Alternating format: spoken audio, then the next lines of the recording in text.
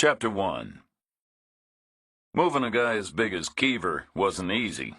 It was like trying to wrestle a king-size mattress off a waterbed. So they buried him close to the house. Which made sense anyway. The harvest was still a month away, and a disturbance in the field would show up from the air. And they would use the air for a guy like Keever. They would use search planes and helicopters, and maybe even drones. They started at midnight, which they thought was safe enough. They were in the middle of 10,000 acres of nothingness, and the only man-made structure their side of any horizon was the railroad track to the east. But midnight was 5 hours after the evening train and 7 hours before the morning train. Therefore, no prying eyes. Their backhoe had 4 spotlights on a bar above the cab, the same way kids pimp their pickup trucks, and together the 4 beams made a wide pool of halogen brightness. Therefore, visibility was not a problem either. They started the hole in the hog pen, which was a permanent disturbance all by itself. Each hog weighed 200 pounds, and each hog had 4 feet. The dirt was always chewed up.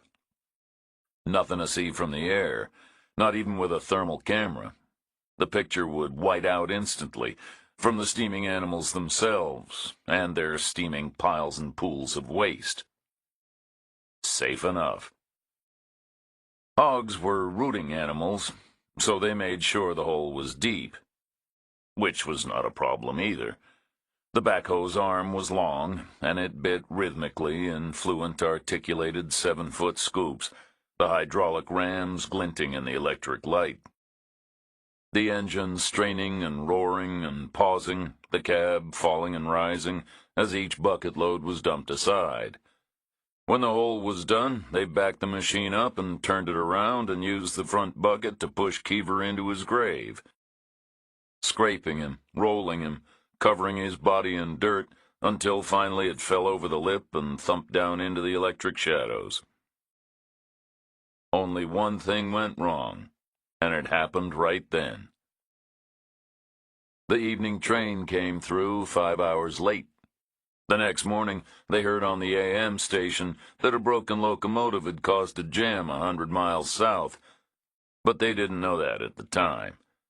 All they heard was the mournful whistle at the distant crossing, and then all they could do was turn and stare at the long-lit cars rumbling past in the middle distance, one after the other, like a vision in a dream, seemingly forever.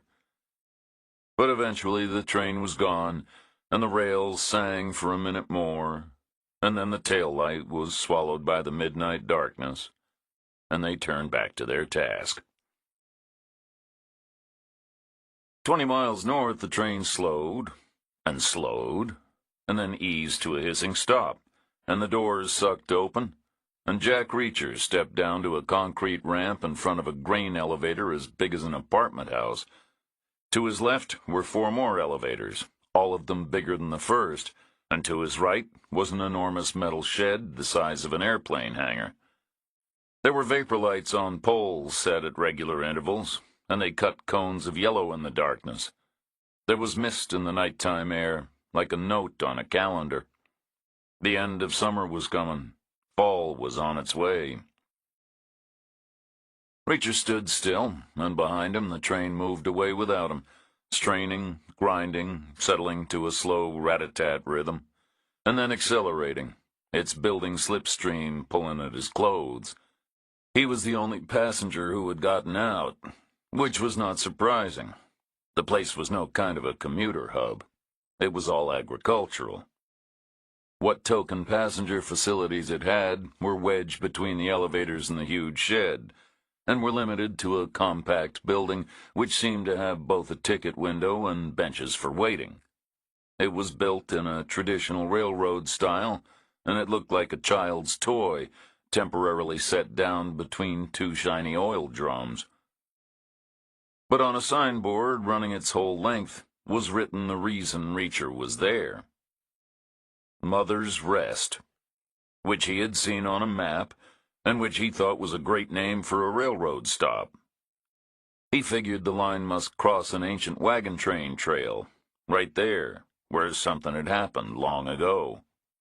Maybe a young pregnant woman went into labor. The jostling could not have helped. Maybe the wagon train stopped for a couple of weeks, or a month. Maybe someone remembered the place years later. A descendant, perhaps. A family legend. Maybe there was a one-room museum. Or perhaps there was a sadder interpretation. Maybe they had buried a woman there, too old to make it. In which case, there would be a commemorative stone. Either way, Reacher figured he might as well find out. He had no place to go, and all the time in the world to get there, so detours cost him nothing. Which is why he got out of the train. To a sense of disappointment, initially. His expectations had been way off base.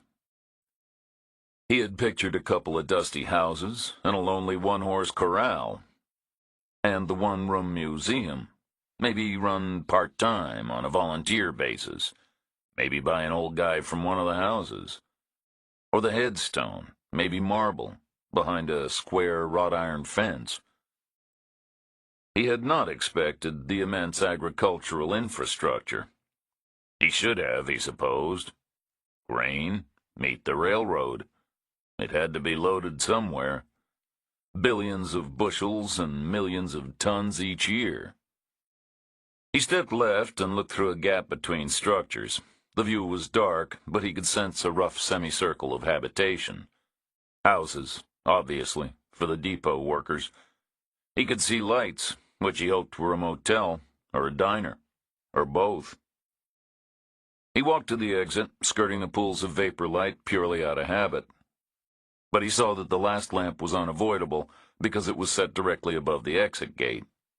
So he saved himself a further perimeter diversion by walking through the next-to-last pool of light, too. At which point, a woman stepped out of the shadows. She came towards him with a distinctive burst of energy, 2 fast paces, eager, like she was pleased to see him. Her body language was all about relief. Then it wasn't. Then it was all about disappointment. She stopped dead, and she said, "Oh." She was Asian, but not petite, 5'9" maybe, or even 5'10", and built to match, not a bone in sight. No kind of a willowy waif. She was about 40, Reacher guessed, with black hair worn long, with jeans and a T-shirt under a short cotton coat. She had lace-up shoes on her feet. He said, "Good evening, ma'am." She was looking past his shoulder. He said, "I'm the only passenger." She looked him in the eye. He said, "No one else got out of the train, so I guess your friend isn't coming." "My friend?" she said. A neutral kind of accent, regular American, the kind he heard everywhere. He said, "Why else would a person be here except to meet the train? No point in coming otherwise. I guess normally there'd be nothing to see at midnight." She didn't answer. He said, "Don't tell me you've been waiting here since 7 o'clock. "I didn't know the train was late," she said. "There's no cell signal here, and no one from the railroad to tell you anything. And I guess the Pony Express is out sick today." He wasn't in my car, or the next two either. "Who wasn't?" "Your friend." "You don't know what he looks like." "He's a big guy," Reacher said. "That's why you jumped out when you saw me. You thought I was him, for a second anyway. And there were no big guys in my car, or the next two." "When is the next train?" 7 in the morning. She said, "Who are you, and why have you come here?" "I'm just a guy passing through." "The train passed through, not you. You got out." "You know anything about this place? "Not a thing." Have you seen a museum or a gravestone?" "Why are you here?" "Who's asking?" She paused a beat and said, "Nobody." Reacher said, "Is there a motel in town?" "I'm staying there." "How is it?" "It's a motel." Works for me, Reacher said. Does it have vacancies? I'd be amazed if it didn't. Okay, you can show me the way. Don't wait here all night. I'll be up by first light. I'll knock on your door as I leave. Hopefully your friend will be here in the morning. The woman said nothing. She just glanced at the silent rails one more time, and then turned around and led the way through the exit gate. Chapter 2. The motel was bigger than Reacher expected. It was a 2-story horseshoe, a total of 30 rooms with plenty of parking. But not many slots were occupied. The place was more than half empty. It was plainly built of stuccoed blocks painted beige with iron stairs and railings painted brown. Nothing special. But it looked clean and well kept. And all the light bulbs worked. Not the worst place Reacher had ever seen. The office was the first door on the left on the ground floor. There was a clerk behind the desk. He was a short old guy with a big belly and what looked like a glass eye. He gave the woman the key for room 214, and she walked out without another word. Reacher asked him for a rate, and the guy said, $60. Reacher said, a week? A night. I've been around. What's that supposed to mean? I've been in plenty of motels. So? I don't see anything here worth $60. 20, maybe. Can't do 20. Those rooms are expensive. Which rooms? Upstairs. I'm happy with downstairs. Don't you need to be near her? Near who? Your lady friend. No, Reacher said. I don't need to be near her. $40 downstairs. 20. You're more than half empty. Practically out of business. Better to make $20 than nothing at all. 30. 20. 25. Deal, Reacher said. He took his roll of cash out of his pocket and separated a 10 and 2 5s and 5 singles. He laid them on the counter, and the one-eyed guy swapped them for a key on a wooden fob marked 106, taken from a drawer with a triumphant flourish. In the back corner, the guy said, near the stairs. Which were metal, and which would make a clanging noise when people went up and down. Not the best room in the place. Petty revenge. But Reacher didn't care. He figured his would be the last head to hit the pillow that night. He didn't foresee any other late arrivals. He expected to be undisturbed all the way through the Silent Plains night. He said, "Thank you," and walked out, carrying his key. The one-eyed guy waited 30 seconds and then dialed his desk phone, and when it was answered, he said, "She met a guy off the train. It was late. She waited 5 hours for it. She brought the guy here, and he took a room." There was the plastic crackle of a question, and the one-eyed clerk said, "Another big guy, a mean son of a bitch. He busted my balls on the room rate. I gave him 106 in the back corner." Another crackling question, and another answer. "Not from here, I'm in the office." Another crackle, but this time a different tone and a different cadence. An instruction, not a question. The one-eyed guy said, "Okay." And he put the phone down and struggled to his feet and stepped out the office and took the lawn chair from outside 102, which was empty, and dragged it to a spot on the blacktop where he could see his own door and 106's equally. "Can you see his room from there?" had been the question, and "move your ass somewhere you can watch him all night" had been the instruction. And the one-eyed guy always obeyed instructions, if sometimes a little reluctantly, as at that point, as he adjusted his angle and dumped his bulk down on the uncomfortable plastic. Outside, in the nighttime air. Not his preferred way of doing things. From inside his room, Reacher heard the lawn chair scrape across the blacktop, but he paid no attention. Just a random nighttime sound, nothing dangerous. Not a shotgun jacking around, not the hiss of a blade on a sheath. Nothing for his lizard brain to worry about.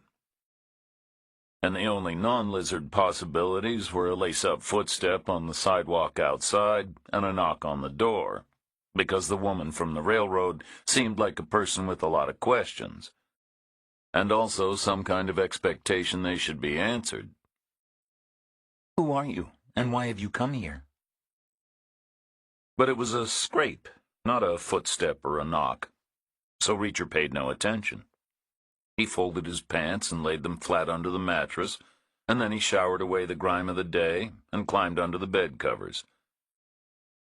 He set the alarm in his head for 6 o'clock in the morning, stretched once, yawned once, and fell asleep. The dawn came up entirely gold, with no hint of pink or purple. The sky was a rinsed blue, like an old shirt washed 1,000 times. Reacher showered again and dressed, and stepped out to the new day. He saw the lawn chair, empty, oddly placed in the traffic lane, but he thought nothing of it. He went up the metal stairs as quietly as he could, reducing the likely clang to a duller pulsing boom by placing his feet very carefully.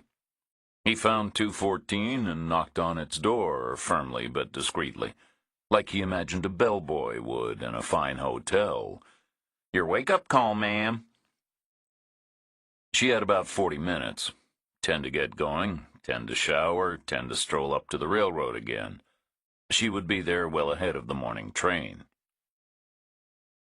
Reacher crept back down the stairs and headed out to the street, which was wide enough at that point to qualify as a plaza. For farm trucks, he guessed, slow and clumsy, turning and maneuvering, lining up ahead of the weighbridges and the receiving offices and the grain elevators themselves. There were train tracks embedded in the blacktop. It was a whole big operation, some kind of a hub facility, presumably, serving the locality, which in that part of America would have meant a 200-mile radius, which explained a large motel. Farmers would come in from far and wide and spend the night before or after a train ride to some distant city. Maybe they would all come at once at certain times of the year, when futures were for sale maybe in faraway Chicago. Hence the 30 bedrooms. The wide street, or the plaza, or whatever it was, ran basically south to north, with the railroad track and the shiny infrastructure defining the eastern limit on the right, and what amounted to a kind of main street defining the western limit on the left. The motel was there, and a diner, and a general store. Behind those establishments, the town spread out in a loose westward semicircle, low density, sprawl, country style. 1,000 people, maybe less. Reacher headed north on the wide street, looking for the wagon train trail. He figured it would come in across his path from east to west, which had been the whole point of wagon trains. Go west, young man. Exciting times. He saw a crossing 50 yards ahead, after the last of the elevators. A road, perpendicular, exactly east to west. On the right, it was bright with the morning sun, and on the left it was long with shadows. The crossing had no barriers, just red lights. Reacher stood on the tracks and gazed back south the way he had come. There were no other crossings for at least a mile, which was about as far as he could see in the pale light. There were no other crossings for at least a mile to the north, either. Which meant that if Mother's Rest laid claim to its own east-west thoroughfare, he was standing on it. It was reasonably wide and slightly humped, built up with dirt taken from shallow ditches dug either side. It was covered with thick blacktop, grayed with age, split here and there by weather, and random, like frozen lava on the edges. It was dead straight, from one horizon to the other. A possibility. Wagon trains went dead straight when they could. Why wouldn't they? No one put in extra miles just for the fun of it. The lead driver would steer by a distant landmark, and the others would follow. And a year later, some new party would find the ruts, and a year after that, someone would make a mark on a map. and 100 years later some state highway department would come by with trucks full of asphalt. There was nothing to see in the east. No one-room museum, no marble headstone.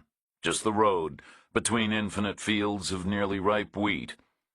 But in the other direction, west of the tracks, the road ran through the town, more or less dead center, built up on both sides for about 6 low-rise blocks. The corner lot on the right had expanded northward about 100 yards, like a football field. It was a farm equipment dealership. Weird tractors and huge machines, all brand new and shiny. On the left was a veterinary supply business, in a small building that must have started out as an ordinary residential dwelling.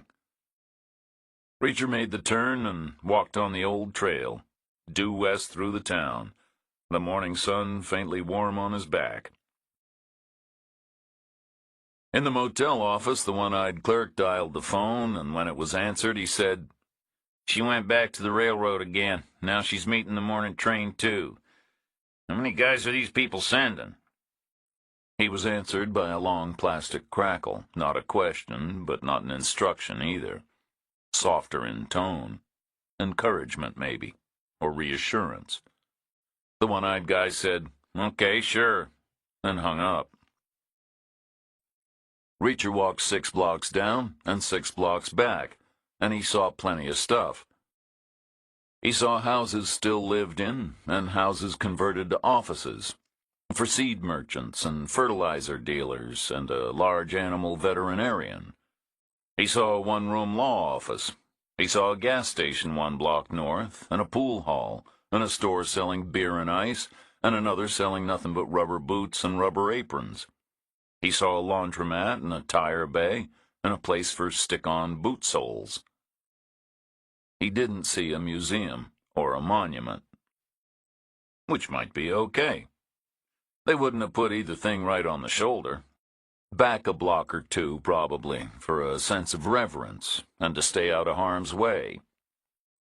He stepped off the wagon train trail into a side street. The town was laid out on a grid, even though it had grown up semicircular. Some lots were more desirable than others, as if the giant elevators had a gravitational system all their own. The furthest reaches were undeveloped. Closer to the apex, buildings were shoulder to shoulder.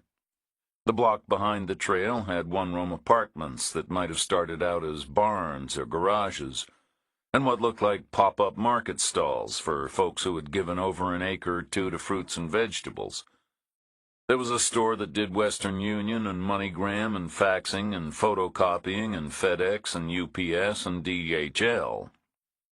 There was a CPA's office next to it, but it looked abandoned. No museum and no monument. He quartered the blocks, one after another, past low shacks, past diesel engine repair, past vacant lots full of weeds as fine as hair. He came out at the far end of the wide street. He had covered half the town. No museum and no monument. He saw the morning train pull in. It looked hot and bothered and impatient about stopping. It was impossible to see whether anyone got out, too much infrastructure in the way. He was hungry. He walked straight ahead through the plaza, almost all the way back to where he had started, past the general store, and into the diner. At which point the motel keeper's 12-year-old grandson ducked into the general store, to the payphone on the wall just inside the door. He dumped his coins and dialed a number, and when it was answered, he said, "He's searching the town. I followed him everywhere. He's looking all over. He's doing it block by block." Chapter 3. The diner was clean and pleasant and attractively decorated, but it was above all else a working place, designed to swap calories for money as fast as possible. Reacher took a 2-top in the far right-hand corner, and he sat with his back to the angle so he had the whole room in front of him. About half the tables were taken, mostly by people who seemed to be fueling up ahead of a long day of physical labor. A waitress came by, busy but professionally patient, and Richard ordered his default breakfast, which was pancakes, eggs, and bacon, but most of all coffee, first and always. The waitress told him the establishment had a bottomless cup policy. Reacher welcomed the news. He was on his second mug when the woman from the railroad came in, alone. She stood for a second, as if unsure, and then she looked all around and saw him and headed straight for him. She slid into the empty chair opposite. Up close and in the daylight, she looked better than the night before. Dark, lively eyes, and some kind of purpose and intelligence in her face. But some kind of worry, too. She said, "Thanks for the knock on the door." Reacher said, "My pleasure." She said, "My friend wasn't on the morning train either." He said, "Why, tell me." "You know something." "Do I?" "Why else get off the train?" "Maybe I live here." "You don't." "Maybe I'm a farmer." "You're not." "I could be." "I don't think so." "Why not?" "You weren't carrying a bag when you got out of the train. That's about the polar opposite of being rooted to the same patch of land for generations." Reacher paused a beat and said, "Who exactly are you?" "Doesn't matter who I am. What matters is who you are." "I'm just a guy passing through." "I'm going to need more than that." "And I'm going to need to know who's asking." The woman didn't reply. The waitress came by with his plate. Pancakes, eggs, and bacon. There was syrup on the table. The waitress refilled his coffee. Reacher picked up his silverware. The woman from the railroad put a business card on the table. She pushed it across the sticky wood. It had a government seal on it, blue and gold. Federal Bureau of Investigation, Special Agent Michelle Chang. Reacher said, "That's you?" "Yes." She said, "I'm pleased to meet you." "Likewise," she said. "I hope." "Why is the FBI asking me questions?" "Retired." she said. "Who is?" "I am. I am no longer an FBI agent. The card is old. I took some with me when I left." "Is that allowed?" "Probably not." "Yet you showed it to me." "To get your attention, and for credibility. I'm a private investigator now, but not the sort that takes pictures in hotels. I need you to understand that." "Why?" "I need to know why you came here." "You're wasting time. Whatever else your problem is, I'm just a coincidence." "I need to know if you're here to work. We could be on the same side. We could both be wasting time." "I'm not here to work, and I'm on nobody's side. I'm just a passerby." "You sure?" 100%. "Why would I believe you?" "I don't care if you believe me." "Look at it from my point of view." Reacher said, "What were you before you joined the Bureau?" Chang said, "I was a police officer in Connecticut, a patrol cop." "That's good, because I was a military cop, as it happens. So we're brother officers, in a way. Take my word as a gentleman, I'm a coincidence." "What kind of military cop?" Reacher said, "The Army kind. "What did you do for them?" Mostly what they told me, some of everything. Criminal investigation, usually. Fraud, theft, homicide, and treason. All the things folks do, if you let 'em." "What's your name?" Jack Reacher. Terminal at Major, late of the 110th MP. I lost my job, too. Chang nodded once, slowly, and seemed to relax. But not completely. She said, but softer, "You sure you're not working here?" Reacher said, "Completely." "What do you do now?" "Nothing." "What does that mean?" "What it says. I travel, I move around, I see things, I go where I want. "All the time?" It works for me." "Where do you live?" "Nowhere. In the world. Right here, today." "You have no home?" "No point. I'd never be there." Have you been to Mother's Rest before? Never. So why now, if you're not working? I was passing by. It was a whim, because of the name. Chang paused a beat, and then she smiled suddenly, and a little wistfully. I know, she said. I can see the movie in my head. The end shot is a big close-up of a leaning-over cross in the ground, two boards nailed together with an inscription done by a hot poker from a campfire, and behind it the wagon train clanks away and grows tiny in the distance. Then the credits roll. You think an old woman died here? That's how I took it. Interesting, Reacher said. How did you take it? I wasn't sure. I thought maybe a younger woman stopped to have a baby, maybe rested up a month and moved on. Maybe the kid became a senator or something. Interesting, Chang said. Reacher pierced a yolk and took a dripping forkful of breakfast. 30 feet away, the counterman dialed the wall phone and said, "She came back alone from the train station and headed straight for last night's guy, and now they're deep in conversation. Plotting and scheming, you mark my words." Chapter 4. The diner got less busy. The breakfast rush was clearly a crack-of-dawn thing. Farming, as bad as the military. The waitress came by, and Chang ordered coffee and a Danish, and Reacher finished his breakfast. He said, "So how does a private investigator like you spend her time if you don't get to take photographs in hotels?" Chang said, We aim to offer a range of specialized services. Corporate research and a lot of online security now, of course, but personal security, too.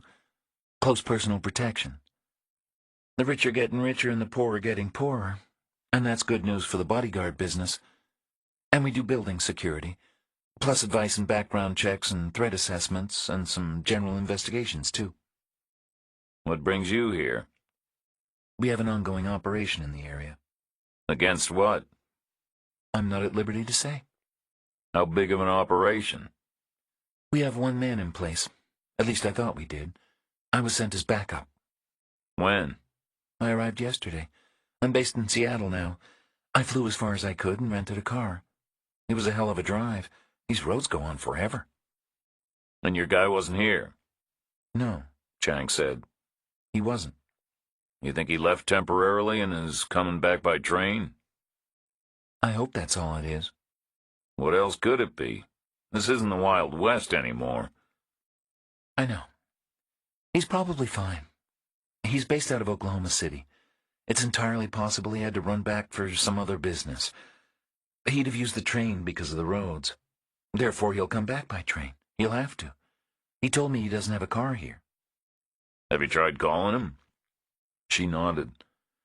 I found a landline in the general store, but there's no answer at his home and his cell is off. "Or out of range, in which case he isn't in Oklahoma City." Would he have gone further afield? Around here? Without a car? "You tell me," Reacher said. "It's your case, not mine." Chang didn't answer. The waitress came back, and Reacher got a jump on lunch by ordering a slice of peach pie, with more coffee. The waitress looked resigned. Her boss's bottomless cup policy was taking a beating. Chang said, He was due to brief me. Reacher said, "Who was? The guy that isn't here?" Obviously. "Brief you as in update you?" More than that. "So how much don't you know?" His name is Keever. He works out of our Oklahoma City office. But we're all in the same network. I can see what he's doing. He's got a couple of big things going on. But nothing out here. Nothing on his computer, anyway. "How did you get the backup assignment?" I was available. He called me personally. "From here?" Definitely. He told me exactly how to get here. He referred to it as his current location. "Did it feel like a routine request?" Pretty much. It observed the protocols. "So procedure was followed, except the case isn't on his computer." Correct. "Which means what?" It must be a small thing. Maybe a favor for a friend. Or something else too close to pro bono to get past the boss. No money in it either way, so it stays under the radar. But then I suppose it got to be a bigger thing, big enough to justify the call for backup. So it's a small thing that's gotten bigger. Involving what? I have no idea. Keever was going to brief me. No idea at all? What part don't you understand? He was working on a hobby case privately, in secret, and he was going to tell me all about it when I got here. What was his tone on the phone? He was relaxed, mostly. I don't think he likes this place much. Did he say so? More my impression. When he was explaining how to get here, he made it sound apologetic, like he was sucking me into some sinister and creepy place. Reacher said nothing. Chang said, I guess you military people are too data-driven to follow that line of thinking. Reacher said, No, I was about to agree. I don't like the store with the rubber aprons, for instance. And I had some weird kid following me everywhere I went this morning. Maybe 10 or 12, a boy. A slow kid, I assumed, fascinated by a stranger but very shy. He ducked behind a wall every time I glanced his way. I don't know if that's weird or sad.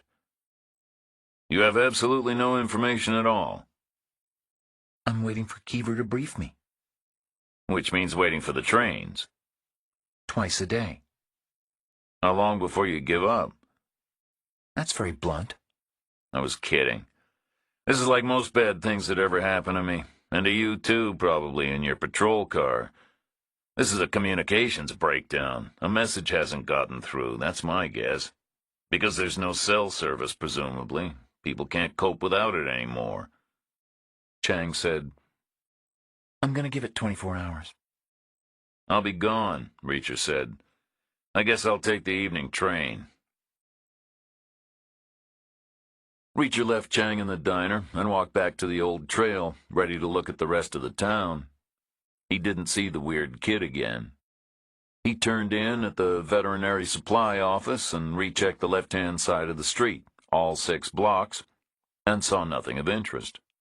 He continued onward, out into open country, 100 yards, 200, just in case the railroad had dragged the center of town eastward, leaving relics behind in their original locations.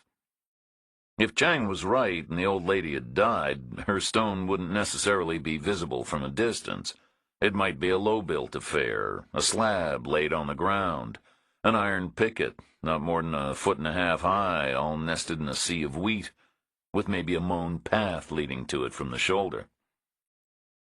But he saw no such path, and no stone, and no ceremonial iron fence.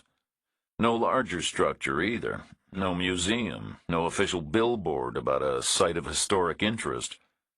He turned around and walked back and started quartering the southern quadrant, block by block, beginning on the east-west side street that ran behind the establishments directly on the trail, which looked pretty much like its northern equivalent, but with more one-room places carved out of barns and garages, and fewer fruit stands. But no memorial stone and no museum. Not where logic dictated. Mother's Rest had not always been a crossroads, not until the railroad. It had been a random speck alongside endless straight ruts through the prairie. The stone of the legend had brought the town to it. The town had grown up around it, like a pearl around a grain of sand. But he couldn't find it. Not the stone or the museum.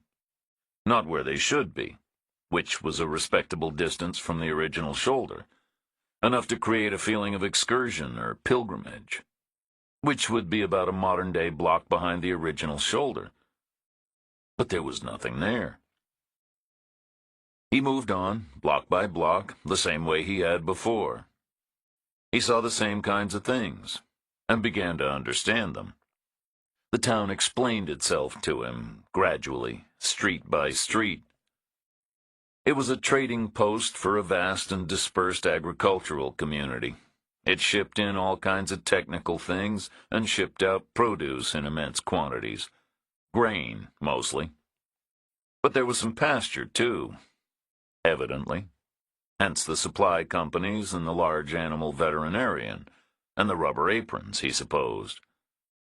Some folks were doing well and buying shiny new tractors, and some folks weren't doing well, so they were getting their diesel engines repaired and sticking new soles on their boots. Just a town, like any other. It was the end of summer, and the day had stayed golden, and the sun was warm but not hot, so he kept on strolling, happy to be out of doors, until he found he had revisited every block he had been to and seen everything again. No memorial stone and no museum. No weird kid. But there was a guy who looked at him oddly. Chapter 5. It was 2 blocks off the old trail, on a parallel east-west side street, which had 5 developed blocks on one side and 4 on the other. The semicircular shape was starting to bite. There was a bank office and a credit union. There were small lock-up workshops, all of them one-man businesses, with a blade sharpener and a gearbox repairman, and even a barber with a lit-up pole. But in particular, there was a spare parts guy for several different brands of irrigation systems. He had a cramped store, and he was penned in behind the register. Not a small guy. He was facing out, and as Reacher passed by, he got some kind of flicker in his eye, and he reached upward and backward for something behind his shoulder. Reacher didn't see what it was. His momentum had carried him onward. The front part of his brain didn't think much of it, but the back part nagged. Why did the guy react? Easy. He saw a new face, a stranger, did not compute. What was he reaching for? A weapon? Probably not. A random passerby was no immediate threat. And no one kept a baseball bat or an old .45 loud and proud on the wall, not in plain sight. Under the counter worked better. Plus, how dangerous was the irrigation business anyway? Bats and guns were for bars and bodegas, and maybe pharmacies. So what was the guy reaching for? The phone, most likely. An old-fashioned wall-mounted telephone. Shoulder height to most folks for comfortable dialing. The guy grabbed at it backward because he was too cramped to turn all the way around. Why would he make a call? Was seeing a stranger such an extraordinary event it required instant sharing? Maybe he suddenly remembered something. Maybe he was due a sales call. Maybe he was supposed to send a package. Or maybe he had been told to call in sightings. Of what? Strangers. Told by who? Maybe the weird kid, too. Maybe that was an attempt at actual surveillance. There's a fine line between showy shyness and sheer incompetence. Reacher stood in the plaza and turned a full circle. No one there. At that point, he figured a cup of coffee would be a good idea, so he walked back to the diner. Chang was still in there at the same table, late morning. She had swapped seats, so her back was to the angle, where his had been. He threaded his way through the room and sat down at the table next to hers, side by side, so his back was to the wall, too. Habit, mostly. "Nice morning?" he asked. She said, "Feels like a Sunday from my freshman year in college. No cell phone and nothing to do." "Doesn't your guy at least check in with his office?" She started to say something, but stopped. She looked all around the room, and at the people in it, as if counting the number of potential witnesses to what might turn out an embarrassing admission. Then she smiled a complex and expressive smile, part bold, part rueful, maybe even a little conspiratorial, and she said, "I might have glamorized our situation slightly." Reacher said, "In what way?" "Our Oklahoma City office is Keever's spare bedroom. Like our Seattle office is my spare bedroom. Our website says we have offices everywhere, which is true. Everywhere there's an out-of-work ex-FBI agent with a spare bedroom and bills to pay. We're not a multi-layered organization. In other words, we have no support staff. Keever has no one to check in with. But he has big things going on. Chang nodded. We're the real deal, and we do good work. But we're a business. Low overhead is the key to everything. And a good website. No one knows exactly what you are. What kind of a thing would he take on as a hobby case? I've been thinking about that, obviously. Nothing corporate. There's no such thing as a small corporate case. Some of them are like a license to print money. They go straight on the computer, believe me. It's like giving yourself a gold star. This one has to be a private client, paying in cash or handwriting checks. Nothing shady necessarily, but probably dull and possibly nuts. Except now Keever needs backup. Like I said, it started small and then it got bigger. Or the nuts part suddenly wasn't nuts anymore. Or got even crazier. The waitress came by and started Reacher's second bottomless cup of the day. He prepaid up front, about 4 times the check. He liked coffee, and he liked waitresses. Chang said, How was your morning? He said, I couldn't find the old woman's grave or any kind of information about the baby. You think either one would still be around? I'm pretty sure. There's plenty of space. They're not going to pave over someone's grave. And there's always room for a historical plaque. You see 'em all over. Some kind of cast metal painted brown. I don't know who makes 'em. Department of the Interior, maybe. But there isn't one. Have you talked to the locals? Next on the list. You should start with the waitress. She has a professional obligation to give me the show business answer. So the good word can get around, and then suddenly her diner is a tourist attraction. Hasn't worked so far.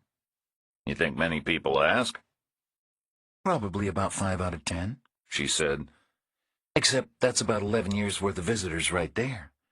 So it's a high percentage, low frequency proposition.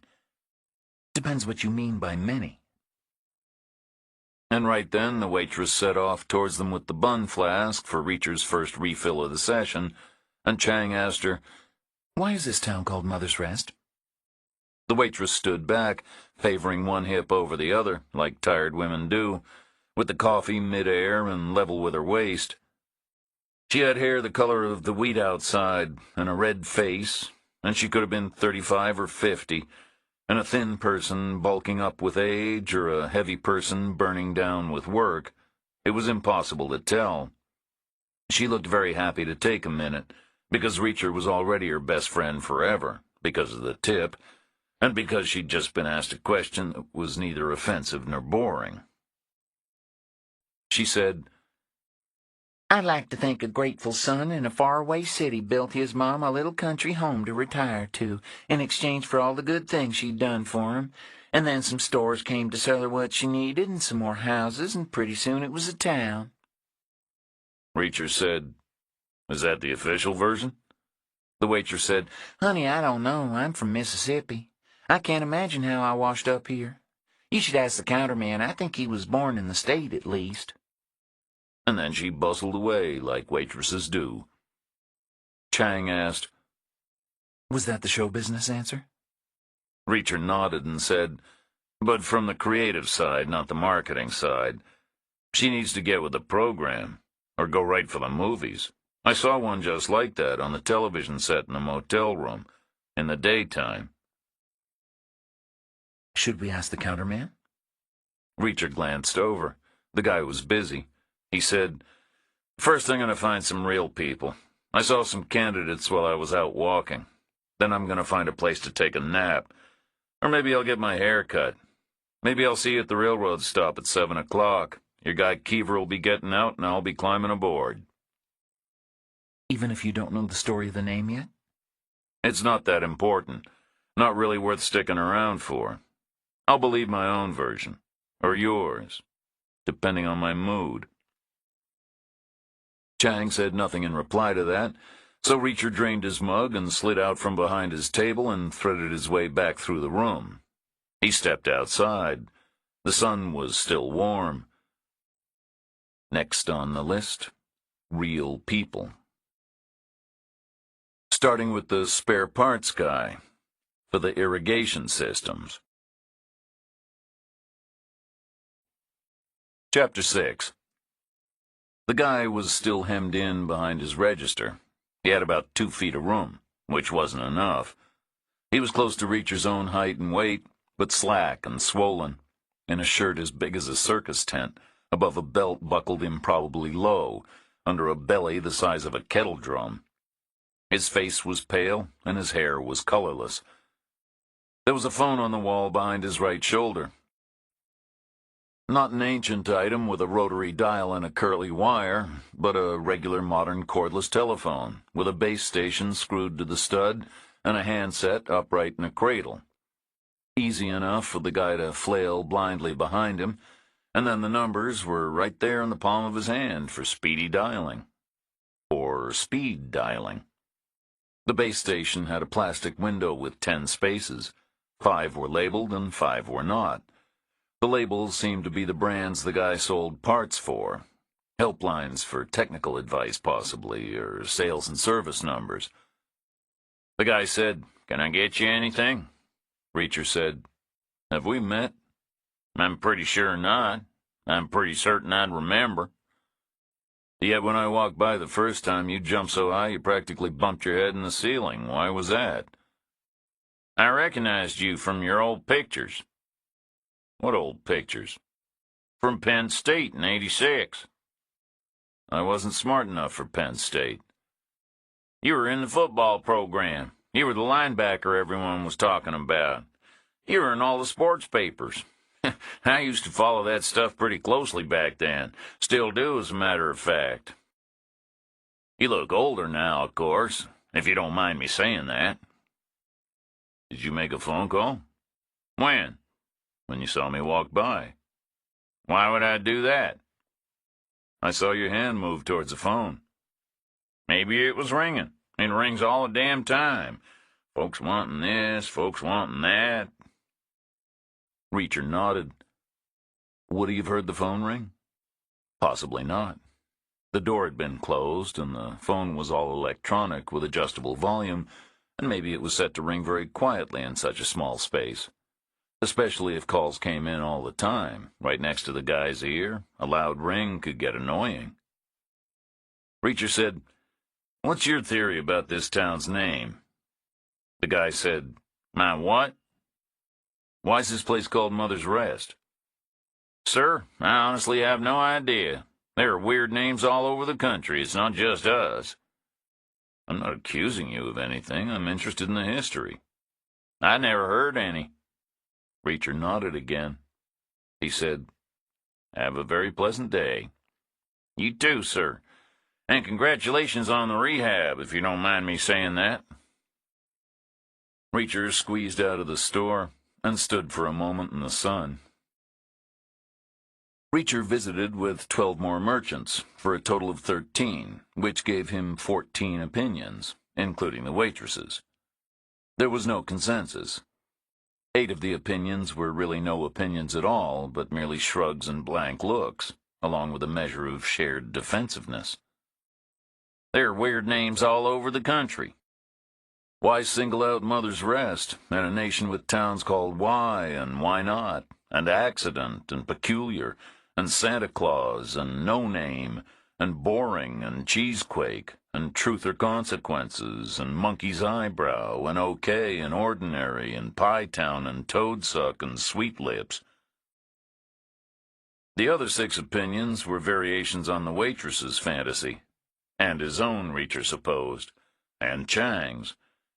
Folks were working backward from the name and inventing picturesque scenarios to fit. There was no hard evidence. No one knew of a memorial stone or a museum or a historical plaque or even an old folk tale. Reacher strolled back down the wide street thinking, nap or haircut? The spare parts guy was the first to call it in. He said he was sure he had handled it safely with the old football trick.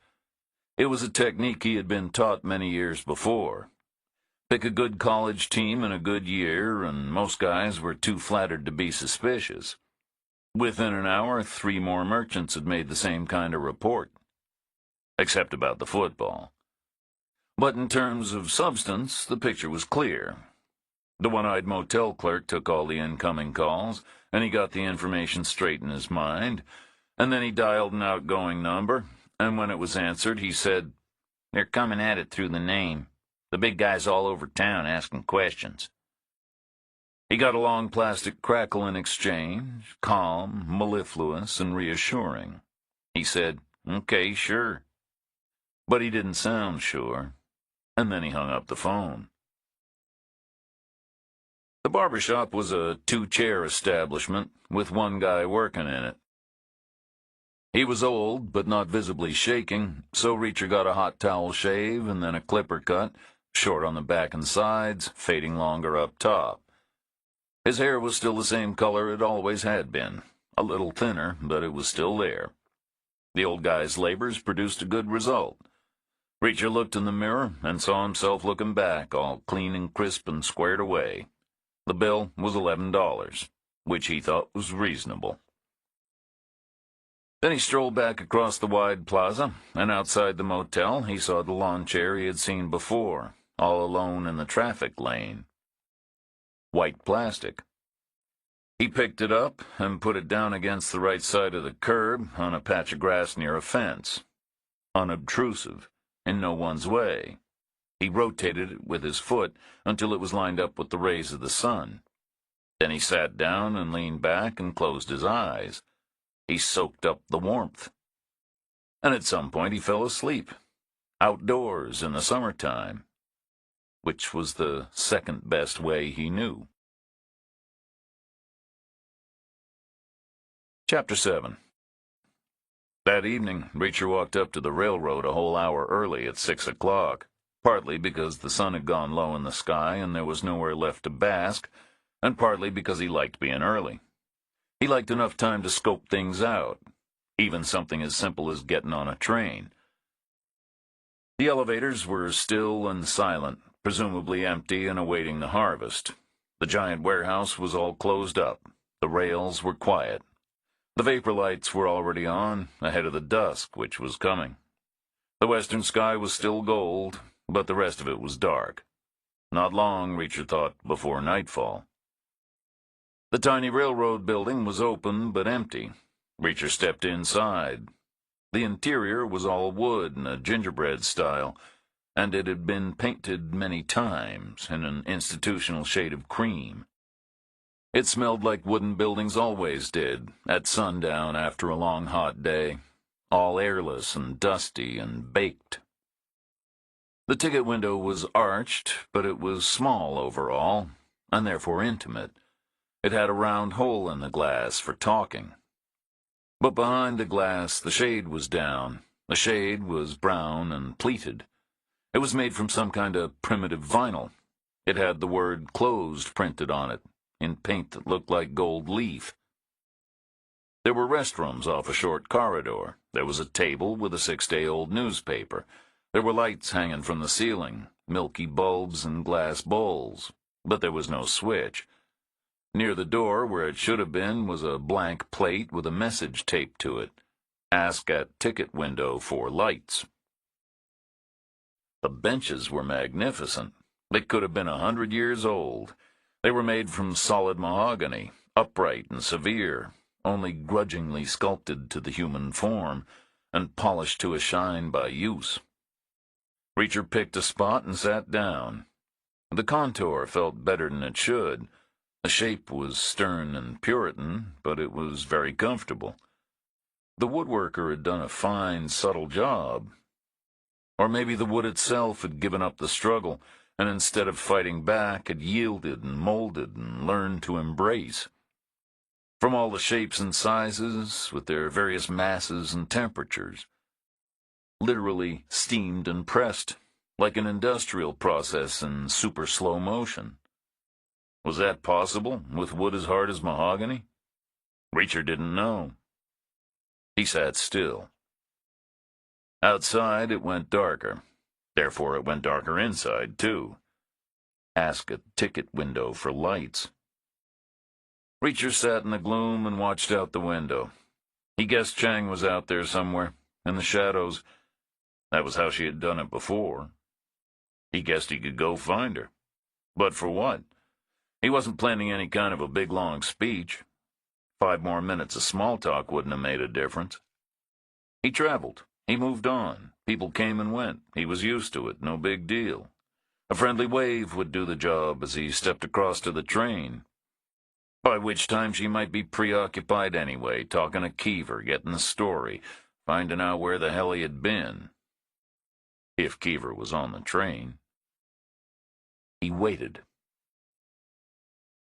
A long minute before the train was due, Reacher heard the stones in the rail bed click and whisper. Then the rails themselves started to sing, a low, steely murmur, building to a louder keening. He felt pressure in the air and saw the headlight beam. The noise came next, hissing and clattering and humming. Then the train arrived, hot and brutal, but infinitely slow, brakes grinding, and it stopped with the locomotive already out of sight and the passenger cars lined up with the ramp. The doors sucked open. On his left, Reacher saw Chang step out of the shadow, like a reflex, because of the train. Out and back, like the flash of a camera. A man stepped down from the train. On his right, Reacher saw the spare parts guy from the irrigation store. He stepped out of a shadow and took 1 step forward and waited. The man from the train stepped into a pool of light. Not a big guy. Not Chang's guy. Not Keever. This was a person a little above average height, but some way below average weight. He could have been 50, and what might have been called slender in his youth was starting to look emaciated. His hair was dark, but probably colored, and he was wearing a suit and a collared shirt with no tie. He had a bag in his hand, brown leather, larger than a doctor bag, smaller than a duffel. No one else got out of the train. The doors were still open. On his right, Reacher saw the spare parts guy take another step forward. The man from the train spotted him. The spare parts guy said a name and stuck out his hand. Polite, respectful, welcoming, and humble. The man from the train shook hands. The doors were still open. But Reacher stayed where he was, in the dark. The spare parts guy carried the leather bag and led the man in the suit towards the exit gate. The train doors sucked shut, and the cars whined and shuddered, and the train moved away again. Slowly, slowly, car after car. The spare parts guy led the man in the suit out of sight. Reacher stepped out to the ramp and watched the tail light dance away in the distance. From the shadows, Chang said, They're heading for the motel. Reacher said, Who are? The man from the train and his new pal. She stepped into the light. She said, You didn't go. He said, No, I didn't. I thought you would. So did I. I think I'm a nice person, but I know I'm not the reason. Reacher said nothing.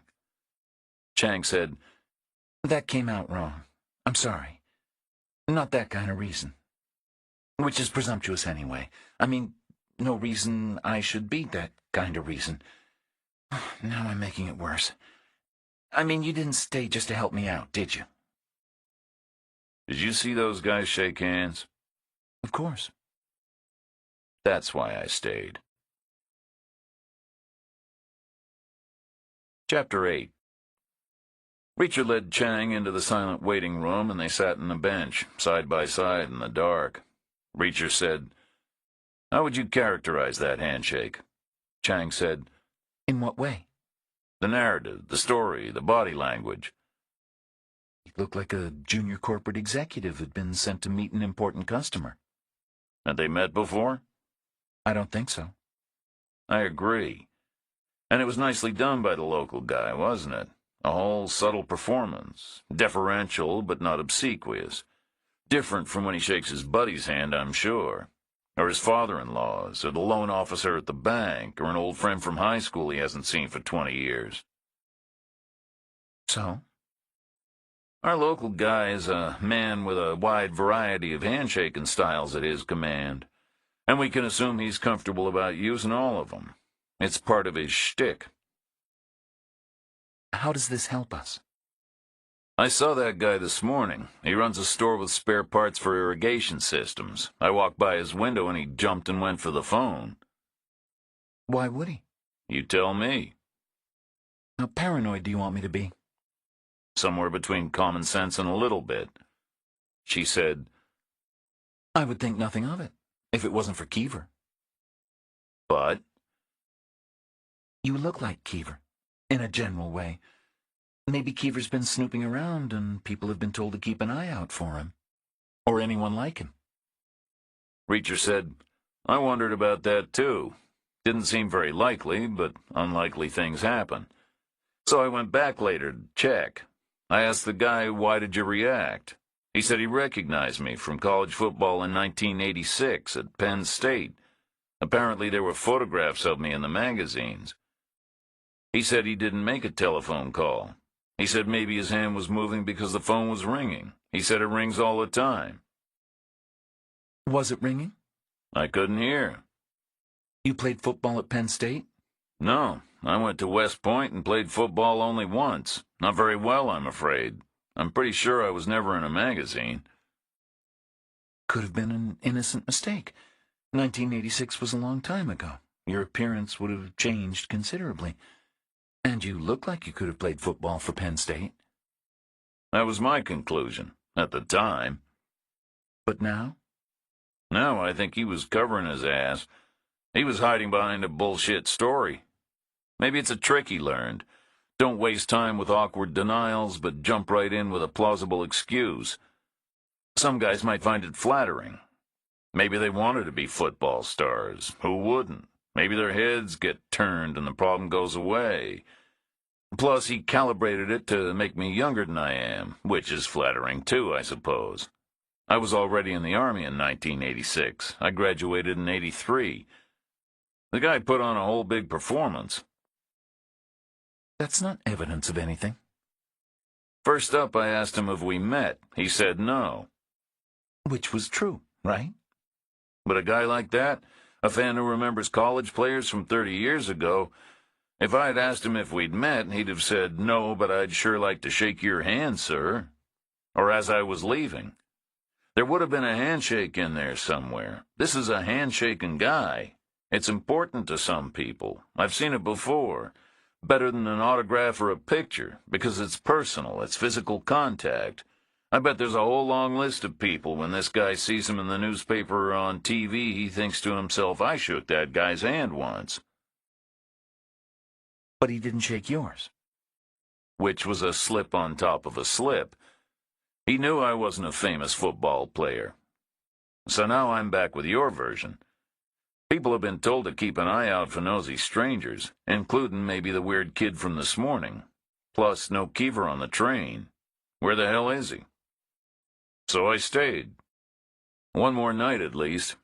For the fun of it. Who was the guy in the suit who got off the train? I don't know. An outsider, I guess, here to do business of some kind. Not staying long because of the small bag. Rich, probably. People that thin are usually rich. We live in strange times. Poor people are fat and rich people are thin. That never happened before. Good business or bad business? Is it a coincidence the Penn State guy picked him up? Or is he also connected to whatever Keever's looking for? Could be either thing. Maybe he's just an irrigation manufacturer, the CEO of a big corporation. In which case, I think the travel would have been the other way around. Our guy would have gone to a trade show somewhere. Maybe he would have met the big boss at a cocktail reception. 30 seconds, maybe less. During which time he would have shaken the guy's hand, that's for damn sure. I'm getting worried about Keever. You should, I guess. But only a little. Because how bad can this be? With all due respect, this is a private investigator taking cash or grubby checks from a lone individual, who may or may not be nuts, your own words. And such a guy would always go to the cops first, after trying everywhere else from the White House downward. But apparently neither the White House nor the cops were interested, so how bad can this be? You think cops always get everything right? I think they have a threshold where they at least take a look. If the guy had said the warehouse was full of fertilizer bombs, I think they would have come right over. If he'd said the elevators were broadcasting to his root canals, maybe not so much. But the point is, it seems to have been one thing, and now it's another. Hence the call for backup. Maybe now it's over the threshold. In which case, Keever can dial 911 like anyone else. Or he could call the FBI direct. I'm sure he still knows the number. So what do we do now? Now we go back to the motel. I need a room for the night apart from anything else.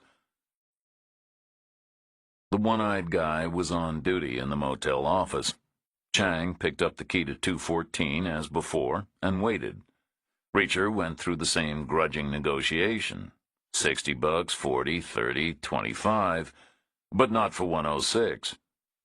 Reacher couldn't let the guy win every round. He got 113 instead, middle of the opposite wing, ground floor, far from the metal stairs, and one away from directly under Chang's room. He asked, "Which room is Mr. Keever in?" The clerk said, "Who?"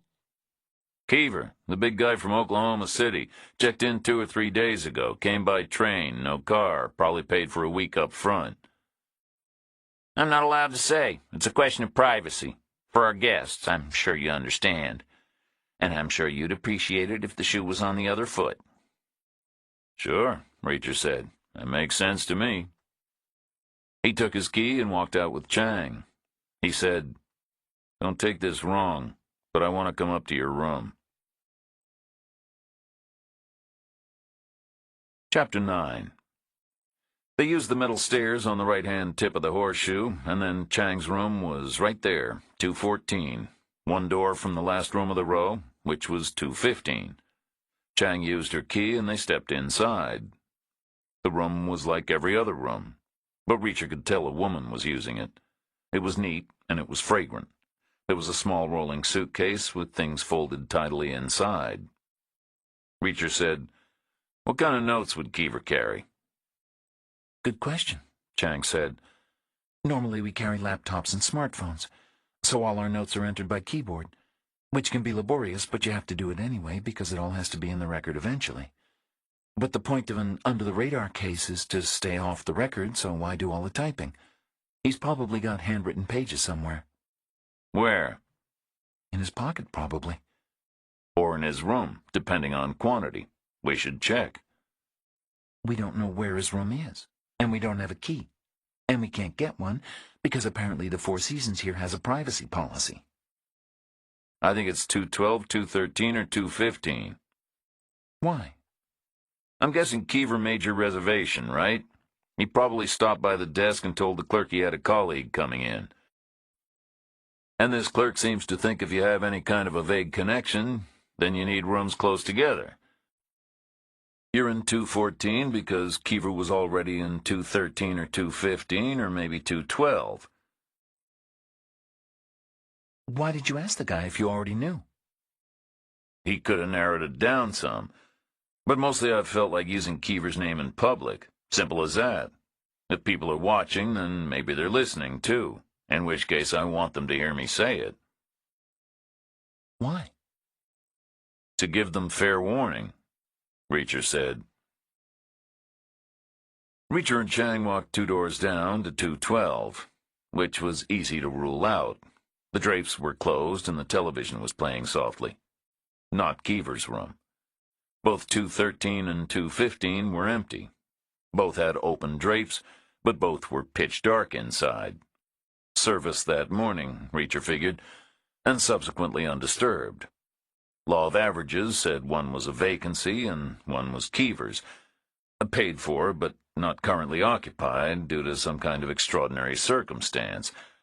The vacancy would look completely bland, and Keever's room would show some kind of sign, however small, like pajamas sticking out from under the pillow, or a book on the nightstand, or the corner of a suitcase placed out of sight behind a chair. But it was too dark to see. Reacher said, "Want to flip a coin or wait for morning?" Chang said, And do what? Kick the door down? We're in full view of the office here. Reacher glanced down and saw the one-eyed guy dragging a lawn chair across the blacktop. It was the chair Reacher had slept in by the fence. The one-eyed guy lined it up on the sidewalk outside his office window, and he sat down, like an old-time sheriff on his boardwalk porch, just gazing. In this case, not quite at room 214, low and a little right, which meant not quite at 113 either. Both rooms at once. Interesting. Then Reacher remembered the same chair that morning abandoned in the traffic lane, and he glanced across at 106, and he ran the angles. Interesting. He rested his elbows on the rail. He said, "I guess whether we kick the door down depends on how urgent you feel this whole thing is." Alongside him, Chang said, No one gets those calls right. Not all the time. "But some of the time, right?" I guess. "So which kind of time is this?" What's your opinion? "I'm not in your chain of command. My opinion should carry no weight." She said, What is it anyway? "Every case is different." Bullshit. Cases are the same all the time, you know that. "Cases like this are the same about half the time," Reacher said. "They fall into two broad groups. Sometimes you get your guy back weeks later, no harm, no foul, and sometimes you've lost your guy before you even knew you had a problem. There isn't much middle ground. The graph looks like a smiley face, ironically." Therefore the math says wait. Either we're already beaten or we have plenty of time. Reacher nodded. "That's what the math says." And operationally? "If we move now, we're committing unconditionally into an unknown situation against forces we have no way of assessing. Could be 5 guys with convincing handshakes, or 500, with automatic weapons and hollow-point ammunition, in defense of something we never even heard of yet." Which could be what, hypothetically? Like I said, not fertilizer bombs in the warehouse. Something else that started out weird and then suddenly wasn't. Maybe they really are broadcasting to our root canals. Chang nodded down towards the one-eyed guy, far away in his white plastic chair. She said, You picked the right channel to broadcast Keever's name. This guy is in this thing hip deep. Reacher nodded. Motel keepers are always useful in any endeavor. But this guy's not high up in the organization. He's squirming. He resents this. He thinks he's better than all-night sentry duty. But apparently his bosses don't. And they're the people we have to find, Chang said. We? Figure of speech. A leftover from the old days. It was all teamwork back then. Reacher said nothing. Chang said, You stayed here. I didn't see a gun to your head. My reasons for staying have nothing to do with how urgent you think this whole Keever thing is. That's a separate matter, and it's your call. I'll wait for morning. You sure? The math says so. Will you sleep okay with this guy watching? What else can I do? We could ask him to stop. How different would that be than unconditionally committing? That depends on his response. I'll sleep okay. But I'm going to double lock the door and put the chain on. We have no idea what's happening here. No, Reacher said. We don't. I like your haircut, by the way. Thank you. What were your reasons? For the haircut? For staying. He said, curiosity, mostly. About what? That thing with Penn State in '86, it was really well done. It was a superb act. I'm sure he's done it before, and I'm sure he's practiced and rehearsed and critiqued himself and relived his successes in his mind. And therefore, I'm equally sure it's completely inconceivable he doesn't know there has to be a handshake in there. I bet every other time he's shaken a hand, but not with me. Why was that? He made a mistake. No. He couldn't force himself to do it. That was my impression, even to the point of compromising his art. He's into something, and right now it's under threat somehow, and he feels the people posing the threat are literally too loathsome to touch. That's the impression I got. So I was curious about what kind of a thing could make a person feel that way. Now I might not sleep okay. They'll come from me first, Reacher said. I'm downstairs. I'll be sure to make plenty of noise. You'll get a head start. Chapter 10. Reacher sat in a chair in his room, in the dark, 6 feet back from the window, invisible from the outside, just watching. 15 minutes, then 20, then 25. As long as it took. The one-eyed guy in his plastic chair was a pale smudge in the gloom about 100 feet away. He'd gotten comfortable. He was tipped back a little. He was maybe asleep, but lightly. Noise or movement would alert him, probably. Not the best sentry Reacher had ever seen, but not the worst either. Above the guy and to the right, up on the second floor, the center room had a rim of light around the drapes. Room 203, the guy from the train, probably. The recent arrival, no doubt unpacking his little leather bag and getting all his ducks in a row. Unguents and potions in the bathroom, some things in the closet, other things in the drawers. Although the size of the bag was a serious issue in Reacher's opinion. It had looked like a high-quality item, well used but not battered or destroyed. Heavy pebbled leather, brown in color, with brass fitments. A classic shape, presumably formed by hinges and some kind of an internal skeleton structure. But not large. And the guy was in town for at least 24 hours, maybe more. With a bag too small for a spare suit or spare shoes. Which was unusual in Reacher's experience. Most civilians carried spare everything in case of spills or changes in the weather or unanticipated invitations. 10 minutes later, the rim of light clicked off, and room 203 went full dark. The one-eyed guy stayed where he was, tipped back, maybe watching, maybe not. Reacher gazed back from the shadows. 15 more minutes, as long as it took, until he was sure there was nothing doing. Then he stripped and folded his clothes the way he always did, the same pants under a new mattress, and he took a brief shower and climbed into bed. He left the drapes open and set the alarm in his head to wake him at 6 in the morning, or if there was noise or commotion in the night, whichever came first. The dawn was silent, and it was golden again, but infinitely pale. The elevators threw weak shadows long enough to hit the motel. Reacher sat up in bed and watched. The plastic chair was still there, on the sidewalk under the office window 100 feet away, but the one-eyed guy had gone. At 4 in the morning, Reacher guessed. The lowest ebb. To a couch in the back, no doubt. Room 203's drapes were still closed. The guy from the train, still asleep, probably. Reacher got up and came back from the bathroom with a towel around his waist. He opened his window, for the air and for the sound. He could hear vehicles on the wide street. Regular gasoline V8s and thick tires pattering on the rail lines embedded in the blacktop.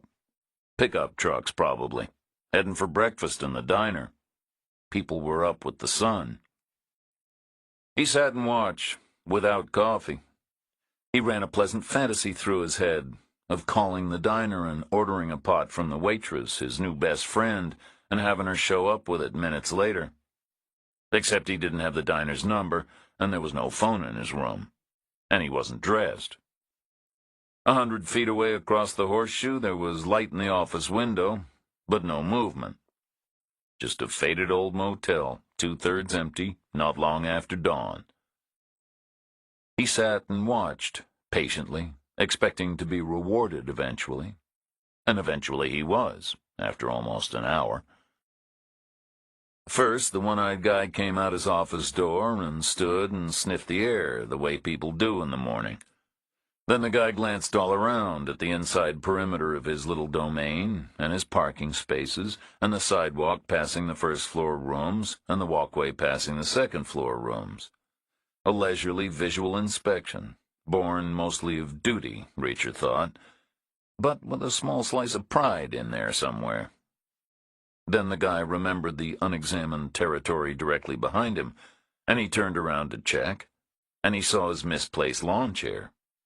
He dragged it back to 102 and left it lined up in perfect uniformity with all its ground-floor equivalents, which were all directly underneath their second-floor counterparts. Which made it more duty than pride. Because he hadn't bothered the day before. He had left the chair any old place it had wanted to be. Wherever it hung its hat was its home. But this new day was different, somehow. The guy was acting like a nervous CO ahead of a one-star's visit. Reacher waited. The shadows retreated yard by yard as the sun climbed higher. He heard the 7 o'clock train. It rolled in and vibrated and rolled out again. He waited. The drapes opened in room 203. The window was sideways to the sun, and like everything else, the glass was covered in crop dust. But even so, Reacher saw the guy clearly, in his suit, standing with his arms held wide, his hands still on the drapes, staring out at the morning, as if in wonder, as if it was a big surprise the sun had come up again, as if it had been maybe 50-50 at best. The guy stood like that for a whole minute, and then he turned away and was lost to sight. A white sedan drove into the lot. A Cadillac, Reacher thought, but not new. It was from a previous generation. It was long and low, all road-hugging weight and boulevard ride, like a limousine. Therefore, an unusual color outside of Florida or Arizona. An unusual sight in any case in farm country. It was the first sedan Reacher had seen in about 300 miles.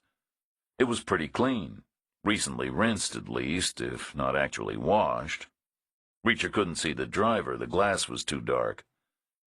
The car swooped right and backed left and reversed into the slot below room 203. It had no front license plate. The driver didn't get out. Above the car, room 203's door opened, and the man in the suit stepped out. He had the brown leather bag in his hand.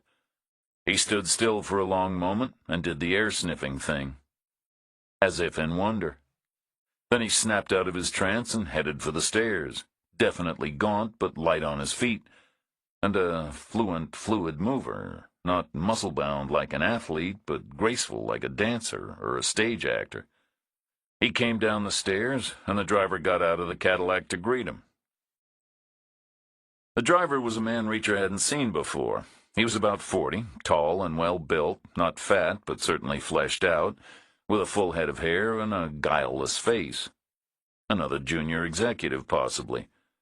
The man in the suit shook his hand and ducked into the back of the car. The driver carried the brown leather bag to the trunk and placed it inside like a little ceremony. Then he got back behind the wheel, and the car pulled forward and drove away. No rear license plate either. Reacher went and took a shower. Chang was already in the diner, at the corner two-top they'd used before. She had her back to the wall. She had reserved the table next to her by hanging her coat in the chair. Reacher passed it back to her and sat down side by side with his own back to the wall, which was tactically sound but a shame in every other way. Chang looked just fine in a t-shirt. Her hair was still damp, which made it look like ink. Her arms were long and faintly muscled, and her skin was smooth. She said, "The guy in the suit left already. He took his bag, so he isn't coming back. Lucky him." I saw, Reacher said, from my room. I was on my way back from the railroad. Keever wasn't on the morning train. I'm sorry to hear that. So now's the time. No more waiting for him. I have to start looking for him. His room is 215. I peeked through the window. There's a big shirt hanging on a closet door. Room 213 is completely empty. Okay, we'll get in somehow. We? Figure of speech, Reacher said. I have nothing else to do today. Should we do it now? Let's eat first. Eat when you can, that's the golden rule. Now could be a good time to do it. Could be, but later'll be better. When the maid has started work, she might open the door for us. The waitress came over, with coffee. Chapter 11. After breakfast, they found the motel maid had indeed started work, but she was nowhere near Keever's room. She was fully occupied on the other side of the horseshoe, making 203 ready to rent again after the man in the suit's departure. She had a big stacked cart on the walkway, and the room door was standing open. She was visible inside, stripping the bed. She would have a passkey on her belt or in her pocket or chained to her cart handle. Reacher said, I guess I'll walk over there and say hello. He turned left at 211, and left again at 206, and he stopped level with the cart and looked in 203's door. The maid was crying and working, both at the same time. She was a white woman, thin as a rail, no longer young, hauling a sack of towels from the bathroom. She was bawling and sniveling, and tears were streaming down her face. From outside the room, Reacher said, Ma'am, are you okay? The woman stopped and let go of the sack and straightened up. She huffed and puffed and took a breath and stared blankly at Reacher, and then she turned and stared blankly in the mirror, and then she turned back again without a reaction, as if her appearance was already too far gone to worry about. She smiled. She said, I'm very happy. Okay. No, really, I'm sorry, but the gentleman who just checked out left me a tip. What, your first ever? She said, My best ever. She had a smock with a wide catch-all pocket on the bottom hem. She used both hands carefully and came out with an envelope, smaller than a regular letter, like a reply to a fancy invitation. On it, the words, Thank you, were handwritten with a fountain pen. She flipped up the flap with her thumb and took out a $50 bill. Ulysses S. Grant, right there on the front. $50, she said. The most I ever got before was $2. Outstanding, Reacher said. This is going to make such a big difference to me. You can't imagine. I'm happy for you, Reacher said. Thank you. I guess sometimes miracles happen. Do you know why this town is called Mother's Rest? The woman paused a beat. She said, Are you asking me, or are you going to tell me? I'm asking you. I don't know. You never heard any stories? About what? About mothers, Reacher said. Resting, either literally or figuratively. No, she said. I never heard anything about that. Can you let me into 215? The woman paused a beat. She said, Are you the gentleman from 113 and 106 the night before? Yes. I can't open a room except for the registered occupant. I'm sorry. It was a corporate booking. We all work together. We need to be in and out. It's a teamwork thing. I could go check with the manager. Don't worry about it, Reacher said. I'll go check with him myself. But the one-eyed guy wasn't in his office. An impromptu absence, clearly because the desk looked like work had been interrupted recently and temporarily. Files and ledgers were open, and pens were dropped on notebooks, and there was a go-cup of coffee that looked pretty warm. But the guy wasn't there. Behind the desk was a door in the wall. Private space, Reacher guessed. The sleeping couch for sure, and maybe a kitchenette, and certainly at least a half-size bathroom. Which was maybe where the guy was right then. Some things can't wait. Reacher listened hard and heard nothing.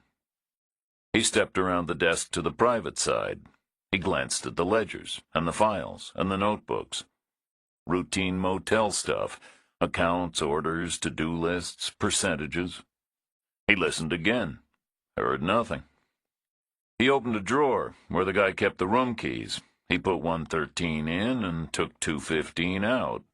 He closed the drawer. He stepped back to the public side. He breathed out. The one-eyed guy didn't come back. Maybe he had a digestive disorder. Reacher turned around and strolled out of the office. He crossed the horseshoe and went up Chang's stairs. He showed her the key, and she asked, How long have we got it? He said, as long as Keever paid for, all week probably. I'm taking over his room. The motel guy can't complain. He's had his money, and Keever isn't here to express an opinion.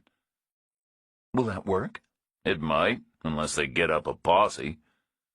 In which case we call 911, like Keever should have. The guy in the suit left a $50 tip for the maid. That's a lot of money.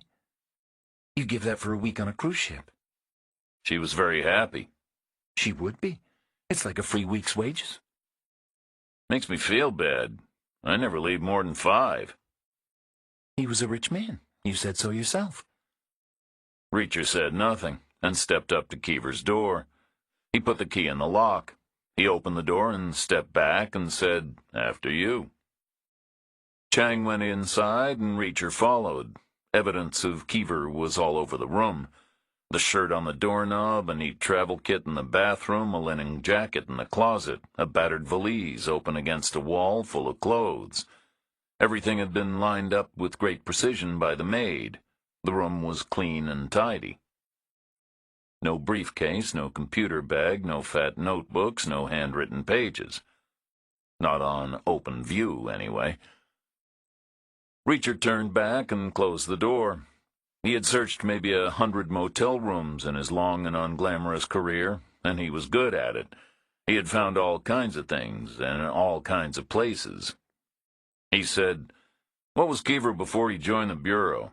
Chang said, He was a police detective with a night school law degree. Which meant he had searched motel rooms too, which meant he wouldn't have used anywhere obvious. He knew the tricks. Not that the room offered many opportunities. It was not architecturally complex. Chang said, We're fooling ourselves, surely. The motel clerk could have been in here 6 times already, or let someone else in. We have to assume this room was searched long ago. Reacher nodded. But how well? That's the question. Because we know one thing for sure. Keever was in this room at one point and then he left. He had 3 possible ways of leaving.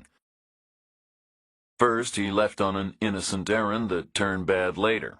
Second, he was dragged out of here kicking and screaming by persons unknown. Or third, he was sitting here on the bed running things through his mind, and he made a sudden random connection, like a real oh shit moment, and he stood up and hustled over to the payphone in the general store to call 911 without further ado. Except he didn't make it. Didn't make it? What are you saying? I'm saying the guy is missing. Tell me where and why, and I'll close down the other theories. None of those 3 ways of leaving means we should expect to find something in this room. Something that everyone else missed. No, I think the third one does. Just possibly. Imagine the moment. Oh shit, you're stunned. And as of that split second, you're in grave danger. The danger is so bad you need to run straight for the phone. But you'll be exposed. This is not the same as using a cell behind a locked door. This is a walk in the open air, which carries a risk now. So maybe you're tempted to leave a marker behind. You scribble a note and you hide it. Then you go for the phone. And don't make it. That's what the math says. Sometimes. But this note is hidden so well no one has found it. But not so well we won't find it. If there is a note at all. If it was the third of the 3 possibilities, if it wasn't something completely different. It was a sequence, Reacher said. Had to be, right? It was two oh shit moments. A small one, maybe the day before, after which he calls you for backup, and then the big one, after which he goes to call the cops. After leaving a note. I think it's worth considering. When Reacher searched a room, he started with the room, not the contents. Hiders, and therefore seekers, tended to ignore the physical structure, which was often rich with possibility, especially for a sheet of paper. An under-window HVAC unit could be opened up, and 9 times out of 10 there was a plastic pocket expressly designed to hold paperwork, often an instruction manual or a warranty card, among which an enterprising person could conceal dozens of pages. Or, if there was forced air heating or cooling, there would be grills, easily unscrewed. Pocket doors were good for hiding papers. Ceilings had removable panels for maintenance purposes. A folding door on a closet had an inside face no one ever saw. And so on. Only then came the furniture.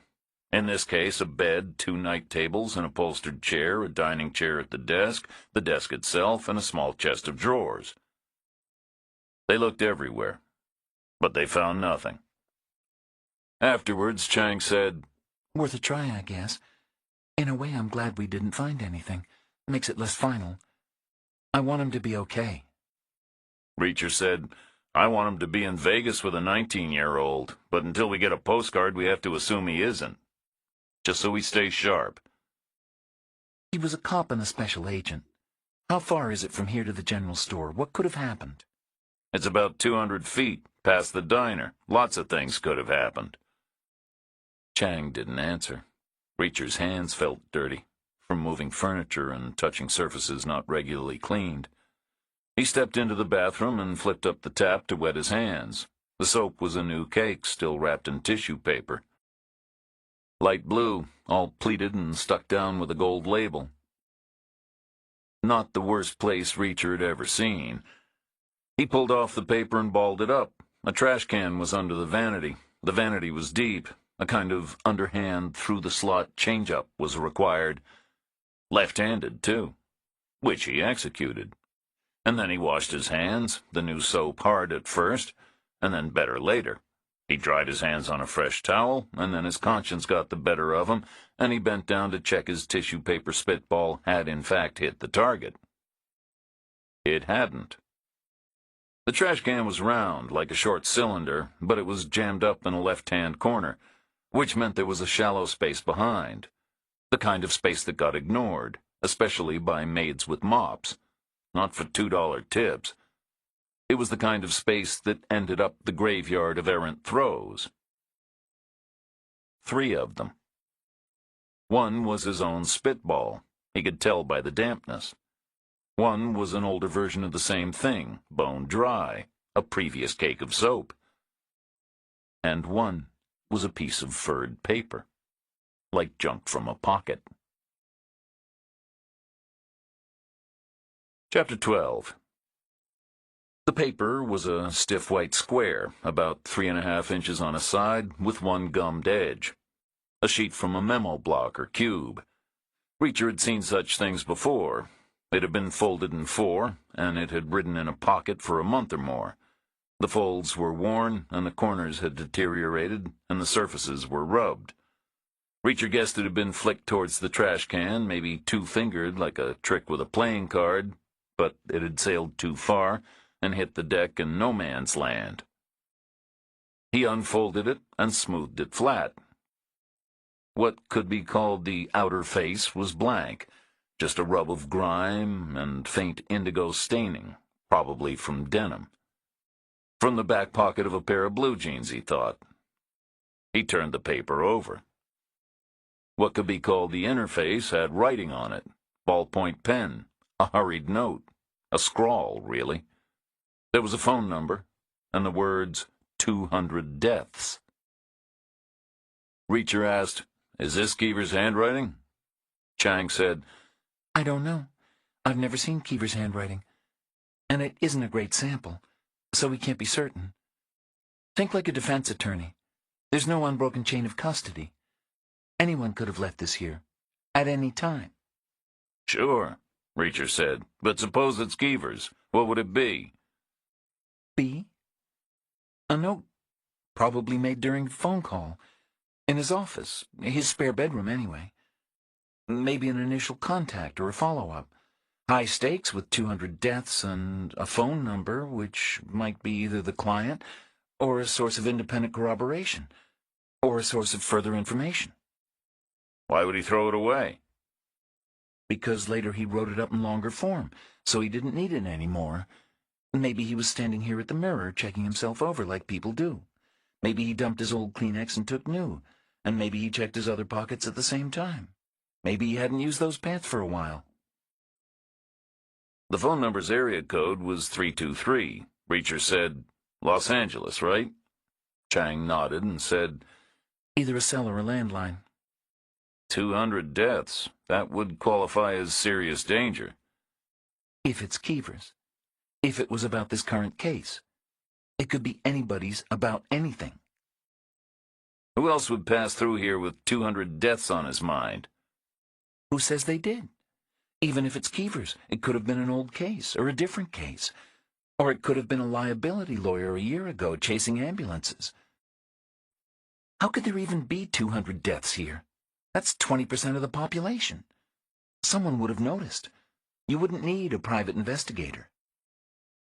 Let's call a number, Reacher said. Let's see who answers.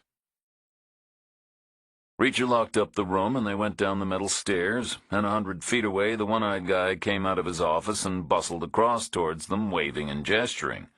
When he arrived, he said, "Excuse me, sir, but 215 is not your registered room?" Reacher said, "Then amend your register. The room was paid for by an associate of ours, and I'm going to be using it until he returns." "You can't do that." "No such word." How did you get the key? "I found it under a bush. Just lucky, I guess." This is not allowed. "Then call the cops," Reacher said. The guy said nothing. He just huffed and puffed for a moment, and then he turned around and headed back without another word. Chang said, Suppose he does call the cops. "He won't," Reacher said. "He would have made a big point of telling us he was about to. Yes, sir, right there and then. Plus, the cops are probably 50 miles away, or 100. They wouldn't come out for a room that was already paid for. Plus, if these people have something to hide, the last thing they'll do is call the cops." What will he do instead? "I'm sure we'll find out." They stepped out to the wide street and walked past the front of the diner to the general store. The sun was up and the town was quiet. No activity and no big crowds. There was a pickup truck 50 yards ahead, making a turn into a side street. There was a kid throwing a tennis ball against a wall and hitting the rebound with a stick, like baseball practice. He was pretty good. Maybe he should have his picture in a magazine. There was a FedEx truck crossing the rails on the old trail and heading into town. The general store was a classic rural building, a plain, flat-roof structure, and onto the street with a fancy gabled frontage made of lapboards painted dull red. There was a sign, painted in circus letters colored gold. Mother's Rest Dry Goods. There was a single door and a single window, which was small and purely for light, rather than for the display of tempting goods. The glass was covered with decals, all with names Reacher didn't know. Brand names he assumed for arcane but vital country stuff. Inside the door was a boxed-in vestibule, which had a payphone mounted on the wall. No acoustic hood, just the instrument itself, all metal, including the cord. Chang fed coins in the slot and dialed. She listened for a spell, and then she hung up without speaking. She said, Voicemail. The phone company's standard announcement, not personalized, no name, sounded like a cell phone. Reacher said, "You should have left a message." No point. I can't get calls here. "Try Keever again, just in case." I don't want to. I don't want to hear him not answer. "He's either okay or he isn't. Calling him or not calling him doesn't change anything." She used her own cell to look up the number, but she dialed on the older technology. As before, she listened for a spell, and then she hung up without speaking. She tried a second number. Same result. She shook her head. She said, No answer. Reacher said, we should go to Oklahoma City. Chapter 13. The train would have been faster, but its departure was still 8 hours away, so they drove in Chang's rental car. It was a compact Ford SUV, green in color. Inside, it was bland and unmarked, and it smelled strongly of upholstery shampoo. They were out of town within a minute, on the old wagon train trail, and then they turned south and west and south again, through the immense checkerboard of endless golden fields, until they found a county road that promised a highway entrance 200 miles ahead. Chang was driving, in her T-shirt. Reacher had the passenger seat racked back, and he was watching her. She had one hand low on the wheel and the other resting in her lap. Her eyes were always moving, to the road ahead, to the mirrors, back to the road ahead. Sometimes she half smiled briefly, and then half grimaced as thoughts ran through her head. Her shoulders were rolled forward an inch in a tiny hunch, which Reacher took to mean she wanted to be a smaller person, which ambition he could not endorse. She looked exactly the right size to him. She was long-limbed and solid, but not where she shouldn't be. I think I'm a nice person, but I know I'm not the reason. He said nothing. She looked in the mirror again, and she said, There's a pickup truck behind us. He said, how far back? About 100 yards. How long's it been there? A mile or so. It's a public road. It came on real fast, but now it's hanging back. Like it was looking for us, and now it's found us. Just one? That's all I can see. Not much of a posse. 2 men, I think. A driver and a passenger. Reacher didn't want to turn around to look. Didn't want to show either guy the pale flash of a concerned face in the rear window. So he hunched down a little and moved sideways until he could see the image in Chang's door mirror.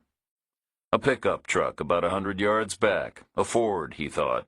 A serious machine, big and obvious, keeping pace. It was dull red, like the general store.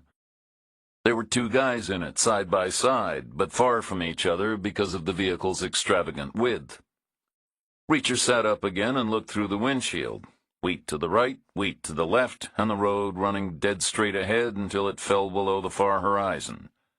The shoulders were graveled for drainage, but there were no ditches, no turns either. The fields were endless, almost literally. Maybe the same field ran all the way to the highway ramp. 200 miles. It looked possible. There were no other cars in sight. He said, Did you train for this stuff at Quantico? She said, To a certain extent, but a long time ago, and in a different environment, mostly urban, with traffic lights and 4-way stops and 1-way streets. We don't have many options here. Did you train for it? No, I was never any good at driving. Should we let them make the first move? First, we need to figure out what they've been told to do. If it's surveillance only, we can lead them all the way to Oklahoma City and lose them there. The only fights you truly win are the ones you don't have. What if it's not surveillance only? Then they'll do it like the movies. They'll bump us from behind. To scare us? Or worse than that? That would be a very big step for them to take. They'll make it look like an accident. Tourist lady fell asleep on the long straight road and crashed. I'm sure it happens all the time. Reacher said nothing. We can't outrun them, Chang said. Not in this thing. So let them get close and then switch to the other lane and hit the brakes. Send them on ahead. When? Don't ask me, Reacher said. I failed defensive driving. I lasted less than a day. They made me go qualify on something else. When they get big in the mirror, I guess.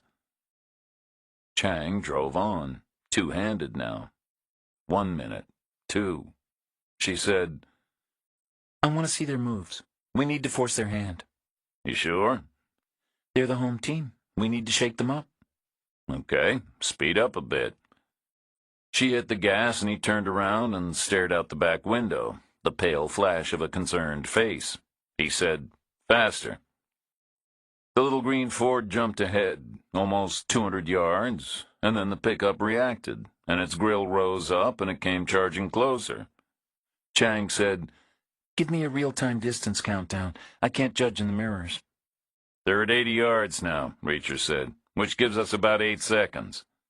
Less, because I'm going to slow down. This thing might tip over. 60 yards? Okay, I'm clear ahead. And behind. It's just the two of us on the road. 40 yards. I'm slowing some more. We can't do this over 60.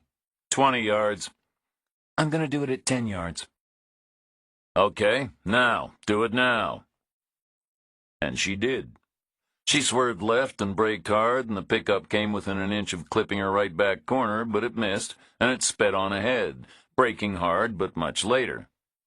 Meanwhile, the little green Ford did a lot of side-to-side rocking and tipping, but soon enough it was stopped dead, safe, back in the correct lane, 100 yards behind the pickup truck, their relative positions completely inverted after a noisy few seconds.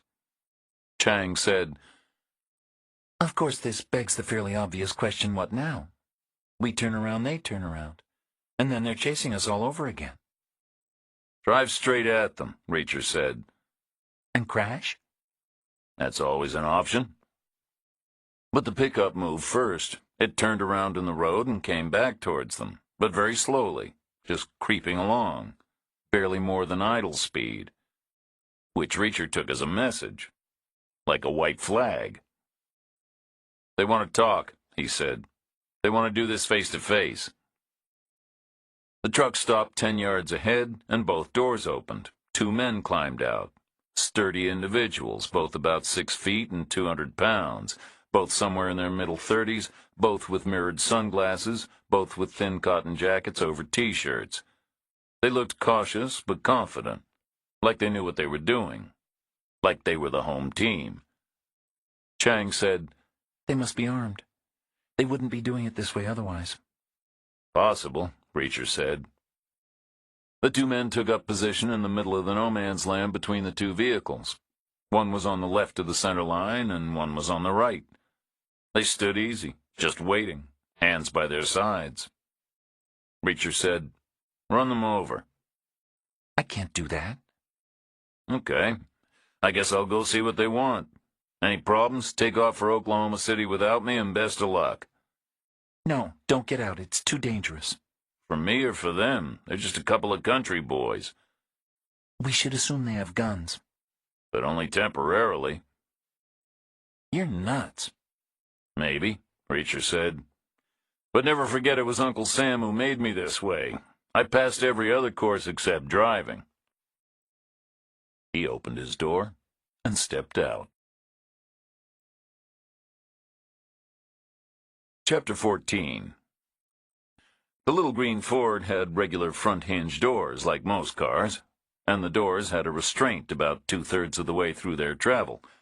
So stepping out meant stepping back, too, which improved Reacher's angle.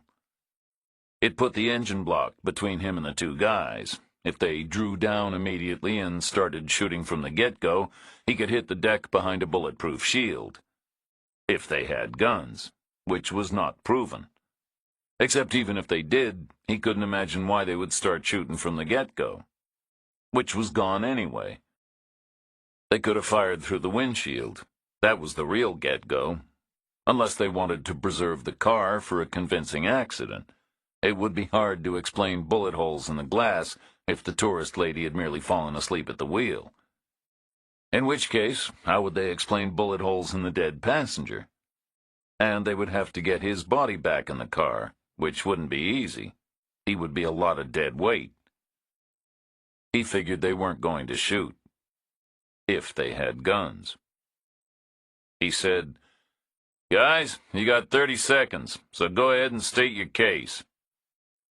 The guy on the right folded his arms high across his chest, like a bouncer at a nightclub door. A show of support, Reacher figured, for the other guy, who was presumably the spokesperson. The other guy said, "It's about the motel." His hands were still by his sides. Reacher said, "What about it?" "That's our uncle who runs it. He's a poor old handicapped man, and you're giving him a hard time. You're breaking all kinds of laws." His hands were still by his sides. Reacher stepped out from behind the door and moved up next to the Ford's right-hand headlight. He could feel the heat from its engine. He said, "What laws am I breaking?" "You're in another guest's room." "Who isn't using it right now?" "Doesn't matter." His hands were still by his sides. Reacher took a step and another until he was level with the Ford's left-hand headlight, but much further forward on a diagonal, which put him 10 feet from the two guys in a narrow triangle in no man's land. The guy with the folded arms on one corner and the spokesperson on another, and Reacher all alone at the thin end. The guy on the left said, "So we're here to collect the key." Reacher took another step. Now he was 7 feet away. Now they were in an intimate little cluster. No other cars in sight. The wheat moved slowly, in waves, like an immense golden sea. Reacher said, "I'll return the key when I check out." The guy on the left said, "You're already checked out, as of right now. And you won't get a room if you come back again. Management reserves the right to refuse admission." Reacher said nothing. The guy on the left said, "And there's nowhere else in Mother's Rest. My uncle's place is the only game in town. You getting the message?" Reacher said, "Why's it called Mother's Rest?" "I don't know." "Where's the message coming from? Purely your uncle or the other thing?" "What other thing?" "Something I heard about." "There is no other thing." "Good to know," Reacher said. "Tell your uncle no laws have been broken. Tell him he's been paid for the room. Tell him I'll see him later." The guy on the right uncrossed his arms. The guy on the left said, "Are you going to be a problem?" "I'm already a problem," Reacher said. "The question is, what are you going to do about it?" There was a pause, hot and lonely in the middle of nowhere, and then the two guys answered by brushing aside their coats, in tandem, casually, right-handed, both thereby showing black semi-automatic pistols and pancake holsters mounted on their belts. Which was a mistake, and Reacher could have told them why. He could have launched into a long and impatient classroom lecture about sealing their fates by forcing a decisive battle too early, about short-circuiting a grander strategy by moving the endgame to the beginning. Threats had to be answered, which meant he was going to have to take their guns away, because probing pawns had to be sent back beaten, and because folks in Mother's Rest needed to know for sure the next time he came to town he would be armed. He wanted to tell them it was their own fault. He wanted to tell them they had brought it on themselves. But he didn't tell them anything. Instead, he ducked his own hand under his own coat, grabbing at nothing but air. But the two guys didn't know that, and like the good range-trained shooters that they were, they went for their guns and dropped into solid shooting stances all at once, which braced their feet a yard apart for stability. So Reacher stepped in and kicked the left-hand guy full in the groin before the guy's gun was even halfway out of its holster, which meant the right-hand guy had time to get his all the way out, but to no avail, because the next event in his life was the arrival of Reacher's elbow, scything backhand against his cheekbone, shattering it and causing a general lights-out everywhere. Reacher stepped back, and then he checked on the first guy, who was preoccupied, like most guys he had kicked in the groin. The guns were Smith & Wesson's Sigma 40s, which were modern part polymer weapons and expensive. They were both fully loaded. Both guys had wallets in their hip pockets with about $100 between them, which Reacher took as spoils of war. Their driver's licenses both showed the last name Moynihan, which meant they could indeed be brothers or cousins with an uncle in common. One had been christened John, and the other Stephen. Reacher carried the guns back to the little green Ford. Chang's window was down. He put one gun in his pocket and passed the other to Chang. She took it, a little reluctantly. He asked, "Did you hear any of what they said?" Chang said, All of it. "Conclusions?" They might have been telling the truth. The motel might have been their only beef. On the other hand, it might not. I vote not, Reacher said. The room's been paid for. Why get so uptight? You could have been killed. Reacher nodded. Many times, he said. But all long ago. Not today. Not by these guys. You're crazy. Or competent. So now what? Reacher glanced back. The guy on the right was about to transition from unconscious to concussed. The guy on the left was squirming half-heartedly and pawing at everything between his ribcage and his knees. Reacher said, "Shoot 'em if they move." He walked 10 yards to their truck and climbed in. The glove compartment had registration and insurance in the name of Stephen Moynihan. There was nothing else of interest in the cab.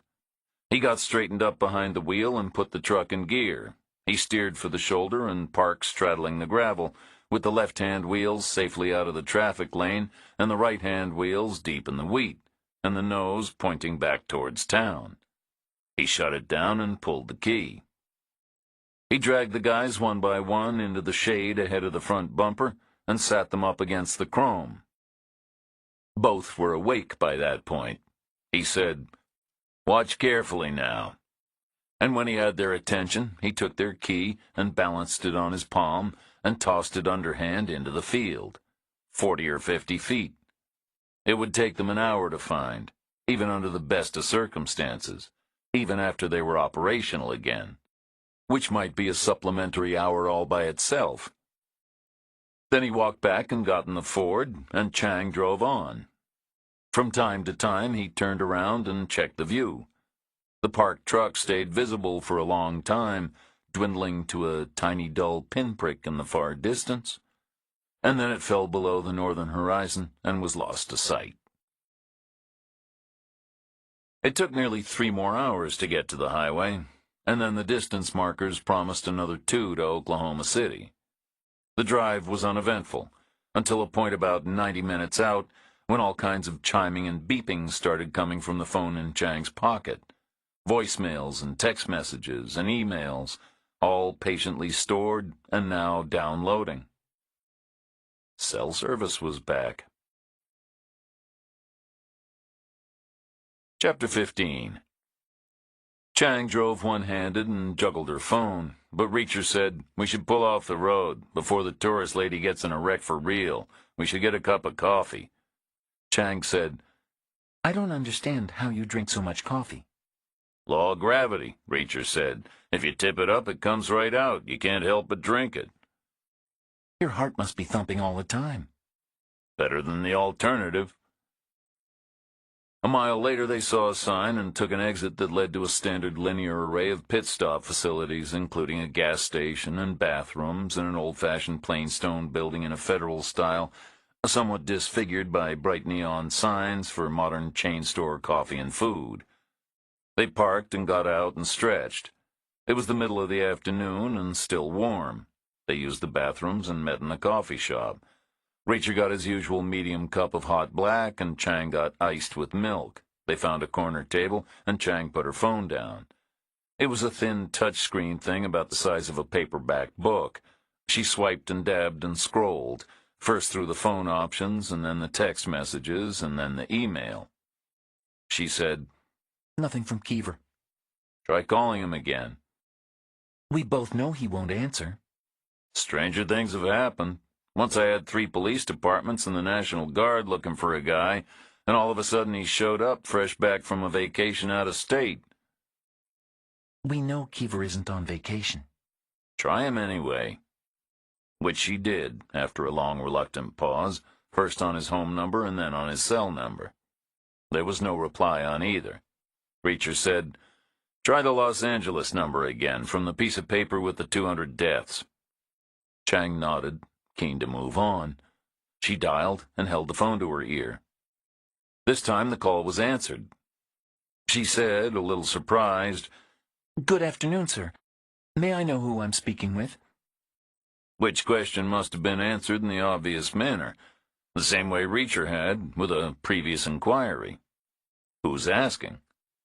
She said, My name is Michelle Chang. I'm a private inquiry agent based in Seattle. Previously, I was with the FBI. Now I work with a man named Keever. I think he might have called you. Your number was found in his motel room? Reacher had no idea what was asked next, all the way out there in Los Angeles. But he pretty soon realized it must have been an inquiry as to how to spell Keever, because Chang said, Keever. A long pause, and then a reply, almost certainly negative, because Chang said, Can you be certain of that? And then there was a long conversation, mostly one-sided, definitely biased toward the L.A. guy doing all the talking, which Reacher couldn't hear, and Chang's facial expressions could have launched 1,000 competing scenarios, so he got no real guidance from her. He had a sense the guy worked hard on one thing after another, episodically, and in great detail. Maybe he was an actor or a movie person. The context was unclear. In the end, Reacher gave up trying to construct a plausible narrative and just waited. Eventually, Chang said goodbye and clicked off the call and took a breath and a sip of iced coffee and said, His name is Westwood. He's a journalist with the L.A. Times. Their science editor, in fact. Not that it's a giant department, he says. Generally, he writes in-depth features for their Sunday magazine. He says Keever never called him. His habit is to make a brief contemporaneous note of all incoming calls straight into a secure database, because that's the kind of thing journalists have to do these days, he says, in case their newspapers get sued, or in case they want to sue their newspapers. But Keever isn't in his database, therefore he didn't call. This guy Westwood definitely isn't a client, right? Chang shook her head. He would have said so. I told him I was Keever's partner. When we found it, you said the number would be either the client or a source of independent corroboration or a source of further information. So if it isn't the client, it's one of the other two. Maybe Keever planned to call him next, after calling you. Or maybe that was your role, liaison with Westwood, about whatever. We have to face the likelihood that number was nothing to do with Keever. That note could have been in that room for months. What is Westwood working on now? A long piece about the origin of wheat, about how early wheat was crossbred and became modern wheat. Sounds like a puff piece to me, as in, we already genetically modified it, so let's go right ahead and do it some more. Is that significant? As in, we've just seen a lot of wheat? Enough to last a lifetime. But I'm voting with the defense attorneys. That note could have been in that room for a year, or two. Any one of 50 guests could have dropped it, or 100. Reacher said, How private would Westwood's number be? Depends how recently he changed it. If it's old, it's out there. That's how it is these days, particularly for journalists. It's on the internet somewhere if you look hard enough. Which a lot of journalists like, in our experience. It gives them a network. Reacher drained his coffee and said nothing. Chang said, What are you thinking? I'm thinking the defense attorneys would win their case, but a couple of jury members wouldn't sleep easy. Because there's an alternative story to be told. And just as convincing, they're going to think, at 4 o'clock in the morning. It starts with your own first impression, some squirrely guy with cash or handwritten checks on a lunatic quest, because the wheat is going to kill 200 people or something. And to prove it, talk to this journalist who knows too. And, crucially, here's his number. Which proves something to us about the guy. He digs up the number from the internet. He's that kind of a guy. That note feels connected to me. The whole thing feels consistent. It's some weird lone guy obsession that carries no possible threat until suddenly it does. Chang said, We should get back on the road. Chapter 16. The little green Ford had GPS in the dash, and it found Keever's house with no problem at all in a faded suburban development north of Oklahoma City proper. It was a one-story ranch on a dead-end street. There was a young tree in the front yard, doing badly from lack of water. There was a driveway on the right side of the lot ahead of a single-car garage. The roof was brown asphalt tile, and the siding was yellow vinyl. Not an architectural masterpiece, but the late sun made it pleasant in its own way. It looked like a home. Reacher could imagine a big guy going in the door, kicking off his shoes, dumping himself down in a warm armchair, maybe turning on the ball game. Chang parked in the driveway. They got out together and walked to the door. There was a bell button and a brass knocker, and they tried both, but they got no response from either. The door was locked. The handle wouldn't turn at all. The view in the windows showed a dark interior. Reacher asked, "Does he have family?" Divorced, Chang said. like so many. And not the type of guy who leaves a key under a flower pot. And I'm sure he has a burglar alarm. We drove a long way. I know, Chang said. Let's look around the back. With weather like this, maybe he left a window open. A crack at least. The street was quiet. Just 7 similar houses, 3 on a side, plus 1 at the dead end. No moving vehicles, no pedestrians, no eyes, no interest. Not really a neighborhood watch kind of place. It had a transient feel, but in slow motion, as if all 7 houses were occupied by divorced guys taking a year or 2 to get back on their feet. Keever's backyard was fenced to head height with boards gone gray from the weather. There was a patch of lawn, nicely kept, and a patio with a wicker chair. The back wall of the house had the same yellow siding. There were 4 windows and a door. All the windows were shut. The door was solid at the bottom and had 9 little windows at the top. Like a farmhouse thing. It led to a narrow mudroom ahead of a kitchen. The land was flat, the houses were low, and the fence was high. They were not overlooked. Chang said, I'm trying to figure out the average police response time in a neighborhood like this. If he has a burglar alarm, I mean. Reacher said, somewhere between 20 minutes and never, probably. So we could give ourselves 10 minutes, couldn't we? In and out, fast and focused. I mean, it's not really a crime, even. He and I work together. He wouldn't press charges, especially not under these circumstances. We don't know what we're looking for. Loose papers, legal pads, notebooks, scratch pads. Anywhere he could have scribbled a note. Grab it all, and we'll go through it when we're out of here. Okay, Reacher said. We'll have to break a window. Which one? I like the door. The little Georgian pane nearest the knob. That way we can walk in. Go for it, Chang said. The pane was the bottom left of the 9, a little low for Reacher's elbow, but feasible if he squatted and jabbed. Then it would be a case of knocking out the surviving shards of glass and threading his arm in up to the shoulder and then bending his elbow and bringing his hand back towards the inside knob. He jiggled the outside knob to test the weight of the mechanism, to figure out how much grip he would need. The door was open. It swung neatly inward, over a welcome mat in the mudroom. There was an alarm contact on the jamb, a little white pellet with a painted-over wire. Reacher listened for a warning signal. 30 seconds of beeping, usually, to let the homeowner get to the panel and disarm the system. There was no sound. No beeping. Chang said, This can't be right. Reacher put his hand in his pocket and closed it around the Smith & Wesson. Self-cocking and no manual safety. Good to go. Point and shoot. He stepped through the mudroom to the kitchen, which was empty, nothing out of place, no signs of violence. He moved on to a hallway.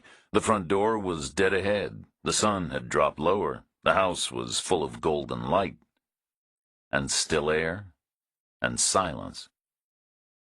Behind him he felt Chang move left, so he moved right into a corridor with 4 doors, which were a master suite and a hall bath, and a guest bedroom with beds in it, and a guest bedroom with an office in it, all of them empty with nothing out of place and no signs of violence.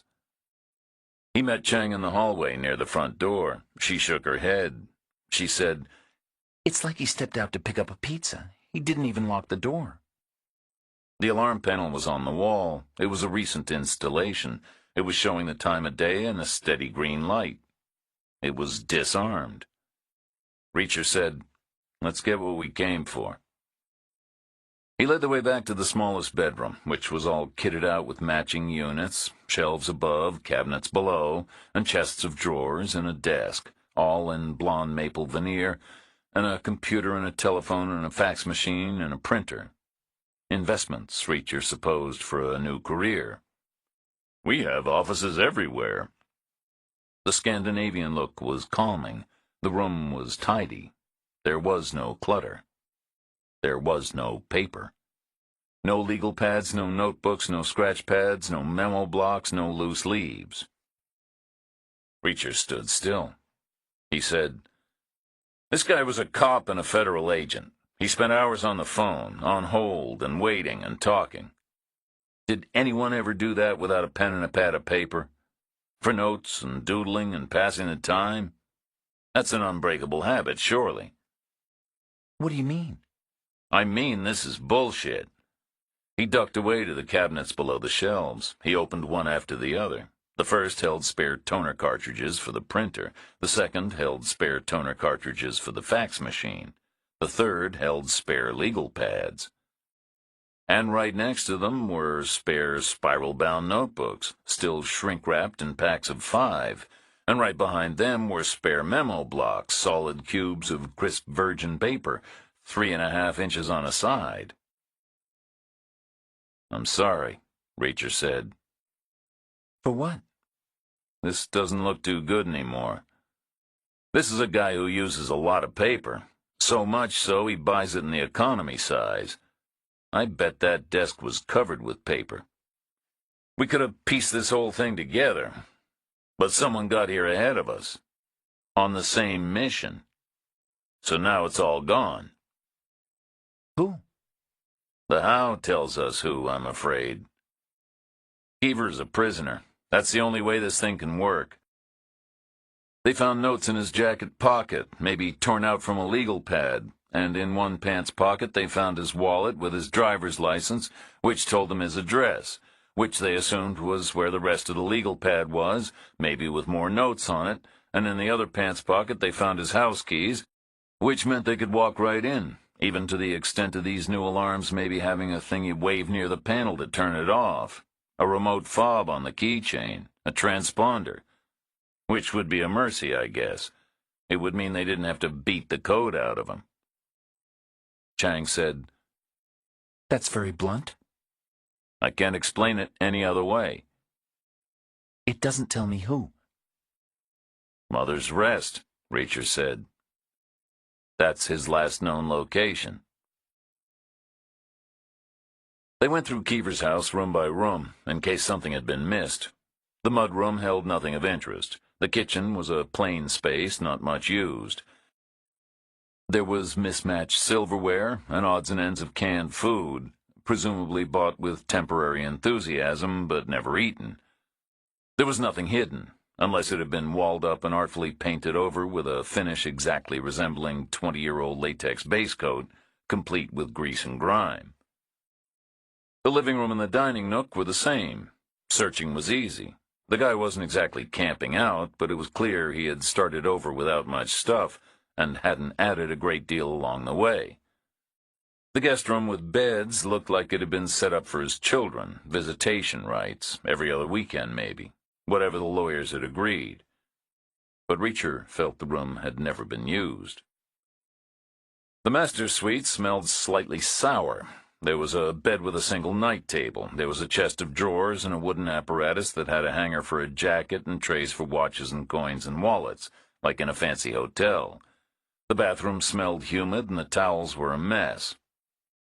The night table had a short stack of magazines weighted down by a hardcover book. As he passed by, Reacher glanced down to see what it was, purely out of interest.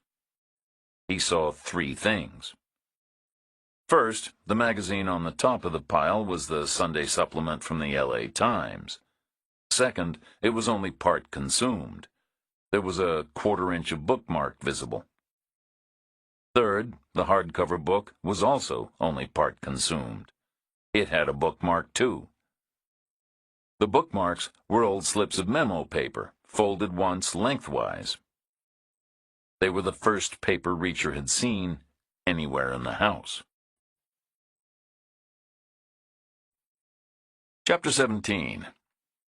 The slip of paper in the hardcover book was blank, except for a single scribbled number 4, which was a number of moderate technical interest, and most famous for being the only number in the entire universe that matched the number of letters in its own word in English, F-O-U-R. But other than that, it didn't seem to mean much. Not in context. Chang said, I'm with the defense attorneys on that one. Reacher nodded. But the next one was better, much better, purely in terms of function at first. The L.A. Times Sunday magazine came open at the start of a long article by science editor Ashley Westwood. It was about how modern advances in treating traumatic brain injuries were giving us a better understanding of the brain itself.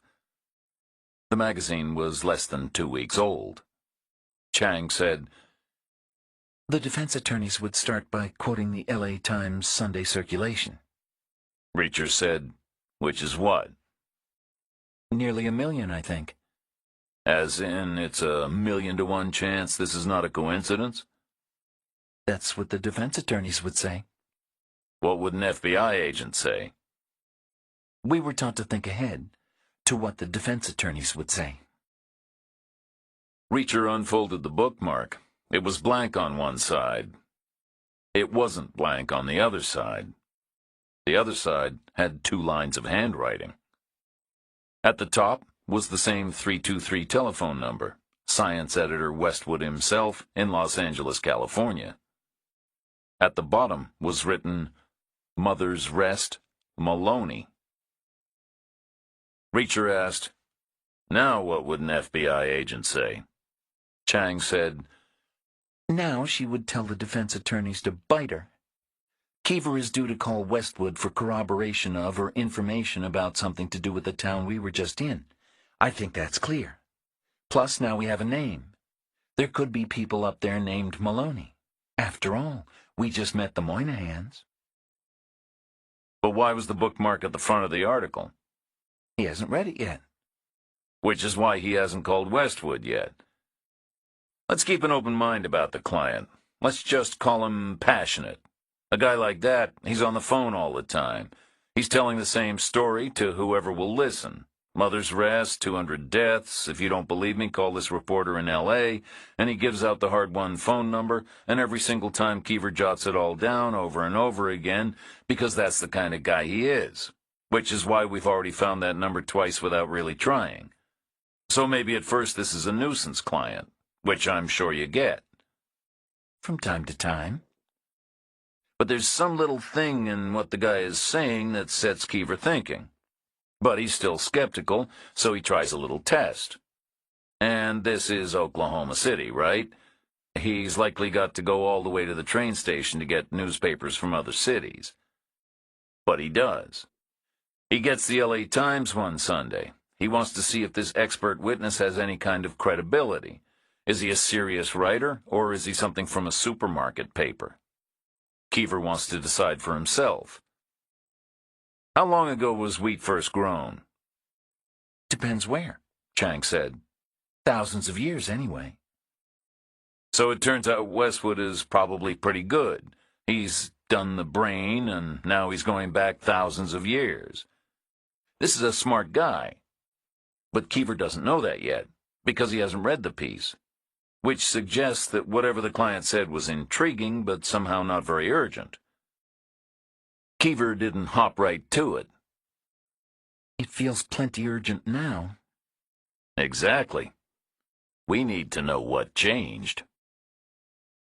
It wasn't a neighborhood watch kind of a place, but even so they saw no sense in lingering. They went out through the mudroom and pulled the door behind them. They walked around to the driveway and got in the car. Reacher said, We should talk to Westwood again. Keever didn't call him yet, Chang said. He has nothing to tell us. Maybe someone else called him. He can tell us about that. Who else? We don't know yet. Chang didn't answer. She took out her phone and dialed it and hit an extra button and laid it on the armrest between the front seats. It's on speaker, she said. Reacher heard the ringtone. He heard the call answered. Hello? Westwood said. Reacher said, "Sir, my name is Jack Reacher, and right now I'm working with my colleague Michelle Chang, who spoke to you not long ago." "I remember.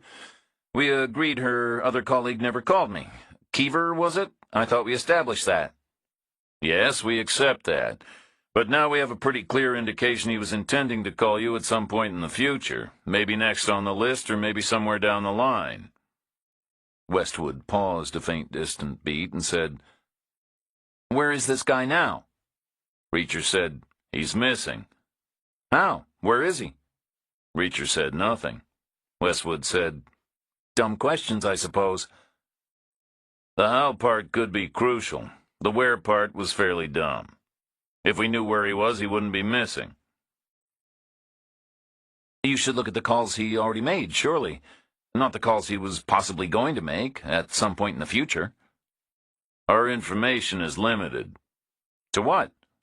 "We have to work this thing backward, Mr. Westwood. We think he was about to rely on you for some kind of expert insight or opinion. We need to know what kind of a thing you could have helped him with." "I'm a journalist. I'm not an expert on anything." "But you're informed." "Anyone who reads my stuff is as informed as I am." "I think most readers imagine outtakes get left on the cutting room floor. They assume you know more than was printed. Maybe there was stuff you couldn't print for legal reasons, and so on. And they assume you like the stuff anyway, and they respect your senior title." "Possibly," Westwood said, "but we're talking about a conversation that never took place." "No, we're thinking about Keever's client now. So far, we're picturing a passionate person with time on his hands. We have evidence that he called Keever repeatedly. We get the feeling he's that type of guy, and clearly there's an issue he feels strongly about. I said I bet he's called everyone from the White House downward, and I bet he has. Hundreds of people, including you. Why wouldn't he? You're the science editor of a big newspaper. Maybe you wrote something that had a bearing on his issue. I think maybe he found your number on the internet not to pass on to Keever, not originally, but to talk to you direct. I think he has some weird-ass scientific beef, and he thinks you would understand it. So I think maybe he called you. I think maybe you've spoken to him." There was a short pause, thousands of miles away, and then Westwood's voice came back, a little strangled, as if he was fighting a smile. He said, "I work for the L.A. Times, in Los Angeles, which is in California, and my number can be found on the internet. All of which, on balance, is a good thing, but it means I get strange calls all the time, all day and all night. I've heard every weird-ass scientific beef there is. People call to talk about aliens and flying saucers and birth and suicide and radiation and mind control, and that's only the last month alone." "Do these calls go in the database?" "They're most of the database. Ask any reporter." "Can you search by subject?" "We get lazy about details. These guys ramble on. We use categories mostly. This type of crank, that type of crank. Sooner or later I block their calls. When they outstay their welcome. I have to sleep sometimes." "Try Mother's Rest." "What's that?" "It's the name of a town, 2 words, like your mom sitting down in a chair, capital letters." "Why's it called that?" "I don't know," Reacher said. They heard keyboard keys clicking, loud on the speakerphone. The database search, presumably. "By subject." Westwood said, "Nothing there." "You sure?" "It's a fairly distinctive name." Reacher said nothing. Westwood said, "Hey, I'm not saying your guy's client didn't call me. He probably did. We all know people like that. I'm saying, how would I know which one he was?" They drove out of Keever's dead-end street and out of his development and past an outlet mall to the highway entrance. 5 hours to the right was Mother's Rest, and 10 minutes to the left was downtown Oklahoma City, with steakhouses and barbecue and decent hotels. But Chang said, "No, we have to go back." Chapter 18. Instead of a steakhouse or a barbecue pit, they ate in chilly fluorescent silence in a rest stop facility run by a third-best national chain. Reacher got a cheeseburger in a paper wrapper and coffee in a foam cup. Chang got a salad in a plastic container as big as a basketball with a clear lid at the top and a white bowl underneath. She was stressed and maybe a little tired from driving, but even so she was good company. She put her hair behind her shoulders and turned attacking her salad into a shared misadventure, with widened eyes and about 6 different kinds of half-smiles, ranging from rueful and self-effacing to amused anticipation, as Reacher picked up his burger and tried to take a bite. She said, "Thank you for your help so far." He said, "You're welcome." "We need to think about a more durable arrangement." "Do we?" "We shouldn't start out working as a team if I'm going to finish up working alone." He said, "You should call 911. "It would be a missing persons report. That's all at this point." "An independent adult, gone for 2 days, in a business where there's a lot of short-notice travel? They wouldn't do anything. We have no evidence to give them." His door? "Undamaged. An unlocked door is evidence of homeowner negligence, not foul play." So you want to hire me? How does that work with the low overhead thing?" "I just want you to tell me your intentions." He said nothing. She said, "You could get a ride back to OC from here. There would be no hard feelings." "I was heading over to Chicago before the weather gets cold." Same answer. Hitch back to OC and get the train. Same train you got before. Won't get delayed again, I'm sure." He said nothing. He had come to like her lace-up shoes. They were practical, but they looked good, too. Her jeans were soft and old, and they rode low on her hips. Her t-shirt was black, neither tight nor loose. Her eyes were on his. He said, "I'll ride with you, but only if you want me to. This is your business, not mine." "I feel bad asking." "You're not asking, I'm offering." "I can't pay you." "I already have everything I need." "Which is what exactly?"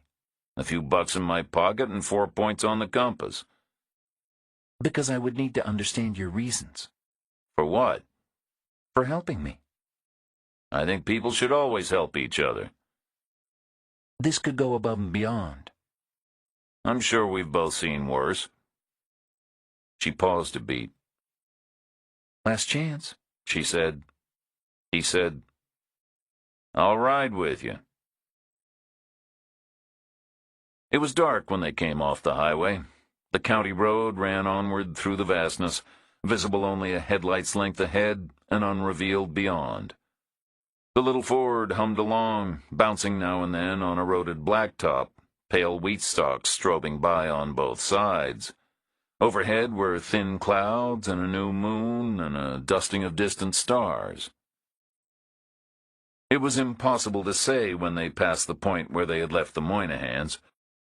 Every mile looked exactly the same as every other mile. But the dull red pickup had gone. They saw it nowhere, not on the county road itself or on the right-left local turns that led back through the fields to Mother's Rest, which they saw a mile away, faint and ghostly in the night, the elevators by far the tallest things in the landscape. They came in on the old trail, through the widest part of town, 6 low-rise blocks, and they turned on the plaza and drove down to the motel. The light was burning in the office window.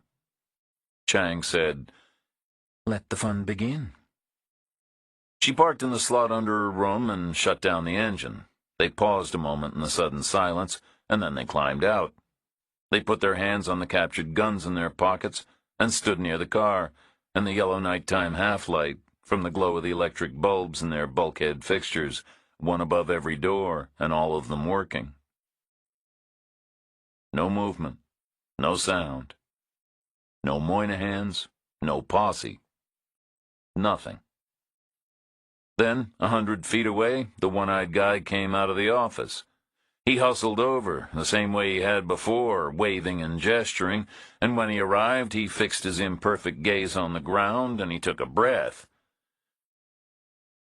"I apologize," he said. "A mistake was made. It led to a misunderstanding. Room 215 is yours to use until the other gentleman gets back." Chang said nothing. Reacher said, Understood.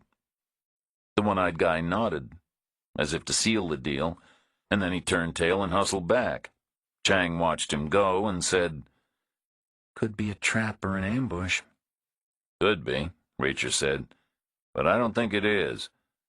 He wouldn't want fighting inside the actual room itself. The furniture would get busted up, and he'd be patching bullet holes in the drywall all winter long."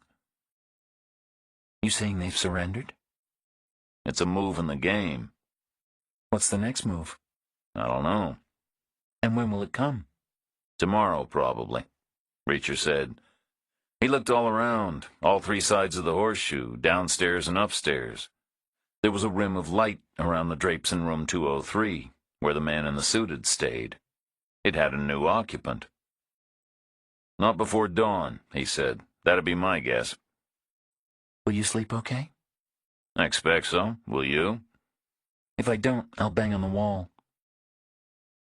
They went up the metal stairs together and pulled their keys and turned their locks side by side but 20 feet apart, like neighbors getting home from work. 100 feet away, the one-eyed guy took the lawn chair from outside 102, which was empty, and hauled it over to the spot he had used before on the sidewalk under his office window. He lined it up and dumped himself down in the nighttime air, ready to obey the second of the evening's commands, which had been, "Watch their rooms all night." The first command had been, "Even if they come back, do not under any circumstances rock the boat tonight." Which matter he thought he had handled in a satisfactory manner. Chapter 19. As before, Reacher sat in his room in the dark, back from the window, invisible from the outside, just watching, this time from a second-floor perspective. 15 minutes, then 20, then 30. As long as it took, to be sure. The one-eyed guy in his plastic chair was the same pale smudge in the distance 100 feet away. The rim of light around 203's drapes burned steadily. Nothing moved. No cars, no people, no glowing cigarettes in the shadows. Nothing doing. 40 minutes. Room 203's lights went out. The one-eyed guy stayed where he was. Reacher gave it 10 minutes more and went to bed. Morning came, and it looked as good as the previous morning. The light was pale gold, and the shadows were long. As good as the first morning ever, maybe. Reacher sat on the bed in a towel without coffee and watched. The plastic chair was 100 feet away outside the office, but it was abandoned again. Room 203's drapes were still closed. No one was moving. There was traffic out on the wide street, heard but not seen. First one truck, then a couple more. Then silence. He waited. And the same things happened. The shadows retreated yard by yard as the sun climbed higher. The 7 o'clock train rolled in and waited and rolled out again, and the drapes opened in room 203. A woman. The sun was still on the glass, which made her dustier than she should have been, but Reacher could see her, pale, in white, standing like the guy the day before, with her arms wide and her hands on the drapes. She was staring at the morning, the same way he had. Then the white Cadillac sedan drove in and aimed right and backed left into the same slot as before. Still no front license plate. This time the driver got out right away. Above his head the door opened and the woman in white stepped out of her room. The white was a dress, knee-length, like a sheath. White shoes. She wasn't young, but she was in good shape, like she worked at it. Her hair was the color of ash and cut in a bob. She had more luggage than the previous guy. She had a neat roll-on suitcase with wheels and a handle. Bigger than the leather bag. But not huge. Dainty, even. She set out towards the stairs, and the Cadillac driver anticipated her coming predicament, and he threw out a wait gesture and went up to meet her. He collapsed her bag's handle and carried it down, ahead of her, as if showing her the way. He put the bag in the trunk, and she got in the rear seat, and he got back behind the wheel, and the car pulled out and drove away. Still no rear license plate. Reacher went and took a shower. He heard Chang in the next-door bathroom. The tub shared a wall, which meant she hadn't met the morning train, which was a rational decision. It had saved her a walk both ways. Maybe she had done what he had and watched. Maybe they'd been sitting side by side in towels separated only by the wall. Although she probably had pajamas, or a nightgown. Probably not voluminous, given the weather and the need to pack small. He was out before her, and he headed to the diner, hoping to get the same pair of side-by-side tables in the far back corner, which he did. He put his jacket on her chair, pulled down on one side by the Smith in the pocket, and ordered coffee. Chang came in 5 minutes later in the same jeans but a fresh T-shirt, her hair still inky with water from the shower. Her own jacket was pulled down on one side by her own Smith.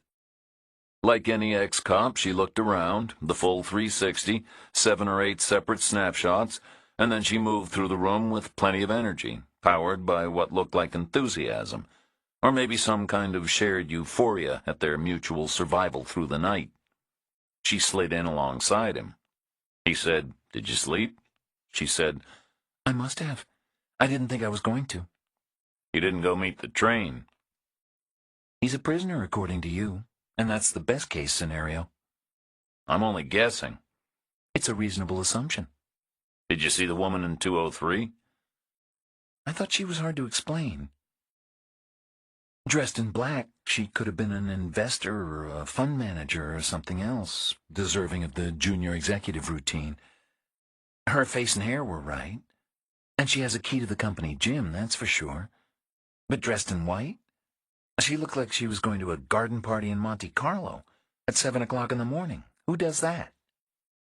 "Is it a fashion thing? Someone's idea of summer clothes?" "I sincerely hope not." "So who was she?" "She looked like she was headed to City Hall for her 5th wedding." The waitress came by, and Chang asked her, "Do you know a guy in town named Maloney?" "No," she said, "but I know 2 guys named Moynihan." and then she winked and walked away. Chang said, "Now she's really your best friend forever. I don't think she likes the Moynihans." Reacher said, "I don't see why anyone would." "Someone must. We should assume they have their own best friends forever. We should expect a reaction." "But not yet. They both took a hit. It's going to be like having the flu for a couple of days. Not like on a television show where they get over it during the commercial messages." "But they'll get over it eventually. Could be a mob scene between their friends and their co-conspirators." "You were a cop. I'm sure you shot people before." "I never even drew my weapon. It was Connecticut, a small town." "What about in the FBI?" "I was a financial analyst, white collar." "But you qualified, right, at the range?" "We had to." "Were you any good?" "I won't shoot unless they fire first." "I can live with that." "This is crazy talk. This is a railroad stop. This is not the OK Corral." All those places had the railroad. That was the point. The bad guy would get off the train, or the new sheriff. "How serious do you think this is?" It's on a scale, like anything else. At one end, Keever's in Vegas with a 19-year-old. At the other end, he's dead. I'm shading towards the dead end of the middle, or maybe a little beyond. I'm sorry. It was probably an accident, or a semi-accident, or panic. So now they don't know what to do. "Do we?" Right now, we have a simple 3-part agenda. Eat breakfast, drink coffee, and find Maloney. "Might not be easy." Which part? "Maloney." We should start at the receiving office over by the elevators. I bet they know every name for 200 miles. And it might be 2 birds with 1 stone. If there's something hinky about the wheat, we might pick up a vibe. Chang nodded and said, "How did you sleep?" "It was weird at first with Keever's things in the room. His suitcase by the wall. I felt like someone else. I felt like a normal person. But I got over it." The receiving office was a plain wooden structure next in line after the weighbridge. It was purely utilitarian. It was what it was. It made no concession to style or appeal. It didn't need to. It was the only game in town, and farmers either used it or starved. Inside, it had counters for form filling, and a worn floor where drivers waited in line, and a stand-up desk where deliveries were recorded. Behind the desk was a white-haired guy in bib overalls with a blunt pencil behind his ear. He was fussing around with stacks of paper. He was gearing up ahead of the harvest, presumably. He had the look of a guy entirely happy in his little fiefdom. He said, "Help you?" Reacher said, "We're looking for a guy named Maloney." "Not me." "You know a Maloney around here?" "Who's asking?" "We're private inquiry agents from New York City. A guy died and left all his money to another guy.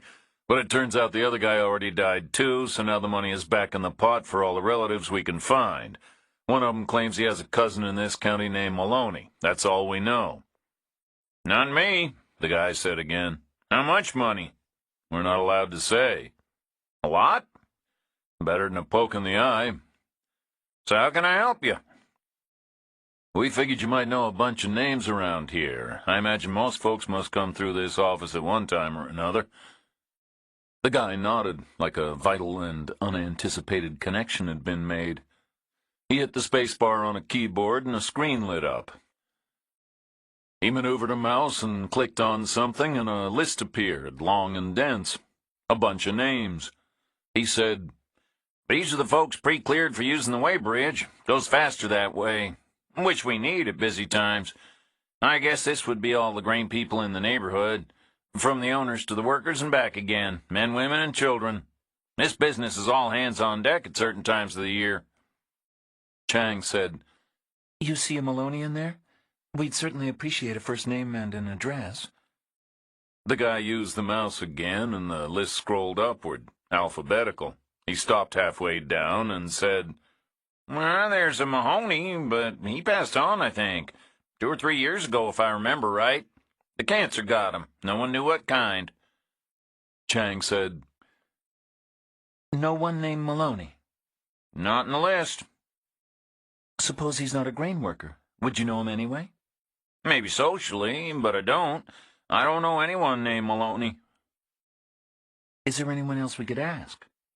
"Yeah, you could try the Western Union store with the FedEx franchise. It's more or less our post office." "Okay," Reacher said. "Thanks." The guy nodded and looked away and said nothing, as if both enchanted and annoyed by the break in his routine. Reacher remembered where the Western Union store was. He had seen it before, twice on his block-by-block explorations. A small place with a window crowded by neon signs for MoneyGram, and faxing, and photocopying, and FedEx, and UPS, and DHL. They went in, and the guy behind the counter looked up. He was about 40, tall and well-built, not fat, but certainly fleshed out, with a full head of hair and a guileless face. He was the Cadillac driver. Chapter 20. The store was as plain as the receiving office, all dust and unpainted wood, with worn beige machines for faxing and photocopying, and untidy piles of address forms for the parcel services, and teetering stacks of packages, some presumably incoming and some presumably outgoing. Some packages were small, barely larger than the address labels stuck to them, and some were large, including 2 that were evidently drop-shipped direct from foreign manufacturers in their original cartons, one being German medical equipment made from sterile stainless steel, if Reacher could trust his translation skills, and the other being a high-definition video camera from Japan. There were sealed reams of copy paper on open shelves, and ballpoint pens on strings, and a cork notice board on a wall, covered with thumbtack flyers for all kinds of neighborhood services, including guitar lessons and yard sales and rooms to rent. "It's more or less our post office," the guy in the receiving hut had said, and Reacher saw why. The Cadillac driver said, "Can I help you?" He was behind a plywood counter counting dollar bills. Reacher said, "I recognize you from somewhere." The guy said, "Do you?" You played college football for Miami, 1992, right? Not me, pal. Was it USC? You got the wrong person. Chang said, "Then you're the taxi driver. We saw you at the motel this morning." The guy didn't answer. "And yesterday morning," Chang said. No reply. There was a small wire mesh holder on the counter, full of business cards supplied by the MoneyGram franchise. A side benefit, presumably, along with a commission. Reacher took a card and read it. The guy's name was not Maloney. Reacher asked him, "You got a local phone book?" "What for?" "I want to balance it on my head to improve my deportment." "What?" "I want to look up a number. What else is a phone book for?" The guy paused a long moment, as if searching for a legitimate reason to deny the request, but in the end he couldn't find one, apparently, because he dipped down and hauled a slim volume from a shelf under the counter and rotated it 180 degrees and slid it across the plywood. Reacher said, "Thank you," and thumbed it open to where L changed to M. Chang leaned in for a look. No Maloney. Reacher said, "Why is this town called Mother's Rest?" The guy behind the counter said, "I don't know." Chang said, "How old is your Cadillac?" "How's that your business?" "It isn't really. We're not from the DMV. We don't care about license plates. We're interested is all. It looks like a fine automobile." "It does its job." "Which is what?" The guy paused a beat. "Taxi," he said, "like you figured." Reacher said, "You know anyone named Maloney?" "Should I?" "You might."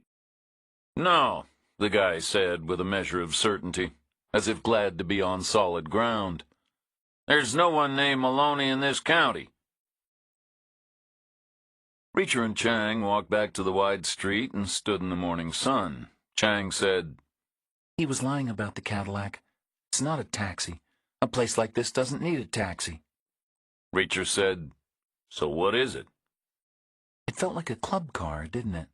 Like a golf cart at a resort. To take guests from one place to another. From reception to their rooms, or from their rooms to the spa. As a courtesy. Especially without the license plates." "Except this place isn't a resort. It's a giant wheat field." "Whatever. He didn't go far. He was there and back in the time it took us to shower and eat breakfast. An hour, maybe. 30 minutes there, 30 minutes back. A maximum 20-mile radius on these roads." "That's more than 1,000 square miles," Reacher said. "Pi times the radius squared. More than 1,200 square miles, actually. Connected with Keever's thing or separate?" "Connected, obviously. At the motel, the guy acted the same way as the spare parts guy who met the train. Like a lackey. And the spare parts guy dimed you out because you look a bit like Keever, so it's connected." Reacher said, "We'd need a helicopter to search 1,200 square miles." "And no Maloney," Chang said. She stuck her hand in her back pocket and came out with Keever's bookmark. Mother's Rest, Maloney. "Unless the guy is lying about that, too. Not being in the phone book doesn't necessarily prove anything. He could be unlisted, or new in town." "Would the waitress lie, too?" "We should try the general store. If he exists, and he isn't eating in the diner, then he's buying food there. He has to be feeding himself somehow." They set out walking, south on the wide street. Meanwhile, the Cadillac driver was busy calling it in, such as it was. He said, "They're nowhere." In the motel office, the one-eyed guy said, "How do you figure that?" "You ever heard of a guy named Maloney?" "No." "That's who they're looking for." "A guy named Maloney?" "They checked my phone book." "There is no guy named Maloney." "Exactly," the Cadillac driver said. "They're nowhere." The general store looked like it might not have changed in 50 years, except for brand names and prices. Beyond the entrance vestibule, it was dark and dusty and smelled of damp canvas. It had 5 narrow aisles piled high with stuff ranging from woodworking tools to packaged cookies, and candles to canning jars, and toilet paper to light bulbs. There was a rail of work clothes that caught Reacher's eye. His own duds were 4 days old, and being around Chang made him conscious of it. She smelled of soap and clean skin and a dab of perfume. He had noticed when she leaned close for a look at the phone book, and he wondered what she had noticed. He picked out pants and a shirt, and found socks and underwear and a white undershirt on a shelf opposite. $1 per for the smaller stuff, and less than 40 for the main items. Overall, a worthwhile investment, he thought. He hauled it all to the counter and back and dumped it all down. The store owner wouldn't sell it to him. The guy said, "I don't want your business. You're not welcome here." Reacher said nothing. The guy was a stringy individual, maybe 60 years old. He had caved-in cheeks covered in white stubble and thin gray hair, unwashed and too long, and tufts in his ears and fur on his neck. He was wearing 2 shirts, one on top of the other. He said, "So run along now. This is private property." Reacher said, "You got health insurance?" Chang put her hand on his arm. The first time she'd touched him, he thought, apropos of nothing. The guy said, "You threatening me?" Reacher said, "Pretty much." "This is a free country. I can choose who I sell to. The law says so." "What's your name?" "None of your business." "Is it Maloney?" "No." "Can you give me change for $1?" "Why?" "I want to use your payphone." "It isn't working today." "You got your own phone and back?" The guy said, "You can't use it. You're not welcome here." "Okay," Reacher said. "I get the message." He checked the tags on the items in front of him. $1 for the socks, $1 for the undershorts, $1 for the t-shirt, $19.99 for the pants, and $17.99 for the shirt. Subtotal $40.98, plus probably 7% sales tax. Total damage $43.85. He peeled off 2 20s and a 5 and butted them together. He creased them lengthwise to correct their curl. He placed them on the counter. He said, "2 choices, pal. Call the cops and tell them commerce is broken out in town, or take my money. Keep the change if you like. Maybe put it towards a shave and a haircut." The guy didn't answer. Reacher rolled his purchases together and jammed them under his arm. He followed Chang out the store and stopped in the vestibule to check the payphone. No dial tone. Just breathy silence, like a direct connection to outer space or the blood pulsing in his head. Chang said, Coincidence? Reacher said, "I doubt it. The guy probably disconnected the wires. They want us isolated." Who did you want to call? "Westwood in L.A. I had a thought, and then another thought. But first I think we better check the motel." The motel guy won't let us use his phone. "No," Reacher said. "I think we can pretty much guarantee that." They approached the motel's horseshoe from the south, so the first thing they saw was the wing with the office in it. There were 3 things on the sidewalk under its window. The first was the plastic lawn chair, unoccupied, but still in its overnight position. The second thing was Keever's battered valise, last seen in room 215, now repacked and waiting, all bulging and forlorn. The third thing was Chang's own suitcase, zipped up, its handle raised, also repacked and waiting. Chapter 21. Chang stopped walking, like a reflex, and Reacher stopped alongside her. He said, "No room at the inn." She said, Their next move. They walked on, getting closer, changing the geometry, seeing deeper inside the horseshoe, seeing groups of men, just standing around and waiting, filling the empty parking slots, kicking the curbs, standing in the traffic lanes. Maybe 30 guys in total, including whichever Moynihan it was who had gotten kicked in the nuts. He looked a little pale, but no smaller than before. His hapless relative wasn't there. Probably still in bed, dosed up on painkillers. Reacher said, "We'll go straight to my room." Chang said, Are you nuts? We'll be lucky to get as far as the car. "I bought new clothes. I need to change." Bring them with you. You can change later.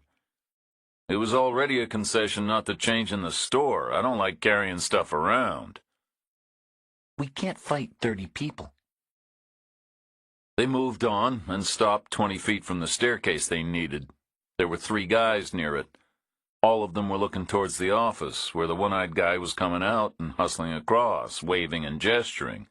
When he arrived, he said, "Mr. Keever's booking has come to an end, as has his associates, therefore, and I'm afraid they can't be renewed. At this time of year, I take empty rooms out of circulation for a day or two for necessary maintenance, ready for the harvest." Reacher said nothing. "We can't fight 30 people. To which Reacher's natural response was, why the hell not? It was in his DNA, like breathing. He was an instinctive brawler. His greatest strength and his greatest weakness. He was well aware of that, even as he ran through the mechanics of the problem in his mind, 1 against 30. The first 12 were easy. He had 15 rounds in the Smith, and he wouldn't miss with more than 3. And assuming Chang took the hint, she could add another 6, or thereabouts. She was white-collar, but on the other hand, the range was short and the targets were numerous, which would leave maybe 12 remaining after the guns jammed empty, which was more than he could remember taking on before all at once, but which had to be feasible. A lot would depend on shock, he supposed, which would be considerable, presumably. The noise, the muzzle flashes, the shell cases arcing through the bright morning sunlight, the guys going down. It had to be feasible. But it wasn't. He couldn't fight 30 people. Not at that point. Not without better information. He had no probable cause. He said, "When is checkout time?" The one-eyed guy said, 11 o'clock. And then he clammed up, visibly, like he wished he'd never spoken. Reacher said, "And what time is it now?" The one-eyed guy didn't answer. "It's 3 minutes to 9, Reacher said. "We'll be gone well before 11 o'clock, that's a promise, so everyone can relax now. There's nothing to see here." The one-eyed guy stood still, deciding. Eventually he nodded. The 3 men near the stairs stood back just half a pace, but their intention was clear. They weren't going anywhere. But they weren't going to do anything either. Not yet. Reacher went up the stairs behind Chang and unlocked his door and stepped inside his room. Chang said, Are we really leaving? At 11 o'clock? "Before 11, Reacher said. "In 10 minutes, probably. There's no point in staying here. We don't know enough." We can't just abandon Keever. "We need to go somewhere we can at least use a phone." He dumped his new clothes on the bed and opened the plastic packets and pulled off the tags.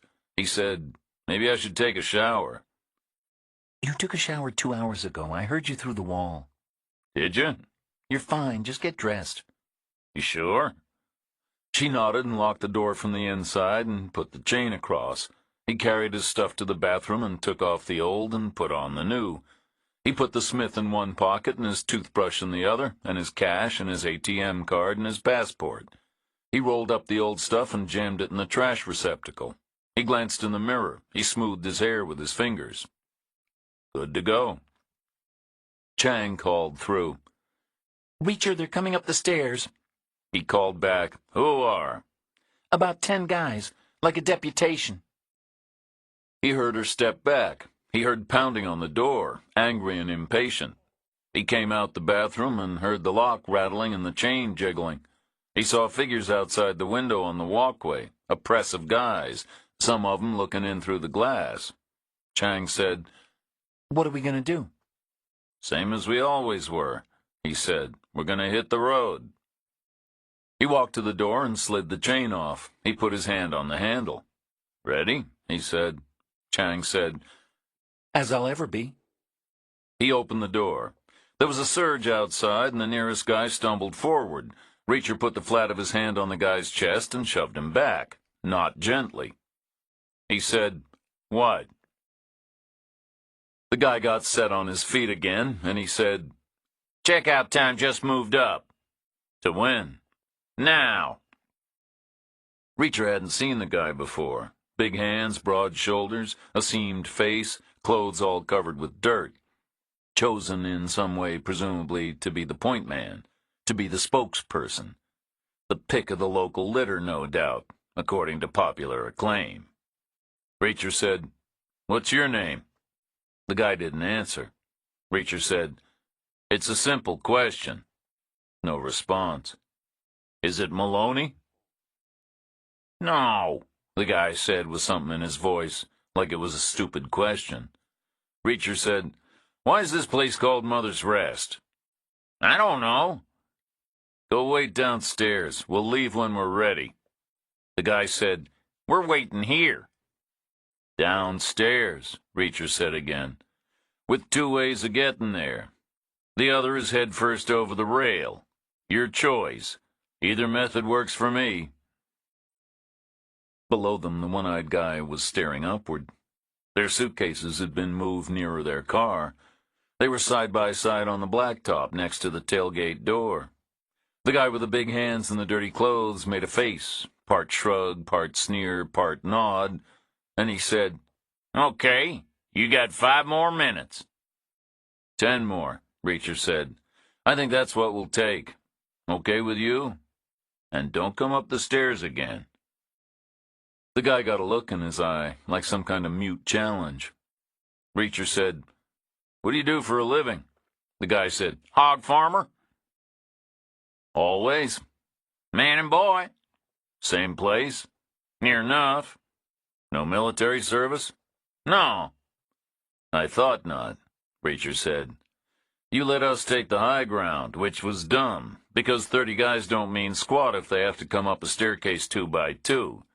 You know we're armed. We could pick you off like squirrels from inside a cinder block building, which you can't hurt unless you're packing grenade launchers, which I don't think you are. So don't come up the stairs again, especially not in the lead."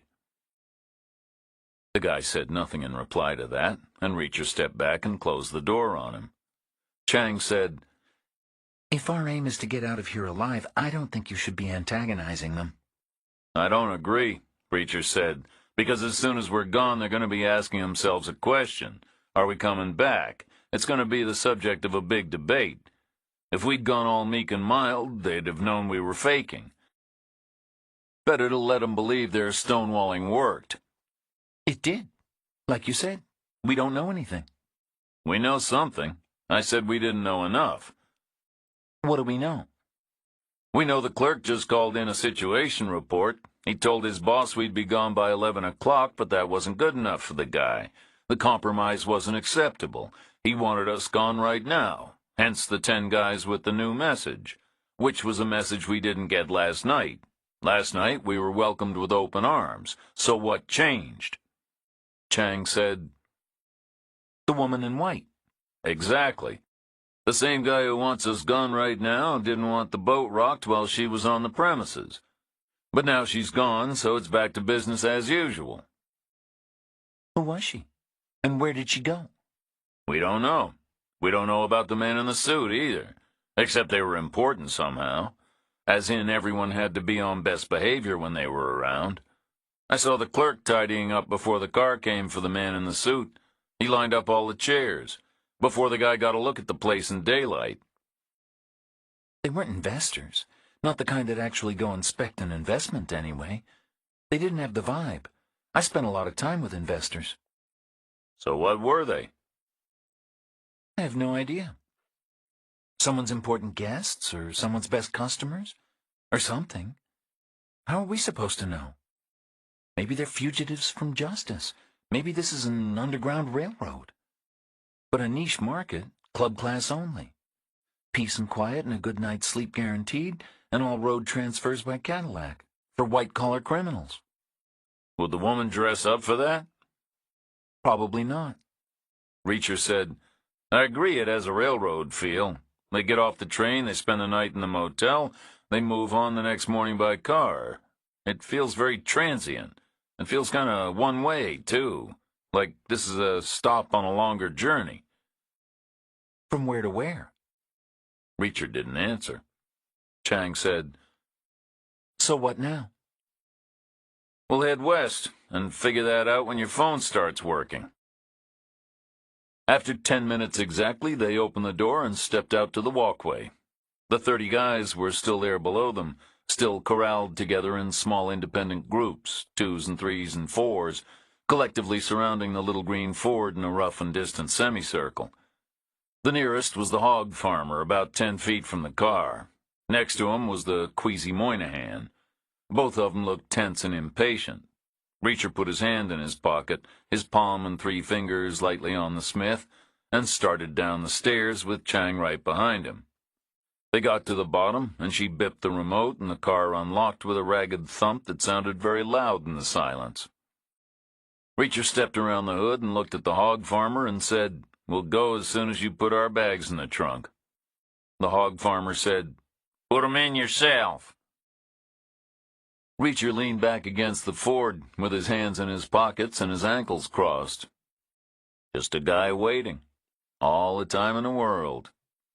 He said, "Apparently you felt comfortable packing 'em up and hauling 'em here, so I'm guessing you don't have a constitutional objection to touching our stuff, or an allergy, or any other kind of disqualifying impediment. So now's the time to finish the job. Put 'em in the car and we'll get going. That's what you want, right?" The guy said nothing. Reacher waited. The silence got worse. He could hear wheat stirring in the wind 100 yards away. No one moved. Then a guy looked at the next guy, who looked back, and pretty soon everyone was looking at everyone else. Short, jagged stares, a furious, silent argument about trading dignity for results. "Put 'em in the car and we'll get going. That's what you want, right?" "Put 'em yourself."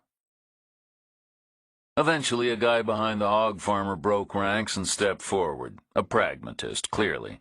He walked to the car and lifted the hatchback and put the bags inside, one by one, first Keever's, then Chang's.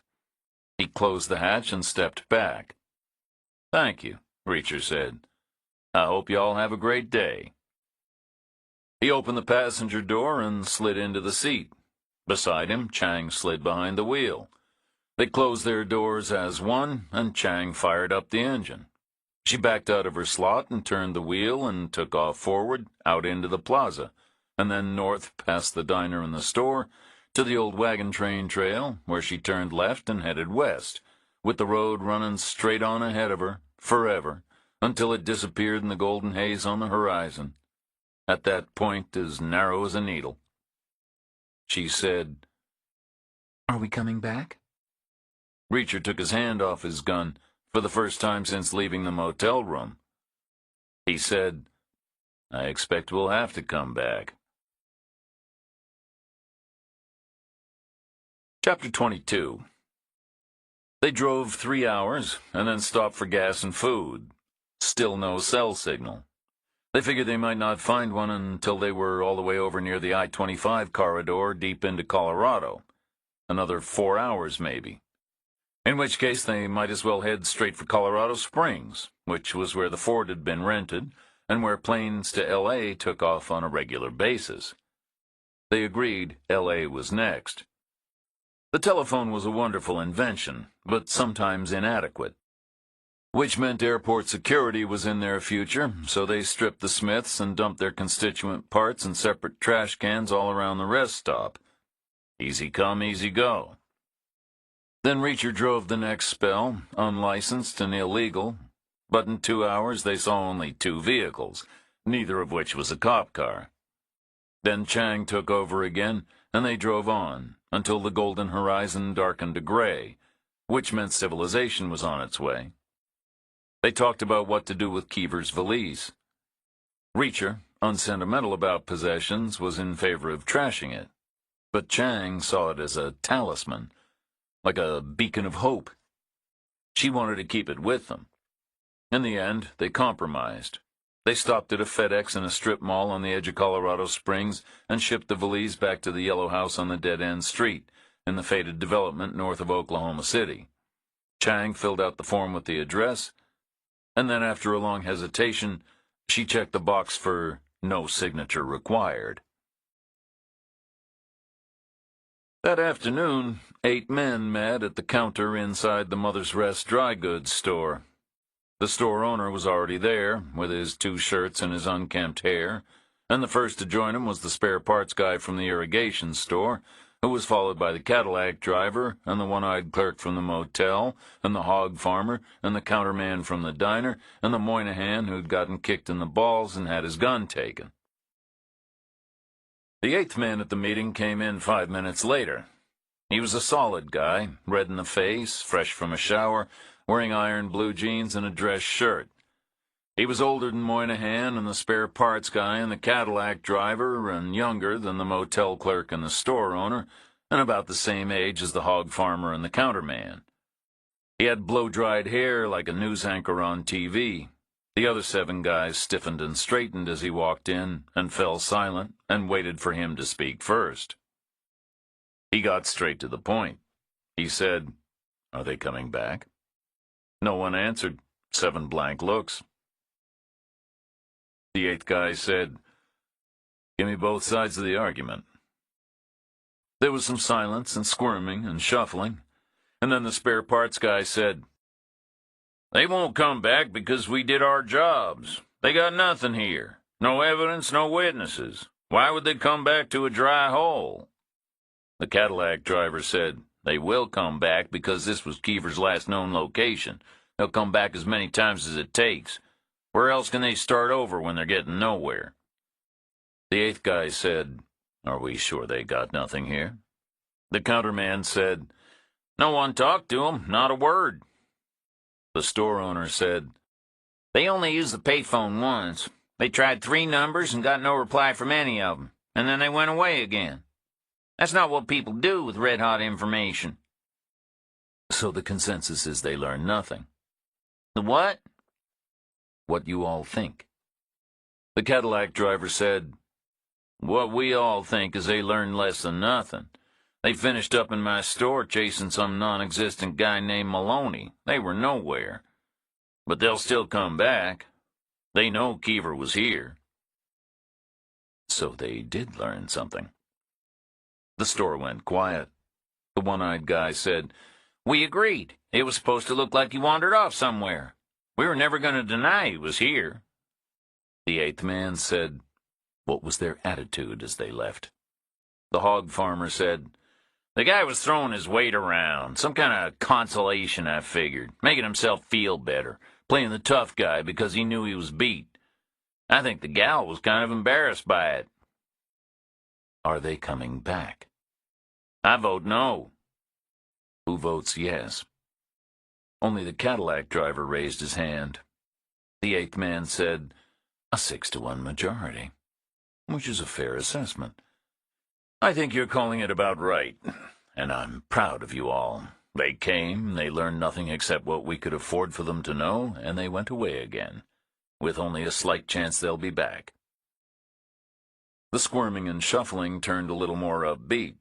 Chests stuck out, and mouths turned down, and self-deprecating aw-shucks grins. The eighth man said, "But the world turns on slight chances." The grins turned to solemn nods, 7 serious men, agreeing gravely with a pearl of wisdom. The eighth man asked, "Where did they go?" 7 shrugs and 7 blank looks. The eighth man said, "It doesn't really matter, unless they're headed for Los Angeles. The journalist is our only point of vulnerability. That's the only way they can pick the lock, according to what we learned from Keever." "1,000,000 to 1, Moynihan said. "How could they even know what they're looking for? How would Westwood even know what he's got?"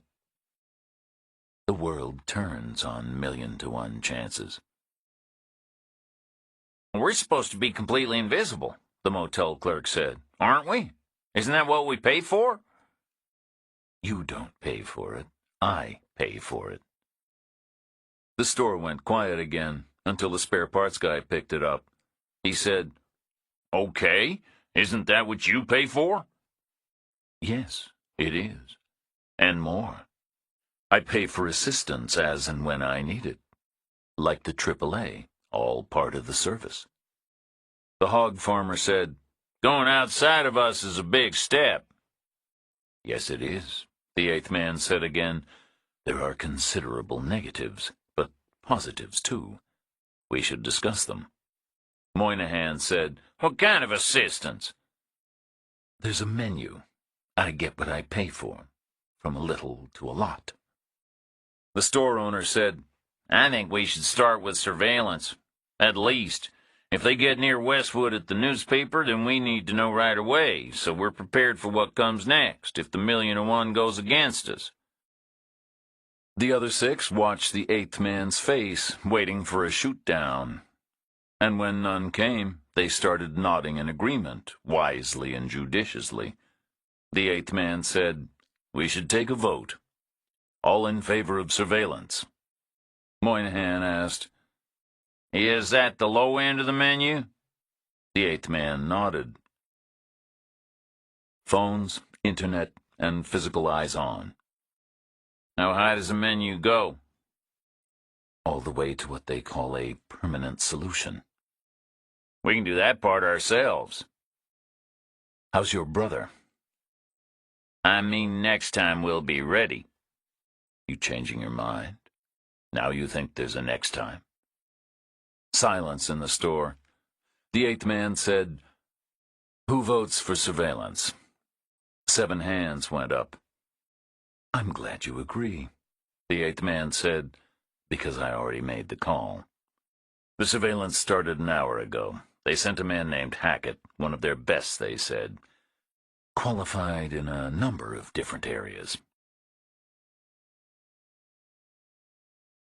Chapter 23. The car rental company ran a shuttle bus from the returns compound to the passenger terminals, which was convenient but slow. It added another half hour to an already long day. Reacher and Chang got to the ticket counter in the early evening. There was one LA flight still to go, but it was sold out. No seats at all, and a long queue for standby. 2 equipment failures earlier in the day had caused chaos. Next availability was 8 in the morning. No choice. They took it. Chang had an open return, which she used, and Reacher bought his own seat. The clerk told them boarding would start about 40 minutes prior at about 20 past 7 in the morning, and until then there was an airport hotel 5 minutes away by bus. They walked instead, with Reacher carrying Chang's suitcase rather than rolling it because he figured the cast concrete sidewalks would be tough on its wheels. The hotel was a chain, crisp and white on the outside, warm and beige on the inside, with green neon announcing its name and function. There was a small crowd in the lobby, maybe 9 people, not exactly in line for the desk, mostly just standing around, either talking on cell phones or looking frustrated or both. 2 equipment failures earlier in the day had caused chaos. Reacher was not a frequent flyer, but he recognized the signs. The clerk at the reception desk beckoned them closer. She was a young woman in a fitted jacket with a scarf around her neck. There was some kind of secret urgency in her gesture. She said, "Sir, madam, I have 1 room left. If you need it, you should probably grab it now." Chang said, "Only 1 room?" "Yes, ma'am, because the airline's had a problem today." "Is there another hotel?" "Not in the airport." Reacher said, "We'll take the room." Chang looked at him, and he said, "We'll figure it out." He paid and got a key card in exchange. 5th floor, room 501, elevators to the left, room service until 11, breakfast extra, free Wi-Fi. Behind them, 2 couples had lined up, about to be disappointed. Reacher and Chang rode up to 5 and found the room. It was beige and mint green inside, and adequate in every respect. But Chang was quiet about it. Reacher said, "You can use it." She said, "What will you do?" "I'm sure I'll think of something." He carried her bag inside and left it by the bed. He gave her the key card and said, "We should go get dinner before the waifs and strays take all the tables." "Let me freshen up. I'll meet you in the restaurant." "Okay." "Do you need to freshen up? You could use the bathroom first if you like." Reacher glanced in the mirror. Recent haircut, recent shave, recent shower, new clothes. He said, "This is about as good as it gets, I'm afraid." The restaurant was on the ground floor, separated from the reception area by the elevator lobby. It was a pleasant space with drapes and carpet and blonde wood, compromised only a little by stain-proof and scuff-proof and vinyl-coated finishes on every surface. It was capacious, but almost full. Reacher waited at the hostess lectern and was led to a table for two near a window. There was no real view, just yellow lights and a parking lot full of snowplows, mothballed for the summer. Chang arrived 8 minutes later, face washed, hair brushed, wearing a new T-shirt. She sat down opposite Reacher, looking good, energetic again, clearly invigorated by the simple comfort of running water. But then her face changed, as if suddenly she saw the other side of the equation, which was whatever she had, he didn't. He said, "Don't worry about it." She said, "Where will you sleep?" "I could sleep right here." "In a dining chair?" "I was in the Army 13 years. You learn to sleep pretty much anywhere." She paused a beat and said, "What was the Army like?" "Pretty good overall. I have happy memories and no real complaints, apart from the obvious." "Which was?" "The same as yours, I'm sure. The fantastic cascade of bullshit coming down from senior officers with nothing better to do." She smiled. "There was some of that." "Is that why you left?" She stopped smiling. She said, "No, not exactly." He said, "I'll tell you if you tell me." "I don't know if I want to." "What's the worst that can happen?" She paused a beat and breathed in and breathed out and said, "You first." "They were shedding numbers, and therefore picking and choosing. My record was mixed, and right then some particular guy had it in for me. Given those two circumstances, it wasn't exactly a huge surprise my file ended up in the out tray." "What particular guy?" "He was a light colonel, a fat guy with a desk job, public relations in Mississippi. I was there with a bad thing going on, and he got all uptight about something ridiculous, and I was mildly impatient with him, verbally, to his face, and he took offense. And got his revenge, simply because the timing worked in his favor. I'd gotten away with much worse before, when they weren't shedding numbers." "Couldn't you fight it?" "I could have called in some IOUs, but the damage was done. It was a zero-sum game. If I won, the colonel would lose, and all the other colonels wouldn't like that. None of them would want me near them. I would have ended up guarding a radar hut in the far north of Alaska, in the middle of winter. It was a lose-lose proposition. Plus, it burst the bubble for me. They really didn't want me there. I finally realized. So I didn't fight it. I took an honorable discharge and walked away." "When was this?" "A long time ago." "And you're still walking?" "Ooh, that's too profound." "You sure?" "Deep down, I'm very shallow." She didn't answer. A waitress came by, and they ordered. When she left, Reacher said, "Your turn." "For what?" Chang said, "Your story." She paused another beat. "Same as yours in a way," She said, "a lose-lose proposition, but of my own making. I let myself get backed into a corner. I didn't see it coming." "Didn't see what?" "Someone broke into my house. They took nothing, searched nothing, broke nothing, and left nothing, which I didn't understand at the time. I was working on a money laundering issue. There was a lot of cash and a mazy chain of shell corporations, like always. But I had the guy. But it was a hard case to prove.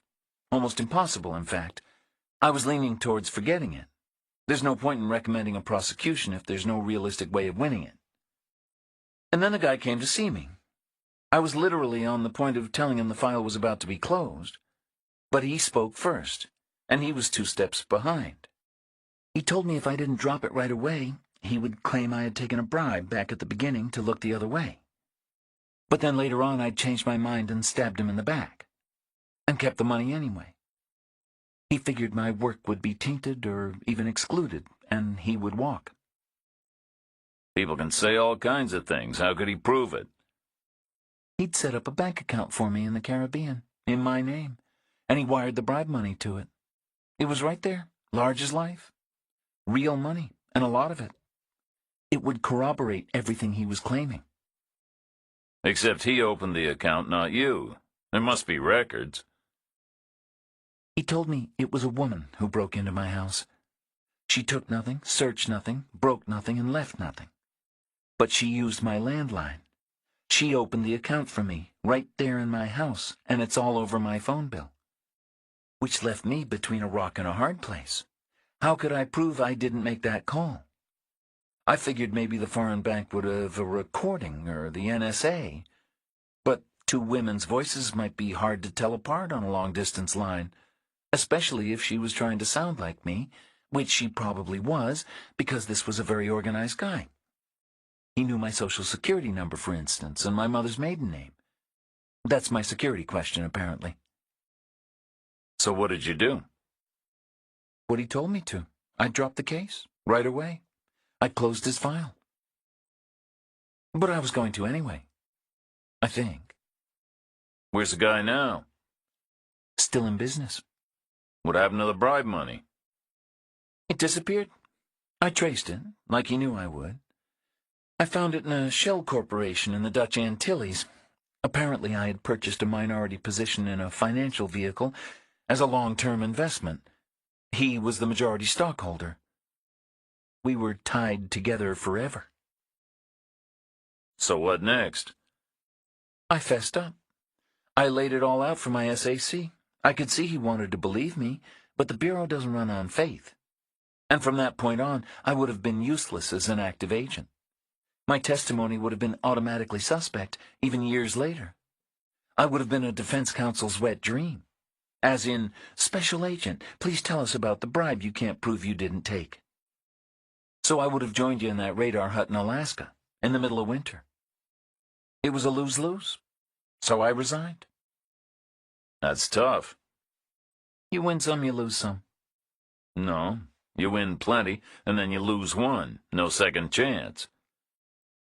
I'm not unhappy doing what I'm doing. But I don't know how much longer we can keep on doing it. It doesn't feel like a job for life. it might have been, for Keever. That's very blunt. What was his story? Was? Okay, is.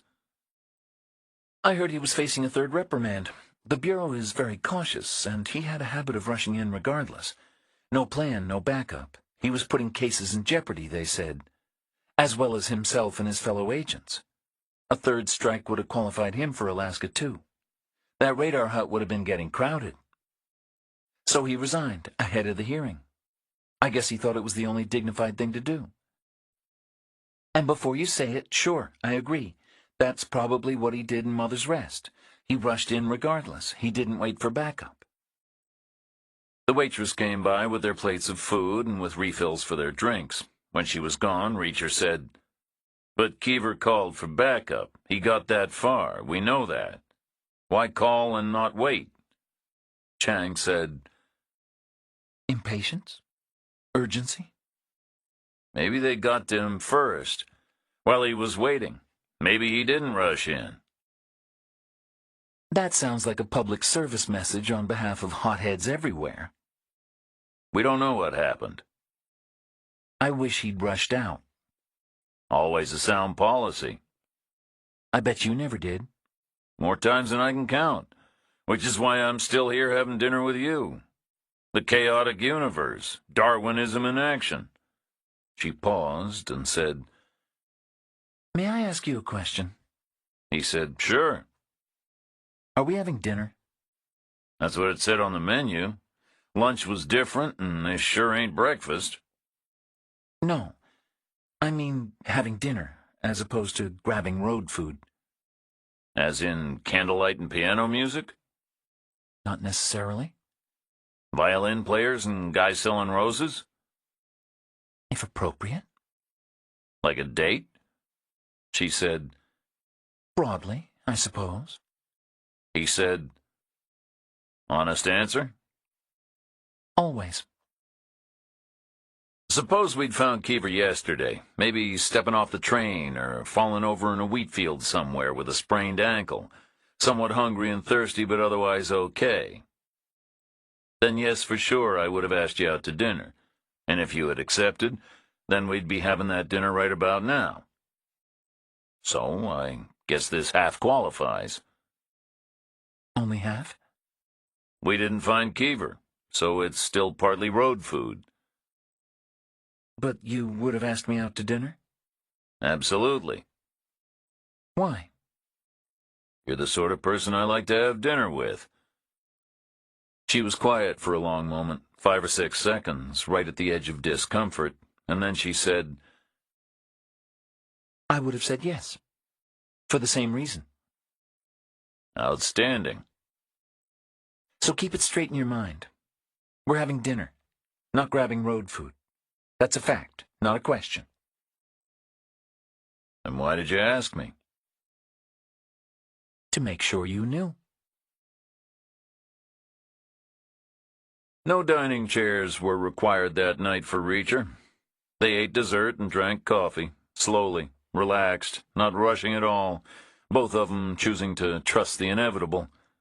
And then Chang signed the check and stood up, and Reacher stood up with her, and she linked her arm in his, like they were an old couple from way back, and they walked out together, slowly, relaxed, not rushing at all. And they waited for the elevator, and rode up to 5, and opened the room. Then it got a little less slow, and a little less relaxed, and a little more rushed.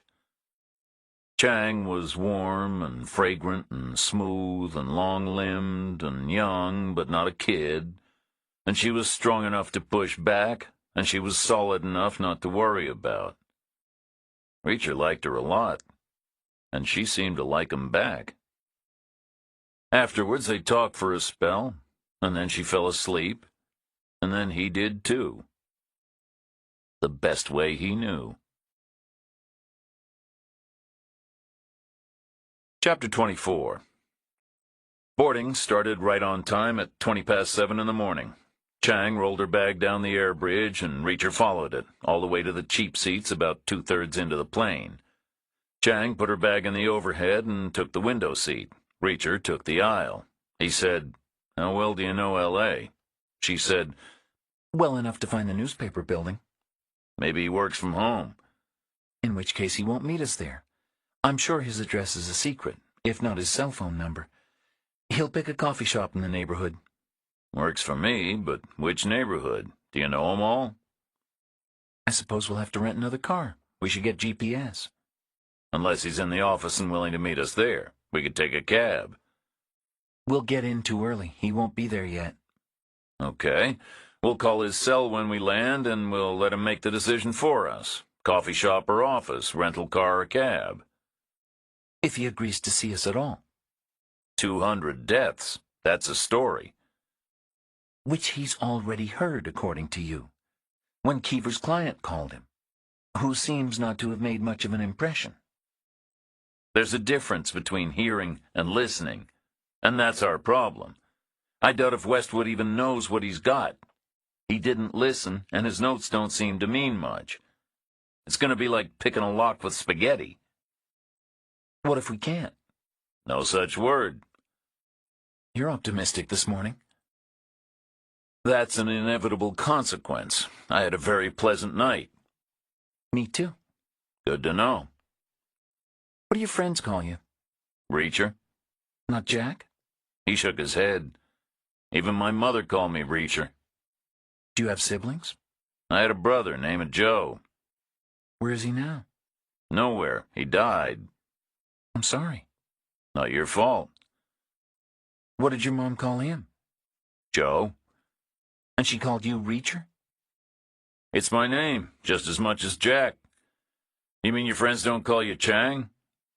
I was Officer Chang and then Special Agent Chang, but that was only at work. So what do they call you? Michelle, She said. or Shell sometimes for short, which I quite like. It's a nice diminutive, except not with my last name.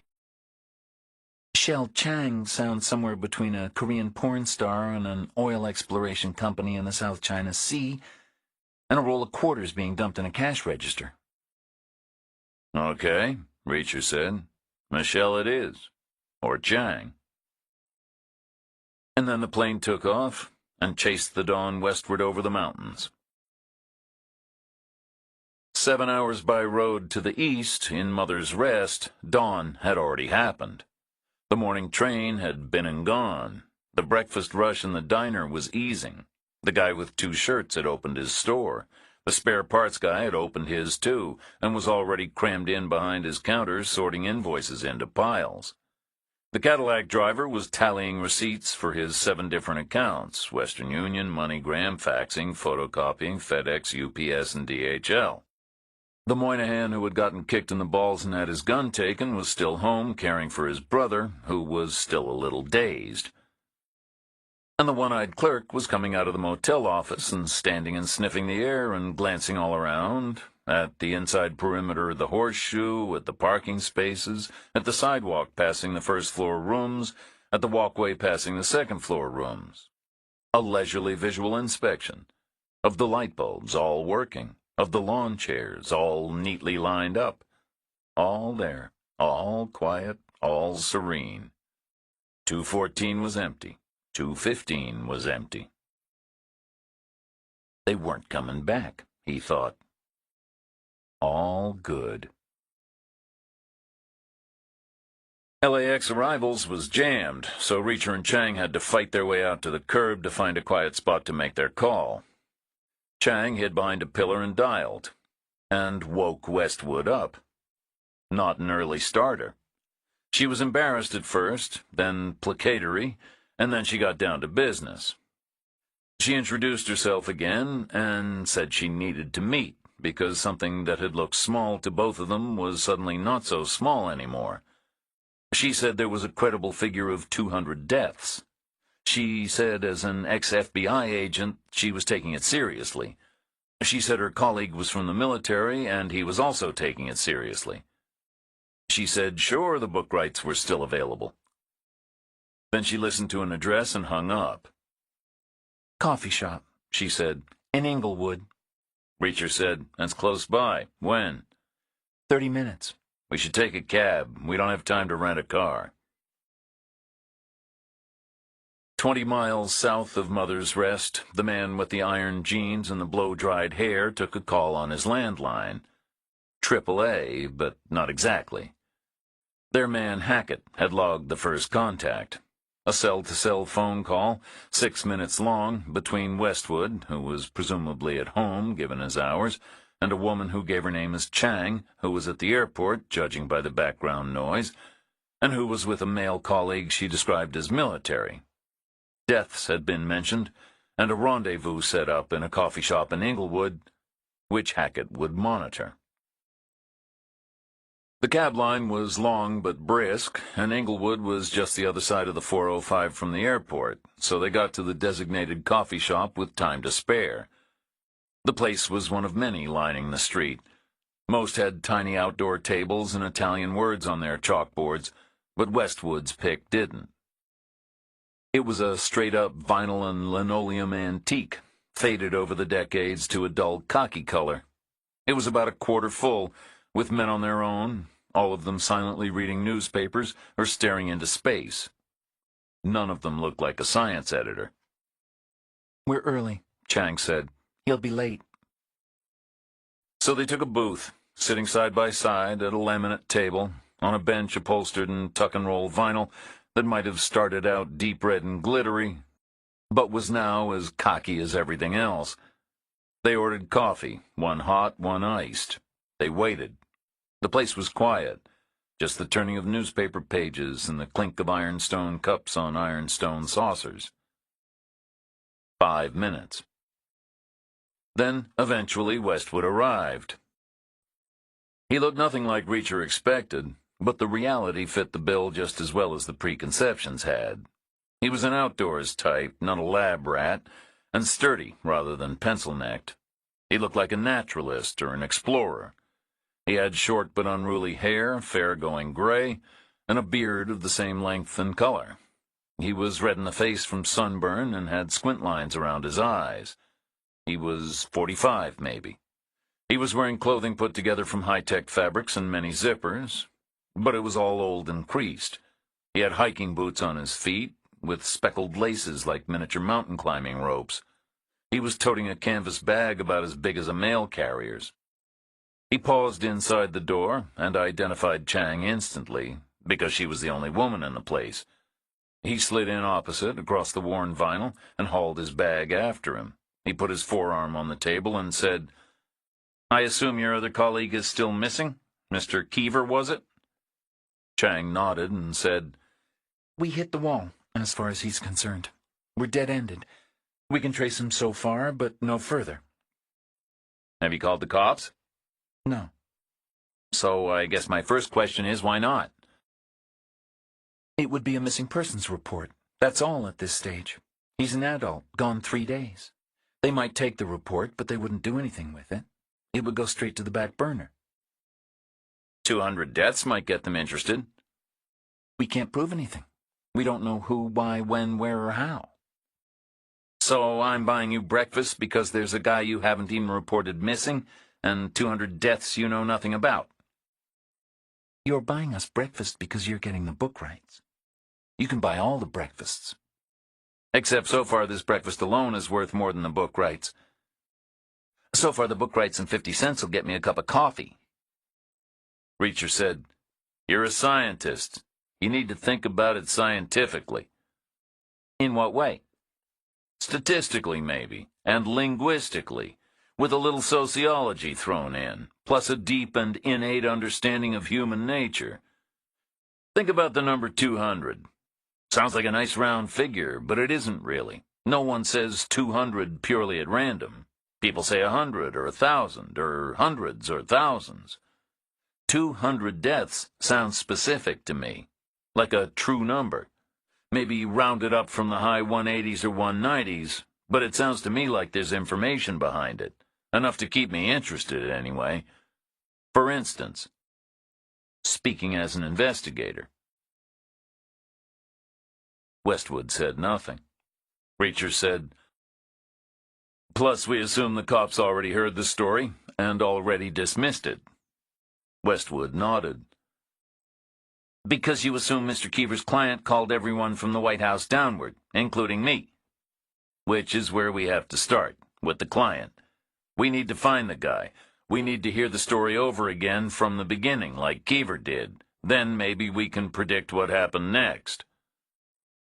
I get hundreds of calls, I told you. How many? Point taken. And you note them all down. You told us that too.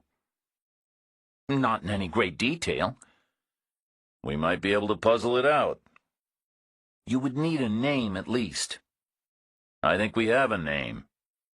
Chang glanced at Reacher. Possibly, Reacher said to her. Then he turned back to Westwood. He said, "It's probably not a real name, but it might be a start. You told us sooner or later you block the nuisance calls, when they wear out their welcome. Suppose a guy got frustrated by that and tried to start over by coming back to you under a different name and number." Might happen, Westwood said. Reacher turned to Chang and said, "Show him Keever's bookmark." Chang dug the paper out of her pocket and smoothed it on the table, the 323 phone number and Mother's Rest, Maloney. Westwood said, "That's my number, no doubt about that." Reacher said, "We took it to mean there was a guy in Mother's Rest named Maloney, who was of interest in some way. But there's no such guy. We're sure of that. We asked, and the answers weren't evasive. They were dismissive and even a little confused." "So what if you had gotten sick of Keever's client, whatever his name is, so he decided to start over and he came back to you under the name of Maloney? And then he called Keever again, and as always told him to check with you for corroboration, but this time warned him the issue wouldn't be filed under his real name anymore, but under the fake name Maloney. Maybe that's what this note means." Maybe. You got a third interpretation? I could check, Westwood said. "We'd appreciate it. We're clutching at straws here." No shit. Keever's notes are as bad as mine. They're all we've got. But even so, With a missing guy and a rumor about 200 deaths, don't you think you should at least try the cops again? I was a cop, Reacher said, and I knew plenty more. I never met one who went looking for extra work. So right now they wouldn't listen. Not yet. I can guarantee that. Just like you didn't. I could check, Westwood said again, but I don't see how a fake name will help. By leading us to the real name. How can it do that? It conceals the real name. Check who you blocked just before Maloney started calling. That's the client. We'll find more than one candidate. I block lots of people. We'll figure it out. Geography could be significant. We know he hired an investigator from Oklahoma City, and we know he reads the LA Times. That might narrow it down some. Westwood shook his head. My phone number ain't exactly easy to find. I don't pay Google to put it front and center. If your guy is good enough with computers to dig it up off the internet, then he's reading the paper online. That's for sure. Guys like that haven't bought physical print for a decade. He could be living anywhere. Good to know, Reacher said. Meet me in my office in an hour, in the Times building. Chang nodded and said, I know where it is. Then the waitress came by and Westwood ordered breakfast, and Reacher and Chang left him alone to eat it. Less than 10 minutes later, 20 miles south of Mother's Rest, the man with the iron jeans and the blow-dried hair took a second call on his landline. His contact told him Hackett had observed the meeting in the Inglewood coffee shop. He had not been close enough to hear much detail, but he had caught Keever's name, and he had lip-read Chang say they had hit the wall where he was concerned. Then at the end of the conversation, he had inferred a second rendezvous had been suggested at a location he hadn't caught, but he had heard Chang saying she knew where it was. He would stay on Westwood for the time being, who would no doubt lead him there. Chapter 25. The LA Times was in a fine old Art Deco building on West 1st and Spring in downtown Los Angeles. It had security worthy of a government agency. There was an X-ray belt and a metal detector. Reacher wasn't sure why. Maybe an inflated sense of importance. He doubted if the Times was top of anyone's target list. Probably not even on the 4th or 5th page. But there was no choice. He dumped his coins in a bowl and stepped through the hoop. Chang was slower. She still had her suitcase in her coat. But eventually they were through, and they got passes from a desk and rode up in an elevator. Westwood's office turned out to be a square cream room with shelves of books and stacks of newspapers. There was a handsome old desk under the window with a two-screen computer on it. Westwood was in a chair in front of it, reading email. His enormous canvas bag was dumped on the floor, bellied open, full of more books and more newspapers and a metal laptop computer. Outside the door, the hall was loud with the hum of busy people doing busy things. Outside the window, the sky was bright with Southern California's perpetual sunshine. Westwood said, "I'll be right with you. Take a seat." Something in his voice. Taking a seat required a little effort. Reacher and Chang cleared stacks of magazines and papers off two spare chairs. Westwood closed his email program and turned around. He said, "My legal department isn't happy. There are confidentiality issues at stake. Our database is private." Chang asked, What kind of downside do they foresee? "Unspecified. They're lawyers. Everything is downside." It's an important investigation. They say important investigations come with warrants and subpoenas, or at least missing persons reports. Reacher said, "Why did you talk to your lawyers?" Westwood said, "Because I'm required to." "Did you talk to your managing editor?" "He doesn't see a story. We ran background on Keever. He's on a bender somewhere. He's a washed-up old gumshoe." Chang said nothing. Reacher said, "I never met the guy, but I met plenty like him. Above average in every way, except loose with impulse control. But those impulses came from the best of intentions, and however washed up he was James Bond compared to the population of Mother's Rest. But they still got him." "You don't know that." "But suppose they did.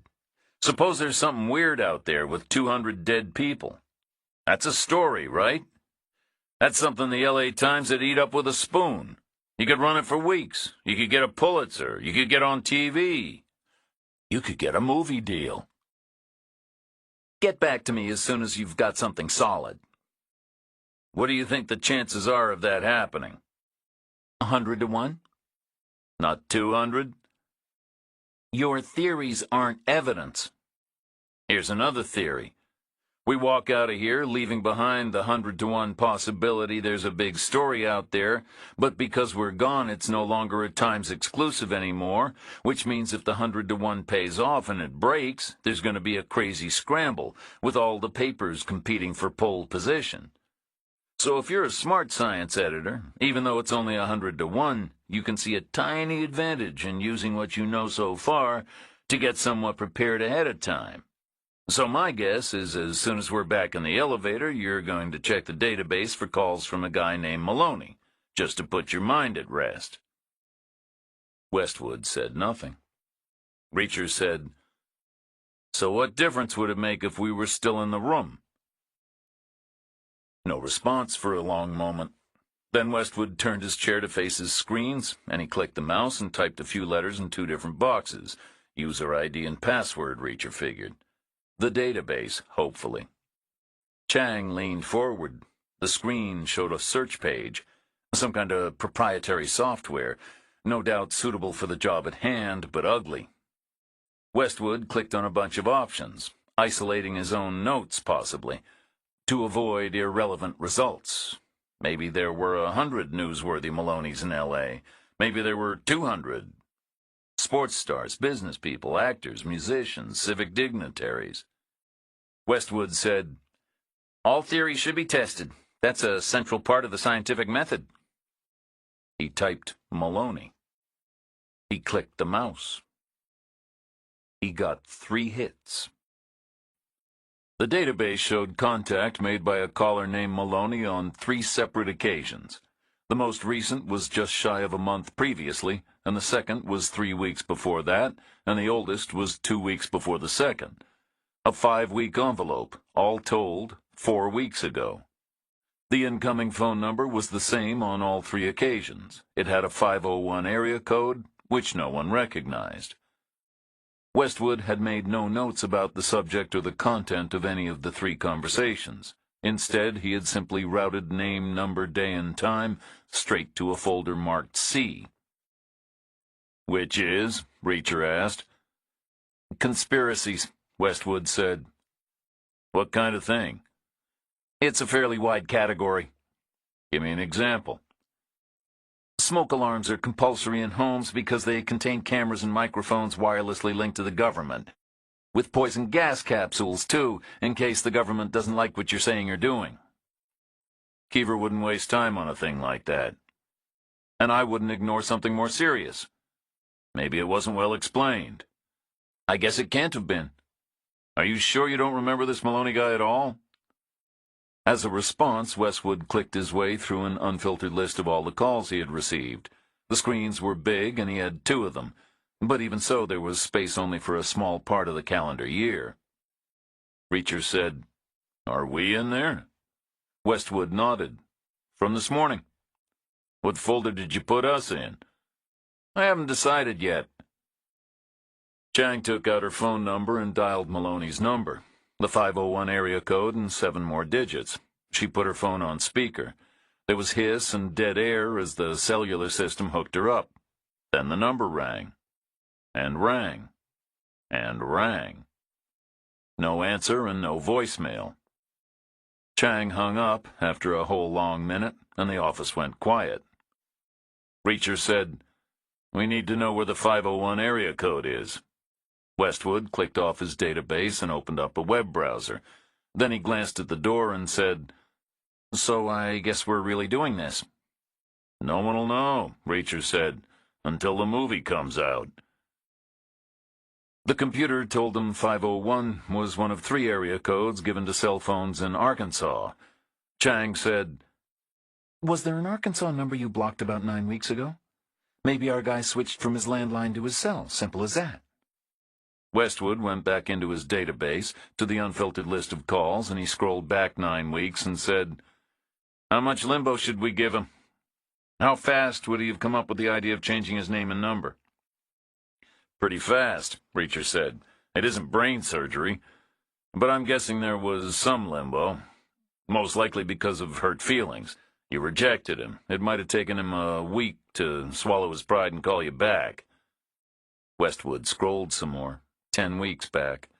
He opened the list of area codes on his second screen and went back and forth, comparing line by line, and when he was finished, he said, "I blocked 4 guys that week, but none of them was from Arkansas." Reacher said, "Try the week before. Maybe he's more sensitive than we thought."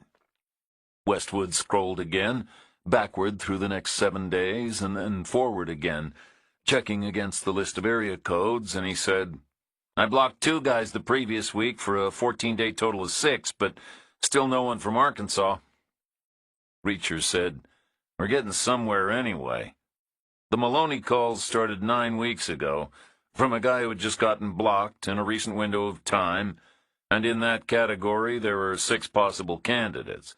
Logic says our guy is one of them, and we could be talking to him 30 seconds from now, on his other line, because you have all the original phone numbers." Chapter 26. Westwood copied and pasted the 6 names and numbers to a new blank screen. The names were a standard American mixture. They could have been the first 6 up for any team in the majors, or they could have been any 6 guys in line at the pawn shop, or the ER, or the first-class lounge at the airport. Half the numbers were cell phones, Reacher guessed, because he didn't recognize the area codes. But there was a 773 for Chicago in there, and a 505 for somewhere in New Mexico, and a 901, which he figured could be Memphis, Tennessee. Westwood put his phone in a dock on his desk and dialed the first number direct from his computer. There were speakers in the dock, and Reacher heard the beep-boop-bap of the electronic pulses, and then nothing but hiss, and then a pre-recorded voice, pitched somewhere between scolding and sympathetic. The number was out of service. Westwood hung up and checked the area code on his screen. He said, "That was a cell phone in northern Louisiana, maybe Shreveport or close by. The contract was probably terminated or canceled, as happens in the normal run of things, and the number will be reissued sooner or later." He dialed the second number. Same thing. The dialing sounds, then nothing, then the phone company voice, its script apologetic, its tone faintly incredulous that anyone would do anything as pitifully dumb as try to call a telephone number that was currently out of service. "A cell in Mississippi," Westwood said. "Somewhere north. Oxford, probably. A lot of college students there. Maybe his parents threw him off the family plan." "Or maybe it was a burner phone," Reacher said. "A pay-as-you-go from a drugstore that ran out of minutes or was trashed. Maybe they're all burners." "Possible," Westwood said. "Bad guys have done that for years to stop the government building a case. And these days citizens are learning to do the same thing, especially the kind of citizens who call newspapers with hot tips about conspiracies. Such is the modern world." He dialed the third number, another cell according to the list of area codes, this one in Idaho. And this one was answered. A guy's voice came over the speakers loud and clear. It said, "Hello?" Westwood sat up straight and spoke to the screen. He said, "Good morning, sir. This is Ashley Westwood from the LA Times returning your call." "It is?" "I apologize for the delay. I had some checking to do, but now I agree. What you told me has to be exposed, so I need to ask you some questions." "Well, yes, sure, that'd be great." The voice was pitched closer to alto than tenor, and it was a little fast and shaky with nerves. A thin guy, Reacher thought, always quivering and vibrating. 35, maybe, or younger, but not much older. Could be Idaho born and bred, but probably wasn't. Westwood said, "First I need to start with the trust builder. I need you to confirm the name of the private detective you hired." The voice said, "The name of the what?" "The private detective." "I don't understand." "Did you hire a private detective?" "Why would I do that?" "Because it has to be stopped." "What does?" "What you told me about." "A private detective would be no good for that." They'd do the same to him they'd do to everyone else as soon as they saw him. I mean, literally. I told you it's a line-of-sight thing. No one can avoid it. You don't understand. The beam cannot be beaten. So you didn't hire a private detective? No, I didn't. Do you use another cell phone with a 501 area code? No, I don't. Westwood hung up on him without another word. He said, I think I remember that guy. Apparently our minds are being controlled by beams. Reacher said, what kind of beams? Mind-controlling beams. They come off the bottom of civilian airliners. The FAA requires them. That's why they charge for checked bags now, so people will use carry-on instead, which leaves more space in the hold for the equipment. And the operator. He's down there too, like an old-fashioned bomb aimer, zapping people.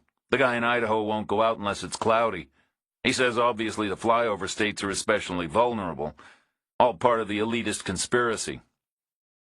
Except the most flown-over state is nowhere near Idaho. Where is it? Pennsylvania. Really? Chang said, Yes, really, because there's a lot of regular East Coast traffic, plus all the shuttles between D.C. and New York and Boston. Now, can we move on? Can we dial the next number? Westwood dialed the next number, which was the fourth, which was 901 from Memphis. The first landline, probably. They heard the dialing noises, and then the ringtone, loud in the room. The call was answered. It was a hollow clonk as a heavy headset was lifted, and a male voice said, Yes? Westwood sat up straight again and ran through the same bullshit as before. His name, the L.A. Times, the return call, the apology for the delay. The voice said, Sure, I'm not sure I understand. The guy was old, Reacher figured, slow-spoken and courtly. And if he wasn't from Memphis, he was from somewhere very close by. Westwood said, You called me at the L.A. Times 2 or 3 months ago with something on your mind? The old guy said, Sure, if I did, I surely have no recollection of it. And if I offended you in any way at all, why then certainly I apologize. No, you didn't offend me, sir. No apology required. I want to know more about your concerns, that's all. Oh, I have very few concerns. My situation is blessed. Then why did you call me? I really can't answer that question. I'm not even certain I did. Westwood glanced at Chang and back to the screen and took a breath, ready to speak again, but there was a muffled sound on the speaker and another clonk, apparently as the handset was wrestled away, because at that point a woman's voice came on the line and said, Who is this, please? Westwood said, Ashley Westwood, ma'am, at the L.A. Times, returning a call from this number. A recent call? 2 or 3 months ago? That will have been my husband. May I speak with him? You just were. I see. He didn't remember the call. He wouldn't. 2 or 3 months is a very long time. Would you have any idea what the call might have been about? Don't you? Westwood didn't answer. The woman said, I'm not judging you. If I could tune him out, I would. Are you a political writer or a science writer? Westwood said, Science. Then it will have been about granite countertops being radioactive. That's this year's topic. Which they are, as a matter of fact, but it's a question of degree. I'm sure he asked you to write a story about it, you and many others. Do you know how many others?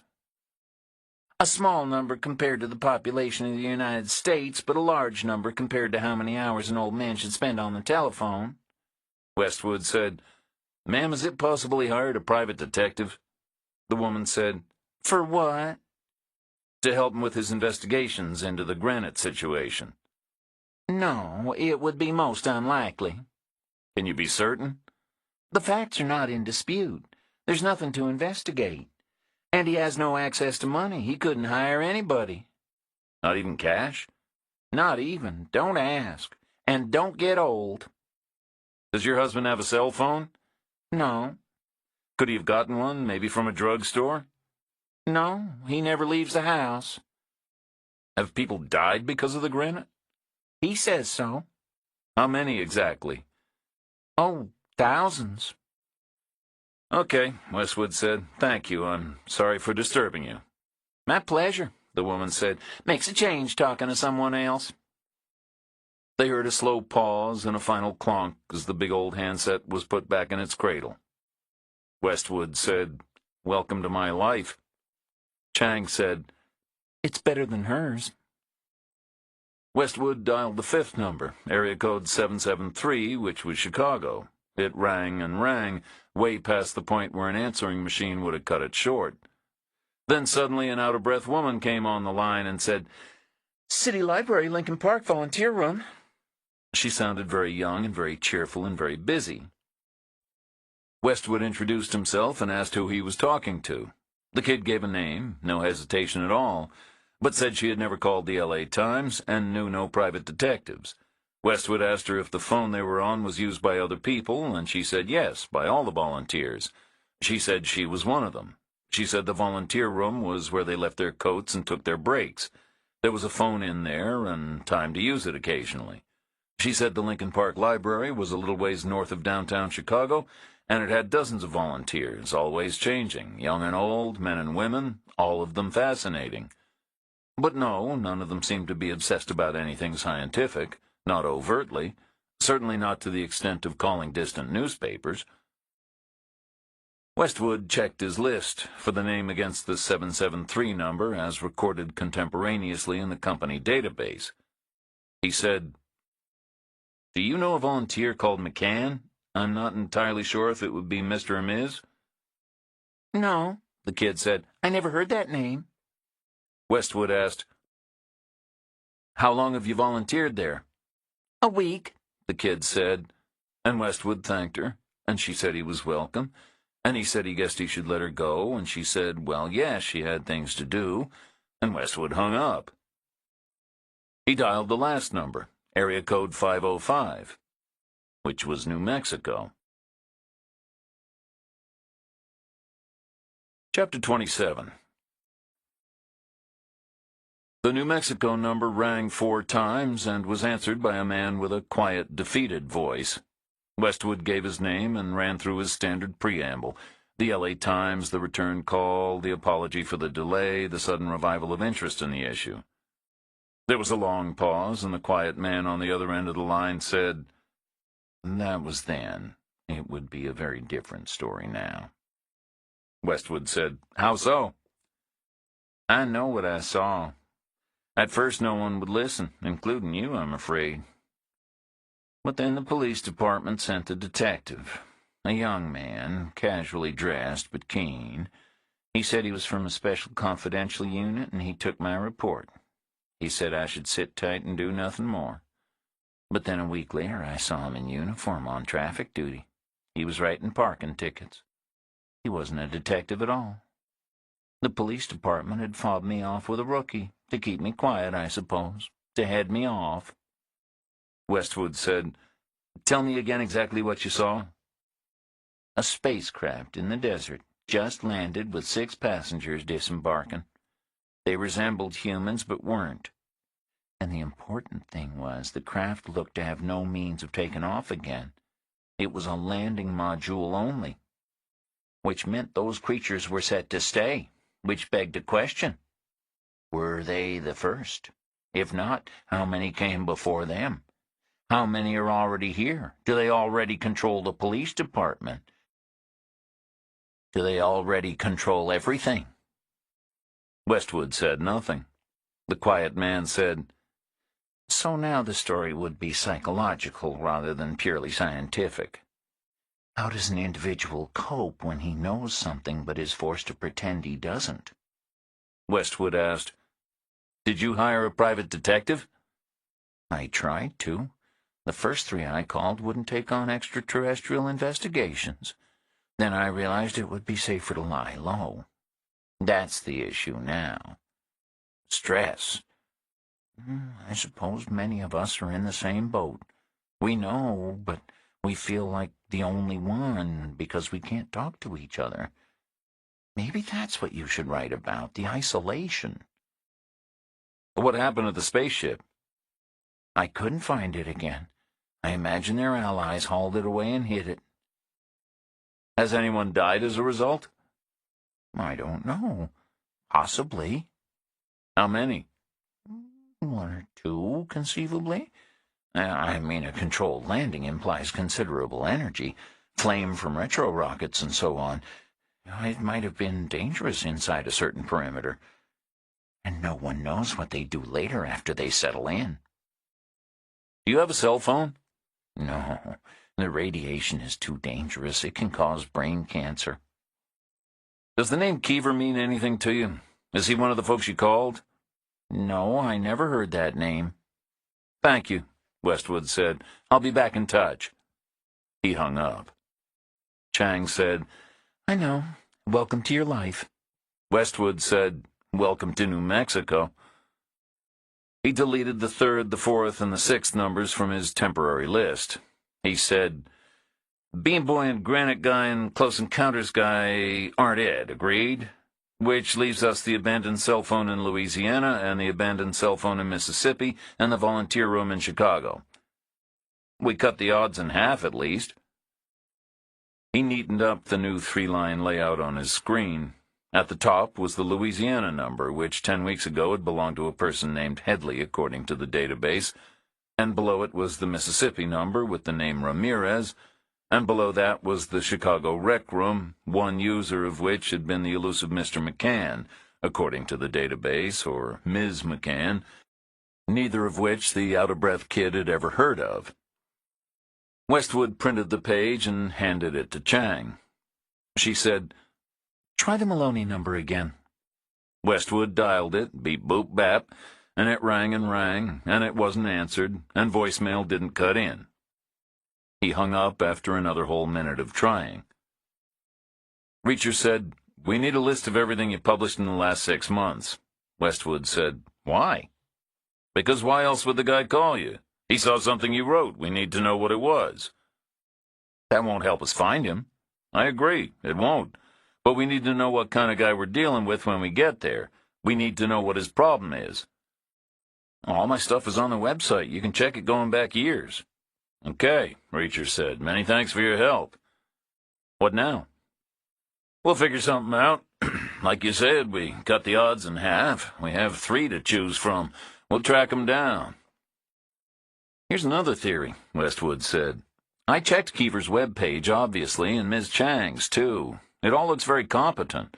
I'm sure you have all kinds of resources available to you, including your own private databases and reverse phone directories and possibly your own sources inside the phone companies themselves. Therefore, my new theory is you don't need me anymore. My theory is you'll cut me out completely now. We won't, Chang said. We'll keep you in the loop. Why would you? We don't want the book rights. Why wouldn't you? I'm too busy, and he can barely write his own name with a crayon. Reacher said nothing. Westwood said, So I stay in? Chang said, All for one and one for all. Promise? Cross my heart. But only if it's a good story. Please don't bring me beams or granite or spaceships. Reacher and Chang left Westwood in his office and rode the elevator back to the street. Chang had a laptop computer in her suitcase, and all she needed was a quiet space and a Wi-Fi connection, and then she could get to work with her private databases and her reverse phone directories and her list of sources inside the phone companies themselves. Which meant a hotel, which meant finding a taxi. There was one parked at the curb across the street, and Reacher whistled and waved at it, but for some reason it took off fast in the other direction without them. Every city had its own hailing protocol, and it was hard to keep track. They walked north towards the Children's Museum and found cabs lined up and ready to go.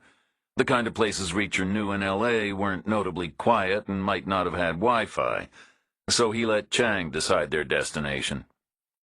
She told the driver West Hollywood, and the guy set out through the traffic. 10 minutes later, 20 miles south of Mother's Rest, the man with the iron jeans and the blow-dried hair took a third call on his landline. This time, his contact was in a chatty mood. The guy said, It was a gift. They met in the L.A. Times office for nearly an hour, which is an old building with thick walls, but Hackett got lucky. Apparently most of the business was done on the phone, and apparently Westwood uses his phone in a dock on his desk, and his desk is under his window. So Hackett had an amplified signal blasting straight through the glass. His scanner nearly blew up. They made 7 calls in total. 2 were expired cell phones, 1 was a cell phone that didn't answer, and 1 was a public phone in Chicago. The other 3 were weirdos they gave up on. Keever's name was mentioned once, and private detectives in general all 3 times, plus once more to the shared number in Chicago, where Westwood also asked about the name McCann. The man south of Mother's Rest was quiet for a very long time. Then he said, "But no real progress." "That's for you to decide. They got 3 possibles. I'm sure one of them was Keever's client, and I'm sure you know which. They got phone data, which can be checked. I've seen things go bad from less." "I need to know if they contact the phone companies, like a distant early warning system. And if they do, I need to know what the phone companies tell them." "That would cost extra, I'm afraid. Phone companies can be secretive. Palms would need to be greased." "Do it." "Okay." "Then what happened?" "Then it got a little comical." "How so?" "Westwood stayed inside, and Reacher and Chang left." "Where did they go?" "That's where it got comical. Hackett lost him. He was posing as a cab driver. No better cover in a city. But Reacher tried to hail him, so he had to take off fast." "That's not good." "He has Chang's phone in his system. As soon as she makes a call, he'll know exactly where they are." Chapter 28. The address in West Hollywood that Chang chose was a motel, not unlike the one in Mother's Rest, except its more glamorous location made it hip and ironic, rather than old and sad. Reacher paid cash for a room, which had a desk and a chair and a choice of wired or wireless connection. But best of all, it had a king-size bed, flat and wide and firm. They both looked at it and kissed, meaning it, but only briefly, like people who knew they had work to do first. Chang sat down and plugged in her laptop. She unfolded the paper Westwood had printed. 3 names, 3 numbers. She said, "Are you a gambling man?" Reacher said, "Louisiana's right next to Arkansas, which could explain why the guy has those 2 area codes. But so is Mississippi just the same. Chicago isn't, but a guy with the real name McCann might choose Maloney for an alias. Maybe it was his mother's name. So at this point, I would say it's even money." "Where do you want to start?" "With the current 501. It might be a recent contract. It might have a real name on it." "If it isn't a burner." She opened a search page just as ugly as Westwood's and typed in the number, 501 and 7 more digits. The screen said, "Refer." Reacher said, "What does that mean?" She said, "It means it isn't in the reverse directory, but there's information to be had. At a price from a source in the phone company." "How big of a price?" $100 probably. "Can you afford it?" "If it comes to anything, I'll bill the LA Times." "Check the others first, in case you need a quantity discount." Which turned out to be a possibility. The Chicago number came back exactly as advertised, one of a dozen lines into the Lincoln Park branch of the city library.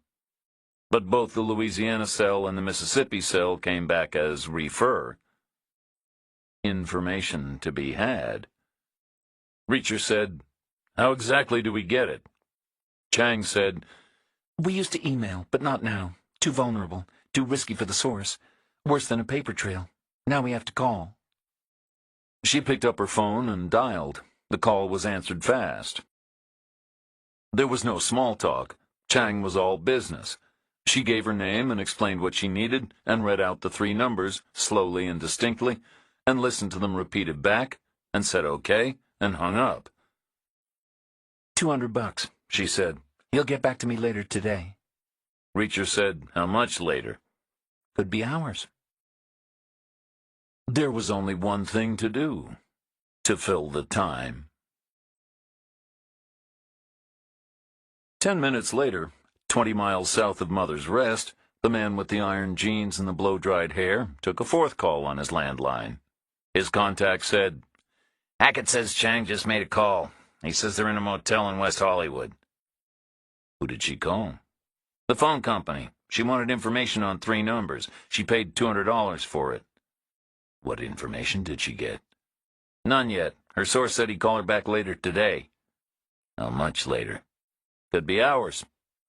Can you get it faster? Save your money. Hackett is listening. You'll know when she knows. How far away is he? He's heading to West Hollywood now. I'm sure he'll be in place before the guy calls back. The motel bed was indeed flat and wide and firm. Reacher lay on his back, filmed with sweat, the AC not really cold, the ceiling fan busted. Chang lay beside him, breathing deep. Reacher's theory had always been the second time was by far the best. No more tiny inhibitions, no more first-time fumbles, yet still plenty of novelty and excitement. But that theory had been shattered. It had been blown apart. All theories should be tested, Westwood had said. That's a central part of the scientific method. And tested it they had. The second time, an hour ago, had been sensational. But the third time had been better. Way better. Reacher lay there, drained, empty, his bones turned to rubber, relaxed in a way that made any previous notion of repose seem like furious agitation. Eventually, Chang rolled up on one elbow and traced her fingers over his chest, to his neck, to his face, and down again, as if learning him, as if memorizing the slabs and contours of his body. In turn, he was happy with stillness, his hand on the inside of her thigh, unmoving but alive with the thrill of hot skin, damp but velvet smooth, the muscle under it slack, a tiny pulse ticking against his palm. She said, Reacher? He said, Yes? Nothing. I'm just trying it out. Her hair was on his shoulder, thick and heavy. Her breasts were crushed against his arm. He could feel the beat of her heart. She said, Have you ever been married? No, he said. You? Once, but it didn't last. Like so many. She said, What's the longest relationship you ever had? 6 months, he said, or thereabouts. Postings made it difficult. I got moved too often. It was a lottery. A double lottery if she was in the service, too. Mostly it was like ships that pass in the night. Her phone rang.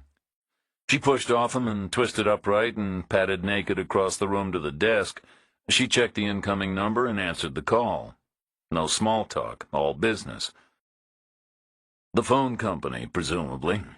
She found a pen and padded back to the nightstand, where there was a pad of motel paper, all brittle and yellowed with age. She carried it back to the desk and bent down and started making notes, first on one page and then on a second and then on a third. At one point she turned towards him and leaned forward and winked. He propped himself on his elbows.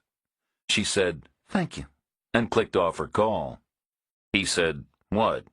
She said, Wait. She woke her computer and clicked and typed, and her face was lit by cold gray light from the screen. She put her fingertips on the touchpad and swiped and scrolled and zoomed. Then she smiled. He said, What? She said, All 3 numbers were burner phones, all prepaid, all bought at pharmacies. The Louisiana phone is recent, from a drugstore in Shreveport. It had to be registered before it could be used. That's the system now. You buy it, you use it to call an 800 number, it gets assigned an area code local to where you're calling from, plus an available number. Which all happened. Then it was used 11 times. And then it ran out of minutes and it wasn't topped up fast enough, so it lapsed. It was taken off the air. The number will be reissued about 6 months from now. Who did it call? Westwood, in L.A. All 11 times. From where? Shreveport, the same cell tower every time. Reacher said nothing. Chang said, And the Mississippi phone was exactly the same, more or less, except it's a little older. It was bought a year ago at a drugstore in Oxford and registered with a local Mississippi area code and topped up 4 times, but eventually abandoned. All usage was in Oxford, all on 2 towers. Dozens of calls to Westwood, from a school and a dorm maybe, if he was right, and the guy was a college student. Good to know, Reacher said, but not worth a wink and a smile. So tell me about the Arkansas number. I'm guessing that's where the action is. Chang smiled again, still naked, still happy, relieved, satisfied, and excited. She said, "The Arkansas number is different. It's a drugstore burner like the others, except it's still on the air, even though it's originally much, much older. It was part of a huge Walmart order from years ago. Back then they came with numbers already built in and pre-assigned. Hence the Arkansas area code, because Walmart's HQ is in Arkansas. But it wasn't sold there. Wasn't sold anywhere, in fact, at least not by Walmart. It got replaced by a newer model, and earlier this year the last of the unsold stock was auctioned off for 10 cents on the dollar. About 100 units, my guy thinks." Who bought them? "A middleman in New Jersey, a kind of broker, a specialist in such things." And he sold them on? "That's what middlemen do." When? 12 weeks ago. Who'd he sell them to? Chang's smile got wider. She said, "He sold them to a mom-and-pop drugstore in Chicago." He said, where in Chicago? She turned her laptop so he could see its screen. He craned his neck. Gray light and straight lines. Google Maps, he figured, or Google Earth, or whatever kind of Google it was that showed satellite pictures of city streets. Chang said, "It's a little ways north of downtown. It's literally right next door to the Lincoln Park branch of the city library." Still naked, still excited, still smiling, Chang tried the number again, the grandfathered 501 area code plus 7 more digits, but as before it rang and rang without being answered and without going to voicemail. She gave it a whole hopeful minute and then she hung up. Then she put her phone on speaker and called Westwood and found him in his office at the LA Times. She said, "The 501 number is a pharmacy burner that was sold in a store right next to the Lincoln Park Library in Chicago. Therefore, Maloney is McCann. We're assuming he volunteers in the library, which would give him open access to the 773 number he used before. Then when you blocked him, he went next door and bought a cell phone and tried again. We need to know his history. We need to know when he started calling." Westwood said, I'll check. They heard pattering keys and clicking and scrolling and breathing. Reacher pictured the twin screens and the phone in the dock. Then Westwood came back and said, "The first McCann call came in a little over 4 months ago. There were 15 more before I blocked him. Then he changed to Maloney and called 3 more times, but you know that." "Got notes on the earlier calls?" Nothing, I'm sorry. "Don't worry, we'll figure it out." Keep in touch. "We will." She hung up. Reacher said, we should find a main number for the library. They must have details on their volunteers. We could get a home address. She said, "We should shower first and get dressed. I feel weird doing this with no clothes on." Reacher said nothing. The man with the iron jeans and the blow-dried hair took a 5th call on his landline. His contact said, The phone company just called her back, and then she called the LA Times immediately. She's all excited about a guy named McCann in Chicago. There was a long, long pause. Then the man with the jeans and the hair asked, "Did she speak to him?" To McCann? His contact said, "No." "But she has his phone number." Actually, she has 2 phone numbers, although one of them seems to be in a public library. Apparently, McCann volunteers there. She already knows where he works. Volunteering's not the same thing as working. Why hasn't she spoken to him? She tried to. She called his cell, but he didn't answer. Why wouldn't he? How would I know? I'm asking you as a professional. I want analysis. That's what I pay you for. What are the possible reasons for not answering a cell phone call? Sudden decease of the cell phone owner, loss of the cell phone under the seat of a city bus or similar, not recognizing the incoming caller ID while in a misanthropic mood, being in a location or environment where taking a call would be socially unacceptable. There are hundreds of reasons. What's her next move? She'll keep trying the cell number, and she'll go through the main switchboard at the library to get whatever data is kept on the volunteers. Like an address? That might be difficult. There would be privacy issues. So what then? She'll go to Chicago. She'll go anyway. If McCann was Keever's client, she'll want to interview him, and she can't expect him to fly out to her. And Reacher will go with her to Chicago. Most likely.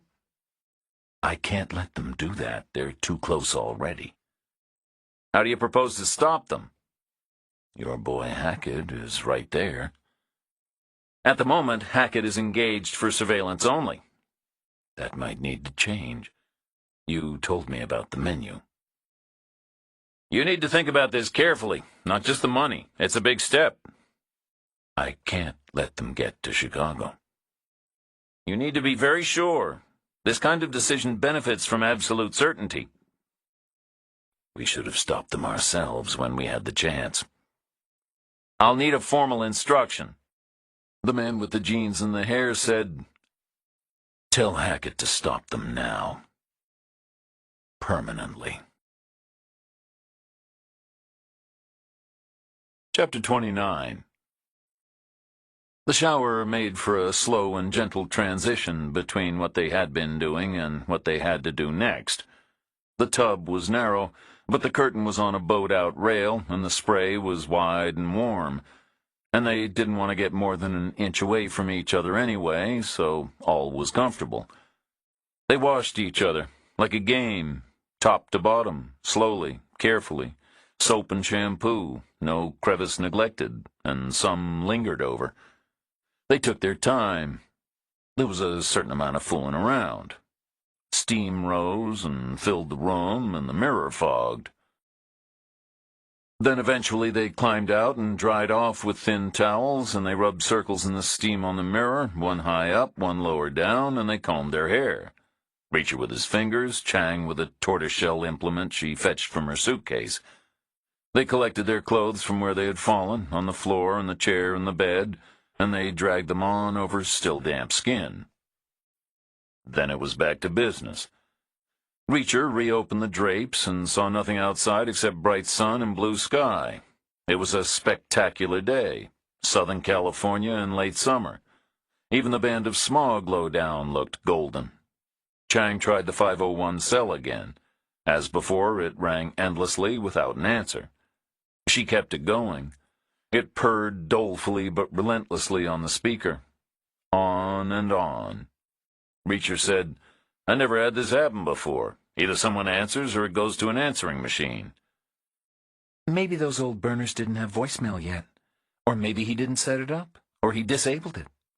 Can you do that? I don't know. Why isn't he answering? He can't have it both ways. Either you use voicemail or you answer your damn phone. He's given up. No one would listen to him. So he dumped the phone. It's ringing in a drawer somewhere. Reacher was a need-to-know person where technology was concerned. He understood faxes and telexes and military radio and the United States Postal Service, but he had never needed to know anything about civilian cell phones. He had never owned one. Why would he? Who would he call? Who would call him? The little he understood came from everyday observation. He pictured the phone in his mind, ringing and ringing. Vibrating, too, probably. Ringing and buzzing. Powerful and energetic. He said, "The battery must be charged. If it went dead, the phone would switch off and the network would know. So he must plug it in from time to time." So maybe he went out to the store and left it behind. Reacher glanced out the window and didn't answer. The phone kept on ringing. Chang said, What? "Nothing." But in his mind's eye, he was getting a lonely picture of a phone on the floor, alive, hopping around like a faithful spaniel pawing at its dead master, trying to get his attention, not understanding. Out in the moors, maybe, or in a grand living room. A heart attack, perhaps, or gout, or whatever guys with spaniels died of. But he was a need-to-know, data-driven person, so all he said was, "Shut it down and try the library switchboard instead." Chang killed the call, and the room went quiet. She woke her computer and clicked her way to a web page for the Chicago library system. The Lincoln Park branch had its own inquiries number, a 773 area code plus 7 more digits, not far removed from the volunteer room number they'd gotten before. She dialed and got a menu, English or Spanish. Touch 1 for this, touch 2 for that. To speak with a person, touch 9. She touched 9. There was a ringtone, and then a woman's voice came on and said, "How may I help you?" Chang introduced herself the same way she had to Westwood the very first time. She said her name, and she said she was a private inquiry agent, now based in Seattle, but previously with the FBI, and that last part seemed to help. The woman in Chicago seemed impressed. Chang said, "I understand you have volunteers helping out?" "That's correct," the woman said. "Do you have a volunteer named McCann?" "We did. But not anymore?" We haven't seen him for 3 or 4 weeks." "Did he quit?" "Not as such, but volunteers tend to come and go." "What can you tell me about him?" "Why do you need to know? Is he in trouble?" "He was my firm's client, but we lost touch.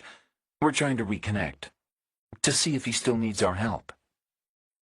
"Well, he's an older man, very quiet, keeps himself to himself, but he does good work. We'd like to reconnect, too." "Did he have any burning interests or things on his mind?" "I'm not sure. He was never exactly a chatterbox." "Is he local? Do you have an address for him?" Dead air from Chicago. Then the woman said, "I'm sorry, but I'm really not permitted to give out that kind of information. We have to respect our volunteers' privacy."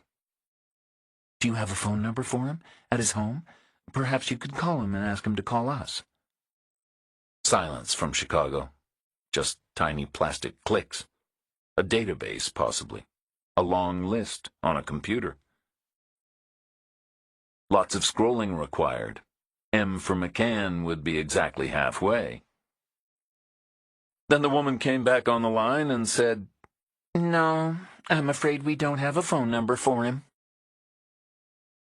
After that, they checked Chang's secret private eye databases for guys named McCann in Chicago, in case he stood out some other way. But they got hundreds of random hits, as was to be expected, Reacher supposed, given ethnic names and historic patterns of migration. Maybe their McCann was one of them, but there was no way of knowing. He was hidden like a grain of sand on a beach. After that, they checked the airlines. There was plenty of choice. LAX to ORD was a big deal route. There were multiple departures all through the afternoon hours, which made sense. Folks could get home before their natural bedtimes, 2 time zones east. Anything later approached red-eye territory. The major carriers were all charging the same price to the penny, so Chang went with American, where she had a gold card, and she booked on the phone through a gold card person. More reliable in urgent situations, she said, and better seats. Reacher put his toothbrush in his pocket, and she packed her suitcase with her comb and her computer and its charger and her phone charger. She zipped it up. She said, "Okay." Reacher nodded and said, "Let's go find a cab." Chapter 30. They stepped out the door and blinked in the bright sun and stopped by the office to return the key. The clerk seemed perturbed by their early departure, at first worried there was something wrong with the room. And when they told him there wasn't, he seemed to assume they saw the place as a hot sheets by-the-hour convenience and got upset all over again. Reacher told him it was an urgent change of plan, that was all, just business, nothing more. But he saw the guy's point. Their hair was still wet from the shower, and the afterglow was coming off them in waves, like nuclear radiation. There was a cab at the curb across the street. Reacher whistled and waved, the same as before, and this time it worked. The cab pulled a slow curb-to-curb U-turn and came to rest with the rear door handle exactly level with Reacher's hip. The driver popped the trunk and climbed out to help with Chang's suitcase. He was a big guy in a short-sleeved shirt, his forearms roped with muscle, his nose bent from an earlier break, his eyebrows thick with scar tissue. A boxer in his youth, Reacher thought. Or just plain unlucky. The guy lifted the suitcase like it was weightless and placed it in the trunk. Chang slid in across the vinyl bench behind the driver's seat, and Reacher climbed in beside her. The driver got back behind the wheel and caught Reacher's eye in the mirror. "LAX," Reacher said. "American, domestic." The cab took off, slow and steady through the winking sunlight, left and right on the side streets to Santa Monica Boulevard, where it headed south and west towards the 405. This time, the guy with the jeans and the hair didn't wait for his landline to ring. He wanted to get ahead of the news, so he dialed his contact preemptively. He said, "Is it done?" His contact said, "Don't worry, it will be." So it isn't done? Not yet. But Hackett was right there. "Let us do what we're good at, okay? 2 dead in a West Hollywood motel room would have been a disaster. They go to town over a thing like that. There would have been 10 squad cars there in a thin minute. They'd have put 4 detectives on it. It would have been on the evening news. Hackett can't afford that kind of exposure. Too much risk. He has to be able to work again." "So when?" "Trust me, they won't get on the plane." The 405 was busy, as always, but it was moving. 3 lanes, keeping pace, all bright colors and clean paint and wax and chrome, and fierce flashing sun, and the tawny hills in the background. The ride was soft. Chang had her window all the way down, and the breeze was warm. It was blowing her hair around. Her T-shirt was damp on the shoulders where it had rested. The driver was neat and precise in his movements, no slamming around. He was staying in the right-hand lane, going with the flow, as good a way as any on LA's freeways. They would get there when they got there. Reacher was leaning back in his seat, still deeply content, still rubbery, and Chang looked the same beside him. She said, "A library volunteer is bound to be local, right? It's a community thing, basically. It's not like we'll have to search the whole of Chicago." Reacher said, "You should check what Westwood wrote 4 months ago. We need to know what was on McCann's mind before we meet him. We need to know what triggered his first call." Chang took out her phone and used her thumbs to ask for the LA Times website. The cell network was slower than Wi-Fi, but it got there in the end. She said, 4 months exactly? Or do we assume he researched an earlier piece? "Good point," Reacher said. "I guess if McCann is an internet guy, he could have found anything. But listing everything Westwood ever wrote in his life won't help us. Try a 3-month window, 4, 5, and 6 months back." Chang used the site's own search box and typed Westwood. She got a bunch of stuff about the LA neighborhood of the same name. So she changed the search to Ashley Westwood in quote marks, which worked much better.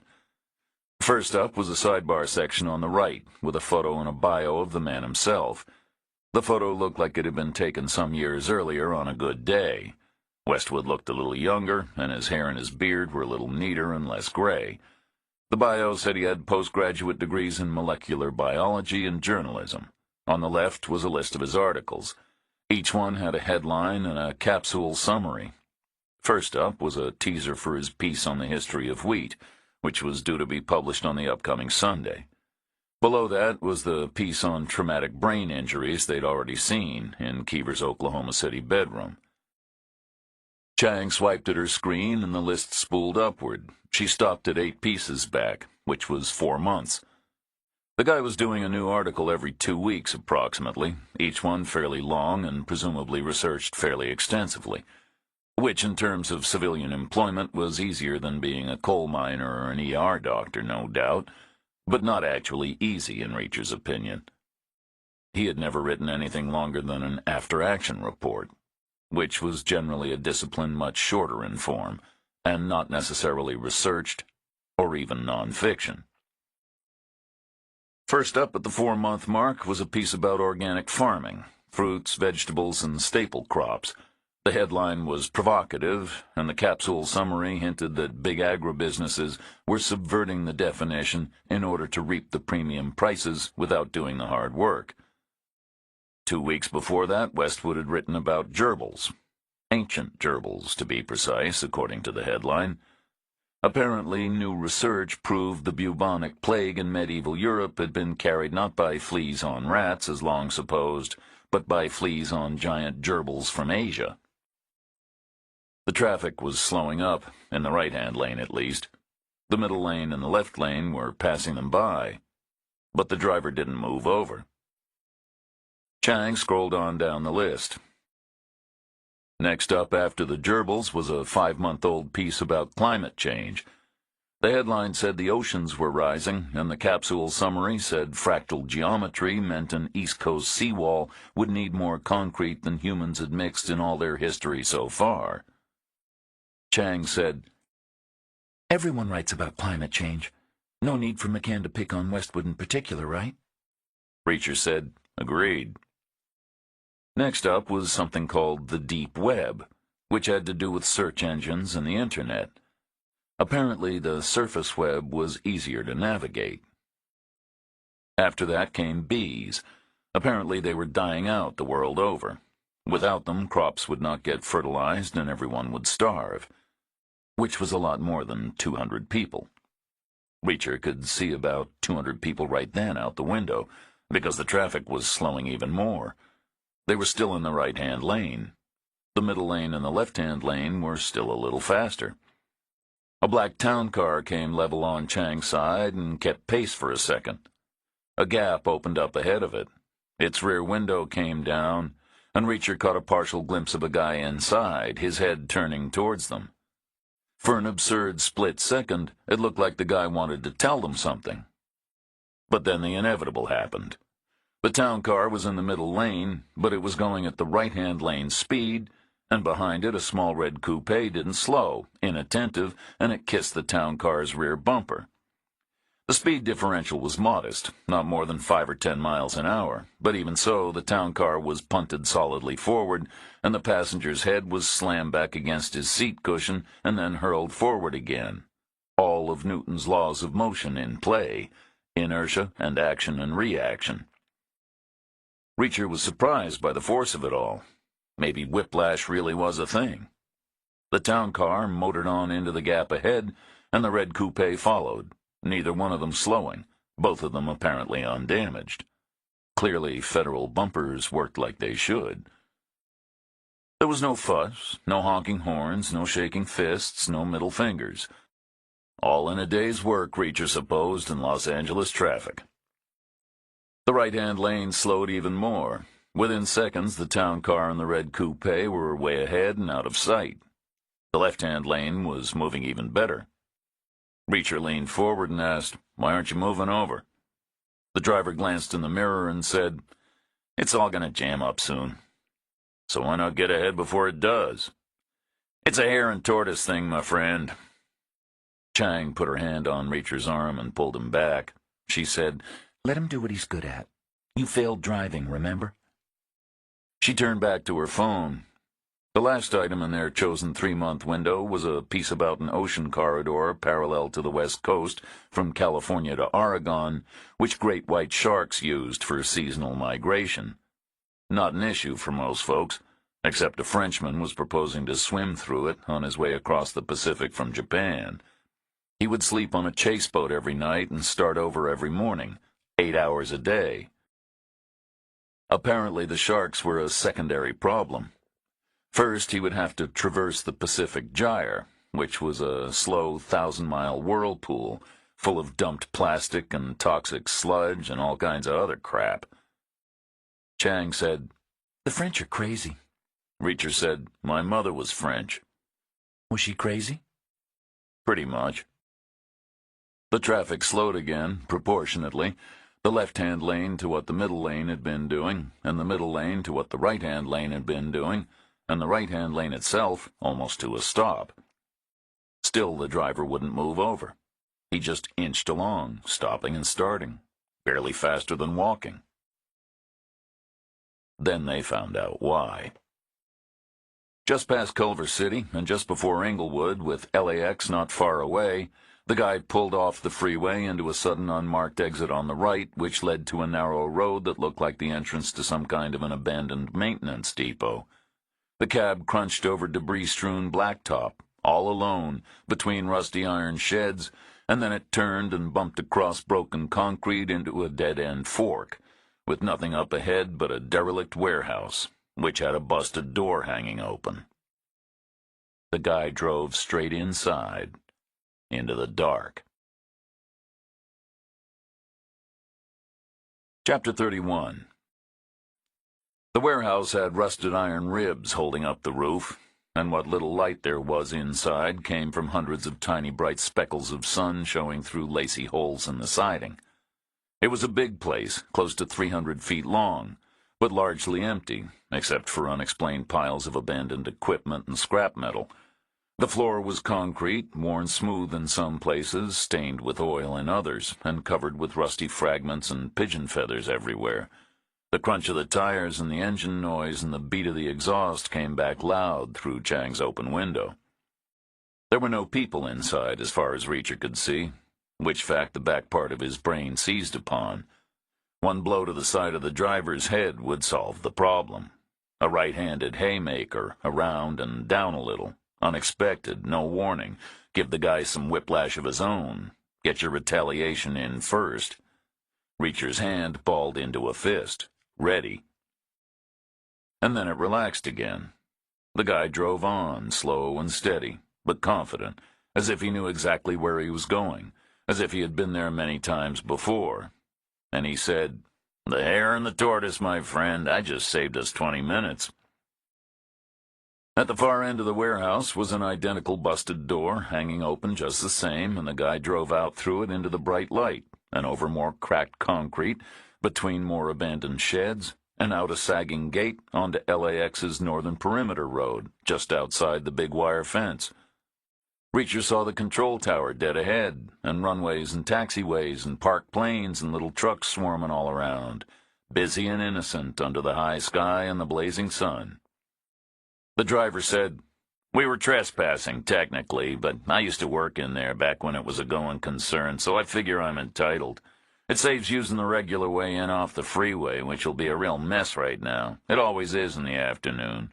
I lose $1 or $2 on the meter, but I make it back double because I get a new fare all the faster. My secret sauce. A little local knowledge never hurts." He turned right on a cargo road and followed the outside of another big wire fence, and 10 seconds later they were back in the river of town cars and taxis and friends and relatives, all heading for the terminals. A minute after that they were at American, slowing down, pulling over, and stopping. Another minute, and Chang's suitcase was out on the sidewalk, upright, handle raised, and ready to go, and the driver was paid and tipped and pulling away again. Chang got flimsy paper boarding passes from a machine, and then they headed for the security line. They didn't get there. A guy stepped in the way. He was about 40, pink and solid, with short fair hair. He was wearing tan chinos and a blue polo shirt under a blue warm-up jacket. All the garments looked institutional, a uniform of sorts. He was wearing a lanyard around his neck. It was tangled, and the badge on the end was turned the wrong way around. He said, "Ma'am, sir, I watched you walk inside from the curb." Reacher said, "Did you? You passed by the curbside bag drop and used a no-check bags machine?" "Did we?" "Sir, you have no luggage, nothing checked, no carry-on, not even a personal item." "Is that a problem?" "Frankly, sir, yes it is. It's unusual behavior. It's one of the things on our list." "Whose list?" The guy stared for a second, and then he figured it out and glanced down to where his ID was hanging backward. He made a little noise in his throat, either irritation or frustration, and he flipped the badge around. Reacher saw a pink thumbnail photograph on the right and the blue letters LAPD on the left, plus a bunch of lines too small and pale to read. The guy said, "Counterterrorism." Reacher said, "I agree having no luggage is statistically rare. That's a matter of simple observation. But I don't see why negative inferences need to be drawn." "I don't make the rules. You'll have to come with me, I'm afraid, both of you." Chang said, "Where?" "To talk to my boss." "Where is he?" "In the van at the curb." Reacher glanced out the sliding doors and saw a dark blue panel van parked in the no-waiting lane about 30 yards away. Not very clean, not very shiny. "Surveillance," the guy said, "and by boss I mean my watch supervisor for the day, not my real boss. The man in the van has the responsibility. It's that simple. This is pure routine, no big deal at all." Reacher said, "No." "Sir, that's not a word right now. This is national security." "No, this is an airport. This is where people get on airplanes, which is what we're gonna do, with one bag between us, so either arrest us or step aside. That kind of attitude is on the list, too. Higher or lower than the no luggage thing. Sir, you're not helping yourself. In what endeavor? The guy got all tensed up, and a pair of LAPD uniforms strolled into view, with all kinds of hardware on their bulky hips. Then the guy breathed out with the same kind of sound as before, either irritated or frustrated, and he said, "Okay, you folks have a safe flight." And he walked on, diagonally, already scanning the middle distance for new alerts. Chang's gold card guy had gotten them some kind of pre-approved status on their boarding passes, which let them use a special line through security and keep their shoes on.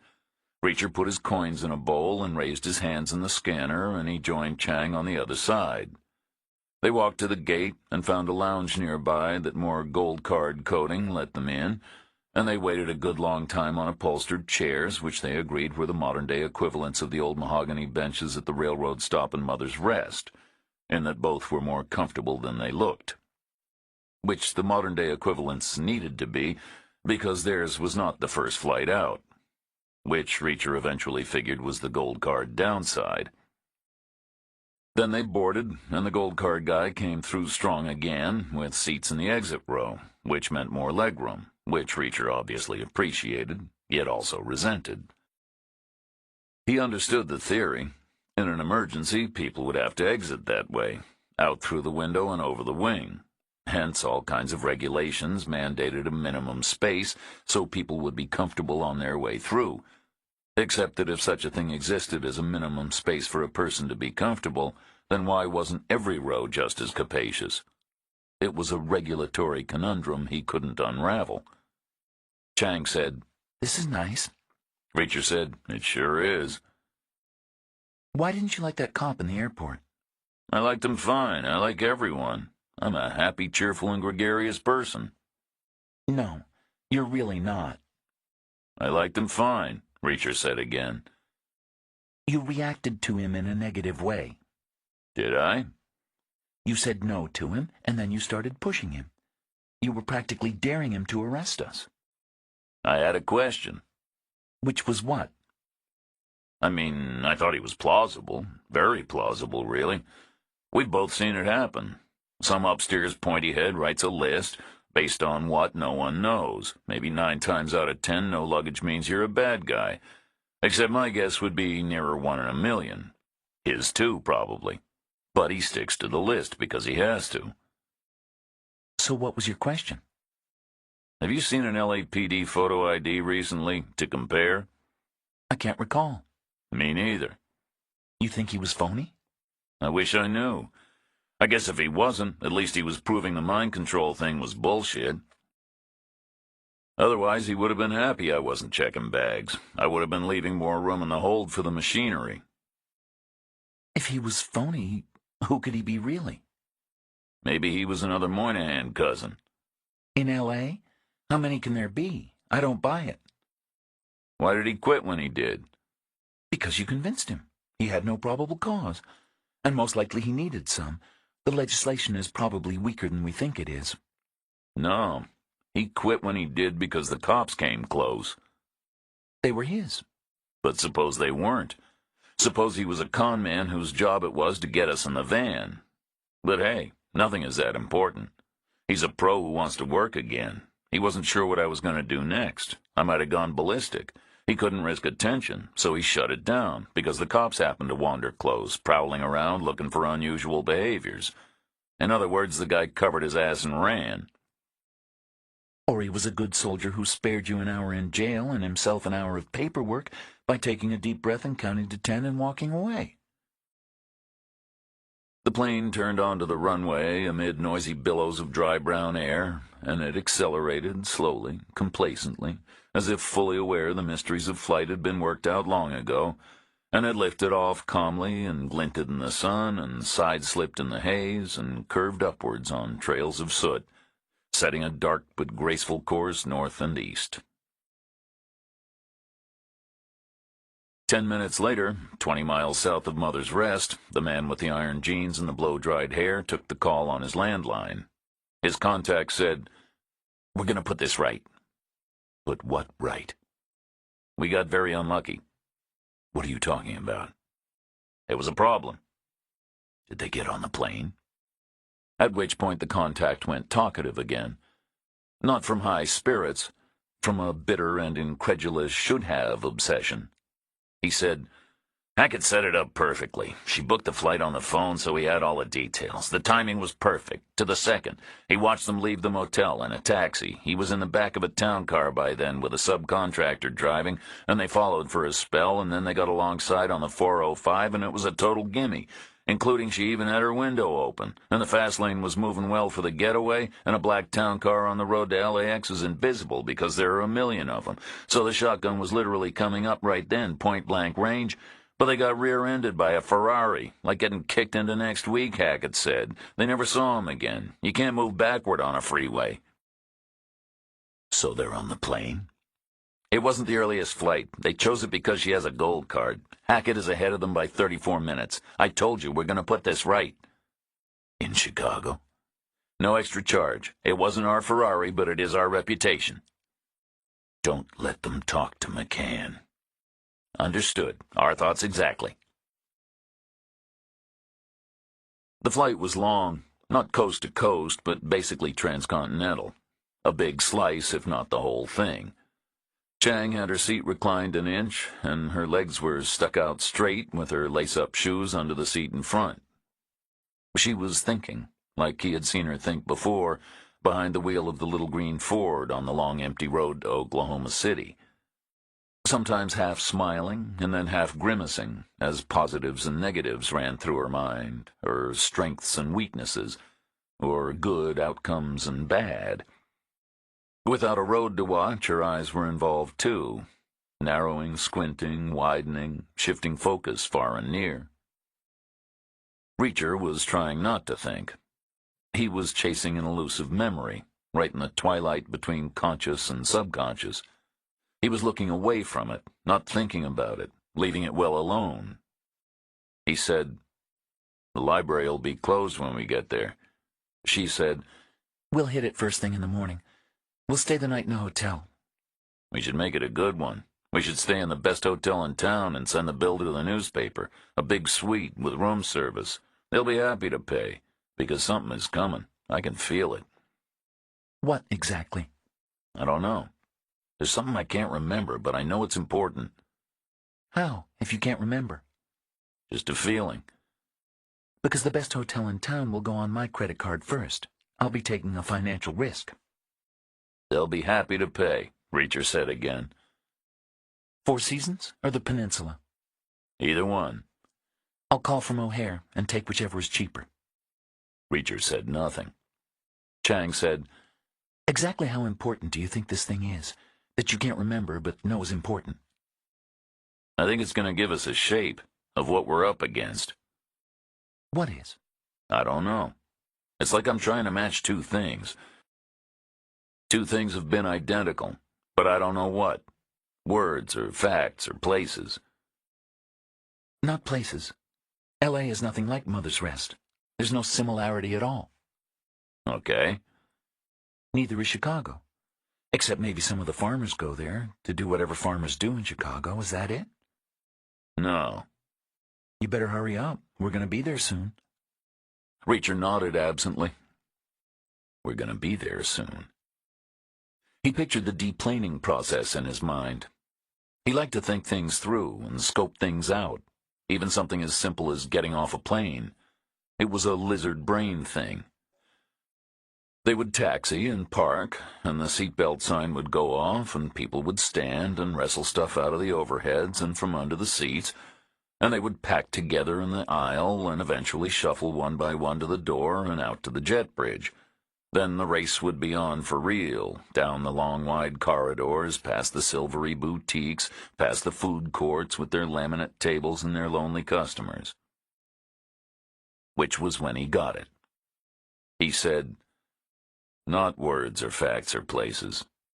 She said, "What then?" "Faces," he said. You remember that town car on the 405? There were a million town cars on the 405. One of them pulled alongside and kept pace for a second, and then got rear-ended by a red coupe. Oh, that one. Its window came down. I caught a glimpse of the guy inside. How much of a glimpse? Partial and extremely brief. But We've seen him before. where? In the diner in Englewood, that brown place, this morning, where we met with Westwood the first time. That guy was in there, elbows on the table, reading a newspaper. Now Chang said nothing. Same guy, Reacher said. I was trained to think like a defense attorney. And whatever you're going to say, the front part of my brain agrees with you 100%. It was a split-second glimpse between two vehicles moving at 40 miles an hour. An eyewitness testimony is unreliable at best. But The back part of my brain knows it was the same guy. how? The radio chatter is off the scale. You hear radio chatter? I listen out for it hard. We were wild animals for 7 million years. We learned a lot of lessons. We should be careful not to lose them. What is the radio chatter saying? Part of it is tuning up for a fight. It knows nothing good is coming. What about the other part? It's having a back and forth, working out the implications, which are basically all or nothing. Either I'm completely mistaken, or that guy has been following us from the start, which would mean he's tracking us through your cell phone, which would mean he knows virtually everything so far, and which would mean we better call the Four Seasons of the Peninsula from a payphone. That way we'll get ahead, and we need to get ahead because this guy is escalating. He's moving right along. At breakfast this morning in the diner, he was observing, maybe eavesdropping a little, reading lips. Now he's trying to kill us. By opening his window? He looked at me. For a split second, I thought he wanted to tell me something. He was kind of locking in on me, in a preparatory way, but not ahead of him telling me something. He was acquiring his target. That's what he was doing. Logic says he had a sawed-off shotgun in there with him, for a car-to-car drive-by, like an air-to-air missile. 2 rounds to make sure, and then everyone panics and crashes, and he gets away in the fast lane, and afterwards he was just one town car in a million, like you said. That's a very extreme scenario. It's all or nothing. What else was he doing, pulling level like that? He's been told to take us out, which suggests he's versatile, and therefore expensive, which starts to give us a shape for what's happening in Mother's Rest. They're supplying something in exchange for money, enough money to hire a versatile private operative to counter a perceived threat. Unless, like you said, it was a split-second glimpse at 40 miles an hour, 2 moving vehicles, and eyewitness testimony is unreliable. Hope for the best, plan for the worst. That wouldn't get us a warrant. Warrants are about what you can prove, not what you know. And you know? It's an instinct thing. It's why I'm still here after 7 million years. Darwinism in action. She said, What did we do between breakfast time and now to make them escalate? Exactly, he said. We homed in on McCann. Who must therefore be very dangerous to them, and therefore very interesting to us. And the library will be closed when we get there. She said, If he's the same guy, you could still be wrong. But the smart money says we should act like I'm right, just in case. Like Pascal's wager. Costs us nothing if we're wrong, but saves us plenty if we're right. Except he's behind us now. He's still in L.A. Not necessarily. This was not the first flight out. Chang said nothing. She just took out her phone and held down a button and changed it from airplane mode to off completely. They landed from the east after a long lazy loop over the lake and the city. A summer dusk was almost done, still bronze and hot, but darkening. The lights on the runways were bright. They taxied and parked, and the seatbelt sign went off, and people stood up and wrestled things out of the overheads and from under the seats, and they started to pack together in the aisle. Reacher and Chang among them.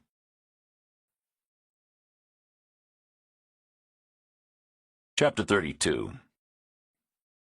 Eventually, Reacher and Chang crabbed one at a time down the aisle to the airplane door and out to the jet bridge, and then out to the concourse, which was packed full of 1,000 people, either sitting and waiting or hustling fast in every direction.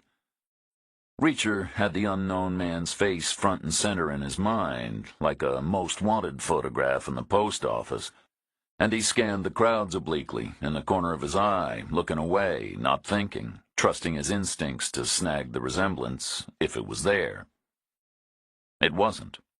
The guy wasn't sitting, wasn't waiting, wasn't hustling in any direction.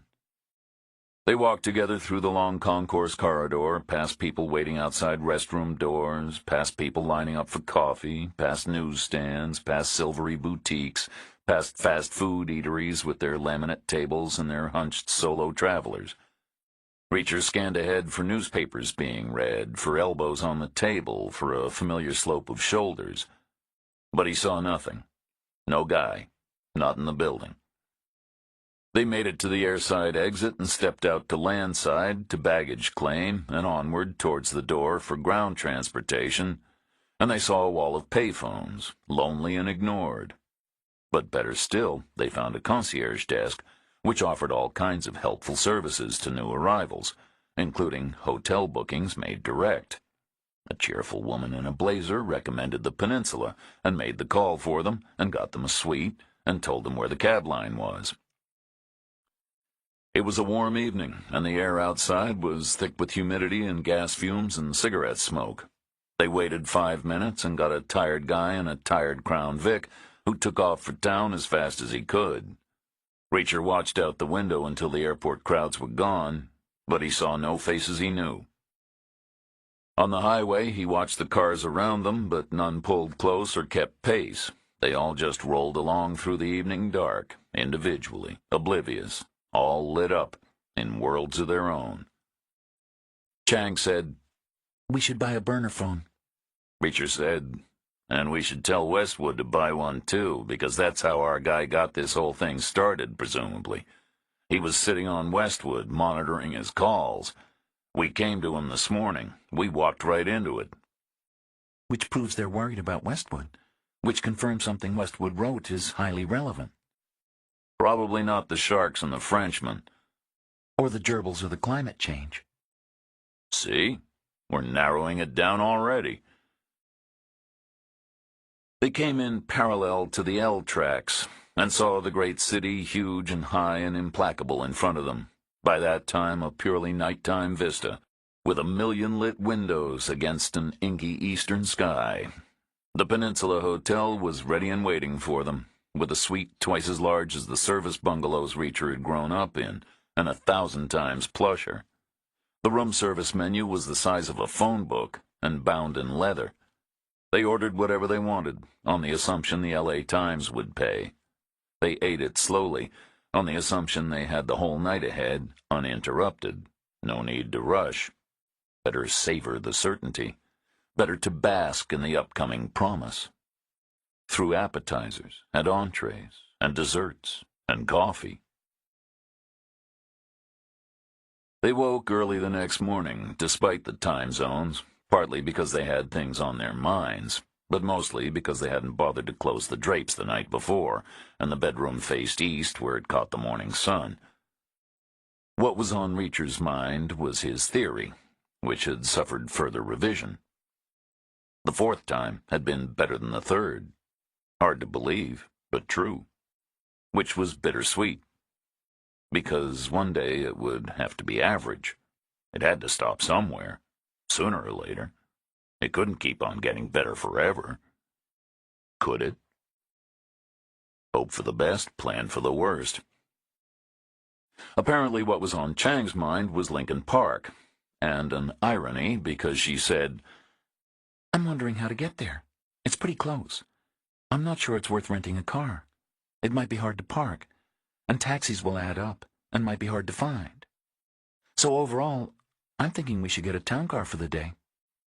Preferably black." "Through the hotel," Reacher said. "Another layer of staying ahead." "Pick up at 9. We'll be at the library about 10 minutes after it opens." "Outstanding." which, because of the early hour, gave them plenty of time for a long, slow room service breakfast and long, slow showers, after other things best done long and slow in the morning, including the testing of theories. Their town car was the traditional sedan, black in color as requested and waxed to a shine. Its driver was a small man in a gray suit. He professed himself equally happy to drive through traffic or sit at a curb. No skin off his nose. He was getting paid either way. It took him 10 minutes to Lincoln Park. The library had a start-of-the-day feel when they stepped inside. There was a little discreet bustling going on, getting things ready.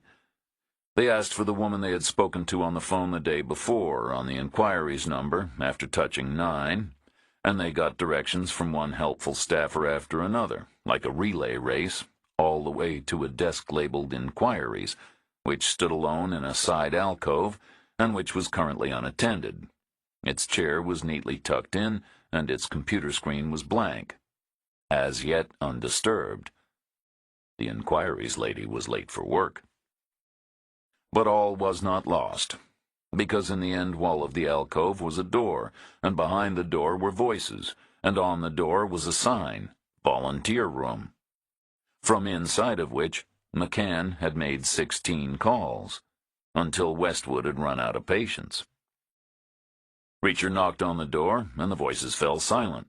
He opened the door and saw a break room, very municipal, full of inoffensive colors and low chairs with fabric upholstery.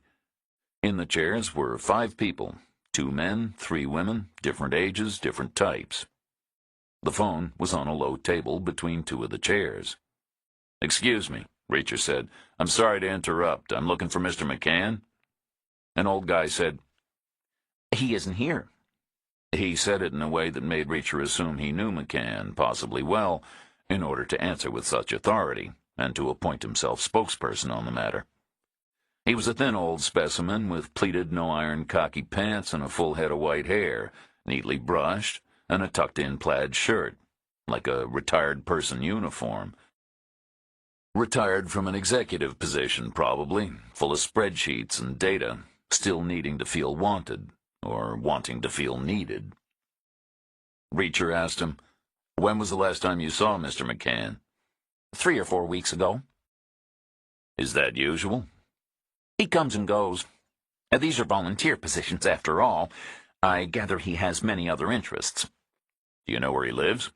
The old guy said, "I'm sorry, but these are personal questions, and I have no idea who you are." "A short time ago, Mr. McCann hired a firm of private inquiry agents to help him with a problem. We're the agents. We're here to help him." "Then you must know where he lives." Reacher said quietly, "Sir, may we speak alone?" Which hit the spot as far as the old guy's ego was concerned. He had been recognized as a cut above, as exactly the kind of man you pulled aside and brought closer to the center. He said to the other volunteers, "Would you give us the room? It's time to start work anyway. You've all got things to do." So the others trooped out, the younger man and 3 women, and Chang closed the door behind them, and she and Reacher sat down in places just vacated, in a triangle with the old guy, who hadn't moved. Chang said, "The agent who dealt with Mr. McCann is missing, I'm afraid. And the first thing we need to do in a case like this is make sure the client is safe. That's our standard operating procedure. But we're going to need help finding him." The old guy said, "What's this about?" "We don't know exactly. Maybe you can help us there, too. We think Mr. McCann is all worked up about something. Maybe he mentioned it?" "I know he's not a happy man." "Do you know why?" We aren't close. We don't exchange confidences. We have a working relationship. We talk about library matters, of course, often at length, and we agree on most of them, but I recall very little personal conversation. I get the impression he has family problems. That's as much as I can tell you. I think his wife is long dead, and his grown-up son is an issue, or a challenge, as they would say nowadays." "Do you know where he lives?" "No, he never told me." Reacher said, "Isn't that unusual? Don't people normally talk about where they live? The stores on their block, or how far they have to go for a cup of coffee?" The old guy said, I got the strong impression he was ashamed of where he lived. They left the old guy in the room and found the inquiries lady at work at her desk outside. She had showed up just in time. Chang renewed their acquaintance and showed one of her defunct FBI cards, and it was all going as smoothly as could be, but still the woman wouldn't give up McCann's address. She was unmovable. She was passionate on the subject of privacy. She said a request could be made to the director. But Reacher figured the director would be equally passionate, maybe not on the subject of privacy, but certainly on the subject of possible litigation, and therefore just as unmovable. He said, "Okay, don't tell me the address, but at least tell me if Mr. McCann has an address." The woman said, Of course he has. "And you know what it is?" Yes, I do, but I can't tell you. "Is it local?" I can't give you the address. "I don't want it. I don't care about the address anymore. I wouldn't listen if you told me. I just want to know if it's local. That's all. Which doesn't give anything away. Every neighborhood has thousands of people." Yes, it's local. "How local? Does he walk here the day he works?" You're asking me for his address. "No, I'm not. I don't want his address. I wouldn't even let you tell me now. I would stick my fingers in my ears and sing la la la. I just want to know if it's walking distance. It's a geography question, or physiology. How old would you say Mr. McCann is?" How what? "Old. His age is different than his address. You're free to talk about it. You're free to share your impressions." He's 60. He was 60 last year. "Is he in good shape?" Hardly. He looks terrible. "That's too bad. In what way?" He's too thin. He doesn't look after himself. He takes no care at all. "Is he lacking in energy?" Yes, I would say so. He's kind of down all the time. "Then he wouldn't want to walk too far, would he? Let's say 3 blocks maximum. Would that be a fair conclusion?" I can't tell you. A 3-block radius is 36 square blocks. That's bigger than Milwaukee. He wouldn't be telling me anything. Okay, yes, he walks to work, and yes, it's a short walk. But that's it. I can't tell you anything else. What's his first name? Can you tell us that? It's Peter McCann. What about his wife? How long has he been widowed? I think that was all a long time ago. What's his son's name? It's Michael, I think. Michael McCann. Is there an issue with Michael? We didn't talk about it. But you must have pieced something together. I would be betraying a confidence. Not if he didn't tell you himself. You would be sharing your own conclusions, that's all. That's a big difference. I think Mr. McCann's son Michael has a behavioral issue. I don't know what exactly. Not something to be proud of, I think. That would be my conclusion. Reacher made a sympathetic face and tried one last time, but still she wouldn't give up McCann's address. So they took their leave and detoured to the reference desk and checked the Chicago phone books. There were too many P. McCanns and too many M. McCanns to be useful. They stepped back out to the street, armed with precisely nothing except impressions and guesses. Chapter 33. They turned left on the sidewalk outside the library door and found the mom-and-pop pharmacy exactly where it should have been, which was directly adjacent. It was a narrow storefront with an awning and a door and a small display window, which was full of not very tempting items, including elastic bandages and heat pads and a toilet seat for folks having difficulty with mobility. Pharmacy windows were a marketing challenge, in Reacher's opinion. It was hard to think of a display liable to make people rush inside with enthusiasm. But he saw one item of interest. It was a burner cell in a plastic package hanging on a peg on a board. The phone looked old-fashioned. The plastic package looked dusty. The price was advertised as super low. They went inside and found 6 more identical phones pegged to a panel otherwise covered with $2 cases and $2 chargers and car adapters and wires of many different descriptions, most of them white. The phones themselves were priced a penny shy of $13. They came preloaded with 100 minutes of talk time. Reacher said, "We should buy one." Chang said, I was thinking of something more modern. How modern does it need to be? All it has to do is work. It won't get the internet. You're talking to the wrong person. That's a feature as far as I'm concerned. And it's a karma thing. We'll have the same phone as McCann. It might bring us luck. Doesn't seem to have worked for him, Chang said. But she unhooked the phone from the display anyway and carried it to the counter where an old lady waited behind the register. She had steel-gray hair in a bun, and she was dressed with last-century old country formality. Way in the back of the store was an old guy working on prescriptions. Same kind of age, same kind of style. A white coat over a suit and tie. Same kind of hair, apart from the bun. Mom and Pop, presumably. No other staff. Low overhead. Reacher asked the woman, "Do these phones have voicemail?" She repeated the question, much louder, not directed at him, he realized, but at Pop in back, who called out, "No!" The woman said, "No." Reacher said, "A friend of ours bought one here, Peter McCann. Do you know him?" She called out loudly, "Do we know Peter McCann?" The old guy in back shouted, "No!" "No." The woman said, "Do you know his son, Michael?" "Do we know his son, Michael?" "No!" "No." "Okay," Reacher said. He found a 10 and a 5 in his pocket and paid for the phone. His change came in coins, expertly reckoned and deftly dispensed. They stopped on the sidewalk outside the store and wrestled the package open. Wasn't easy. In the end, Reacher gave up on finesse and tore it in half down the middle. He put the charger in his pocket and passed the phone itself to Chang. She looked it over and figured it out and turned it on. It came up with a welcome screen, small, blurred, and black and white. It showed its own number, area code 501 plus 7 more digits. It showed a battery icon at about 50% capacity, charged at the factory but not all the way.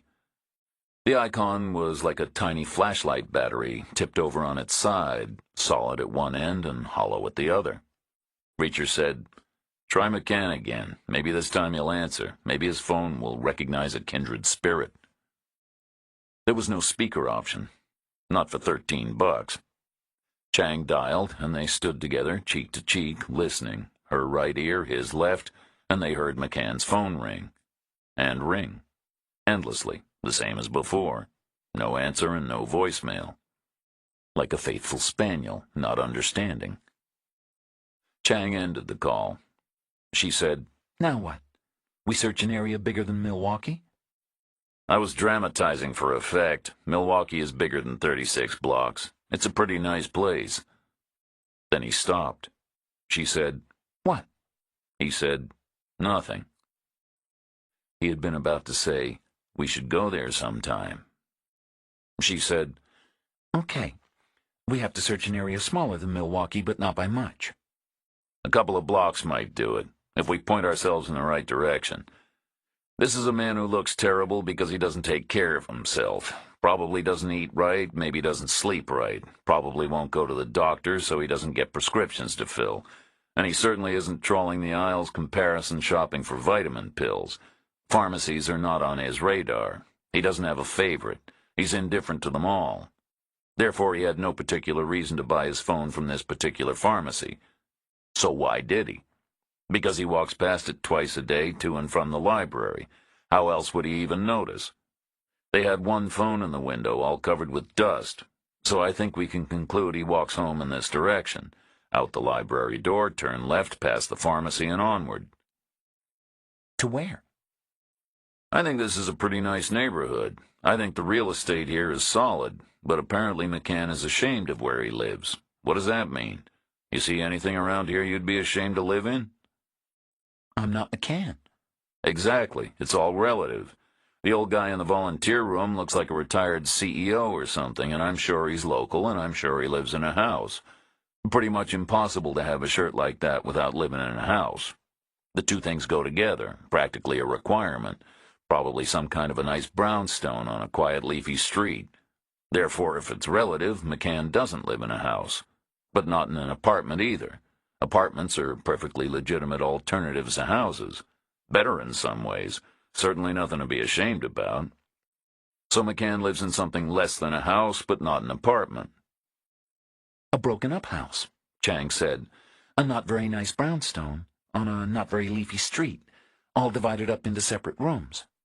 Probably not still cooking on electric hot plates, but close. Which is hard for one guy to admit to another guy, especially when the other guy has a brownstone all to himself. Maybe the exact same brownstone, same builder, same plan, but his street didn't fall on hard times, which is way too pointed for testosterone to bear. That's how I see it, Reacher said, roughly. Maybe not the hormonal stuff. But 2 or 3 blocks in this direction, we're going to find a couple of streets of tumble-down row houses, each with about a dozen bells on the door, and those kinds of bells usually have labels next to them, and sometimes with names on. And with a bit of luck, we'll find one of those names is McCann. There were plenty of names, because there were plenty of labels, because there were plenty of bells, because there were 4 streets, not a couple, and they were long. The first 2 turned left and right off the main drag 2 blocks after the library, and the third and the fourth came another block further out.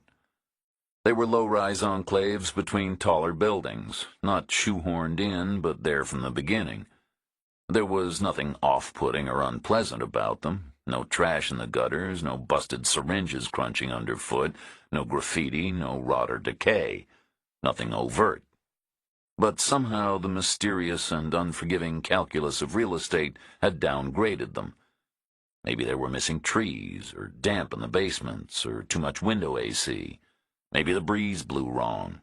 Maybe way back a poor widow had split up her house to make ends meet, and then another, and another. Image was a very subtle thing. They had their town car quarter the neighborhood at a slow speed to establish the search area's boundaries. Then they had the guy park, and they got out to walk. The sun was over the lake, and the light was sharp with reflections. It was already hot, 2 hours before noon. Chang took the sunny side of the street, and Reacher stayed in the morning shadows. They moved door to door, separately, unsynchronized, up brownstone stoops and down again, like restaurant workers delivering menus, or missionaries seeking converts. Reacher found that most bell buttons had names against them, some handwritten, some typed, some printed, some embossed on narrow black tape and stuck over previous tenants. There were Polish names and African names and South American names and Irish names, a whole United Nations right there. But on the first street, at least, none of the names was McCann. 20 miles south of Mother's Rest, the man with the iron jeans and the blow-dried hair took another call on his landline. His contact said, "She's not using her phone anymore." "Why not?" "Hard to say. A precaution, possibly. She's ex-FBI and he's ex-military. They're not babes in the wood." "In other words, you're saying Hackett can't find them?" "No, he found them. He found them real easy. He watched the library. They showed up right on time. They were inside for half an hour, and then they bought a burner phone in the drugstore next door." "So what is he waiting for?" "Opportunity." "They must not talk to McCann." "Don't worry. That ain't gonna happen. I can promise you that." They crossed the main drag and entered the second street, up brownstone stoops and down again, house by house. Most places seemed to have 3 floors with up to 4 separate dwellings on each. The names kept on coming. One place had Javier, Hiroto, Giovanni, Baker, Friedrich, Ishiguro, Aquame, Engelman, Krupke, Dassler, Leonidas, and Callahan. Perfectly alphabetical if you change the order. The first 12 letters. And Callahan was at least Irish. But it wasn't McCann. The houses themselves had touches of faded glory. There were remnants of stained glass and Victorian tile. The front doors were crusted with layers of paint, and most of them had pebble glass panels, with blurred and hazy views of inside lobbies, with shapes that might have been parked bicycles or baby carriages. Reacher moved on, door to door, one place after another, the end of the street coming close, the search nearly half over. And he didn't find McCann. But Chang did. She waved from across the street, from the stoop of a house just like all the others, and he raised his palms in a semaphored question, and she pumped her fist discreetly, like a golfer after a long but successful putt.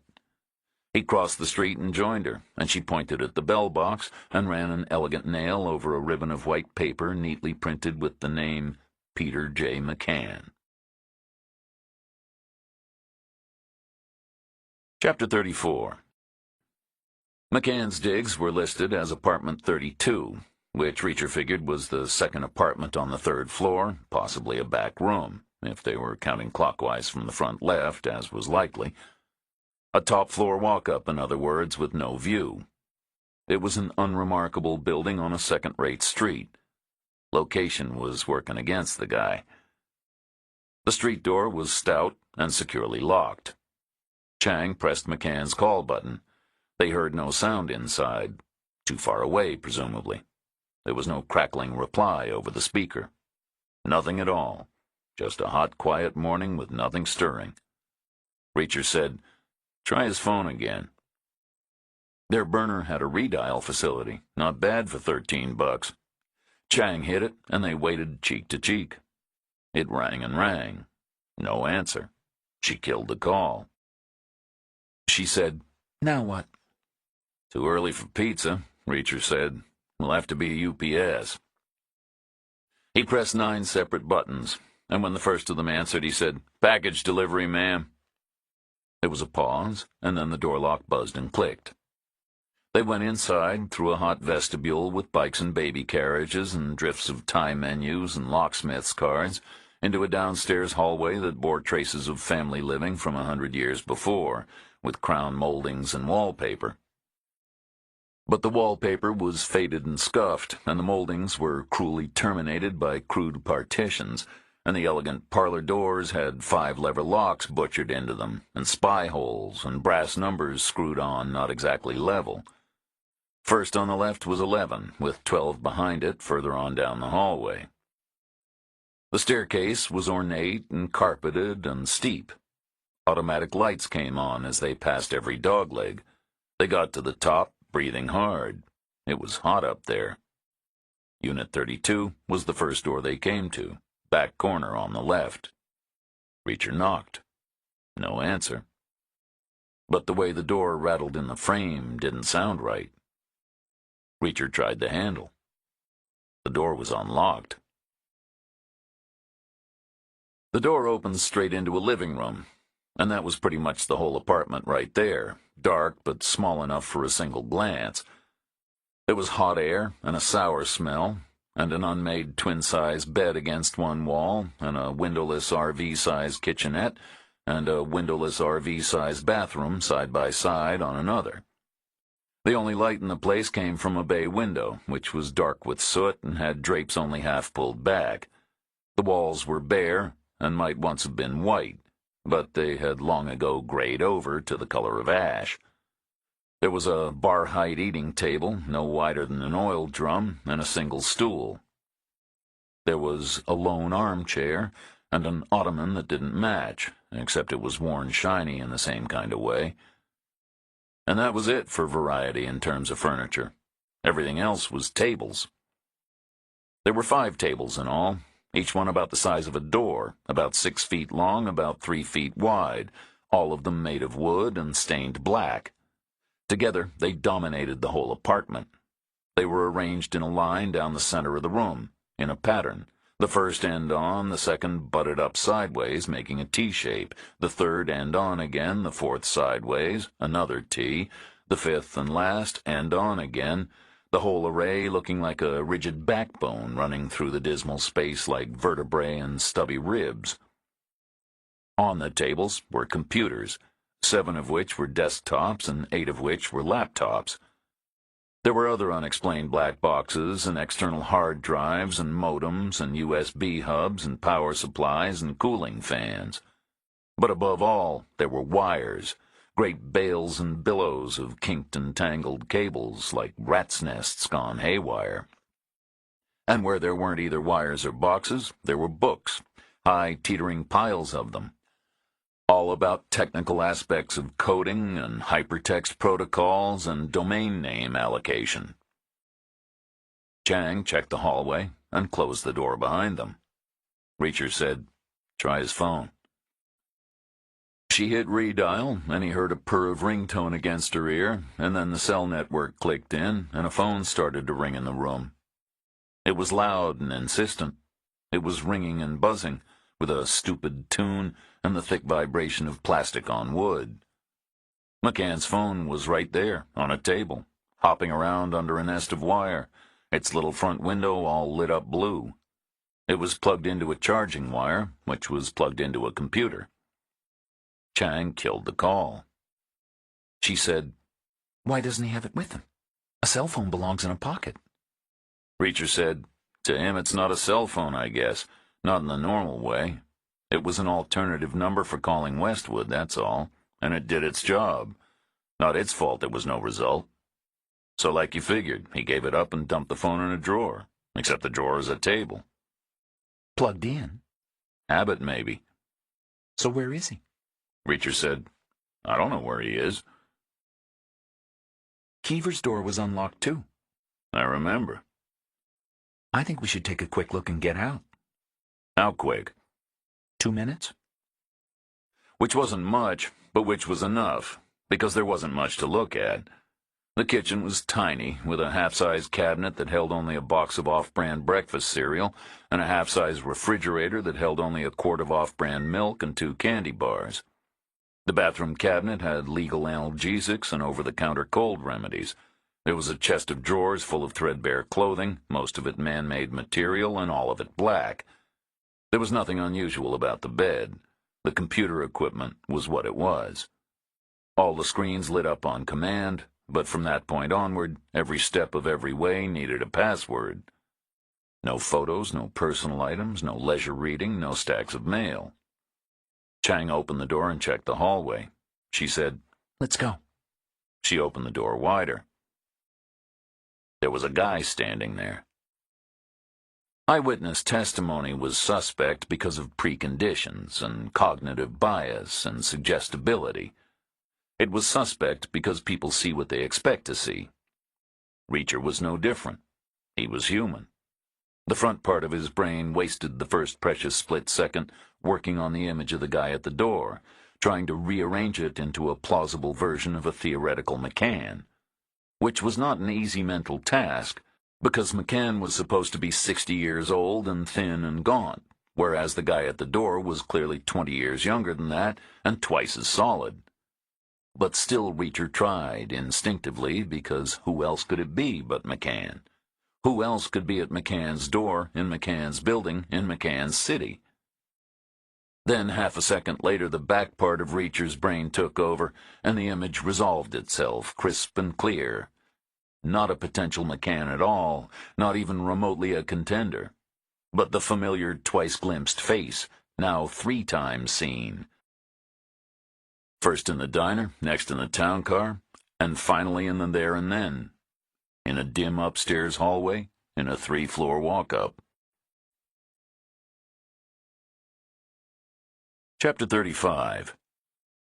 The guy was about 40 years old, give or take, right up there on a hard-won plateau in the center of his life. Not a dumb kid anymore, but not yet an old man either, and full of accumulated competence and confidence and capability, all wrapped up in experience. He looked to be dead-on 6 feet tall and about 200 pounds. He was wearing blue jeans, coarse and high-waisted, not stylish at all, with a belt, and a white open-neck shirt, and a blue satin baseball jacket. He had fair hair, cut short and neatly brushed, and a pink slabby face, and small blue eyes, and an inquiring expression. He could have been a neighborhood electrical contractor showing up in person to prepare a detailed estimate for a difficult job. Except for the gun in his hand, which looked like an old Ruger P85, 9mm, with a suppressor tube attached, a silencer about 9 inches long. The guy was holding the gun down by his leg, pointed at the floor. With the suppressor tube, it ran from the middle of his thigh to the middle of his calf, long and slender. A random circuit in the back part of Reacher's brain sparked up with a play-by-play. He flew short notice from L.A. and can't have taken a gun on the plane, so he has operational support in Chicago at a fairly high level, given that suppressors are illegal in the state of Illinois. The front part of his brain said, "Step forward." He stepped forward. The gun came up and the guy said, "Don't move." Reacher stepped forward again all the way to the door. The guy said, "I'll shoot." "You won't, because you want to shoot me in the room, not in the doorway, because I'm too big to move afterwards, and also because in real life suppressors don't work like they work in the movies, with a polite little spit but with a hell of a bang, not much quieter than a regular gunshot anyway, which will be audible all over the house if you fire in the hallway. So you won't shoot, not yet." The guy said, "Stay where you are." The back of Reacher's brain said, if he has operational support in Chicago, you should check for reinforcements. Muscle is cheaper than silencers here. Which was why he had pushed his luck all the way to the door, to get the angle, but there was nothing in the dim shadows beyond the guy's shoulder. No bulk, no sound, no shifting stance, no breathing. The guy was alone. Reacher stood still. The guy said, "Back inside now." From the room, Chang said, "What do you want?" "You're not going to say you want to shoot us. Nothing personal, purely business, because that would induce a measure of last-ditch defense on our part." The guy said, "I want to talk." "About what?" "About what's happening in Mother's Rest. I think I can help you." "And you have a bridge for sale in Brooklyn. I wasn't born yesterday." Reacher stayed right where he was, filling the doorway, angled slightly, his front toe on the seam between the hallway floor and the room floor, with the guy about a yard in front of him, halfway to the staircase railing, and Chang about 2 yards behind him, still halfway into the room. She said, "If you're here to help us, why did you bring a gun?" The guy didn't answer. Reacher had failed driving, but he had passed everything else, including unarmed combat, which sounded like a useful qualification, but wasn't. The whole point of the military had been to engage with hot weapons at minimum risk to the home side. In other words, to shoot the other guy from a very long way away with a rifle, or failing that, to shoot him closer by with a handgun. The unarmed combat courses had been afterthoughts. There had been a whiff of embarrassment. Hand-to-hand implied failure at the hot weapons stage. Worst of all, the pointy heads couldn't find anything to write in the manual. There were no valid theories. Martial arts didn't work in the real world. Judo and karate were useless without the mats and the referee and the special pajamas. So unarmed combat was brawling, basically, like a bar fight, whatever worked. Chang said, "Put the gun down and we'll talk." He won't, because that would give up his only advantage. He would be one-on-one with a giant, which was not appealing, especially because right then the giant was fixing him with the glassy stare of a psychopath. Whatever worked. The guy kept the gun where it was. Reacher leaned forward an inch. "He wants to shoot me in the room, not the doorway. I'm too big to move." The guy said, "Back up now." Reacher said nothing. "I'm too big to move." And then it shifted. The man with the gun was no longer in charge, no longer in control. He was being pushed back, inch by inch, because of relentless pressure. Not physically. The tip of the suppressor didn't move. But in his mind, the man with the gun felt battered by a sudden and unexplained reversal of fortune, and he felt roasted by some kind of death rays coming out of the psychopath's eyes. Reacher said, "Don't worry." Brawling, all in the head. Win them before you get in them. He said, "Let's see if we can help you out of this mess." His standard procedure, such as it was, based on what had worked for a right-handed person facing a right-handed gunman, was to drive slightly forward but mostly counterclockwise, a savage rotation from the waist, explosive, exaggerated like a dance move, with the right shoulder whipping hard around, therefore the right elbow whipping hard around, and the right hand in the right palm, the palm smacking hard against the inside of the bad guy's wrist, and then pushing it hard, pushing the gun out of orbit, then clamping on like a claw, the other hand, meanwhile, coming palm to palm with the gun hand, the left against his right. Like dancing, like fighting over the gun. But it's not fighting over the gun, it's pushing the gun hand back and back, all the time dragging the wrist forward with the claw, until the wrist breaks and the gun drops. But you can save yourself a lot of effort, because he's got a suppressor. That gun is twice as long as his muscle memory thinks it is, which makes it easy. Go the short route.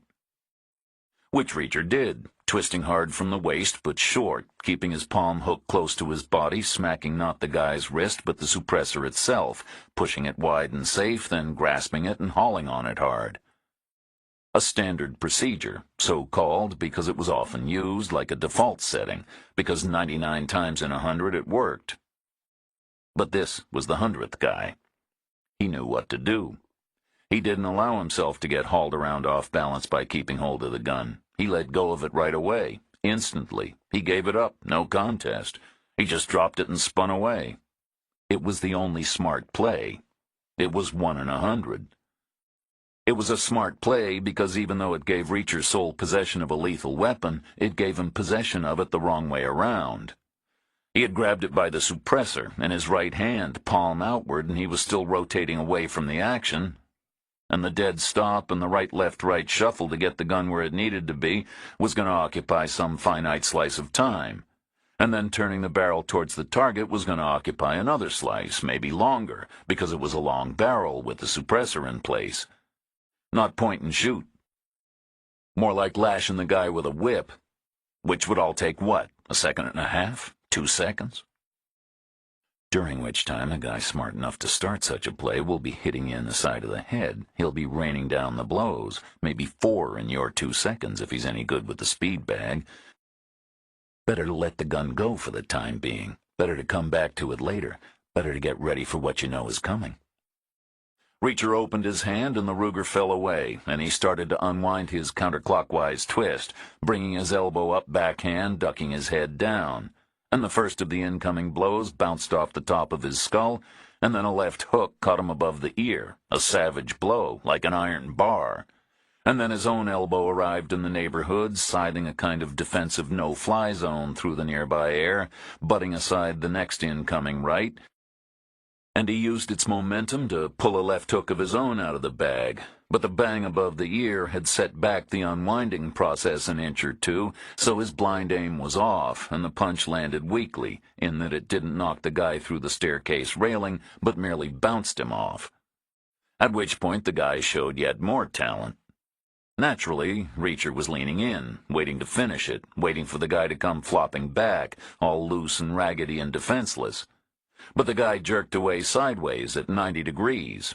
A supreme gymnastic effort, remarkable for a big man.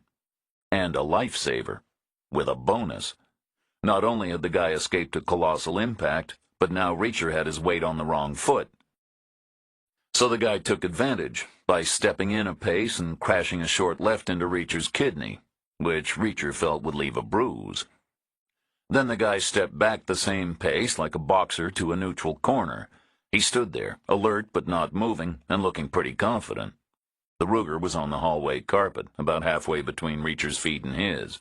It was aimed at neither of them. It was pointing to the side, as yet undecided, like an emperor's thumb, neither up nor down. Not exactly halfway between them. Closer to Reacher, if anything. How long to get it? Long enough to get your head kicked in. Or shot through the heart. Reacher checked the guy's clothes. The satin jacket was thin and showed no bulges or heavy weights. It was falling open with nothing to hide. The blue jeans pockets were puffed out innocently, just air and Kleenex. Therefore his backup weapon would be on his belt in a pancake holster in the small of his back, as supplied by his local operational support. Not the fastest draw in the world, but a lot faster than a tall guy bending down and trying to scrabble up a small pistol off the floor, all unbalanced with 9 inches of extra metal. Hence the confidence, which he wouldn't feel if he was heading for a fist fight. No one had before. But this guy looked pretty good.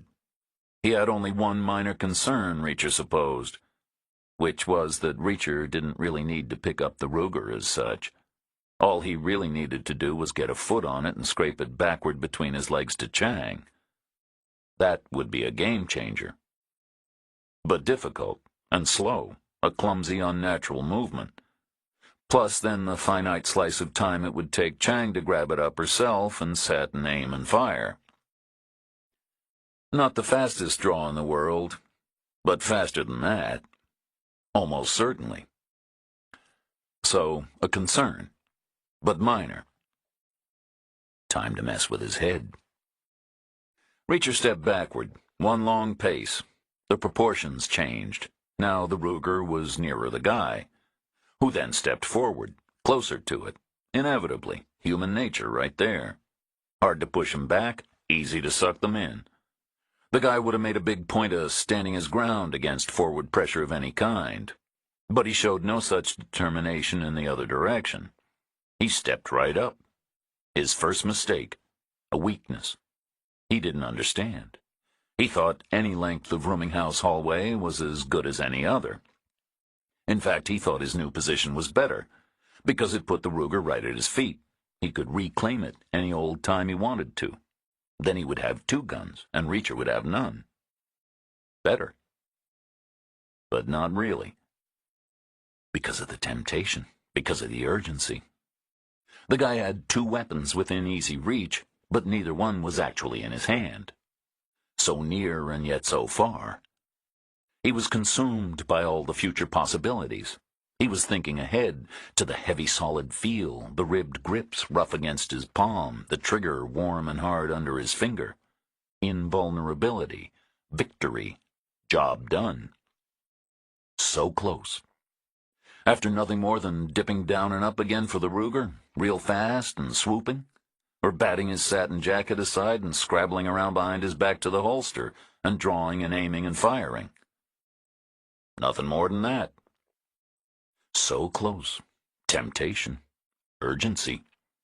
But either maneuver would take time, a second or so, maybe more, and either maneuver would be a clear signal. There would be no ambiguity.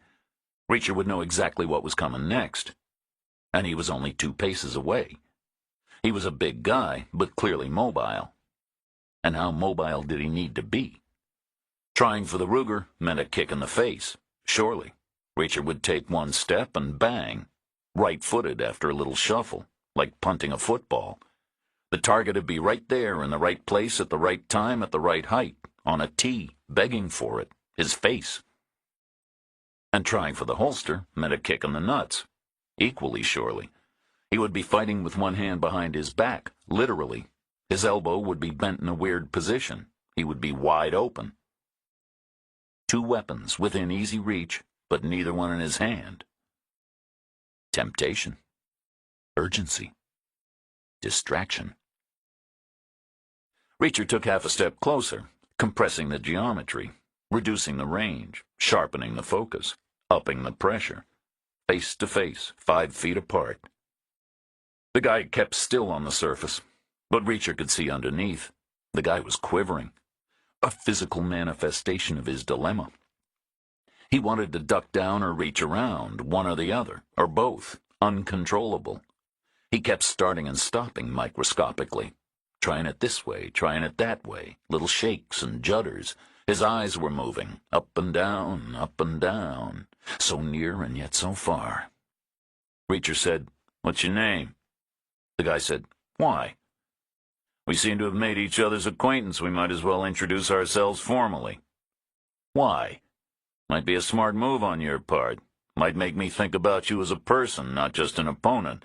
I might not hit you so hard. That's a conventional wisdom these days. Victims need to humanize themselves." Shakes and judders, eyes going up and down, so near and yet so far. The guy said, "I'm not a victim." Reacher said, "Not yet." Behind him, Chang said, "This doesn't need to end badly. Step back and raise your hands. Then we'll talk, and we can fix this.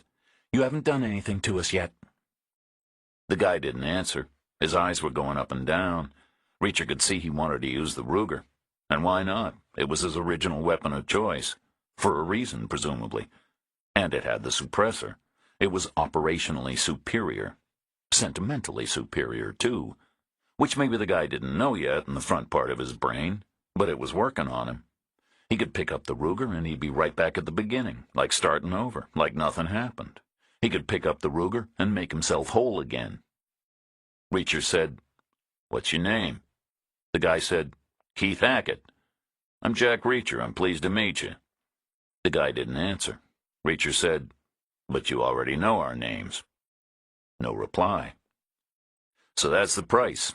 Like my colleague said, this doesn't have to end badly, not for you at least. All you have to do is tell us who told you our names, who gave you this job, who you call every night with a progress report. You tell us that and we'll let you walk away. No response. It's a simple concept, Mr. Hackett. You tell us, you walk away. You don't tell us, you don't walk away. Maybe you can't walk away. These things are unpredictable. Injuries can be serious. No answer. Think of those old signs for crossing the street, Reacher said, when they did 'em with words. Walk or don't walk, Mr. Hackett. That's the issue here. The guy waited a beat, suddenly still for the very first time. And then he went for the Ruger. He powered down, faster than gravity, his eyes on the prize, his hands already moving, rehearsing the scoop, his face averted, because of what he knew must be coming, but what he hoped could be beat. It couldn't. The guy's face was turned away high and back, so Reacher's boot caught him under the chin like a monstrous uppercut from a heavyweight with a horseshoe in his glove. The guy went over backward, laid out full length, but to his credit, he knew he was dead if he stayed there, so he skidded once and then crabbed and scrambled away, all elbows and knees, and he got himself upright, shrugging and blinking and pawing the air. He didn't look good. He had a broken jaw, obviously, missing teeth, which were serious injuries, but neither, in a technical sense, a referee would say was also debilitating under the current circumstances, unless the guy was planning to start his victory feast any time soon. Reacher watched the guy's right hand. He figured it could move only one of three ways. Smartest would be straight up and surrender. Dumbest would be another fist. Therefore, the second dumbest would be the same as the second smartest, which would be to go for the holster. The guy went for the holster. Didn't get there. His arm moved back and his elbow came out and he flattened his hand to slip it behind his back, and his left hand moved in awkward sympathy, counterbalancing, and his shoulders opened up and he went as flat and two-dimensional as if he was pasted on the air, like a paper target on a wall in an unarmed combat class. Whatever worked. Reacher stepped in a short pace and headbutted the guy full in the face from fully 3 feet away. Plenty of arc through the dim hallway air, plenty of power, plenty of acceleration, a colossal driving impact. And then suddenly the guy wasn't there anymore, and Reacher was using every muscle in his body to stop himself following through and headbutting the floor. Then across the stairwell a room door opened and a white-haired woman stuck her head out. An automatic light came on because of her. She asked, "Who are you people?" Chapter 36. The neighbor was a noble old bird, thin and faded, but animated. She seemed to be on the ball. Like many of her generation, she tended towards courtesy, and a reluctance to disbelieve. Overtly, at least. Purely out of politeness, Reacher supposed. He said, "We're putting in a new computer for Mr. McCann, but it's hot up here. This guy fainted." Would you like me to call for the ambulance? No, we'll get him inside and give him a glass of water. It would be no trouble.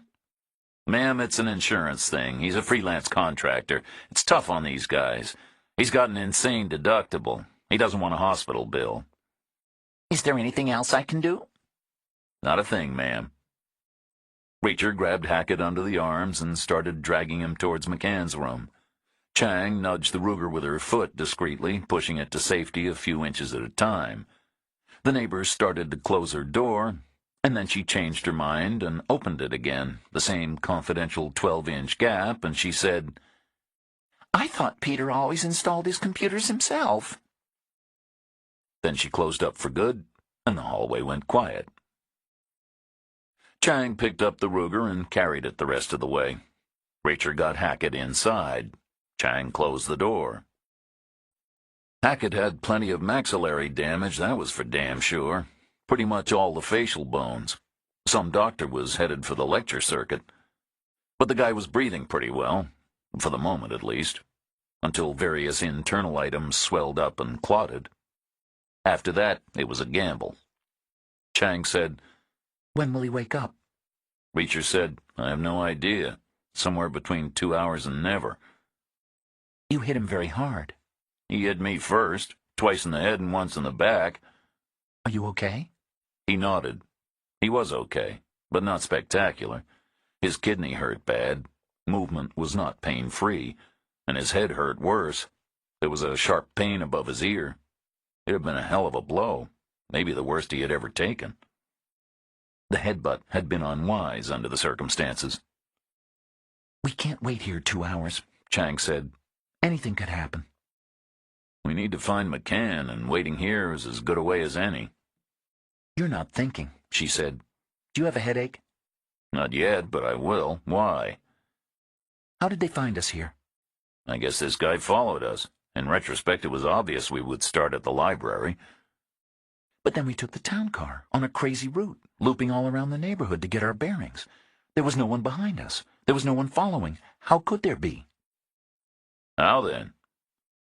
"They have better information about McCann than we do, somehow. Maybe he's done business with them. They have his address, at least.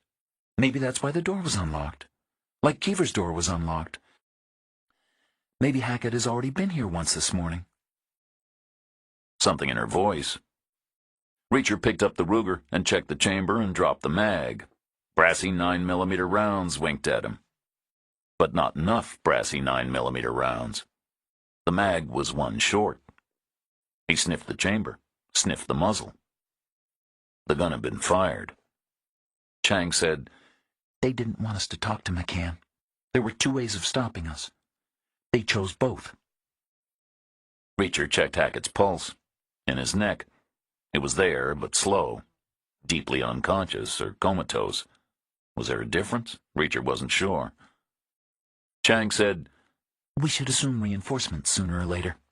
Reacher said, "This guy could tell us things." "We don't have time." "So at least let's get what we can." They got a fancy cell phone, as thin as Chang's, and a rental car key, and a hotel key card, and 85 cents, and a wallet, all from the pockets, and a Heckler & Koch P7 from the holster on the back of the belt. The P7 was small enough to hide, but big enough to use. It shared the same parabellum rounds as the Ruger, which was logistically sensible. The wallet contained more than $100 in cash and a California driver's license and a bunch of credit cards. Chang kept the cell phone for the call log, and Reacher kept the cash for future expenses and the P7 for a number of reasons. They wiped what they were leaving behind and everything else they had touched. They put their loot in their pockets. Chang said, "Do we need anything else?" Reacher took a last look around. He said, "One more thing, perhaps." "Which would be what?" "I think we can forget about organic food and honeybees. Look at this place. A sugary breakfast cereal and factory milk. And 2 candy bars. That's what he eats. He wears polyester pants. He doesn't care what he puts in his body, and he's not a tree hugger. Therefore, the LA Times article he reacted to was the deep web thing, about the internet, which would make total sense with all these computers." "You want to take a computer?" "Did you hear what the neighbor lady said, before she closed her door?" "She said she thought Peter installed his computers himself. You hadn't convinced her. It was a very polite parting shot." "She got the words right. Computers are installed, are they not? And she called him Peter. I would have expected an old lady like that to call him Mr. McCann. They must be good friends, like longtime neighbors sometimes are, in which case maybe they talk about personal matters. And if she knows about computers, maybe he's told her what's on his mind, because she'd understand." "We don't have time to ask her. There could be more of these guys in this building at any minute, and then the cops." "I agree," Reacher said. "We don't have time to ask her. Not here, anyway. Therefore, she's the extra thing I want to bring with us, the neighbor. We should take her out for a cup of coffee, away from here. And we should ask her there." It was not a fast process, not a high-speed getaway. There was some skepticism, some reluctance. In the end, Chang had to play the FBI card, literally. Then there was a search for a coat, even though they told her the weather was warm. But it was a matter of manners. She said she wasn't completely old-fashioned. She wouldn't insist on gloves and a hat. Then came the long, unsteady walk down the steep flights of stairs and out to the street, where it was the town car that overcame her last real reluctance. Its gleaming black paint and its driver in his neat gray suit finally sealed the deal. It was governmental. She had seen such cars on the evening news. Then came Reacher's search for the right kind of place. Many pleasant candidates were rejected. Finally, one was chosen, a traditional Chicago coffee shop, perhaps discreetly updated by a respectful grandson and heir. It had a pleasant atmosphere, as well as a full roster of all the required virtues, which were nearby parking for the town car, and inside seating, and a TV screen on the wall. McCann's neighbor seemed happy with it. Maybe it reminded her of the places she used to frequent. She folded her bony self into a booth and let herself be hemmed in by Chang, who slid in next to her. Reacher sprawled on the opposite bench, sideways, as unthreatening as he could be. All-around introductions revealed her name to be Mrs. Eleanor Hopkins, widow, previously a wife and a laboratory researcher at the university, not only technically literate, but the technical literature with which she was familiar was written, she said, in a very small number of very small ways, in some of the cracks in the edges, by herself or by people she knew, or knew of, or might have known of, if she had taken some other job at some other time. She said her career had overlapped an interesting period in terms of technical progress. Then she said Peter McCann had lived in her building for a good many years, and they had grown close, in a rough and occasional and good fences kind of a way. She said she had last seen him 3 or 4 weeks ago, which often happened, which was not a cause for concern. She went out very rarely, and it would be a matter of sheer coincidence if she met him in the hallway. And he was gone a lot anyway, often for days at a time. She had no idea where. She had never inquired. She was his neighbor, not his sister. Yes, he was an unhappy man. Things often turned out badly. The TV on the coffee shop wall was tuned to local news.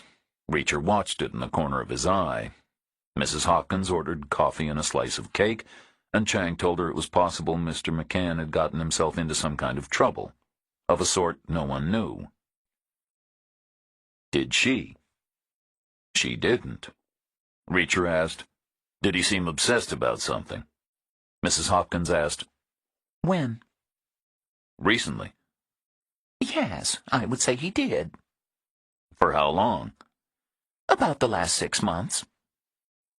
Outside there were distant sirens and the dull beat of helicopter blades maybe a mile away. Reacher asked, "Do you know what Mr. McCann's problem was?"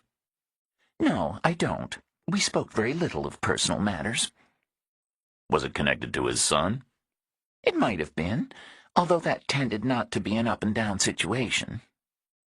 The TV screen showed a helicopter shot of green lawns, trees, a park. Reacher asked, "What was the issue with his son?" Mrs. Hopkins said, He didn't talk of it in detail. "Did you know he hired a private detective?" I knew he intended to take concrete steps. "About what?" I don't know. "Did you and he talk about technical matters, given your background and his evident interest?"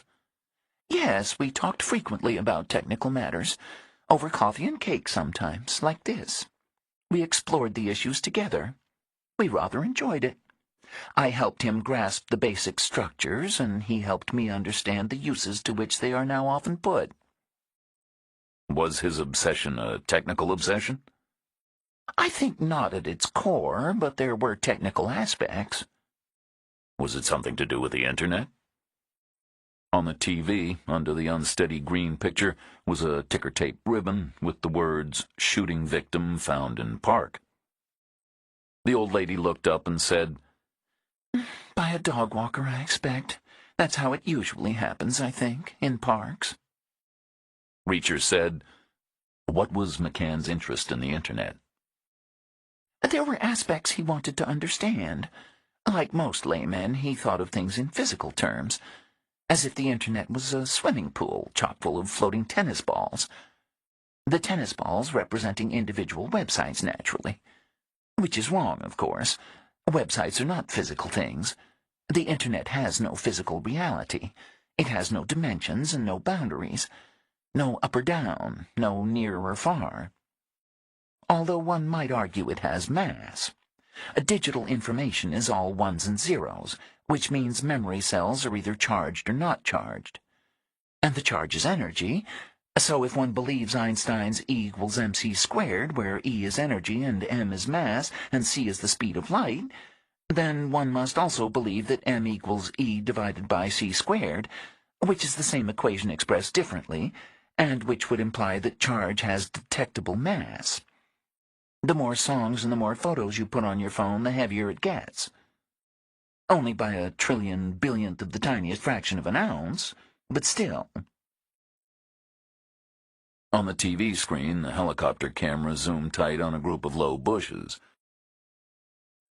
There were uniformed cops standing around, and police tape, and a suggestion of a half-concealed figure on the ground, black shoes and black pant legs under leafy branches.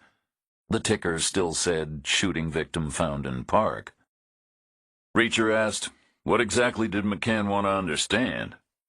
The old lady said, He wanted to know why some websites can't be found, which was fundamentally a question about search engines.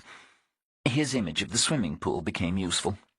He imagined millions of tennis balls, some bobbing up on the water, some trapped deeper down by the weight of the others.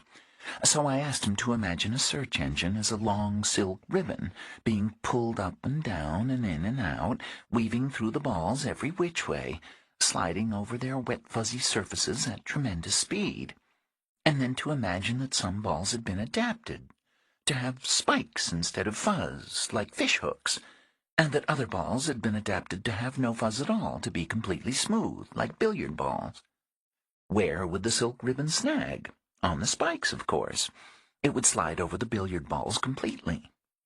That's what Peter needed to understand about search engines.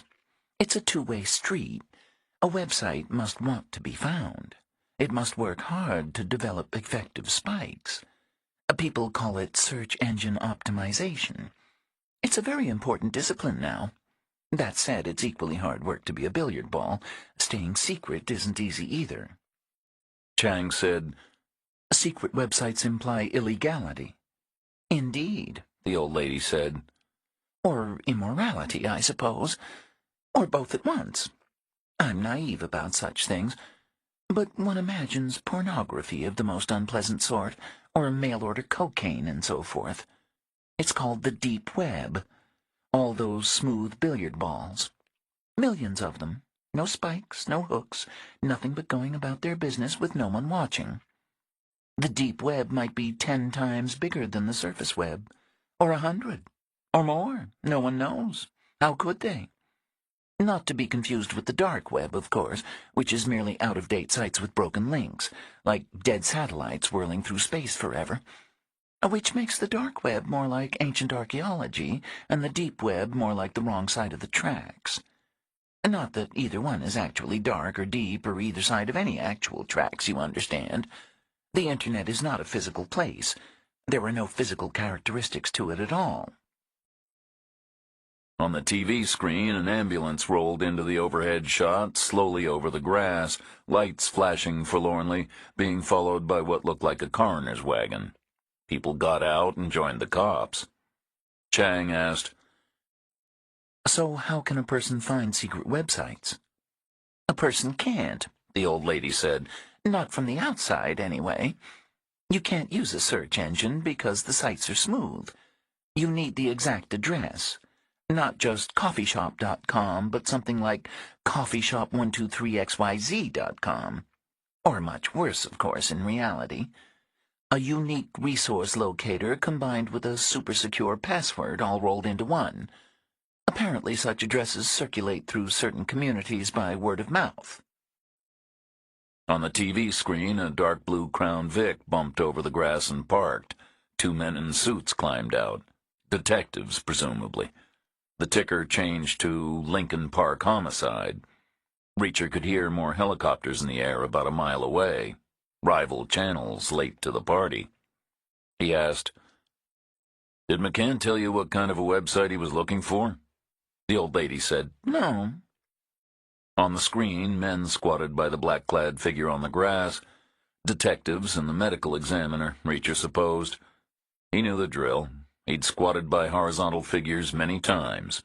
Some had been alive. This one wasn't, he knew. There was no urgency, no hustle, no shouting voices, no backboards, no IV lines, no breathing tubes, no chest compressions. Lincoln Park homicide. The old lady said, "That's Peter, isn't it? Why else would you be asking me about him? Why else would the FBI be interested in me?" Chang didn't answer either question, and Reacher said nothing, because as the old lady spoke, the TV picture changed to a house, an undistinguished brownstone on an undistinguished street. Peter McCann's brownstone, the old lady's house, where they had been moments before. It was recognizable. It was familiar.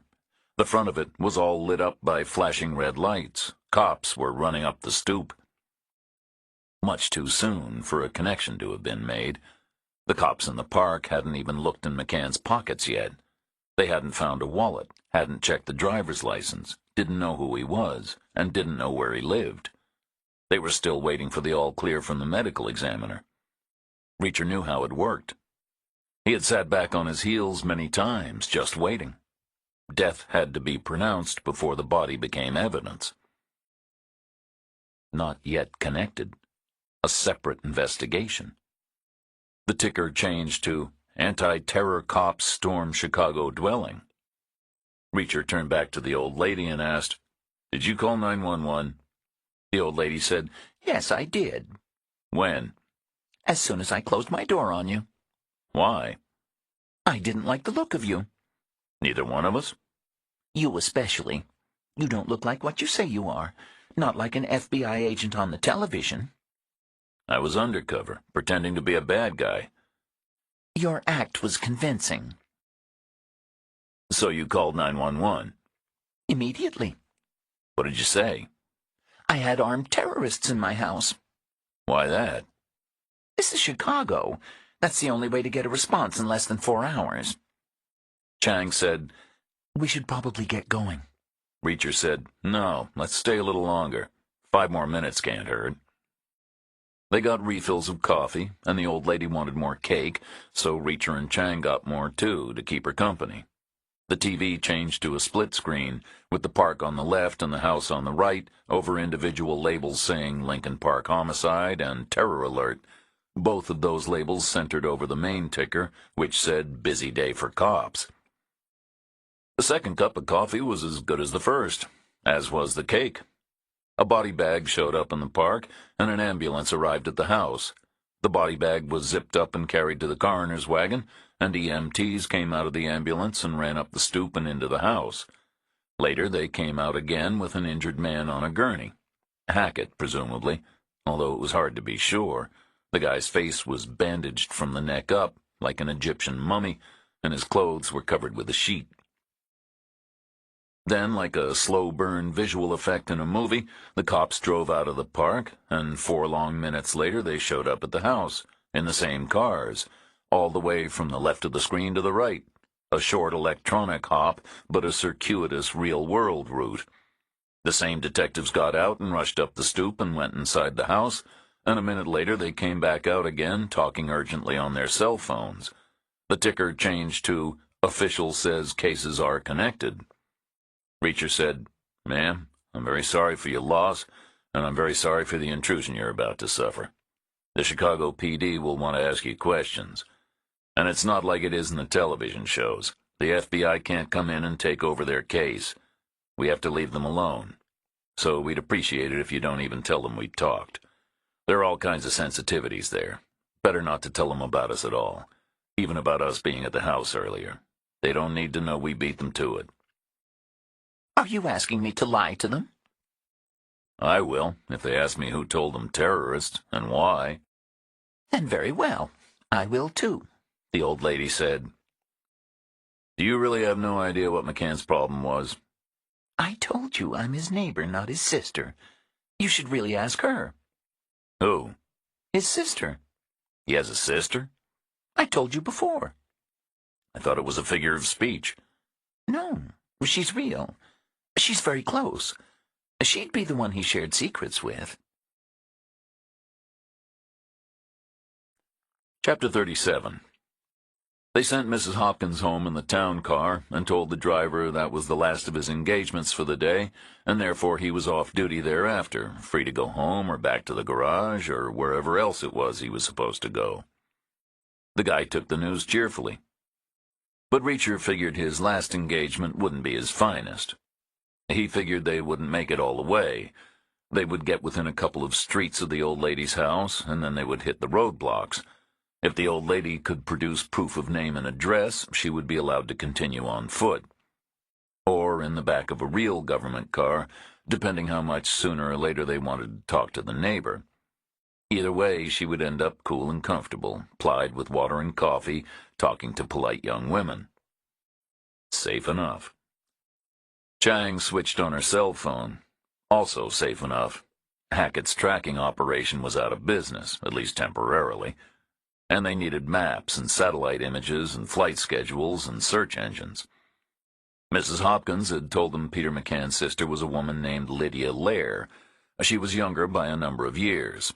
She had married a doctor and moved away to a tony suburb outside of Phoenix, Arizona. Her husband was rich, but McCann had asked for nothing except her time and her ear. There was a street address for her, a scribbled note intended for the old lady's Christmas card list, still wedged in a pocket diary in her purse. But there was no phone number. Chang found the husband's practice online, but the medical receptionist wouldn't give out a home number. The phone company database said it was unlisted. Neither husband nor wife showed up anywhere in Chang's secret databases. Google brought nothing back either, except one anodyne image of the couple at a charity event. Dr. and Mrs. Evan Lair, a kidney foundation. He was in black tie and she was in an evening gown. She looked in good health. She glittered with diamonds and her teeth were very white.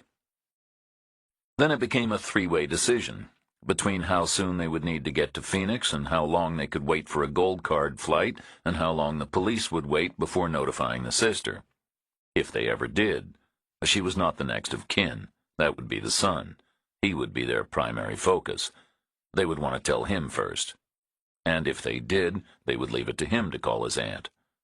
They would see that as his responsibility, which he might or might not discharge depending on his challenges.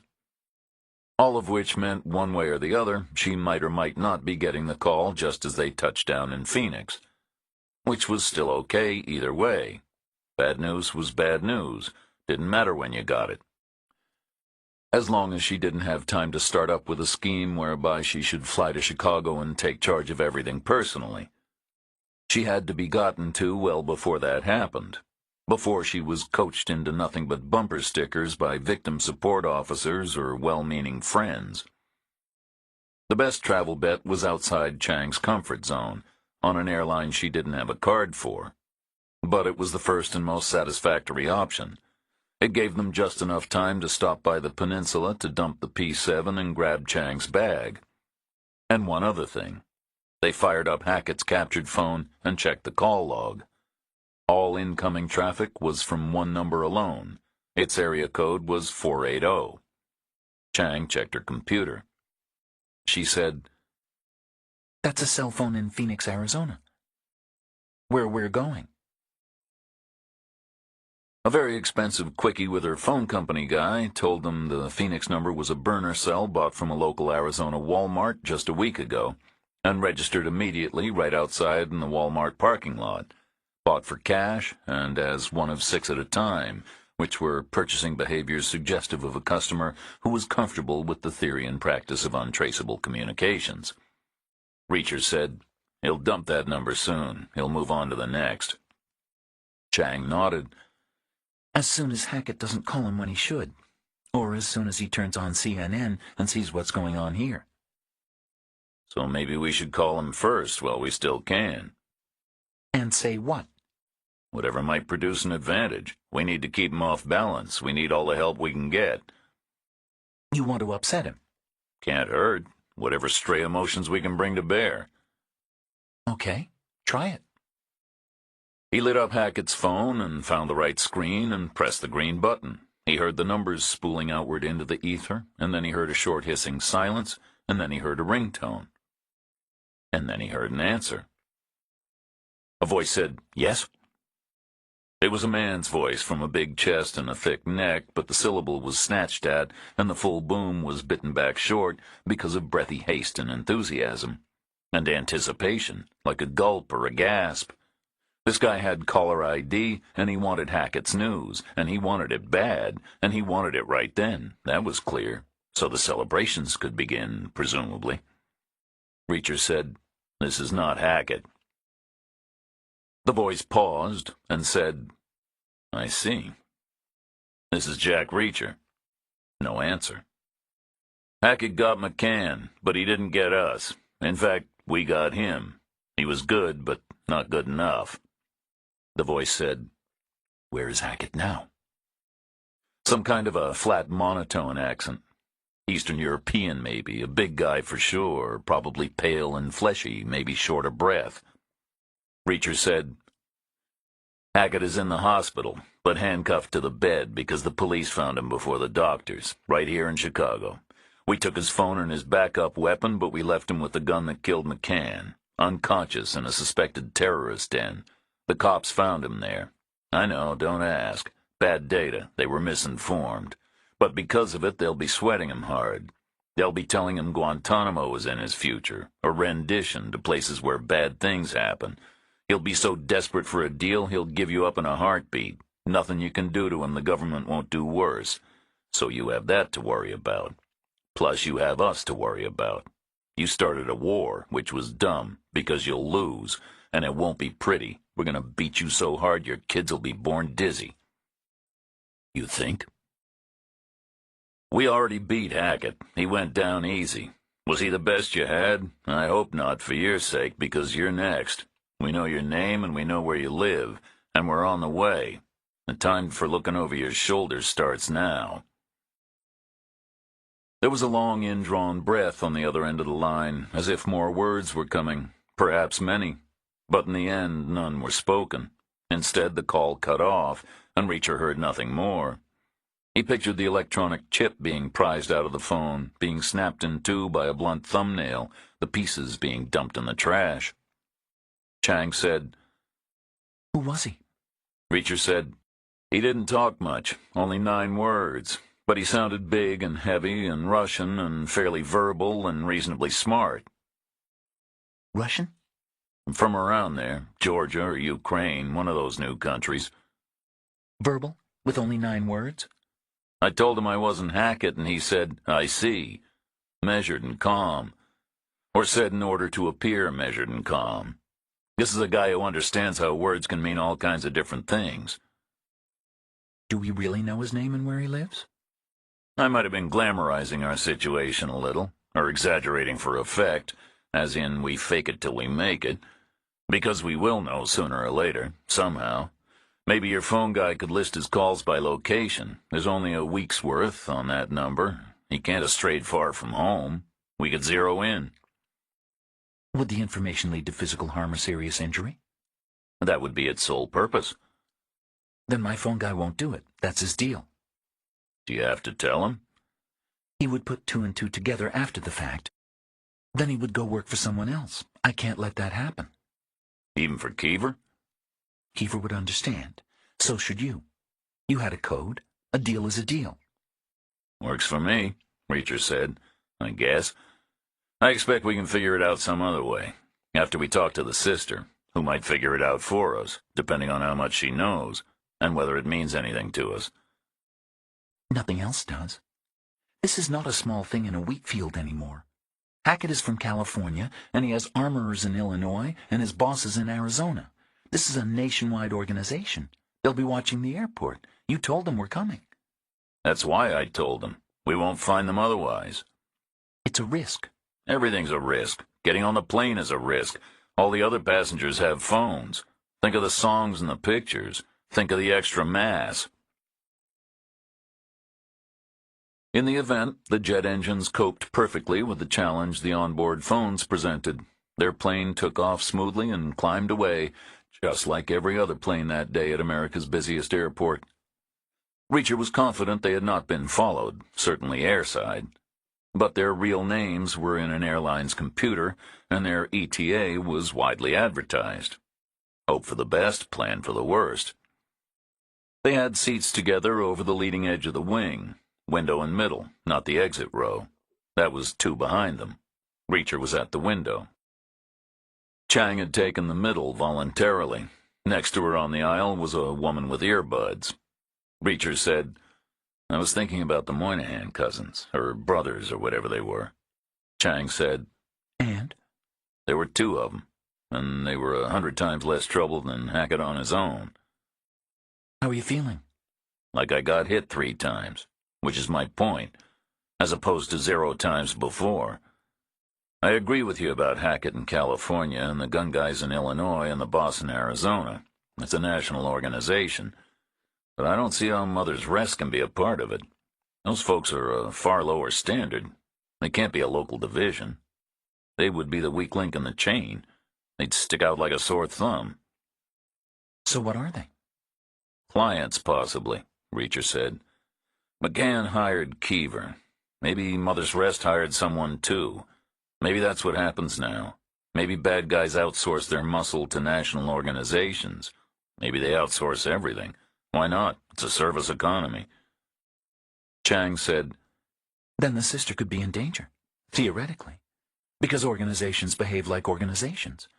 They ask for a detailed brief. Did Mother's Rest know McCann talked to his sister? If so, she's in the brief. She's a loose end. Because we are too. We could meet. And organizations don't like loose ends to meet. Cover your ass is way too important. Reacher said nothing. Chang said, What? "I want her to say I'm sure the sister is okay. She has to be, logically. I mean, Keever was there just a couple of days, and now we're asking if someone knows his client's sister's address? The odds against it be enormous, surely. Big numbers." But? Being on a plane is a helpless feeling. Things can prey on your mind. The Phoenix airport was properly titled Sky Harbor International, and it was a safe harbor, at least airside, because of the metal detectors. Landside was a different ballgame. So Reacher and Chang got off the plane and walked away from the exit towards more distant gates, where they stopped in at a coffee shop and sat on high stools and waited for the last Chicago passenger to be in a hotel bus, for anyone waiting out there for Chicago passengers to have long ago given up and gone home. Then they strolled out, window shopping, infinitely slow, watching for belated recognition, for phone-ahead alerts, but seeing nothing. The airport was spacious, and crowds were thin, and folks were relaxed. After Chicago, it felt like Sunday. They stopped short of the airside exit and looked at shoes and sweatshirts and turquoise jewelry until the next plane landed, and a crowd of disembarking passengers bore down, maybe 100 people, from Minnesota, Reacher thought, with 100 carry-on bags, and he and Chang slipped in ahead of the last stragglers, and they hustled through the baggage hall in a loose, mobile crowd, through the last of the air-conditioned chill, and out to the taxi line into the baking desert heat. But the wait there was not more than a breathless minute. No one paid attention. No one shuffled, and no one looked at them, and no one looked away. They took the cab to the car rental compound. No one followed.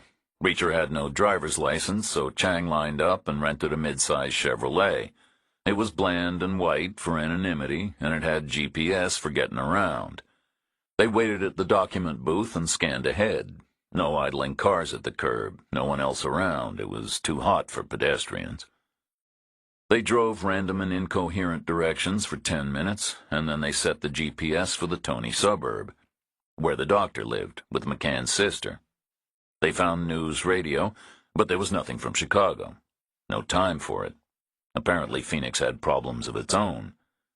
The GPS took them north and then east toward Scottsdale, then into a suburban street that led to another, and finally to the right development, which had a gatehouse at its entrance. The gatehouse was built in a decorative style, with a hipped roof and cactus plantings, and a red-striped barrier coming out on the right and a red-striped barrier coming out on the left, like a fat bird with 2 skinny wings. A gated community.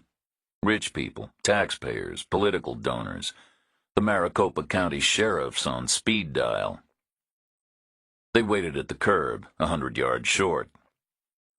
It was 3 in the afternoon, 5 in Chicago. There was one guard behind the glass. Reacher said, "We should have figured." Chang said, "If she's heard about her brother, we'll never get in. Not if that guy has to call the house first, which I'm sure he does." Reacher said, "You have an FBI card." "It's not a badge. He'll know the difference." "He's a rent-a-cop." "He's a human being with a pulse. That's all it takes." Mrs. Hopkins was impressed by it. "Different generation. Different instincts about the government." Reacher said nothing. Chang said, "You okay?" "My head hurts." "What do you want to do?"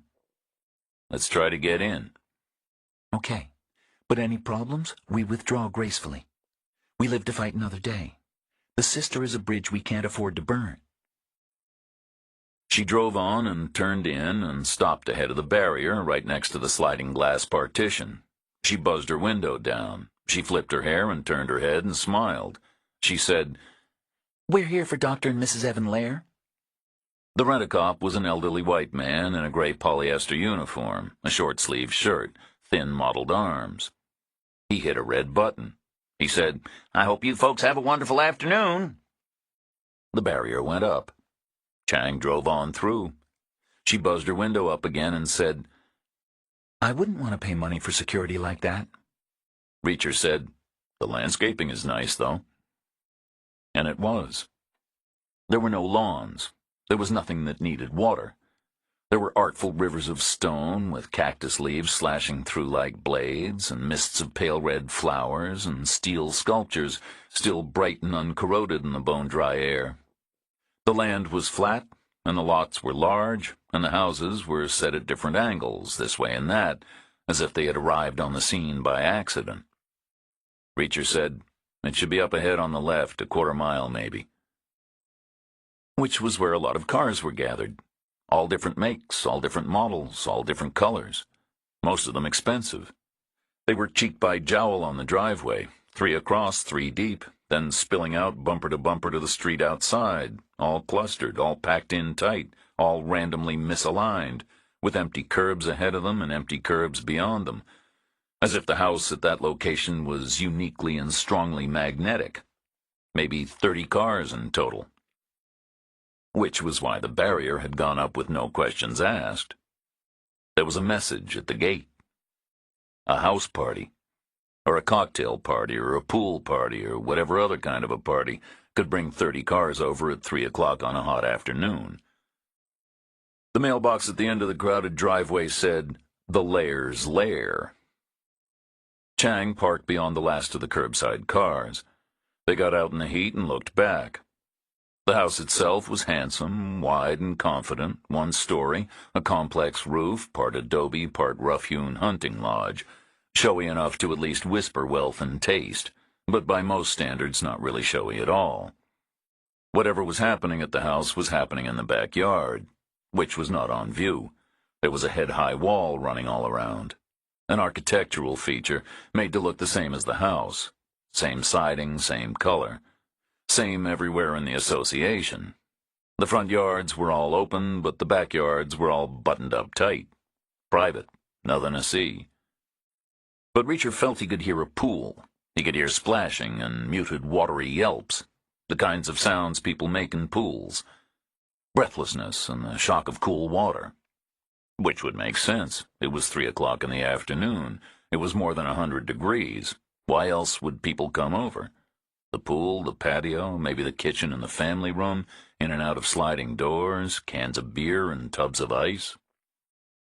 Chang said, "We did some research in the Bureau. I wrote some of it myself, actually. I'm like Mrs. Hopkins. The research was into cars. We worked out a ratio, for any given venue, between the value of the cars parked outside and the amount of money changing hands inside." Reacher said, "You think there's money changing hands in there?" "No. I'm telling you, based on my hard-won expertise valuing cars, that there are some very wealthy folk in attendance here, and quite a mixture. Those are not just girl cars. There are some couple cars here, even some boy cars straight from work. This is a heavyweight crowd." They walked closer. There was a gate in the backyard wall near the garage. wide enough for a ride-on mower, specified years before, presumably, by an architect who thought people would always want lawns, now used as a regular in-out walkway, a landscaped path, rivers of stones, knee-high solar lights, the gates standing open a foot, glimpses of people beyond, packed together, gauzy, sunlit, moving a little. A woman coming out of the gate, carrying a bag to her car, briskly, busily, officially. Not McCann's sister, a friend or a neighbor, a co-host or a co-organizer. Walking fast, coming close, stopping and smiling, saying, "Hello, welcome, so good of you to come. Please go in." Moving on to her car. Chapter 38. Reacher and Chang used the decorative path past the plantings between the solar lights through the gate and into the backyard. They saw a broad rectangle of spectacular desert landscaping, with wood arbors and climbing vines for shade, and huge terracotta pots and fallen amphorae spilling out with flowers, and stately saguaro cactuses standing alone in gravel beds. They saw a swimming pool made of dark plaster, shaped like a natural pond, edged with rocks and fed by small splashing waterfalls. They saw teak furniture, richly oiled, with fat, colorful cushions and sun umbrellas and outdoor dining tables. They saw about 40 people, men and women, some young, mostly older, some dressed in bright Arizona clothes, some in bathing suits, some in cover-ups, all clustered in groups, talking, laughing, clutching plates and glasses. Some were wet, and there were others still in the water, ducked down neck-deep and talking or floating or horsing around. At a table under a vine was a young woman of about 30, long and lithe and golden tan, in a thin shirt over a bikini, relaxed and smiling, but luminous, and in some unstated but obvious way the center of attention.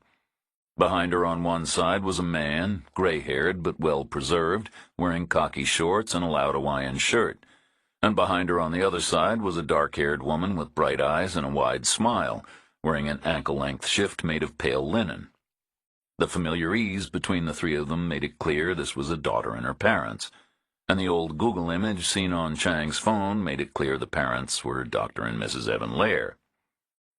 Reacher pointed discreetly and said, "Check that out." There was a long table set up near the house, and it was stacked with gifts, most of them large and boxy, all of them wrapped and ribboned in monochrome whites and silvers. Chang said, "This is a wedding." "Looks like it," Reacher said. "Their daughters, presumably. The girl at the table, I guess she's McCann's niece." Then McCann's sister was on the move after a last laugh and smile and affectionate squeeze of her daughter's shoulder. She drifted from group to group, chatting, sparkling, leaning in, smiling, kissing, having the time of her life. Chang said, "She hasn't heard from Chicago yet. How could she have?" Reacher said nothing. McCann's sister moved on, group to group, taking a glass from a passing tray, putting her hand on other people's arms, putting the glass back on another tray. Then she caught sight of Reacher and Chang standing alone and awkward near the gate, undressed in terms of quality, overdressed in terms of quantity, unknown and unexplained, and she changed course and headed towards them, still smiling, eyes still bright, a happy hostess's welcome all over her face. Chang whispered, "We can't tell her, not now." The woman came close and extended a slim and manicured hand. She said, "Have we met? I'm Lydia Lair." She looked like her Google picture at the charity ball, like $1 million. Chang shook her hand and gave her name, and then Reacher did, and the woman said, "I'll ask you the same question I've been asking all afternoon, which is, do you know our daughter from school or from work? Not that it makes the slightest bit of difference, of course. It's all one big party, but it's something to say." Reacher said, we're here for something else entirely. Perhaps we should come back later. We wouldn't want to crash a wedding. Might bring 7 years of bad luck." The woman smiled. "I think that's mirrors," she said, "and this isn't the wedding. Far from it, not yet.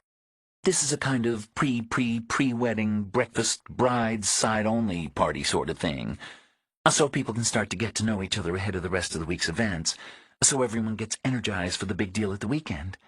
My daughter says everyone does it now. But you know how it is these days. The weddings last longer than the marriages. And then she laughed, a happy sound, as if certain her joke didn't apply to her, as if certain her daughter's marriage would last forever. Chang asked, Would this evening be more convenient? May I know what it's about?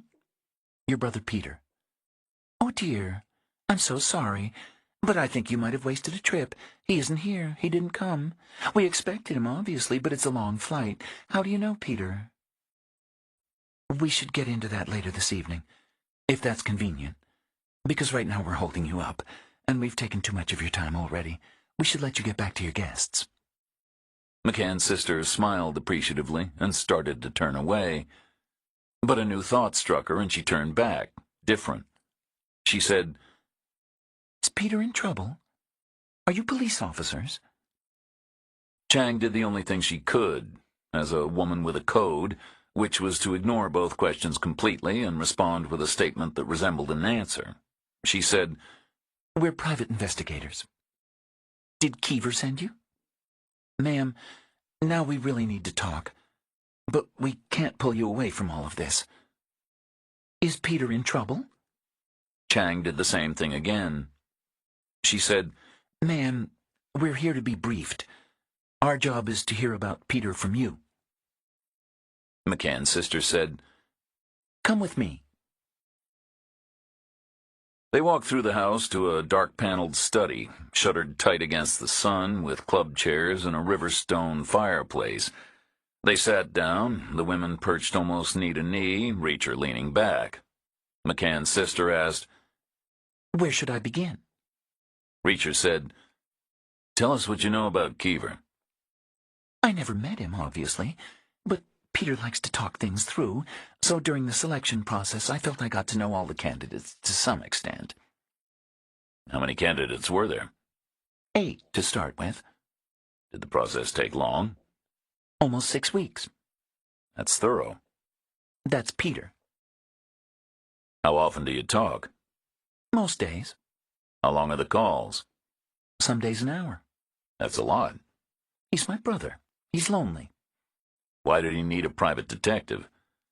Because of Michael, his son, my nephew. People say there are issues. That's the wrong word. That's a polite way of saying difficult, which is already a polite way of saying something worse. Michael is the opposite of difficult. What would be the right word? Michael didn't make it all the way to the end of the assembly line. A couple of things didn't get bolted on. I try not to blame the mother, but she wasn't well. She died less than 10 years later. Which things got missed? Are you a happy man, Mr. Reacher? Can't complain, generally speaking. Right now I feel pretty good. Not in relation to the current part of our conversation, you understand. On a scale of 1 to 10, what's the worst you've ever felt? About a 4. And the happiest? Compared to the theoretical best ever? I suppose. About a 9. Okay, 4 at the bottom and 9 at the top. What about you, Ms. Chang? She didn't answer right away. Then she said, The worst I've ever felt would be a 3, and I was going to say 8 for the best, but now maybe 9, I think. She looked at Reacher as she said it in a certain way, and McCann's sister caught the glance. She said, Are you two sleeping together? No response. Honey, if you're sleeping together, make it a 9 for sure. Always safer, but no higher. 10 gives them performance anxiety. But right now, between the two of you, we have a swing from either 3 or 4 at the low end to a pair of 9s at the high end, even though one of the 9s is really an 8, but we're too polite to say so. But you get my drift. You're normal people. If you swing from 2 to 7, you'd still be normal. But you'd be seen as a little dour and reserved, understand? Chang nodded. Now suppose your needle is jammed on 0. Doesn't move at all. 0 at the bottom and 0 at the top. That's Michael. He was born unhappy. Born without the capacity to be happy. Born without any concept even of what happiness is. He doesn't know it's there. Chang said, Is there a name for that? They have names for everything now. Peter and I discuss them endlessly. None of them really fits. I like an old-fashioned vocabulary. I think of it as melancholy, but that sounds too weak and passive. Michael has depth of emotion, just not range. You feel joy or passion, and he feels the same intensity, but it's all hammering away down at the 0 level. And he's intelligent.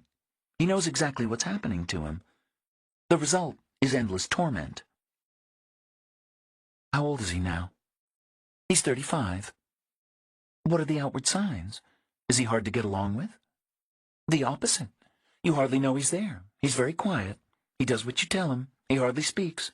He sits for days staring into space, chewing his lip, his eyes darting around.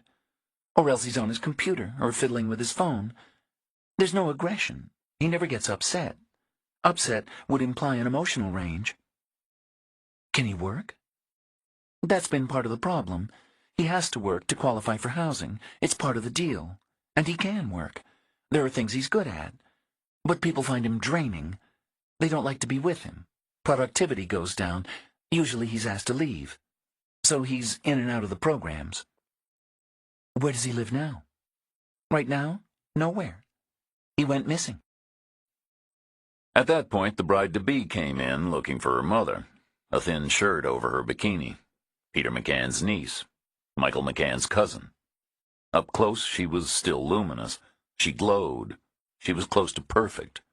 Prenatal care, perinatal care, postnatal care, pediatrics, nutrition, education, orthodontics, vacations, college, postgrad, a fiancé, the whole 9 yards.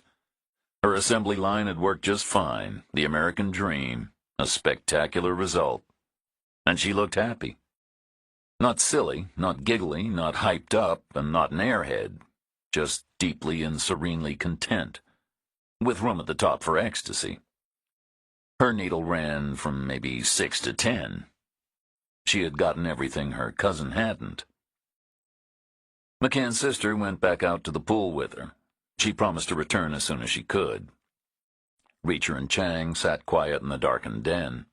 They heard the sounds of the party, muted by walls and distance, splashes and yelps and the clink of glasses and the rolling murmur of conversation. Chang said, We should call Westwood in L.A. We should update him. A deal's a deal. Plus, we're going to need another hotel.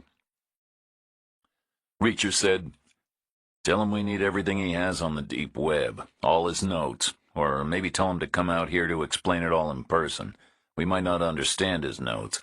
He can get on a plane. He's getting the book deal. Chang put her phone on speaker and dialed, and she gave the guy the play-by-play, everything that had happened since she last called, from the West Hollywood motel. She mentioned Chicago, the library, the mom-and-pop pharmacy, McCann's street, McCann's house, Hackett, the neighbor, the Lincoln Park homicide, the flight to Phoenix, and finally the sister. And then the son, in the long term trapped between 0 and 0, and in the short term missing. Westwood said, They call it anhedonia, the inability to experience pleasure. The sister makes it sound worse than that. And Keever's job was to find him and bring him home? We assumed so. We didn't get that far in the story. We were interrupted. I don't see how the deep web or 200 deaths are involved. This feels like the crime desk, not the science desk. Or one of those human tragedy stories. It could be all three. We don't know yet. Where are you staying? We haven't figured that out. Okay, I'll call you when I land. The line went dead. Reacher said, Apparently Michael spends time on his computer or fiddling with his phone. Maybe that's the deep web connection. Maybe he's in some weird kind of chat room all the time. Maybe he has a whole life no one else knows about. He's depressed, not weird. Depressed means what it says, which is pushed down below the normal position, which implies a range, which Michael doesn't have, which is weird, or unusual to be polite. But he's intelligent, she said. Maybe there are support groups online. Maybe he started one. Why would it need to be secret? Because of search engines, I guess. Employers check online. I read about it in the newspaper. And not just employers, probably. Probably all kinds of people. Relatives, possibly, or doctors. There's no privacy anymore. Things can come back to bite you. If Michael posted something that showed he wasn't making progress, he could lose his housing. Or someone might decide he needed supervision. Then the door opened and Lydia Lair came back in. Peter McCann's sister, Michael McCann's aunt, and the mother of the bride. She sat down in the same chair, and Reacher asked her, "How did Michael go missing?" She said, "That's a long story." 20 miles south of Mother's Rest, the man with the iron jeans and the blow-dried hair took the call on his landline. His contact said, "This is your screw-up now." "In what way?" "There were things you didn't know." "What things?" "I promised you they wouldn't talk to McCann, and I delivered. Can't talk to a dead man. But it came at a cost. I lost Hackett." "How?" "Reacher took him out. Or both of them together. Either way, it shouldn't have happened. Not theoretically possible." "Is he dead?" "He's in the hospital." "Are you going to let them get away with this?" "No, I'm not. I'm going to make an example. This is an image business, very competitive. Brand strength is everything. So I'll split it with you 50-50. "Split what?" "The cost of not letting them get away with it." The man with the jeans and the hair paused a beat, and then he said, "You didn't let them talk to McCann, for which you have my grateful thanks. It was a job well done. But, with respect, that concluded our business. Any feelings you retained for Reacher or Chang are now personal to you, surely." "Hackett is cuffed to the hospital bed. He's in police custody." "How much does he know?" "Bits and pieces. But they won't prove anything. Hackett has no evidence with him, no data. Reacher stole his phone, and he left his computers in the car, which was provided by our friends in Chicago, complete with a driver. So we still have his hardware. We fired up the phone sniffer again. Chang is back on the air. She just called the guy at the LA Times, from a suburban location right here in Phoenix." "Why there? Because of you? Are they coming for you?" "Reacher called me on Hackett's phone and told me so. Plus it would be an easy prediction anyway. But not if you listen to Chang's call to the LA Times. They're here for a completely different reason altogether." "Which is what?" "There were things you didn't know." "What things?"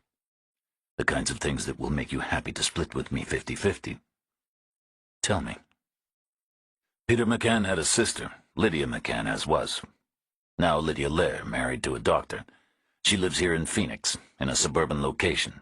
The brother and the sister talked all the time. He told her everything. According to what Chang just said to Westwood, it could be that talking to the sister is the same thing as talking to McCann himself."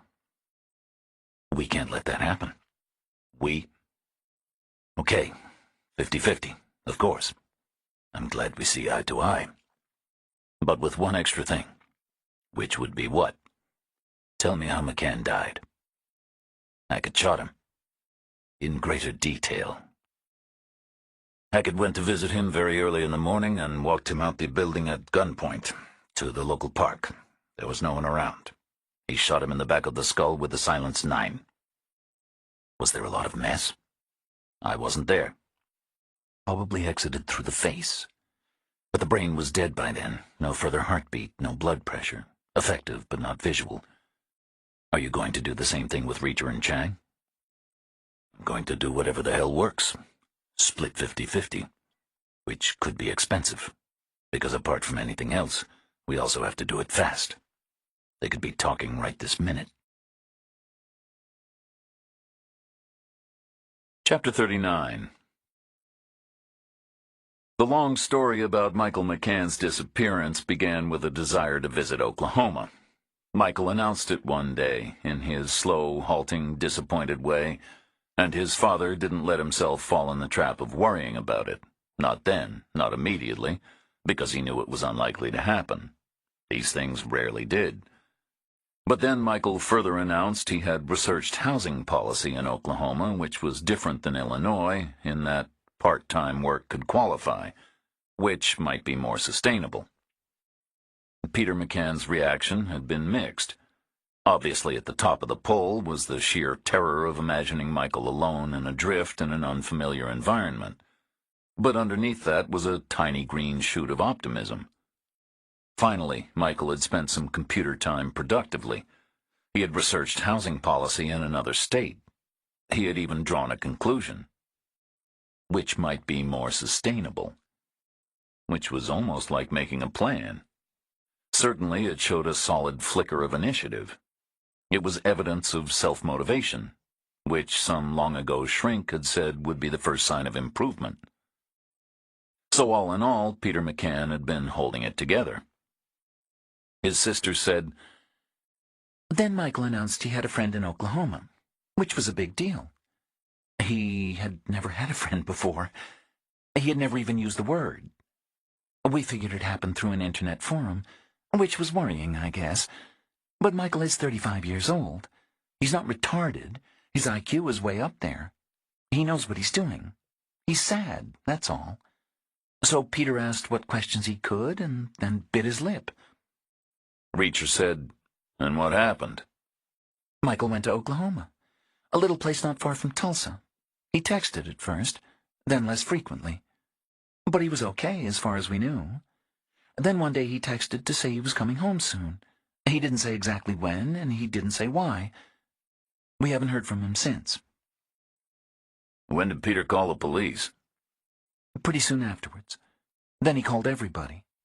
Including the White House? I advised him not to. But of course no one anywhere was listening to him. There are 500,000 mentally challenged homeless men in America. No one would consider searching for an individual among them. How could they? How would they? Michael is not aggressive, and he isn't on medication. He isn't dangerous. Didn't they at least check with a friend? I'm sure you know how it is in your own jobs. Suddenly all you have is a name that doesn't mean much, and a hazy half-remembered address no one can find. So the friend has not been identified? No one even knows whether it was a man or a woman.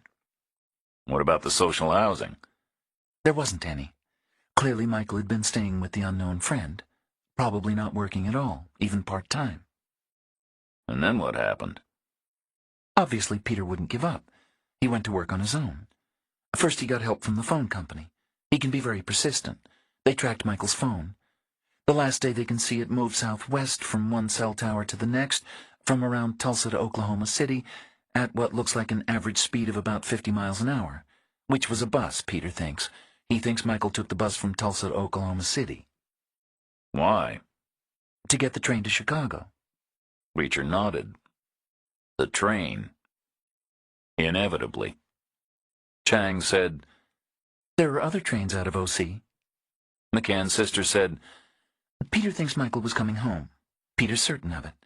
And sure enough, at first the phone moves north in the right direction at the right speed, but then it switches off. Because it got too far away. We had the same thing. The last cell tower is about 90 minutes north of Oklahoma City. Then you're in dead air forever. It never came back on again. Did Peter tell the cops?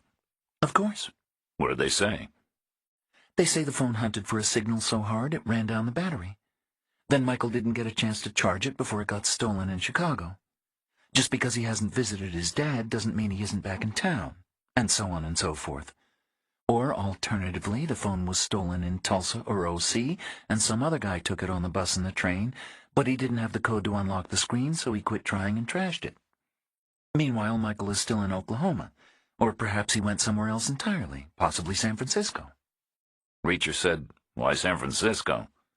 McCann's sister said, There are a lot of homeless men in San Francisco. Cops think it's a magnet. They think people go there automatically, like it's still 1967. How does Peter rate that possibility? As a possibility, but nothing more. So then he hired Keever. He started the process. Searching online? At first. Reacher said, Tell us about his interest in the internet. But then the daughter came back in the room to tell her mom people were leaving. The two of them went out together to say goodbye, and Reacher heard the outside hubbub change in frequency to a long, slow goodbye tone, and then he heard car doors slamming and engines starting and vehicles pulling away. 5 minutes later, the house was absolutely silent. No one came back to the shuttered study. Reacher and Chang waited alone in the gloom. 5 more minutes. Nothing doing. They opened the door and looked out. An interior hallway, empty. Silver-framed photographs on the wall. A family story in chronological order.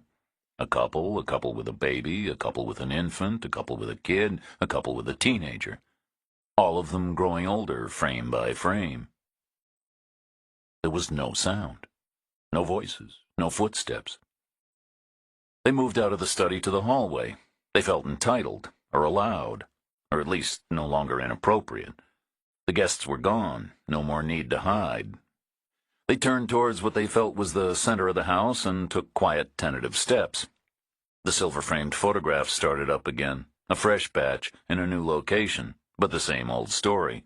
A couple with a college student, a couple with a muddy college student in a soccer uniform holding a cup, a couple with a graduating college student. No voices, no footsteps. They moved on, past a room with padded walls and a giant screen and a forest of upright loudspeakers, and 3 separate chairs, each one of them with its own reclining mechanism and its own cup holder.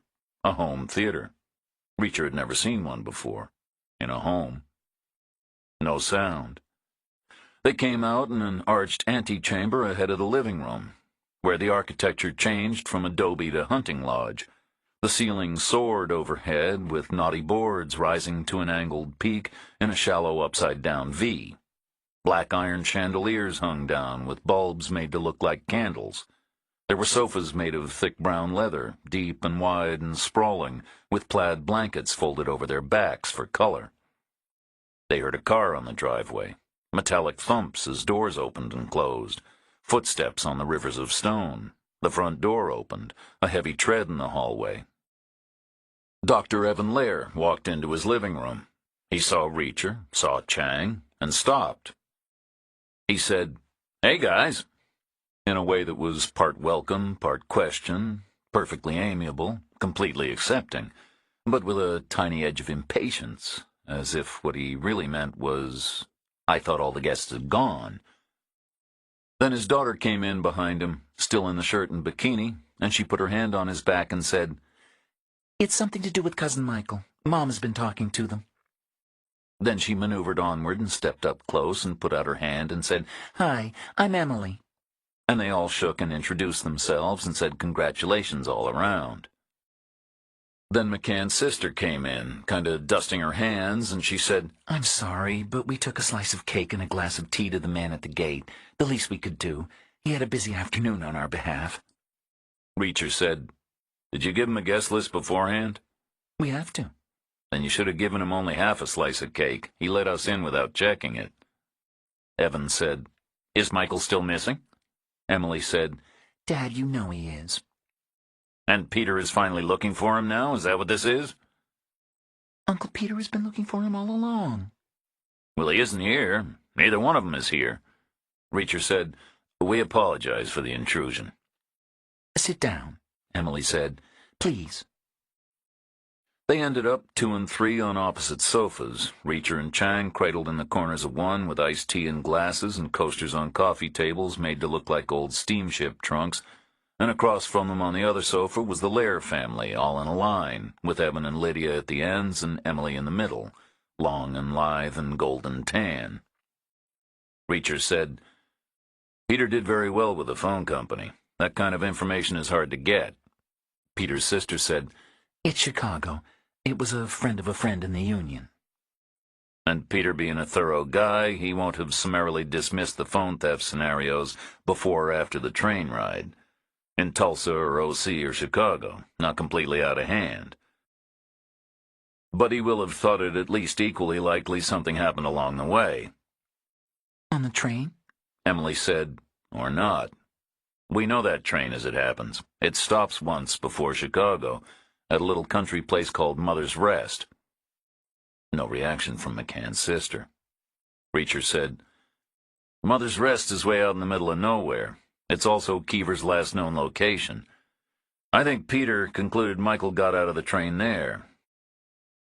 Hence his phone never came out the other side of the dead zone. I think he sent Keever to check." "Well, that's good, right?" Evan said. "If he's there, Keever will find him." Reacher said nothing. McCann's sister said, "He's had no luck yet. Peter hasn't had a report in 3 days. Nothing doing. Unless he's due to call me with the good news right about now." Which seemed to make her conscious of the time, because she patted her wrist looking for a watch, and then she squinted far into the kitchen to see the microwave clock. She said, "It's after supper time in Chicago." She pointed near Reacher and said, "Hon, pass me the phone." The phone was on the steamer trunk, near his iced tea. It was bigger than some, and curvier and heavier. Better plastic. Still cordless and modern, but first generation. If it ain't broke, don't fix it. It had a transparent window for speed dial labels, with a space at the top for its own number, which someone had filled out in elegant pencil, the 480 area code and 7 more digits. He passed it across, and McCann's sister took it and checked it for dial tone. She said, "The line is working." Evan asked, "How big of a place is Mother's Rest?" Reacher said, "Very small." "Why is it called that?" "No one knows." "How can it take 3 days to search a very small place?" "Depends how thorough you are. You could spend 3 weeks poking around, opening every door, looking under every bush, which is what's on my mind. It's a foot-sore picture. It's old-fashioned police work. The phone company trace through a pal in the union, the railroad schedules, the guess about whether he stayed on board or got out, the physical search of a physical location, time and space, steel and iron, shoe leather and late nights. Smart people would call it analog. I suppose sometimes it has to be that way. But we heard Peter was obsessed with the internet. He called a science journalist in L.A. a total of 19 times to talk about it. Was that separate? How's that connected to a place that doesn't even get cell service?" McCann's sister said, "It wasn't separate. It was parallel. He thought it might be a clue to where Michael was. He thought that Michael might talk to similar people on secret sites. Maybe he was heading somewhere for a reason. Maybe there'd been discussions. We had high hopes of Mr. Westwood for a time. He might have held the key. But Peter was very persistent. And persistence can be a negative thing in the end. As you say, 19 calls. I tried to warn him." "Did he find the sites anyway?" McCann's sister said, "I'll get more tea." She stood up and picked up the jug from the steamer trunk, and the jug caught the phone and sent it spinning in place, frictionless, plastic on leather. Reacher saw the neat pencil handwriting, rotating slowly, like a bicycle spoke coming to rest. Area code 480 and 7 more digits. Phoenix, Arizona. Where we're going. We're on the way. The time for looking over your shoulder starts now. Half a slice of cake. He said, "Evan, may I ask you a personal question?" Dr. Lair did what most guys do when facing such an inquiry, which was to pause a quizzical beat and shrug in mock innocence and say, "Sure. You keep a gun in the house? Is that important?" "Just a matter of interest." "Well, as a matter of fact, I do." "May I see it?" "That's a strange request." His daughter Emily was half-turned sideways, sitting cross-legged, watching the exchange, back and forth from one face to the other, like tennis. So was Chang. Reacher said, "Is the gun in the bedroom?" Lair said, "As a matter of fact, it is." "It would be better in the hallway. Dead of night home invasions are rare. Plus, you'd be too sleepy to be effective. Are you right-handed?" "Yes, I am." "Then within 6 feet of the front door on the right-hand side would be favorite, in a drawer, a cabinet, or grips up in a decorative vase, on a table. I imagine that'd work." "Are you also a security consultant?" "We aim to offer a wide range of services." Emily said, "He's right, Dad. The bedroom is pointless." Chang said, "Technically, our advice would be to conceal a separate firearm in each major zone of the house. The bedroom, certainly, but also the kitchen area, the living area, the entrance lobby, upstairs if you have one, the basement if you have one, and the garage." Emily said, "Where's the best if you only have one?" "Only have one," Reacher heard. "Go with the math," Chang said.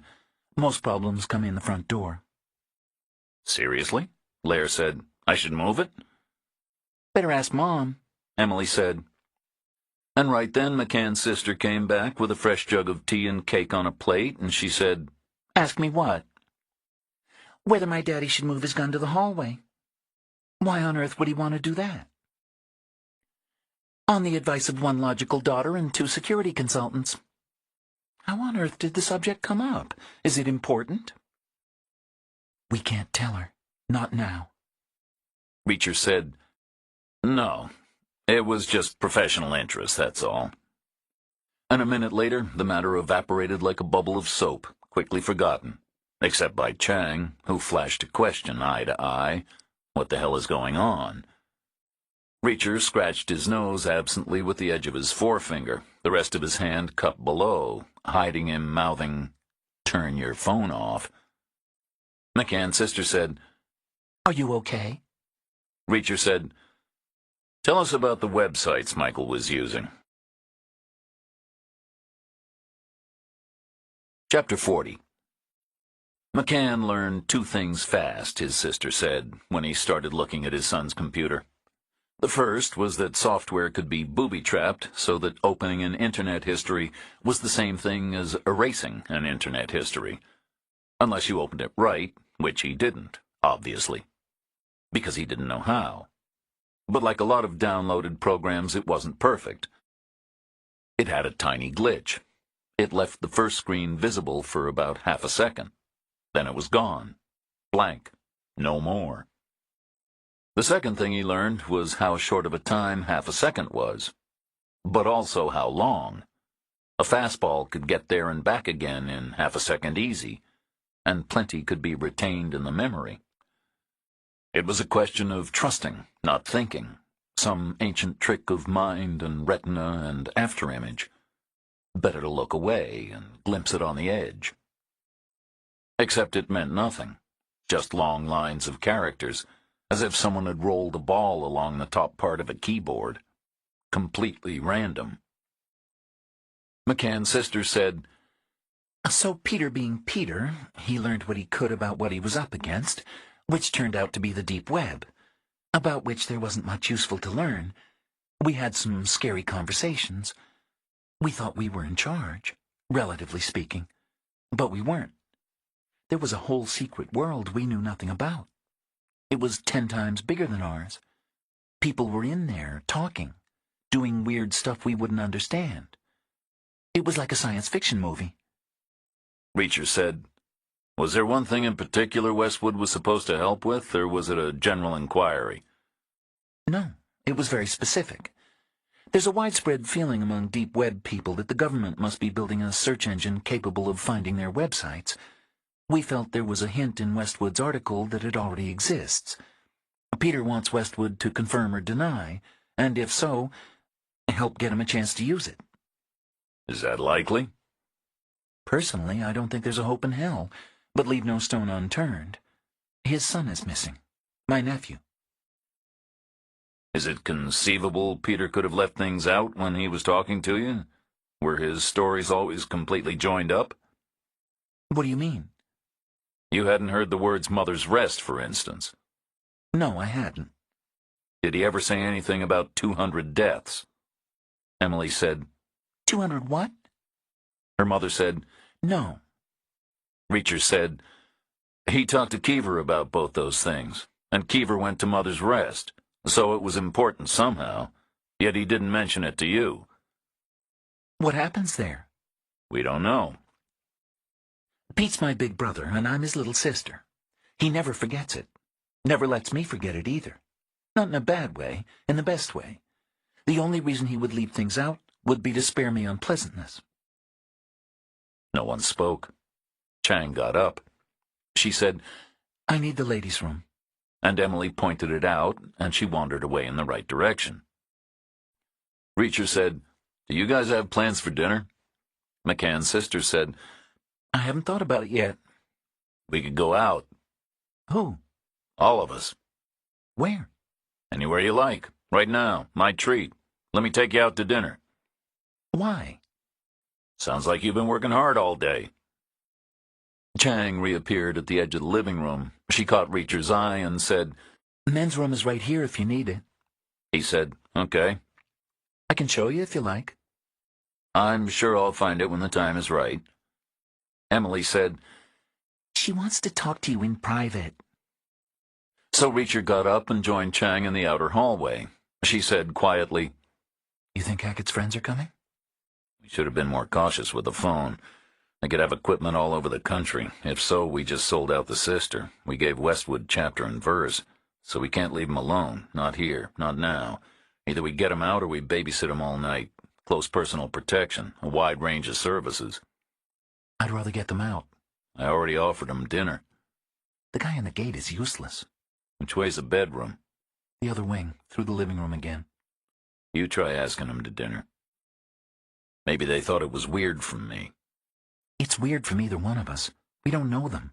And they're in the middle of a high-precision wedding countdown. 2 strangers suddenly taking them out for a bucket of chicken would make their heads explode. I said anywhere they want. Doesn't have to be KFC. Same difference. Doesn't matter where we go. They heard a car on the driveway. Metallic thumps as doors opened and closed. Footsteps on the rivers of stone. Modern automotive design puts no more than 4 seats behind regular wide-open doors. Some sedans might be 5-seaters, and some trucks were 7-seaters. But no tough guy grows up wanting to sit on the transmission hump, and no one is effective in the way back of a minivan. So worst case would be 4 incoming. Best case would be 1. Likelihood was either 2 or 3. Reacher turned instantly and headed across the living room, charting his course many steps ahead, as straight as possible, setting himself to graze the corners of tables and the arms of chairs, like a downhill slalom against the clock. The Lair family was still all in a line on the sofa, frozen, not understanding. Lydia, Emily, Evan. The linen shift, the shirt and bikini, the shorts and the loud Hawaiian, all watching. So Reacher patted the air as he passed them by, telling them to stay where they were, and then he hustled onward out the far side of the living room into a short hallway past more silver-framed photographs of unknown people, maybe relatives, including a thin man and a sad boy, perhaps Peter and Michael McCann, and finally onward into the bedroom. The back of his brain said, women usually take the side near the bathroom, and he sidestepped and scrambled around a pillow-stacked king-size bed to a night table with nothing on it but an alarm clock and an unread book. He heard them kick down the front door. He wrenched open the drawer under the book and saw reading glasses and headache pills and a box of tissues and a Colt Python with a 6-inch barrel. Hatched walnut grips lacquered to a soupy shine, an immense blue steel frame, brawny .357 Magnum rounds in the wheel. One hell of a nighttime gun. Smart in some ways, no complexity, no safety, no jams. But dumb in other ways. It weighed 3 pounds, too heavy to lift while blinking awake, and the recoil would blow a sleepy arm through the headboard. Reacher took it and checked the cylinder. All there, a 6-shooter, 6 rounds. He heard boots in the hallway. Inside the front door, moving 6 feet to the right. 2 people. A third would be coming around the back, if there was a third, along the decorative path past the plantings between the solar lights through the gate. Please go in. No spare rounds in the drawer. A 6-shooter. Reacher stepped back to the bedroom door. Still he heard boots in the hallway. Then he moved out, past the silver-frame photographs again, edging sideways. Python at arm's length, eyes on the front sight, crisp and clear, everything else blurred. The light soft, the house shuttered and shaded against the sun, and full of dim shadows. He stopped at the mouth of the living room. On his left was the Lair family, still on the sofa, but starting to stir. Shock was giving way to fear, and in Emily's case, outrage. She was going to break forward. Her folks were going to break back. On his right was the sofa he and Chang had sat on, and beyond it was a partial view to the door. He saw the bulk of a moving shoulder, a silhouette against the light, tense and pumped up and ready to go. On his left through the slider, he saw a guy in the backyard, behind the wedding gifts, then out in clear air, black t-shirt, black pants, and a Ruger P85 with a suppressor tube fitted. Carried easy down by his side, from above his knee to the top of his boot, which was also black. They were dressed the part, that was for damn sure. Where was Chang? Reacher did not want to fire without knowing where she was. Not a magnum round, not in her general direction. Too many dim shadows, too much dazzling contrast, too many crazy outcomes. Rounds could deflect off bone and go through walls. Plural. They could exit the building completely and break a window down the street, Where was she? Emily was drawing breath, ready to start yelling and screaming, bikini and all, in Reacher's view a natural primeval reaction. The instinctive defense of family and territory, plus in her case a measure of righteous indignation, as in this was her special week, and who the hell did they think they were anyway? Evan was a calm man, accustomed to calamity, trained in science and reason, in tests and evidence and careful diagnosis, and he was a smart guy, and all his circuits were sparking, but he couldn't make anything fit in his mind, so his body was left waiting for a final decision. Lydia was pressed back in her corner, the wife and mother, the sister and the aunt, retreating into herself, Reacher thought, or into an earlier version of herself, perhaps the true McCann version, raised tougher, maybe in the kind of place where splintering wood and a heavy tread was never good news. Then the guy in the yard opened the slider and stepped inside, and the back of Reacher's brain showed him the whole chess game right there, laid out, obvious, like flashing neon arrows, in immense and grotesque detail.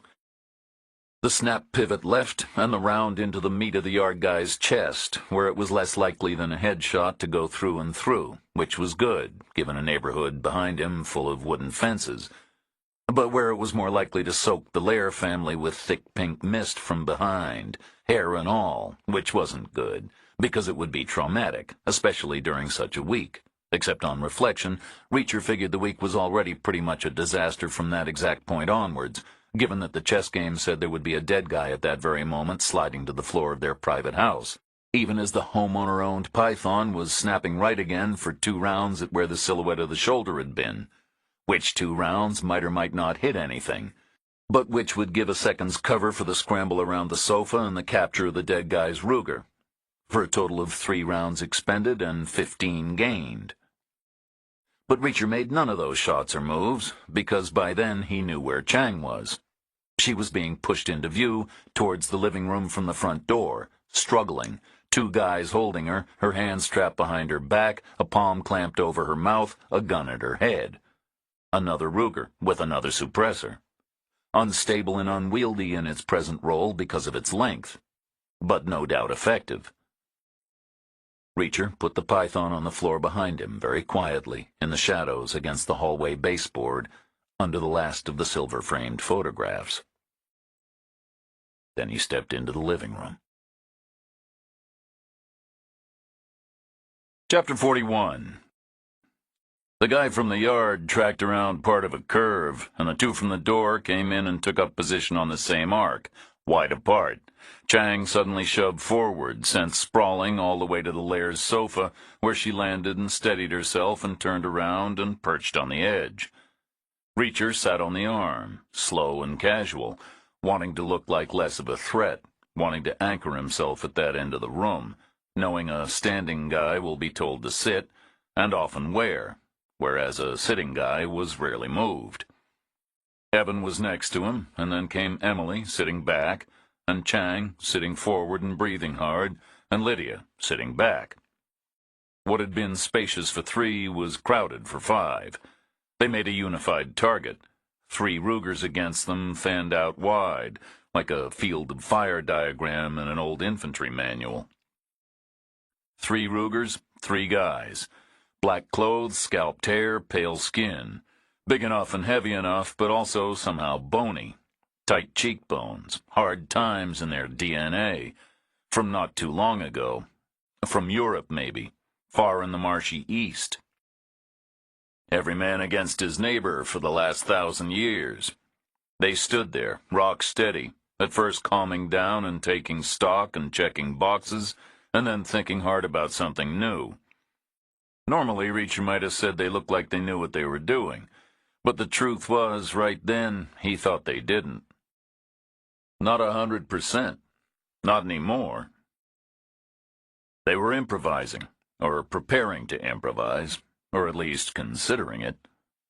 As if their own chess game had come to a fork in the road. Arrows to the left, arrows to the right. Options, freedom of choice. Always dangerous. They didn't move, didn't speak. There was maybe a hint of a smile. Then the guy in the middle said, We were told we would find a man and a woman talking to another woman. Good English, close to a regular American accent, but with dull Slavic undertones. Eastern Europe for sure. Moody, put upon, a guy whose life was a sea of troubles. No one answered. The guy said, "But what we actually find is 2 men and 3 women, one of which is Chinese, which is all very confusing. So tell me, which among you has been talking to who?" Chang said, "I'm American, not Chinese. And we've all been talking, to each other. Everyone to everyone else, always around. Now you tell us something. Who the hell are you and what the hell are you doing here?" The guy said, "One of you is somebody's sister." No response. The guy said, "We don't know if the somebody is a Chinaman. That information would have helped, I guess." No response. "Which one of you is somebody's sister?" "Not me," Reacher said. "You got a sister, wise guy? Maybe you should tell me where she lives." "If I had a sister, I would. Save me kicking your ass myself." The guy looked away to the other end of the sofa, to the 3 women there. He said, "Which one of you is the sister?" No response. "Which one of you is the woman who spoke to the sister?" No response. The guy looked back the other way. He said, "Which of you is the man who spoke to the sister?" No response. The guy said, "There are many combinations, like a test at the Institute of Mathematics. How many socks do I need to guarantee a pair? But in this case, one answer at least is obvious, even to the dullest student. We could kill you all. That would guarantee the correct result. That would be a sufficiently large number of socks. But it would be 5 dead for the price of 3. And that price was agreed up front. Count your change before you leave the store. No renegotiation after the fact. Those are the fat man's rules." Silence. The guy looked at Evan and said, "What do you do for a living?" Evan started once, and started again, and got it out 3rd time around. He said, "I'm a doctor." "Do you work for free?" "No, I guess I don't." Dumb question, right? Doctors working for free. Some doctors work for free. But not you, right? No, I guess not. Do you think I should work for free? Evan breathed in, breathed out, floundering. The guy said, "Doctor, it's a simple question. I'm not seeking a medical opinion. Do you think I should work for free when you don't?" "Does it matter what I think?" "I want us all to be comfortable. I want us all to agree. A person should get paid for the work he does.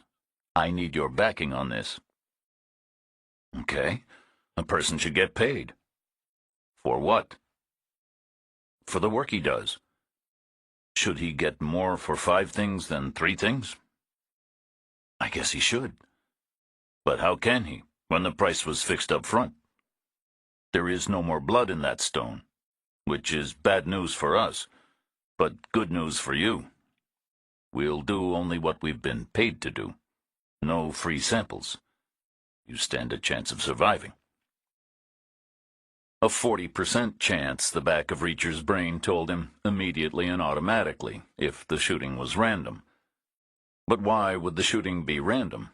Their brief was a man and 2 women, in which case Evan's odds rose to 50-50, and Chang's fell from 40% to 33%. The guy said, "Of course, the flaw in the plan is we might leave the wrong 2 alive, which would not be acceptable. I'm sure you have professional standards of your own. The problem needs to be solved another way. We need to think laterally. We need to find a way to get paid. Help me out here." Evan said, "There's no money in the house." "Doctor, I'm not asking a man to pay for his own execution. That would be harsh. I'm asking you to think laterally. What is there in the current situation that could provide some element of recompense for me and my partners?"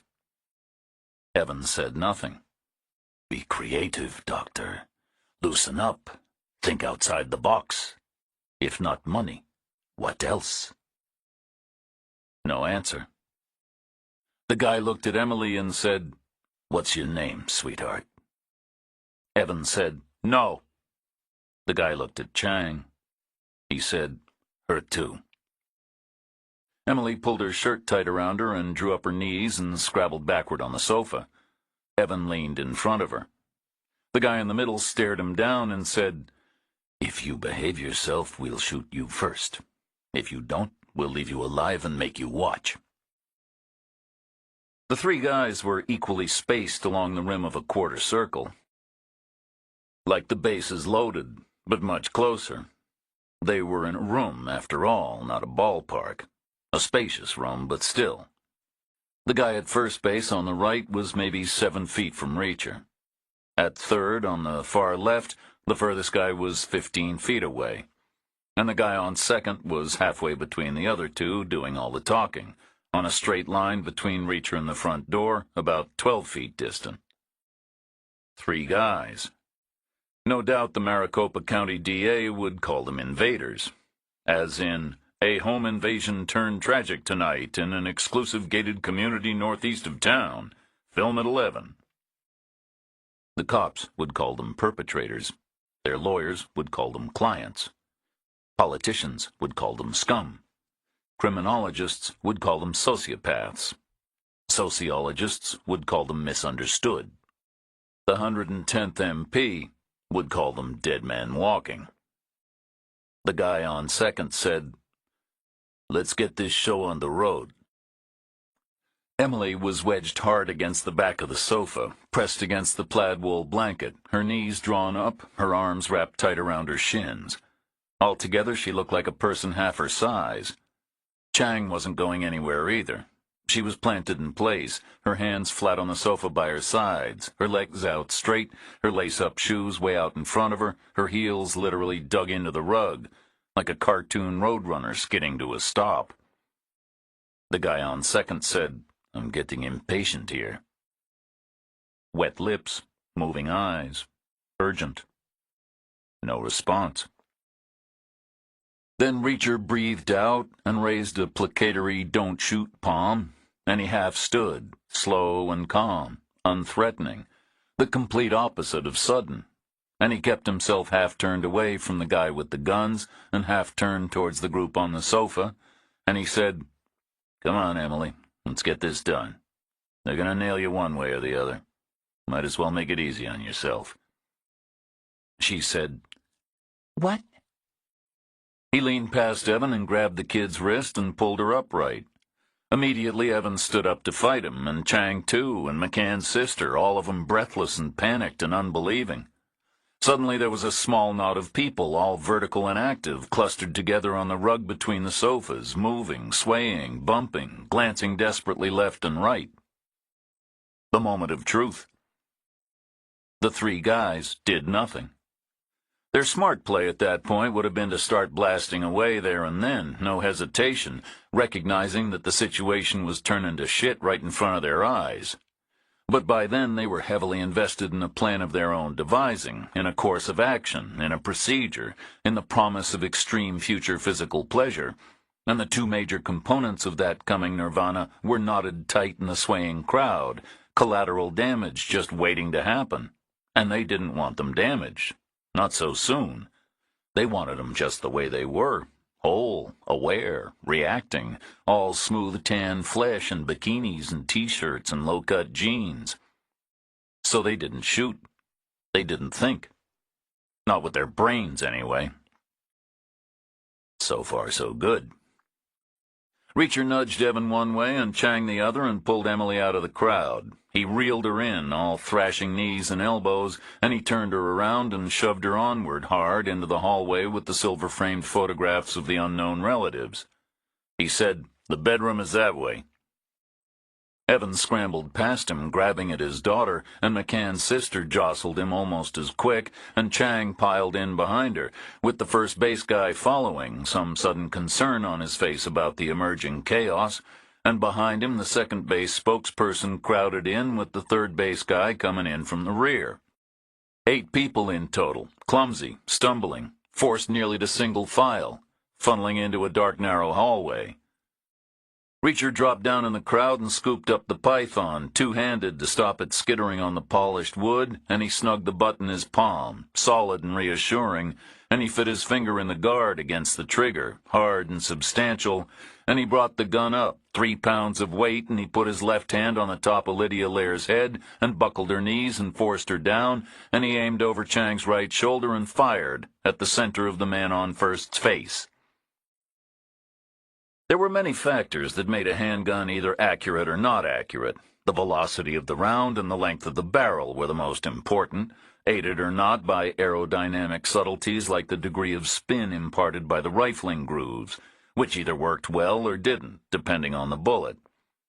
Precision of manufacture was influential, with careful machining of quality metal much preferred over casting from leftover slag. Not that anything much mattered at 7 feet. A pore to the left or a wrinkle to the right was immaterial. The human face was a big enough target, generally hard to miss at close quarters, and the man on firsts was no exception. It was a through and through, obviously, given the short range and the power of the Magnum round. 20 feet behind the guy's head, the wall instantly cratered, the size of a punch bowl, and a ghastly split second later the contents of the guy's brain pan arrived to fill it with a wet slap, all red and gray and purple.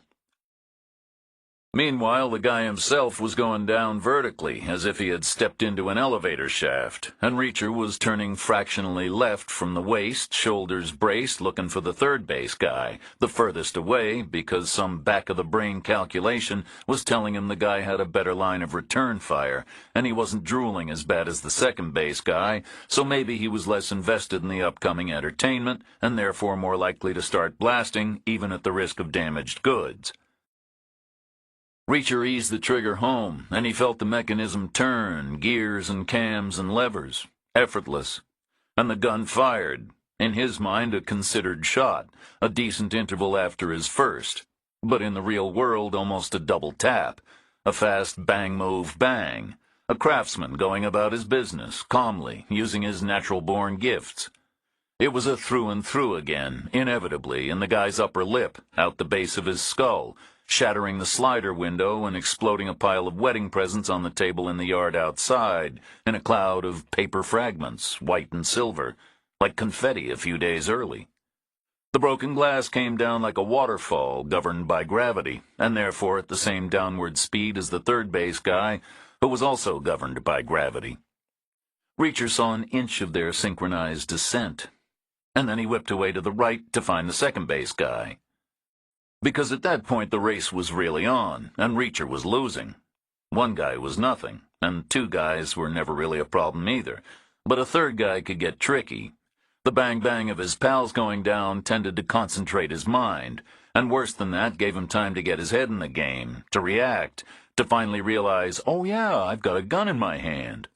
To bring the gun up, slower than usual because of the fat suppressor tube, because the gun was twice as long as his muscle memory thought it was, and also heavier, and therefore less controllable, which was all good, because his traverse was a whole lot shorter than Reacher's needed to be. He was almost there already, just inches away, game almost over. But Reacher kept on moving in what felt like hopeless slow motion, like forcing the back of his hand through molasses on a cold winter's day, his left eye on the python's front sight, his right eye on the hole in the end of the suppressor tube, which was still elliptical, but only slightly. It was an inch away from dead on. The python was a foot away from dead on. Reacher chopped it downward like cracking a whip backhand, mainly for extra speed and power, but also because the guy was widest at the shoulders, and aiming was a luxury Reacher could no longer afford. The python was a double-action weapon, which meant the same trigger pull cocked the hammer and then dropped it. So he started early, getting the cylinder turning while the gun was still moving, seeing the hammer come up, feeling the cams and the levers, waiting, then firing, trusting millisecond timing and momentum and deflection and complex 4-dimensional calculations. In other words, a wing and a prayer. But it worked, apparently. Because the guy didn't fire back, and a red chunk came out of his neck, big enough to feed a family. A triple play, unassisted, baseball immortality. Behind the guy, the bullet smashed its way in and out of a powder room and shattered a lamp in the hallway. The guy himself went down in a heap, with what should have been a thump and a clatter, but Reacher heard none of it, because the Magnum's downside was deafness, at least temporary, especially inside. Around him, the others were helpless with shock, as if frozen in place by a camera strobe or a flash of lightning. McCann's sister was on her knees, her mouth wide open in a scream Reacher couldn't hear, and Emily was crouched against the base of the hallway wall. Understandable. A Magnum inside was like a stun grenade. 3 times. Then the hiss and the roar dulled a little, and people started moving. Chang went for Emily, and Evan helped his wife up and then shouldered his way through for a look at the living room, whereupon he turned around and started herding people back towards the bedroom again, shaking his head emphatically, saying, "We can't go in there," over and over again. Not because of personal discomfort, Reacher supposed, the guy being a doctor and so on, but to spare his family the sight. Although he supposed they had been in a butcher's shop and survived the experience. Although 3 guys was a lot of dead meat. Or maybe he was worried about crime scene integrity. Too much TV. The Lair family sat on the bed, smaller somehow, except for their eyes, all of them panting hard, all of them trying to hold it together. Chang paced. Reacher wiped the big old Colt and left it on Evan Lair's nightstand. Lair said, "We should call the police. We have a legal responsibility." Chang said, "Yes, sir, that would be my advice. You need to get out in front of this." McCann's sister said, "Peter's dead, isn't he?" No answer.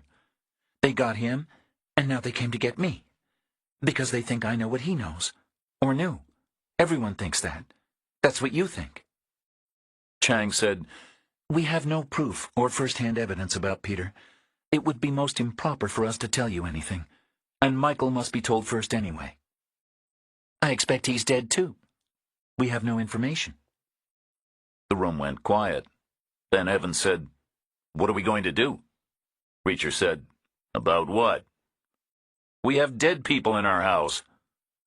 "They won't come out smelling of roses, so they'll call it a righteous shooting. A home invasion, silenced weapons, threats of sexual violence. We're not going to jail over this. We're going to get a pat on the head instead. Except I don't really care for that kind of thing. I would be just as happy not to be mentioned at all, like I wasn't here. You should take the credit. Play around with a gun, get your prints on it again. They'll give you a free year at the country club. You'll get new patients, the badass doc." "Are you serious?" "I don't care how it turns out. They'll never find me. But I would appreciate a head start. Ms. Chang and I have a lot to do. It would help us if you would sit tight for about 30 minutes before you call 911. Tell them any story you want. Tell them you were in shock, hence the delay." 30 minutes, Evan said. "Shock can last that long." "Okay." "But when it comes to the story, tell them only 2 of them had guns." "Why?" "Because I'm going to take one with me, and some cops can count that high." "Okay. 30 minutes. 2 guns. If I can. I'm not good with uniforms." Reacher looked at Emily and said, "Ma'am, I'm very sorry your big week got ruined." Emily said, "I owe you my thanks." "Think nothing of it." He headed out behind Chang, who stopped to hug McCann's sister and to say, in response to her mute inquiries, "I'm very sorry for your loss." Then they closed the door on them and headed down the hallway, past the photographs, to the living room. First up was the first base guy, but he had collapsed at an awkward angle. His suppressor was in the pool of blood coming from what was left of his head, and suppressors have wadding inside, or very fine baffles, either one of which would leak blood forever. So they passed the guy by. The third base guy was a detour, so Chang ducked down to the second base guy, the guy who had done all the talking, and she scooped up his Ruger, white collar or not. And then she stopped. She whispered, "Reacher, this one is still breathing." Chapter 42. Reacher squatted by the horizontal figure. Chang knelt beside him. The guy was on his back, his legs splayed, his arms in disarray. He was unconscious, or deep in shock, or in a coma, or all of the above. His neck was a mess. Half of it was missing. He smelled of dirty clothes and sweat and the iron stink of blood. He smelled of death. But there was faint respiration and a thready pulse. How was that even possible? Reacher whispered. A piece the size of a porterhouse steak came flying out of him. Obviously not a vital piece, Chang whispered back. What do you want to do? I don't know. We can't call the ambulance. They'll bring the cops with them. They always do for gunshot victims. We wouldn't get a head start. But on the other hand, this guy looks pretty bad. He needs a trauma surgeon as soon as possible. Evan is a doctor. But what kind? He'd take one look and call the ambulance himself, immediately. And then he'd call the cops himself, also immediately. He's shaky on the 30-minute thing anyway. We could walk out and leave the guy here. Who would know? Too hard on Evan, potentially. This guy might live 30 minutes. Then the story would leak. He'd be the doctor who ignored a dying man so he could go sit in his bedroom. Reacher put his fingertips high on the guy's neck, on the intact portion above the wound, one on each side behind the ears near the hinges of the jaw. He kept them there. Chang said, What are you doing? Compressing the arteries that feed his brain. Can't do that. What? It was okay to murder him the first time but not the second time? It's wrong. It was right the first time when he was a piece of shit who was about to rape you at gunpoint. Did he change?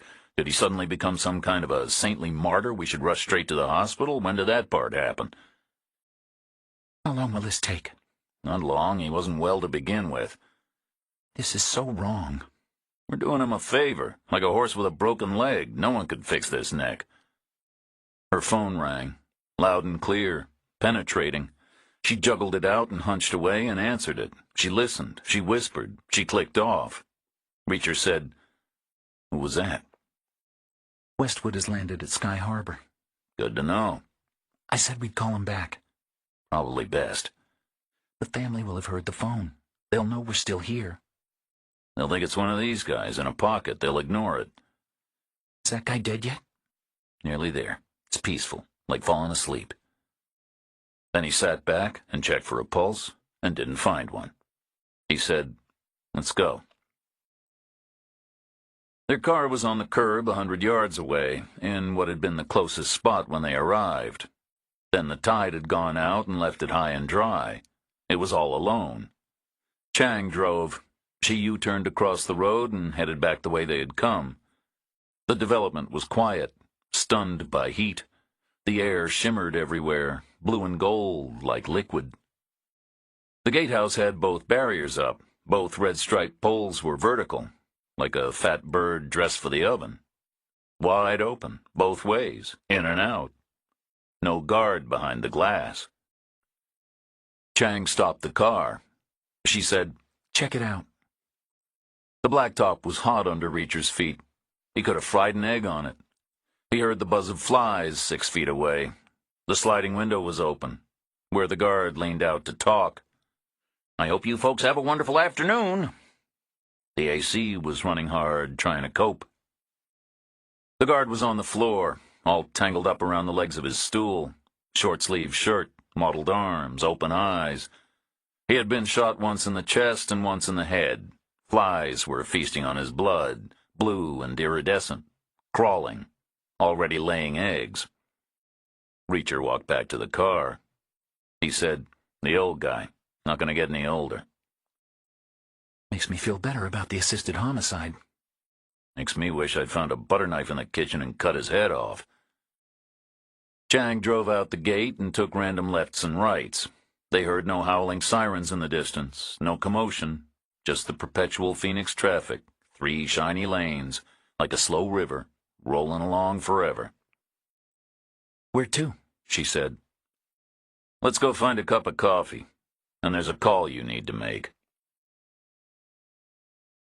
They pulled in at a strip mall in Paradise Valley. There was a big-name coffee shop sandwiched between a store selling leather belts with silver buckles and a store selling china plates with fancy patterns. Chang got iced coffee and Reacher got hot. They sat at a sticky table in back. Reacher said, "Tell Westwood to pick a hotel, somewhere convenient to suit his budget. Tell him we'll join him there in 2 hours." Why 2 hours? Do you guys have a Phoenix office? Of course. Lots of retired FBI in Phoenix. We need local knowledge. About the guys at the house? About their boss, who was also Hackett's boss, a provider of outsourced security for what is no doubt a varied roster of clients. The service economy at work.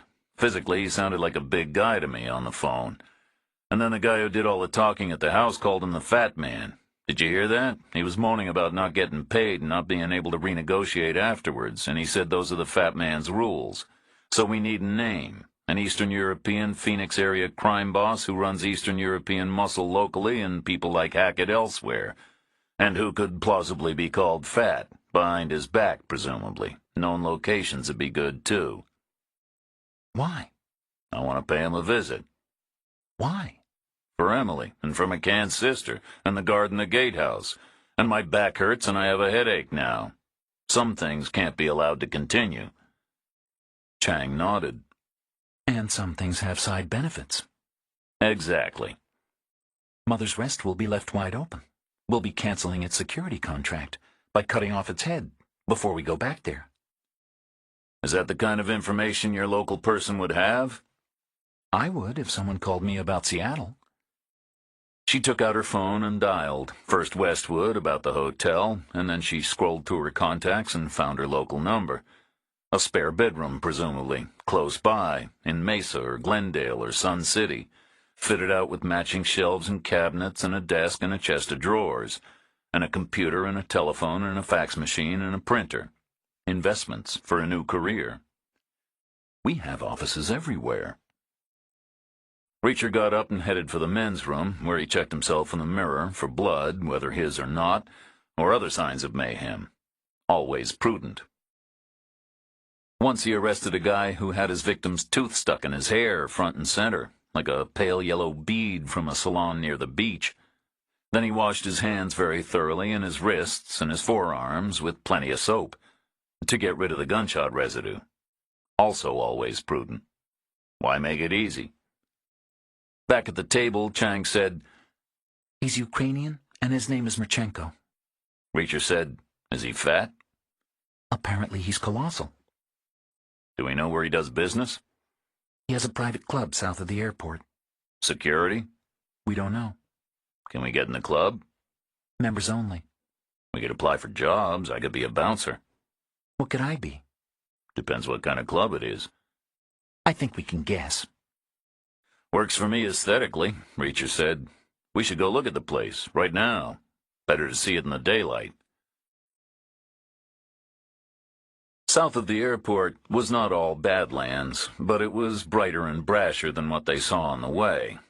Marchenko's club was a metal building about the size of Yankee Stadium, but square. It filled its own block, sidewalk to sidewalk. The walls were painted pink and softened in shape by hundreds of giant foil balloons, also pink, some in the shape of hearts and some in the shape of lips, all of them somehow fixed to the siding. Lacing in and out between them were miles of neon, right then bleached gray by the sun, but at night, no doubt, pink. What other color would the neon be? The door was pink, and it had a pink plastic awning above it, and the name of the place was Pink. Chang said, Should we risk going around the block? It's early, Reacher said. Should be safe enough. So she turned left off the frontage and drove down the right-hand side. Same huge size, same pink, same lips and hearts. Which were kind of drunk-friendly, Reacher thought. Better than swaying the other way into traffic. Then they saw the building did not fill the whole block. Side to side, maybe, but not front to back. It stopped short, and the rear part of the block was a delivery yard, which made sense. A club that size would need all kinds of consumables, like an ocean liner, and it would generate all kinds of trash and recycling, which would need regular pickup. The yard was fenced with some kind of superior hurricane wire, interwoven with pink screens so it wasn't see-through. The fence was topped with floppy rolls of razor wire to keep climbers out. But 2 10-foot lengths were hinged to fold inward, which made sense, because of the truck traffic in and out, food and drink and garbage. One of those gates was open. "Stop," Reacher said. Chang did, and then backed up discreetly for a better view. She said, I don't believe it. Inside the gate was a line of head-high trash containers, and then came an area outside the kitchen door, with fake green grass laid on the concrete, and a token picket fence, and a white metal garden bench, and a big canvas sun umbrella, for chefs and waiters to smoke in comfort. Sitting on the bench was a fat man. He was smoking a thick cigar and talking to a Hispanic guy who was wearing a wife-beater and a do-rag, and standing rigidly to attention, his gaze fixed on a spot in the air just above the fat man's head.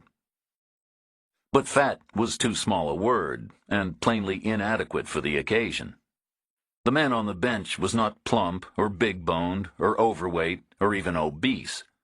He was a mountain. He was huge, over 6 feet, and that was side to side. He dwarfed the bench.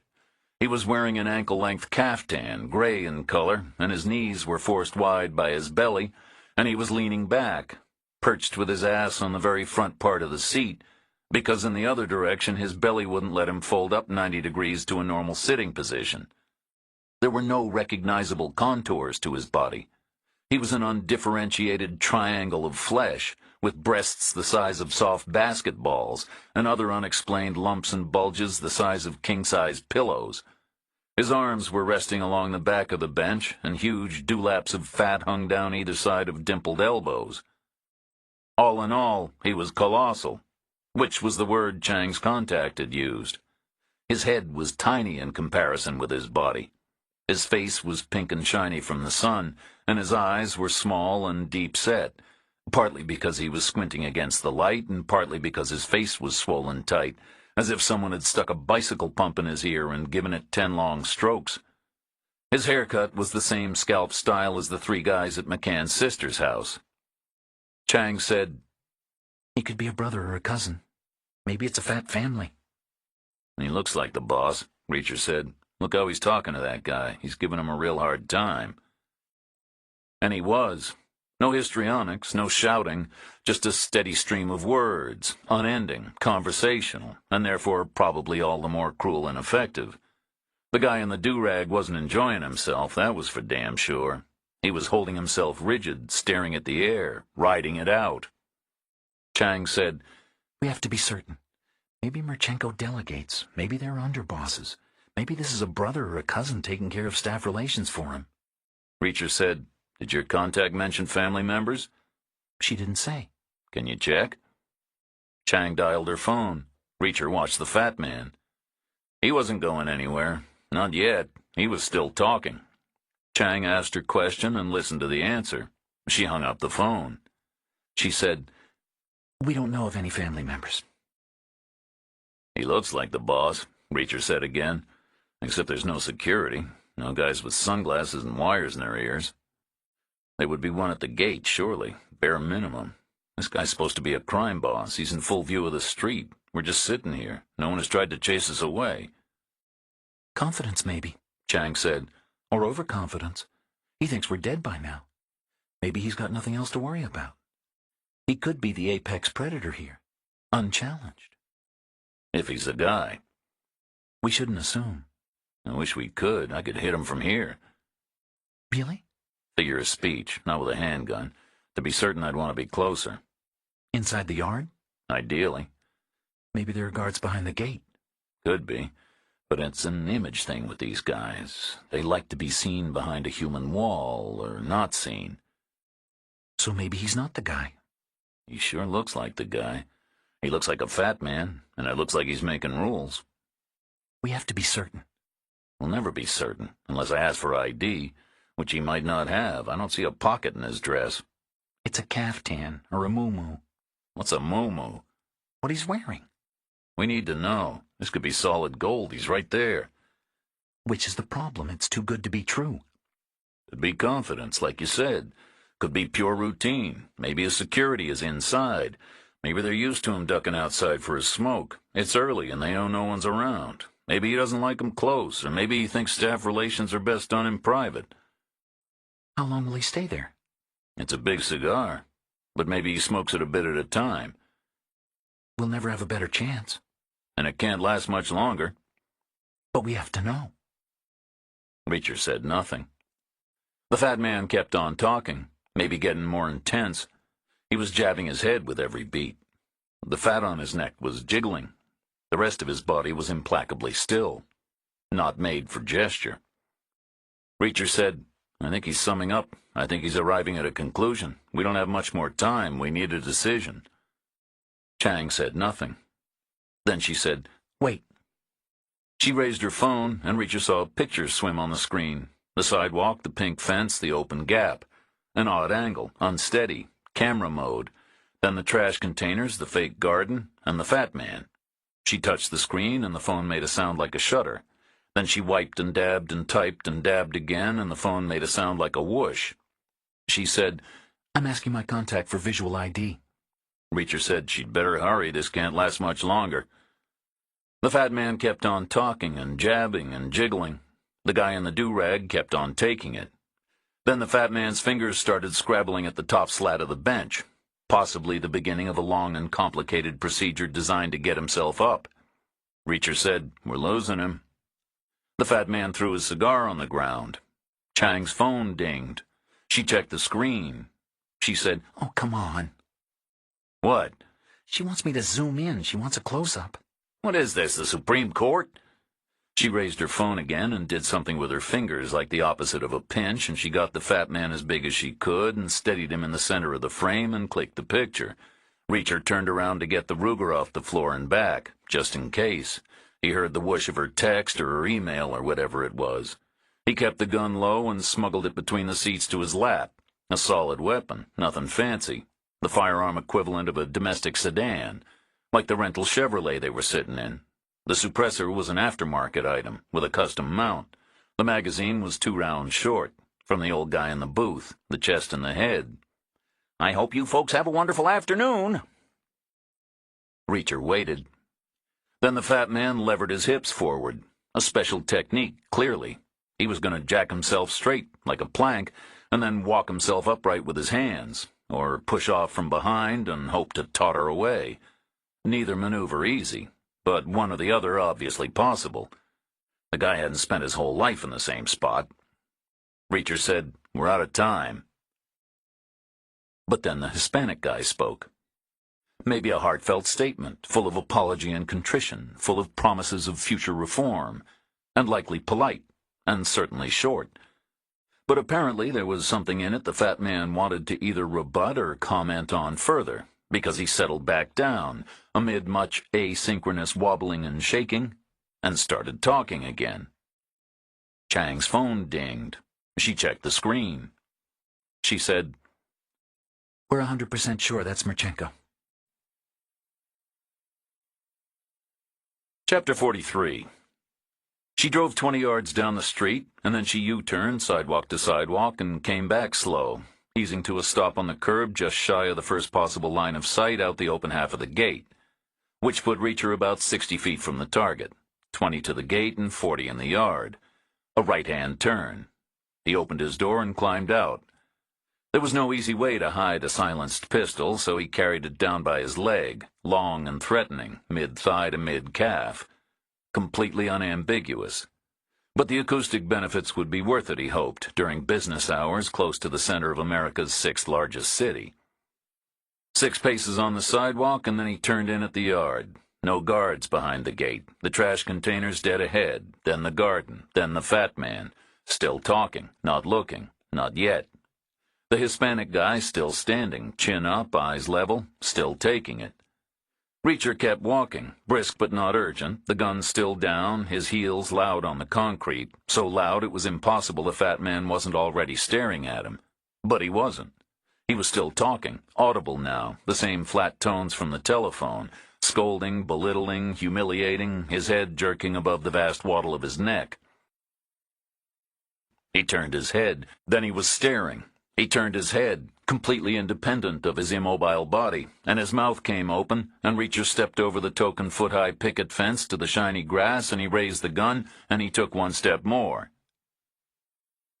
In the tall tales told by firelight, there was always a brief and laconic conversation, because the bad guy had to be told why he had to die, as if reference to injured parties like Emily Lair and Peter and Lydia McCann and the gate guard's grandchildren could conjure up spirits and console them, and also because the bad guy had to be given the chance to either repent or snarl further defiance, either of which could turn a story classic depending on the hero's next reply. But tales were tales, and not the real world. Reacher said nothing, and shot the fat man in the head, twice, a double tap, pop, pop, and then he watched the kitchen door, which stayed shut. The suppressor worked pretty well out in the open air. Reacher turned back and stepped over the foot-high fence. Behind him, the Hispanic guy said, "Gracias, hombre." Reacher smiled. Pretty much manna from heaven for that guy. Pretty much exactly what he was praying for every minute. To the letter. His exact words. "Dear Lord, please send someone to shoot this bastard in the head right now." A miracle. He would go to Mass on Sunday. Reacher walked away through the yard, the same route, the same speed, brisk but not urgent. He wiped the gun as he went, on his shirt, and dumped it in the first trash container he came to.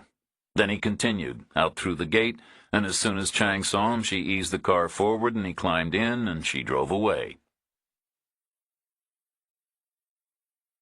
Westwood had chosen a fancy place out by Scottsdale, and traffic was slow because of the afternoon rush hour, so it was getting dark when they arrived. They found the guy in the bar, looking just the same, with his tousled hair and his tangled beard and his papery clothes full of zippers, with his enormous satchel at his feet. He was reading a book about marijuana, maybe his next subject after wheat. Chang settled in to give him the so-far play-by-play, and Reacher went to wash more gunshot residue off his hands.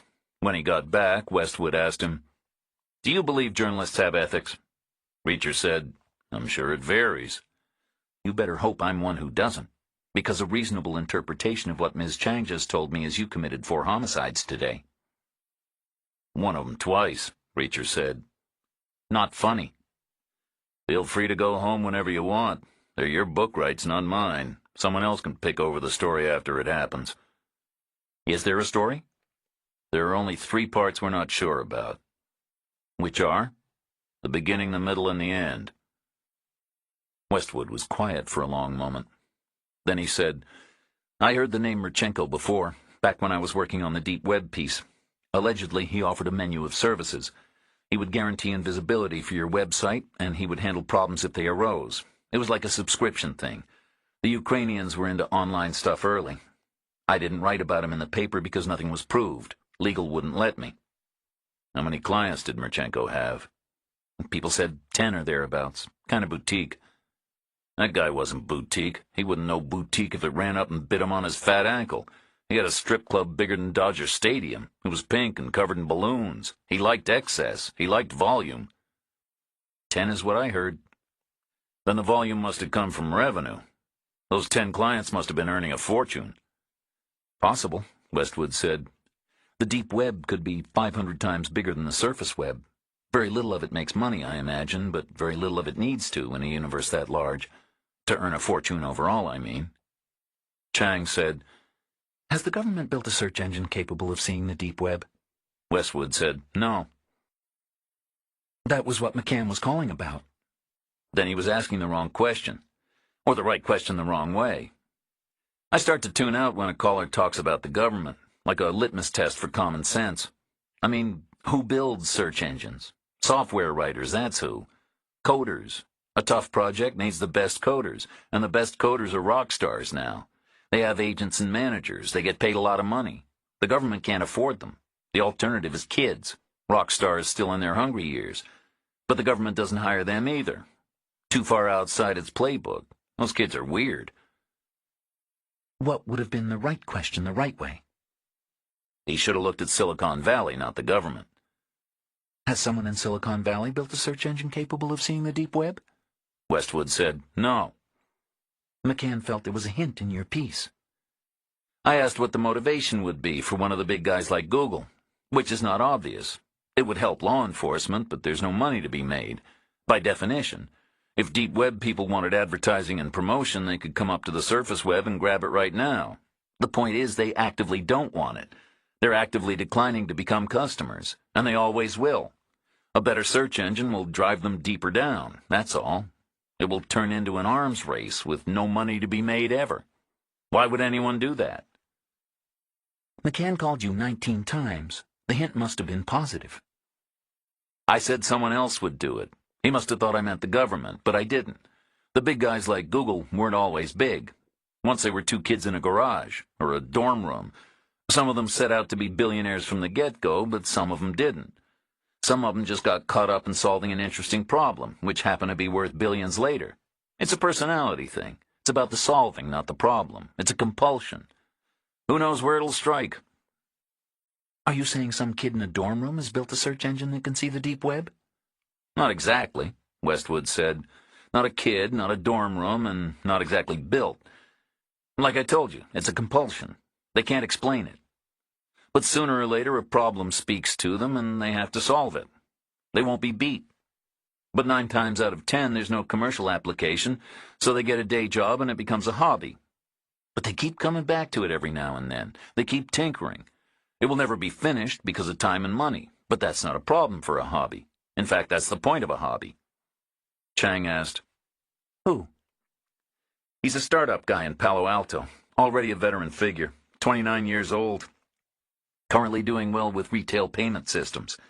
But as an undergrad, someone told him he couldn't search the deep web, and that was all she wrote. It was like a red rag to a bull, some weird intellectual spark. No money in it, he knew. Always a hobby. He admits it was mostly arrogance. Some geeks are like that. They need to be better than the other geek. How far along is he now? That's an impossible question. How could he know? He can see some of it clear as day.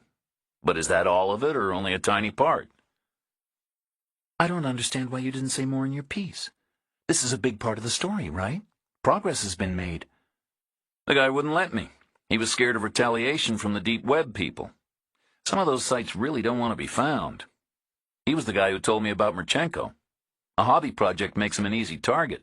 He's not a team. He's just one guy. And he was right to be scared, according to you. I wasn't sure at the time. It could have been drama. They're in a world of their own. Reacher said, we need to meet this guy. Not easy. Right now all we have is second-hand hearsay, but the consensus seems to be that Michael McCann used the deep web, and Michael McCann got off a train in a place called Mother's Rest. We need to know if one thing led to the other. Did he get off the train because of the internet, or was he going to get off anyway? You think Mother's Rest is luring people in through the deep web? We saw 2 people arrive by train. They spent a night in the motel and were driven away the next morning in a white Cadillac. Chang said, They don't even have cell service. They can't be an internet powerhouse, surely. Westwood paused a beat, and then he said, we should go somewhere more private. 20 miles south of Mother's Rest, the man with the iron jeans and the blow-dried hair was pacing, waiting for his phone to ring, trying not to jump the gun. The last time he called ahead of schedule, he'd been made to feel small. Let us do what we're good at, okay? Not that they had been.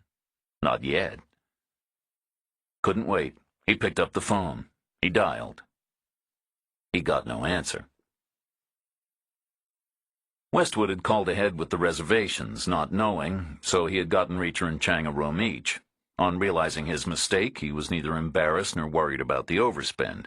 He simply chose the room with the stronger Wi-Fi and called it an office. He pulled his metal computer out of his bag and set it up on a desk. Reacher and Chang sat on the bed. Westwood said, You mentioned Mother's Rest before, way back at the beginning, and you were right. A smart science editor would try to get a jump, so I did. It's a grain loading station and trading post. There's some technical stuff in the record, but a good reporter likes 2 sources. So I checked Google Earth, and sure enough, it's right there on the satellite pictures, right where it should be. And it looks exactly like a grain loading station and a trading post. But it's in the middle of absolutely nowhere. It's like L.A. County had one crossroads and the rest of it was empty. It was fascinating. So I messed around a little. I zoomed in to check how far it was from anywhere else, just for the fun of it, and I happened to see a neighbor about 20 miles south. The only neighbor, even more isolated. So naturally I zoomed in to take a look. He turned his computer to face the bed. He said, "And this is what I saw." What he saw was bright daylight, of course, even though it was dark outside. Satellite photographs were not live, or up to date necessarily. Things can change, or not. Reacher guessed the things on the screen hadn't changed in years. He was seeing a farm, surrounded by a sea of wheat. As far as could be told from a vertical, straight-down, harshly shadowed view, everything looked solid and squared away. The place was more or less self-sufficient. There were hogs and chickens and vegetable gardens. There was what looked like a generator building for electricity. The house itself looked sturdy. It had a place to park cars at one end and 4 satellite dishes at the other, and what looked like a well and a phone line. Westwood said, "I remembered the satellite dishes later. What are they for?" Reacher said, "TV. 2 of them are. The other 2 are looking at different birds. Foreign TV. Or satellite internet, maybe. All the bandwidth they want to pay for. Very fast, doubled up for safety. With their own electricity. That would be an internet powerhouse right there." "Can we tell by the way the dishes are set?" "We'd need to know what day and time Google clicked the picture to work out the angle of the shadows." "Then we need to look from the inside. We need the search engine. If they're posting from there, we need to read what they're saying." "All I can do is ask." "Tell him Rodchenko is dead. Tell him you had him whacked as a service to software developers everywhere. Tell him he owes you a favor." Westwood said nothing. Reacher turned back to the screen. He said, "Where is this place exactly?" Westwood said, 20 miles south of Mother's Rest. And he leaned around from behind and pinched and swiped, making the farm smaller and the wheat bigger, no doubt intending to continue until Mother's Rest itself slid into view above to show the distant geographic relationship. But before that happened, the picture was clipped across the bottom corner by a dead straight line, and Reacher said, "What's that?" Westwood said, "The railroad track." "Show me." So Westwood came around from behind the screen and set it up properly. The farm and the railroad centered in their correct proportions, maybe 3/4 of a mile apart, the middle distance for most human eyes. Reacher said, "I remember that farm, from when I arrived. It was the first human habitation the train passed in hours, 20 miles before it finally got to Mother's Rest. They were running a machine with lights, a tractor maybe, at midnight." "Is that normal?" "I have no idea." Chang said, "We figured the Cadillac drove 20 miles. Remember that? 20 miles there and 20 miles back. Now we know where it was going. There's nowhere else it could go, 20 miles from Mother's Rest. So that's where the folks from the train went, the man and the woman with their bags. But then where?" No one answered. Westwood said, "Do farmers use the deep web?" "Someone does," Reacher said. "We need the search engine." "The guy gets paid for his time. No one likes to work for free." "That's something I learned. He won't come here. We'll have to go to San Francisco." "Like it's still 1967. "What?" Reacher said, "Nothing." 10 minutes later, he was alone with Chang, in the room with the weaker Wi-Fi. Chapter 44. They woke early the next morning, with open drapes and things on their minds, the same way they had the previous morning in Chicago just 24 hours before. Reacher was revising his theory again, spellbound with the upward progression. It was beyond expectation, maybe beyond comprehension. Whereas Chang was preoccupied with getting out of town. She was watching morning television on a local Phoenix affiliate, which had shoved recipes and fashion aside in favor of crime. One presenter was reporting on the fatal shooting of a suspected organized crime figure behind a downtown strip club, which involved much breathless speculation laid over meaningless pictures, mostly of the closed gate and the pink fence above a ticker that said "Moscow comes to Phoenix," which Reacher figured would annoy Ukrainians everywhere, the two countries being entirely separate now and proud of it, at least in one direction. The other presenter had the bigger story. No longer a home invasion turned tragic tonight, because tonight was now yesterday and tragic was now inspiring. Apparently, a well-respected local doctor residing at the address in question had used a home defense weapon and killed 3 intruders, thereby saving his family members from a fate worse than death. Evan Lair was seen on camera in the far distance at the limit of a shaky zoom, waving questions away. His reluctance to talk was seen as sturdy old-fashioned modesty. His legend was building.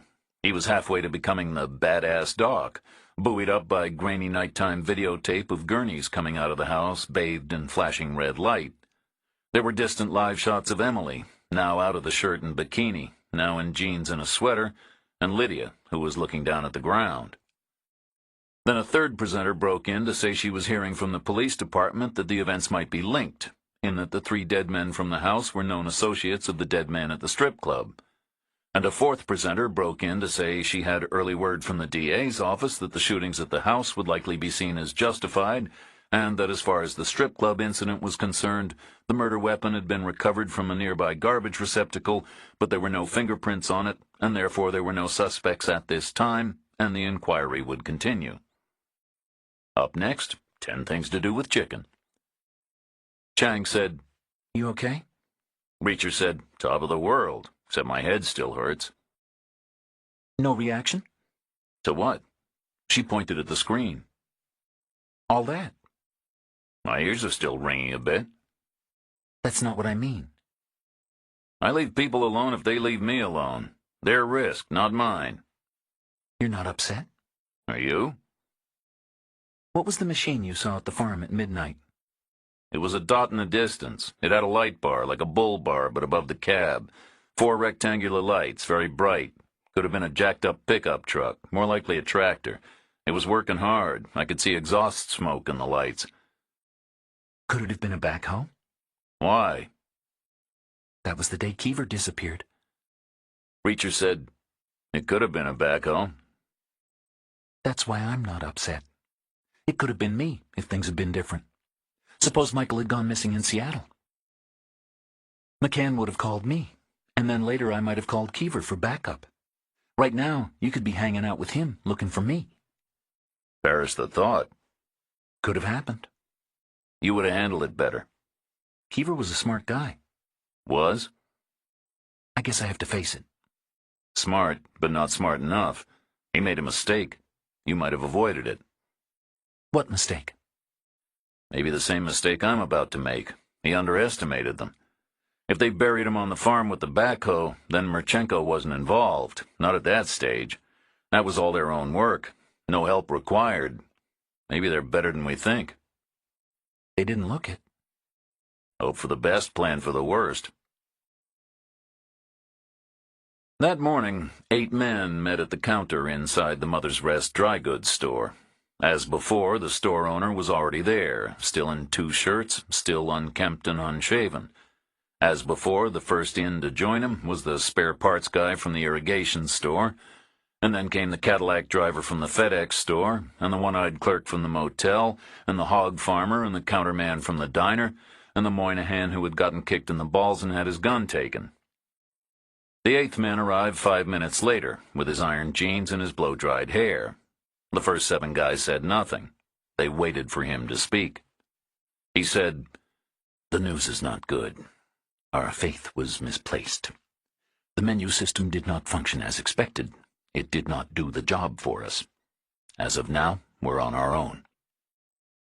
Some shuffling from the first 7. Not yet worry, but indignation. As in, it was all his own idea when it was looking good. Now it's we and us and ours.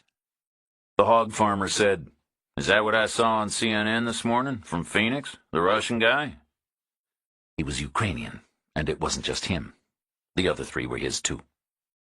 What about the first one? Was his name Hackett? He's in the hospital in Chicago, with a cop at the door. So none of them got the job done? I told you that. Going outside of us was a big step. It cost us nothing, except money. They're still out there, but they always were out there. They left, and now they're coming back. We'll deal with them here. They'll bring the cops. I don't think so. They put Hackett in the hospital. I know that for sure. It was probably them in Phoenix, too. Which means they can't talk to the cops. Any police department in the country would arrest them immediately, as a precaution, until the smoke cleared. They'll come here alone. More shuffling from the first 7. The Cadillac driver asked, "When will they come?" The man with the jeans and the hair said, "Soon, I expect. But we all know the plan, and we all know it works. We'll see them coming. We'll be ready." Reacher and Chang joined Westwood downstairs for breakfast, and Westwood said he had called the guy in Palo Alto and set something up for happy hour in Menlo Park. Although he expected the guy to be late, he was that kind of guy. Then he had booked flights from Sky Harbor to SFO, 3 seats in business class, all that remained, and a hotel, 2 rooms only, which helped. His department's budget was cut every year. Reacher thought he had the nervous air of a gambler, deep in the hole, but about to win big. When it was time, they took a cab to the airport, where their fancy tickets got them in a lounge, where Reacher ate breakfast again because it was free. They boarded the plane at the head of the line and got a drink before taxi and takeoff. Better than the rows and back. Even the exit rows. The flight itself was neither long nor short, but somewhere in between. Not a hop or a skip, but not a major portion of the Earth's circumference either. Less than New York to Chicago. The cab ride was easy because it was basically out of town. Not that the Santa Clara Valley was sleepy anymore. It was the center of the world, all the way past Mountain View, and people drove like they knew it. The upcoming happy hour was in a bar near a bookstore in Menlo Park, but they found it at the second attempt. They were early, but not early enough to get to the hotel and back, so they paid off the cab and got out. The bar caused a moment of psychic concern, because every inch of it was painted red, and its name was Red, and the back of Reacher's brain spun through fantastical conceits, trying to work out how Westwood was either a cop or a bad guy, tormenting him with the ghost of Pink, like something out of Shakespeare or Sherlock Holmes. But then he calmed down and figured the geek would have chosen the spot, and therefore the connection was coincidental. And not exact anyway. The place was ironic, not tacky. The paint had a somber mid-century tone, like military issue. There were dirty white stenciled hammers and sickles, distressed and abraded to make them look old, and framed headlines from Pravda, and Red Army helmets, all battered and scratched. The sign at the door was written with a backward R to make it look Russian, which caused a minor echo of panic. Was it a reference to Murchenko? No, surely Westwood knew the difference between Russia and Ukraine. But were there Ukrainian-themed bars for a pedantic tormentor? Or would he have to settle for Russian anyway? No. The geek chose it. Chang said, "You okay?" Reacher said, "Thinking too hard. Bad habit. Bad as not thinking at all." "Let's wait in the bookstore." Reacher tripped at the curb, just a stumble. He didn't go down, more of a scuff than a trip, as if there was a lump or an uneven surface. He looked back. Maybe, maybe not. Chang said, "You okay?" He said, "I'm fine." Westwood said he had been in the bookstore before, a signing for an anthology he was in, science journalism, an award-winning piece. The store was a cool place in every way, from its refrigerated temperature to its customers. Westwood wandered one way and Chang another. Reacher looked at the books on the tables. He read when he could, mostly through the vast National Library of lost and forgotten volumes. Battered paperbacks mostly, all curled and furry, found in waiting rooms or on buses, or on the porches of out-of-the-way motels, read and enjoyed and left somewhere else for the next guy. He liked fiction better than fact, because fact often wasn't. Like most people, he knew a couple of things for sure, up close and eyeballed, and when he saw them in books, they were wrong. So he liked made-up stories better, because everyone knew where they were from the get-go. He wasn't strict about genre. Either shit happened or it didn't. Chang came back, and then Westwood, and they wandered back to the bar and got ready to wait. Being early gave them a choice of tables, so they took a four-top near a window. Reacher got coffee, and the others got sodas. Westwood said, "This won't be good news, I'm afraid, even if the guy bites. The deep web is not an attractive place overall, so they tell me. Not that I spend time there myself, but you might not like what you see." Reacher said, "It's a free country, and Michael was McCann's son, not mine. I don't care what he was into." A clock on the wall ticked up to a Cyrillic 12, the top of the hour, and vodka went down in price by half. Happy hour. The first new person through the door was a young woman in her 20s, flushed, unmistakably new at something, but good at it. The second person through the door was the guy from Palo Alto. Dead on time, not late at all. He was small, white as a sheet, thin as a specter, always moving, even when he was still. The 29-year-old veteran. He was dressed all in black. He saw Westwood and headed over. He nodded 3 ways and sat down. He said, "The Valley likes irony, but you gotta agree happy hour in a Soviet shrine is the ultimate contradiction in terms. And speaking of the former USSR, my blog alerts tell me a Ukrainian named Murchenko was a mob hit last night, which is a happy coincidence. But he will be replaced. The market will fill the void. So I'm still not going public." Westwood said, "Neither are we. Not until long afterwards in the newspaper, by which time there'll be so much to bury you won't even be close to the top of the list. You have my word. You won't be public.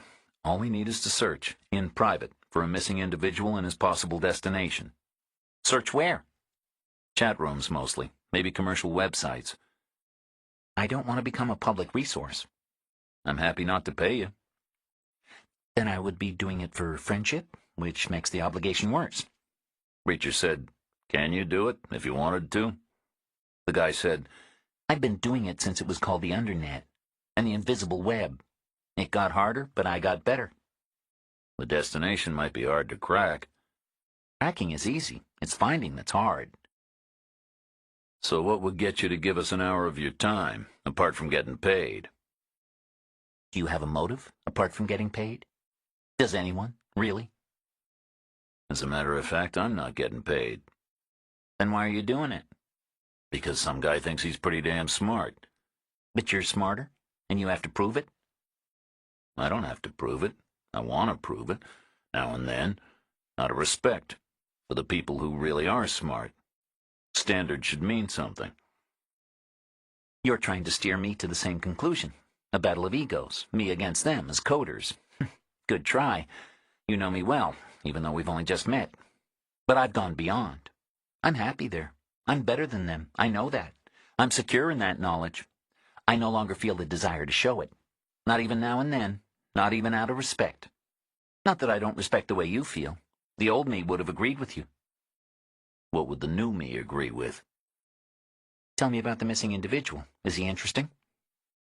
35-year-old male, crippled by what the doctors call anhedonia, and his aunt calls his happiness meter stuck on 0. Otherwise normal IQ, functional some of the time." "Lived alone?" Reacher nodded. "In sheltered housing." "Disappeared?" "Yes." "Sudden new friend prior to disappearance?" "Yes."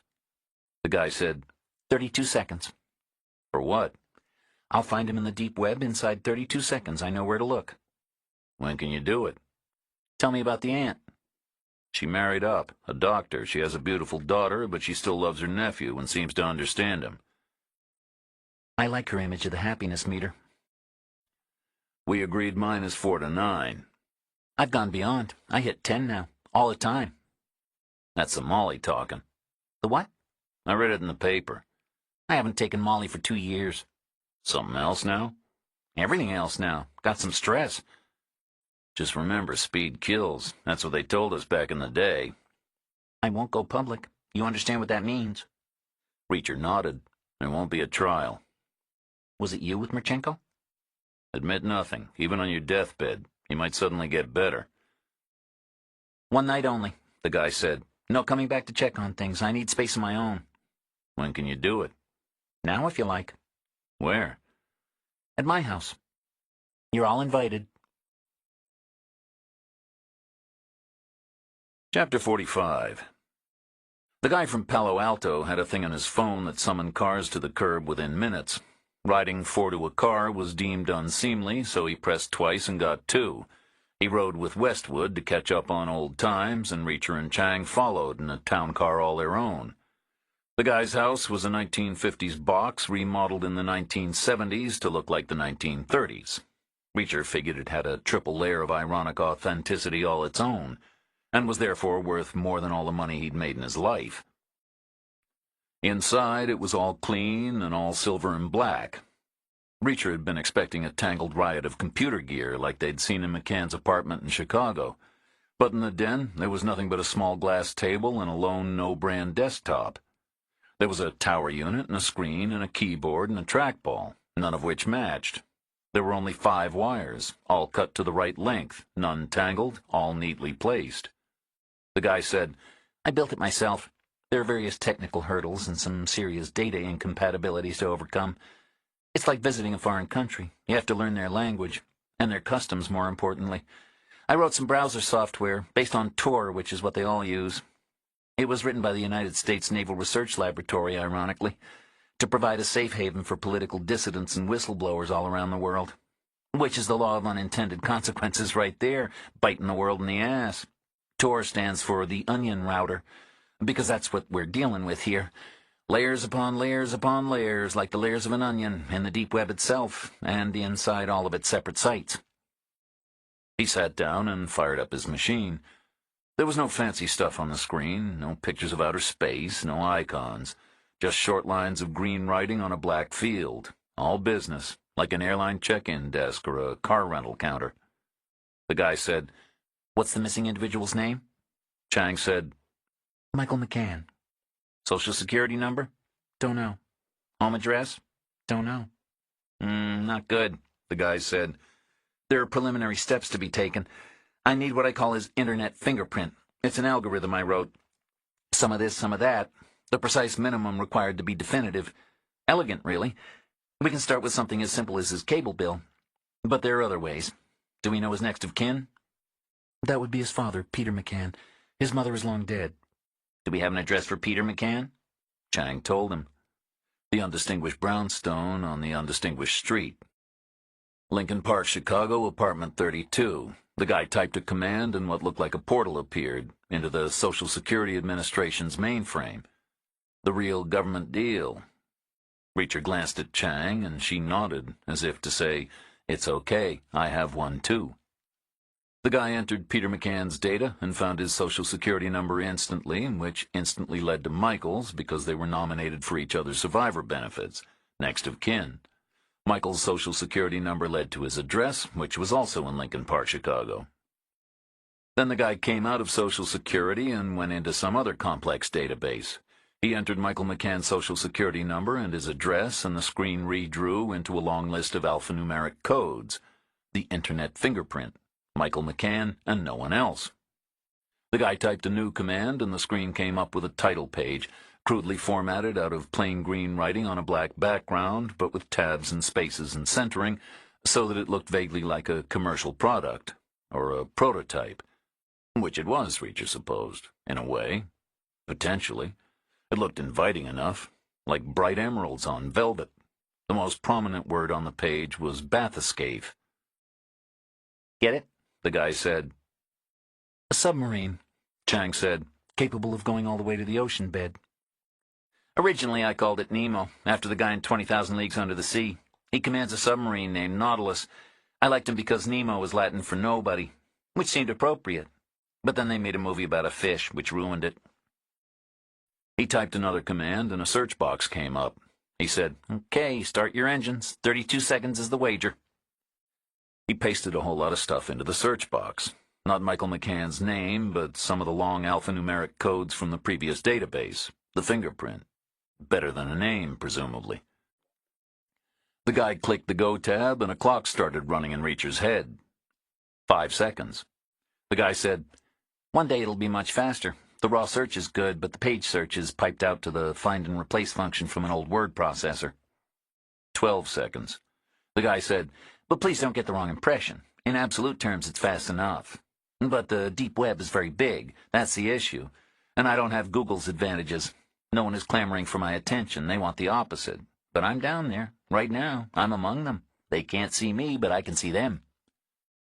25 seconds. The guy said nothing. Then the search stopped. The screen changed to a list of links. We found him, the guy said. 26 seconds. Well below the promised 32. Pretty good, Reacher said. I gambled. I narrowed the field. I knew where I might find him. Which was where? I hope Mr. Westwood explained about me. The rabbit holes we go down are sometimes chosen for us, not necessarily on merit.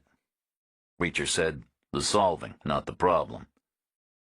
Searching the deep web is technically elegant, but being in it can be unpleasant. It has a bit of everything, but ultimately it's a three-legged stool. A third of it is a vast criminal marketplace where everything is for sale, from your credit card number to murder. There are auction sites where hitmen compete for jobs. Lowest bid wins.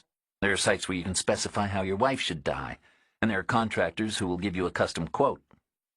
Chang asked, Where did you find Michael McCann?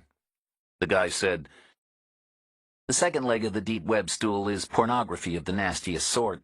Stomach-turning, even for me, and I'm not exactly a mainstream person. Is that what he was into? No. I found him in the third leg. Which is what? It was an easy guess. Because of the anhedonia. Because of the happiness meter stuck on 0. The third leg of the deep web is suicide. The guy from Palo Alto said, I browse those boards from time to time. As an anthropologist, I hope, not a voyeur. Not a spectator at the zoo. I imagine Michael McCann was on the low end of typical. Born depressed, and if his mother was long dead, she died when he was young. Not a good combination. I'm sure he wanted it all to end, every day. We can't imagine how sure and certain these people are. These are not temporary ups and downs. These people hate their lives, deeply and sincerely, and they want them to stop. They want to catch the bus. That's the phrase they use. They want to catch the bus out of town. But it's a big step. Some of the boards are about support, which is why I asked about the sudden new friend. They call them suicide partners. They do it together. They hold hands and jump, so to speak. The boards hook them up. There's a lot of discussion about compatibility. Is Michael's partner missing too? Chang said, We don't know. We don't even know if it was a man or a woman. Near Tulsa, Oklahoma, we think. Westwood said, What do they talk about on the other boards? They talk about how, endlessly. That's their big question. There's plenty of data out there. They discuss it like scripture. Best of all is a shotgun to the head. Instantaneous as far as we know, and 99% effective. A handgun in the mouth is 97%. Shotgun to the chest, 96%, and a handgun to the chest about 89%, which is about the same as hanging yourself. Setting yourself on fire scores about 76. Setting fire to your house is about 73. No one really wants to go lower than that. Meanwhile, jumping in front of a train is back up there at 96, and jumping off the roof is at 93, and driving into a bridge support is about 78. But make sure you wear your seatbelt. You can get thrown clear. Unrestrained drivers score about 70 straight. You have to be there when the engine comes in through the dashboard. And last but not least, ever popular, right back at the top, second only to the shotgun, is cyanide. Better than 97% effective, in about 2 minutes. But it's 2 minutes of hideous agony. And that's the problem right there. All the best ways are violent. Some folks can't handle that, men as well as women. And some don't have the circumstances. If you live in the city, you don't have your uncle's old varmint gun in the back of the barn. If you can't drag yourself to the bathroom, how can you drag yourself to the railroad track? So what do? They talk, endlessly, about the Holy Grail, swift and painless. Like falling asleep and never waking up. That's what they're looking for. They had it once, or their parents did. A bottle of sleeping pills and a glass of scotch, or a hose pipe through the window of a family Buick. You fall asleep and you never wake up, guaranteed. But not anymore. Now the family Buick has a catalytic converter. No more carbon monoxide. Not enough, anyway. You get a headache and a rash. Your scotch is the same as ever, but your sleeping pills aren't. They're safe now. Take them all at once and you'll sleep a day and a half, but you won't wake up dead. Life has gotten very protected in America, which gives these folks a problem. It's what drove them to the deep web in the first place. The stigma, of course, but mostly because the solutions to their problems started to look like gray areas. In the surface world, there would have been liability issues and social responsibility and all the rest of that lawyer stuff. As in, now your Buick is no good anymore. The new preferred source of carbon monoxide is the little hibachi grills you buy at the supermarket. A foil pan with charcoal and a metal grill, all shrink-wrapped and ready to go. You get 6 or 8 in your bedroom, and you put 'em high on shelves, and you light 'em all up when the monoxide pours out like liquid, heavier than air, and it pools on your bedroom floor, and the level rises up to the bed, and it snuffs you out. Swift and painless, like falling asleep and never waking up. The Holy Grail. Except also one of the grills probably sets the wall on fire, and the building burns down, and whoever suggested the method gets hit by 500 lawsuits. Chang said, "What other laws are they breaking?" "It comes back to what they can handle. Even the hosepipe through the window was too rough for some. It's cold in the garage, and it's uncomfortable in the car, and the whole thing looks weird. Although carbon monoxide leaves a good-looking corpse, cherry red looks healthy, makes the mortician's job very easy. But some folks want to die at home, inside the house. The Holy Grail is in bed. So the next new thing was gas of a different kind. Plus an interesting medical fact. May I ask you a question? If you have to hold your breath too long, what is it that makes you desperate to breathe again?" "I'm running out of oxygen, I guess." "That's the interesting fact. It isn't the absence of oxygen. It's the presence of carbon dioxide. Kind of the same thing, but not exactly.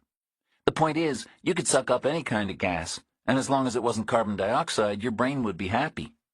You could have a chest full of nitrogen, no oxygen at all, about to kill you stone dead, and your lungs would say, 'Hey man, we're cool, no carbon dioxide here, no need for us to start pumping again until we see some.' Which they never will, because you'll never breathe again, because you'll never need to, because you have no carbon dioxide, and so on. So those folks started sniffing nitrogen. But you have to go to the welding shop, and the cylinders are too heavy to lift, so they tried helium from the balloon store, but you need masks and tubes, and the whole thing still looks weird. So in the end, most folks won't be satisfied with anything less than the old-fashioned bottle of pills and a glass of scotch. Exactly like it used to be. Except it can't be anymore. Those pills were most likely either Nembutal or Seconal, and both of those substances are tightly controlled now. There's no way to get them, except illegally, of course, way down where no one can see you. There are sources. The Holy Grail. Most of the offers are scams, naturally. Powdered Nembutal from China and so on. Dissolved in water or fruit juice. Maybe $800 or $900 for a lethal dose. Some poor desperate soul takes the cash to MoneyGram and sends it off, and then waits at home, anxious and tormented, and never sees any powdered Nembutal from China because there never was any. The powder in the online photograph was talc, and the prescription bottle was for something else entirely. Which I felt was a new low in the end. They're preying on the last hopes of suicidal people."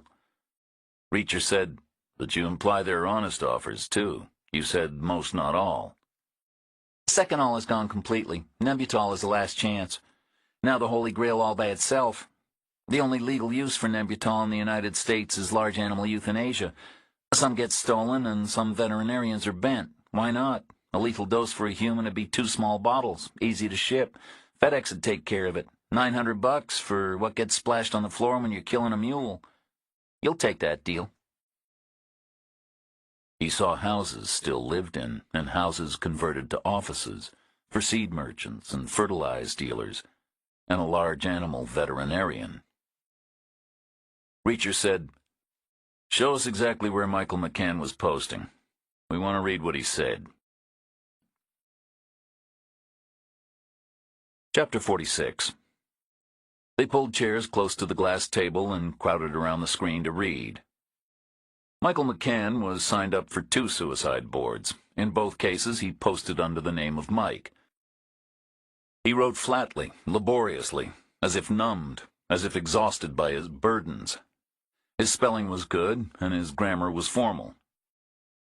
Not naturally, Reacher thought, but as if he had been told there was a special way to do it out in the public domain, like public speaking. You put on a shirt and tie. The first board was the hookup board. Michael was looking for a sympathetic companion. Not that he needed help, not all of the time. More that he felt he could give it, at least some of the time. In many months, he had brief conversations with 2 candidates, and then seemed to settle on a third, who went by the name of Exit. They began messaging often. Meanwhile, the second board was the How board, which sometimes strayed into other discussions. Michael contributed now and then with measured words, and never with anger or haste. He defended his right to catch the bus. He showed up in a thread about how to take Nembutal. He was anxious for guidance. In its commercial form, its taste was said to be bitter. Better to mask it with juice or chase it with scotch, which enhanced its efficiency anyway. It was always wise to take an antiemetic beforehand, like a seasickness pill. No one wanted to throw up and be left with a less-than-fatal dose on board. No one wanted to wake up 20 hours later with it all to do again. Michael also commented in a thread about the reliability of Nembutal suppliers. He had been ripped off more than once. The market was a jungle. All a con man needed was a good website. No one could know exactly who he was. A guy in Thailand was supposed to be kosher. And then someone posted that MR had delivered, exactly as promised, genuine stuff that tested right. Another poster backed him up. MR were good people, he said, the real deal. Michael queried, MR? The first guy came back to the board and said, Mother's Rest. Then over on the hookup board, a day later, Michael told Exit he had checked the Mother's Rest website and he thought Exit should have a look at it too, because there was much to discuss, especially on level 5. No further details. Reacher said, What's level 5? The guy from Palo Alto said, Think of the onion. Many layers, deeper and deeper. The web itself and every site on it. The sign-in page is usually level 2. Level 4 is usually the first page of merchandise. Therefore, level 5 is likely to be special merchandise. On the board, Exit had replied and said level 5 was interesting. But that was late in the sequence, and the discussion went no further. It was overtaken by Michael's physical move to Oklahoma, to Exit's place near Tulsa, his suicide partner, to get ready. Reacher assumed the discussion was continued in person. He said, Can we take a look at the Mother's Rest website? The guy said, We'd have to find it first. You did okay before, you were 6 seconds under. I knew where to look. This next one will be measured in minutes, if we're lucky. How many minutes? What's the wager? 20, the guy said. He typed commands and loaded up with search terms and keywords. He hit the Go tab, and the clock in Reacher's head started running. Everyone pushed back from the glass table and stretched and got comfortable and got ready to wait. Westwood said, The 200 deaths could be 200 Nembutal customers. I'm not sure what to think about it. From a news perspective, I mean. Is it a scandal? It's legal in Washington and Oregon. Not the same thing, the guy from Palo Alto said. You need 2 doctors to sign off. You need to be about 100 years old with a terminal disease. These guys wouldn't qualify, and mostly they're pissed about it. And then it becomes an ethical debate. Do we respect a person's choices, plain and simple, or do we feel obliged to judge his reasons? Not his reasons, Chang said. That's too intrusive. But I think we should judge his commitment. There's a big difference between a short-term panic and a long-term need. Maybe commitment proves reasons. If you hang in there through all the hoops, it must really mean something to you. Then perhaps this current system is a good thing, in its way. Inadvertently. There are plenty of hoops. They're certainly earning it. Reacher said, But what is Mother's Rest earning? 200 Nembutal shipments at $900 a pop is less than 200 grand. Over the whole life of the project, presumably. Less the wholesale cost and the shipping. That's a hobby. And you can't pay guys like Marchenko out of hobby money. Something else is going on there. Has to be. Because. He stopped talking. Chang said, Because what? We think the guy was killed there. What guy? At the beginning, with the backhoe. Keever? Yeah, Keever. Why kill Keever over a hobby? There has to be more. Level 5 could be special merchandise. Could be worth more. Reacher glanced at the screen, still searching. 7 minutes gone. He said, I'm trying to imagine what could be so special. To be worth Marchenko money. The guy from Palo Alto said, They all have my sympathy. Reacher said, Mine too. I take the point about burning down the building with hibachi grills, but otherwise we should let them do what they want. They didn't ask to be born. It's like taking a sweater back to the store. Chang said, Except it shouldn't be either too easy or too difficult, which somehow obliges the rest of us to set the bar. Is that fair on any of us? Westwood said, "This is exactly what I was afraid of. It's an ethical debate. I could have written it in my office, on standby for a slow month. There was no need to spend travel money. I'm going to get my butt kicked for this." 12 minutes gone. They got drinks, not exactly served, but collected from the kitchen, which was very retro. It looked vaguely like some of the places Reacher could remember as a kid. Family quarters on a dozen bases all around the world, different weather outside the window, same cabinets in the kitchen. Some mothers made a big show of scrubbing them down with disinfectant immediately on the first morning, but Reacher's mother was French and believed in acquired immunity, which had worked, generally, although his brother had gotten sick once. More likely a restaurant. He was starting a date. Chang said, You okay? He said, "I'm fine." 18 minutes gone. They went back to the den, and the clock ticked on. 19 minutes. The guy from Palo Alto said, We didn't agree the stakes for the wager. Reacher said, "What did we say the first time?" We didn't. 20 minutes gone. Reacher said, "We don't want to outstay our welcome."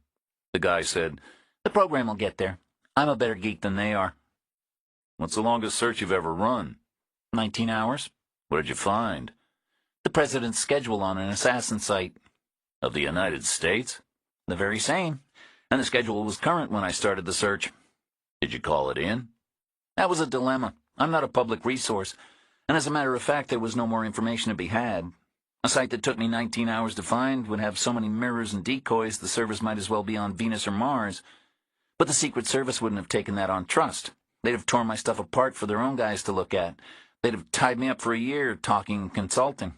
So no, I didn't call it in. And nothing happened. Thankfully. 27 minutes. Still searching. Then the search stopped. The screen changed to a list of links. Chapter 47. The list of links showed one direct URL for the Mother's Rest website and 4 subpages and one external reference, which the guy from Palo Alto wanted to check first because he said it was unusual. He managed to retrieve an isolated chat room comment made by a poster named Blood. It said, "I hear Mother's Rest has good stuff." It was on a secure board the guy didn't recognize. The context wasn't clear. But it wasn't a suicide board. It belonged to some other community. An enthusiast site by the feel of it. No other data. Dead end. The guy from Palo Alto said, We'll go straight to the mothership. No pun intended. He didn't use the trackball. It wasn't that kind of software. It was all typed commands. The guy seemed to like it that way. Old school. He was a veteran, and he was fast. His bone-white fingers pattered up and down, almost a blur. The screen redrew into a full-color, full-service website. There was a photograph.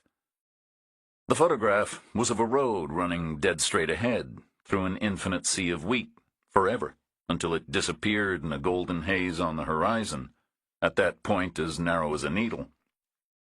It was the old wagon train trail, the road west out of Mother's Rest. And it was an allegory, obviously. At the top of the page was written, "Take the journey with us." At the bottom was written, "Mother's Rest, at last." The first subpage link was an About Us piece. They were a community dedicated to providing end-of-life choices. The very best goods, services, care, and concern were solemnly promised. Trust was guaranteed. Discretion was a given. The second subpage link was the sign-in page for community members. Username and password, probably hard to break, but no need, because the third link bypassed it altogether and led straight down to level 4. The first page of merchandise. There were 3 items on offer. First was a non-sterile oral Nembutal solution in a 50-milliliter bottle, going for $200. Second was an injectable Nembutal solution in a 100-milliliter bottle for $387. Third was a sterile oral Nembutal solution in a 100-milliliter bottle for $450. safely lethal doses were quoted as 30 milliliters through a needle or 200 milliliters by mouth. Time to a deep sleep was quoted as less than a minute, and time to death was quoted as less than 20. Reacher figured the injectable solution was a hard sell. If a guy was into needles, he could OD on heroin at 1/10 of the price. He figured the sterile oral would be the best seller. $900 for a peaceful exit. Sterile sounded clean somehow. The Holy Grail. But the non-sterile was better value. Only $800, at the risk of getting stomach flu the day after you were dead. Delivery was $30 with a tracking number, and payment of the whole balance was required prior to dispatch, through Western Union or MoneyGram. Checks or money orders were not accepted. The Nembutal would arrive in a plain package. It should not be refrigerated, but kept tightly sealed and stored in a cool, dry place. Next came a button that said, "Click here to order." Chang said, Reacher was right. This page doesn't pay Marchenko. Westwood said, "We should take a look at level 5. It took some time to get there, like dial-up used to be. Although Reacher was sure things were happening lightning fast behind the scenes. The guy's code battling the site's defenses, one warrior against a horde, millions of feints and penetrations every second, burrowing in, driving down through the layers. The page came up. Michael McCann's friend Exit had called it interesting. And it was, Reacher supposed, depending on what a person needed. It offered a concierge service. Members were invited to travel to Mother's Rest by train from Chicago or Oklahoma City. They would be met at the station by a representative, and they would spend the night in a luxury motel. Then came transfer by luxury sedan to the Mother's Rest HQ. There they would find a private annex with a suite inside designed to resemble a luxury hotel with a calming bedroom ambiance. There they could get comfortable, and at a time of their choosing, an assistant would administer an Nembutal drink and then withdraw. Or, if preferred, for those concerned about gulping a bitter liquid, the assistant would administer a regular sleeping pill, and then press a button, and an old 1970s small-block Chevy V8 would start up outside, distant and inaudible, but its sweet, rich exhaust would be piped to the room to do its gentle work. Members were invited to inquire as to the cost of the service. It would be substantial, Reacher thought. He pictured the guy from the train, in his suit and his collared shirt, with his fine leather bag, and the woman in her white dress, fit for a garden party in Monte Carlo. Both rich, both sick, possibly, both headed for a dignified end. He saw them in his mind, different people, different days, but the same physical gesture. At room 203's dusty window, standing with their arms held wide, their hands still on the drapes, staring out at the morning, as if in wonder. Their last morning. Chang said, Michael and his friend. Is this what they did? Westwood said, "This is my story, right here. I'll ask if this is the future. It could be, 100 years from now. Chaos, overpopulation, no water. There could be one of these on every street corner, like Starbucks. But I'll have to see it for myself, having spent the travel money." "Maybe," Reacher said, "after we check it." "What's to check? We know what's there. Veterinary Nembutal goes out by parcel service and high-end clients come in by train. And who can seriously say either thing is wrong? I could ask if the deep web somehow predicts what's coming next. Maybe it has to. It's human desire, after all. Nothing more. Unfiltered and unregulated. Somehow organic. The book rights for this one are in the philosophy section, because this is how these things happen. We've seen these things happen. 100 years from now, this could be normal." Keever didn't think it was normal yet. He could have shrugged his shoulders. He could have changed his name to Wittgenstein and gotten out of the way of progress. But he saw something wrong. Do you? I'm not sure, but Keever was sure. What could be wrong? I don't see how Michael and his friend can have afforded the concierge service. Not if they saved up all their lives. So where the hell are they? The guy from Palo Alto said, "Are we done?" Chang said, "We are, and thank you very much." Reacher said, "You're the man. You're down there among them. They can't see you, but you can see them." Westwood said, "Send me an invoice." The guy said, "I'll get you a car," and he pressed his phone. People got up, and Reacher took a step towards the door, and another. And then the floor on the left slammed upward at a crazy angle, just canted itself to 45 degrees, some immense force, instantaneous, and he thought earthquake, and it tipped him over and smashed him into the door frame, across the chest and the neck, like a blow from a 2x4, followed by a clatter to the floor and a desperate glance around for Chang and whatever else was coming next. Not an earthquake. He sat up. Everyone else squatted down. He said, "I'm okay." Chang said, "You fell over." "Maybe a board was loose. "The boards are fine." Maybe there's a warp." "Do you have a headache?" "Yes." "You're going to the emergency room." "Bullshit." "You forgot Keever's name. You had to say the guy who was killed with the backhoe. That's classic aphasia. You forgot a word and you worked around it. That's not good. And before that, you tripped near the bookstore. And you keep drifting off, like daydreaming or talking to yourself.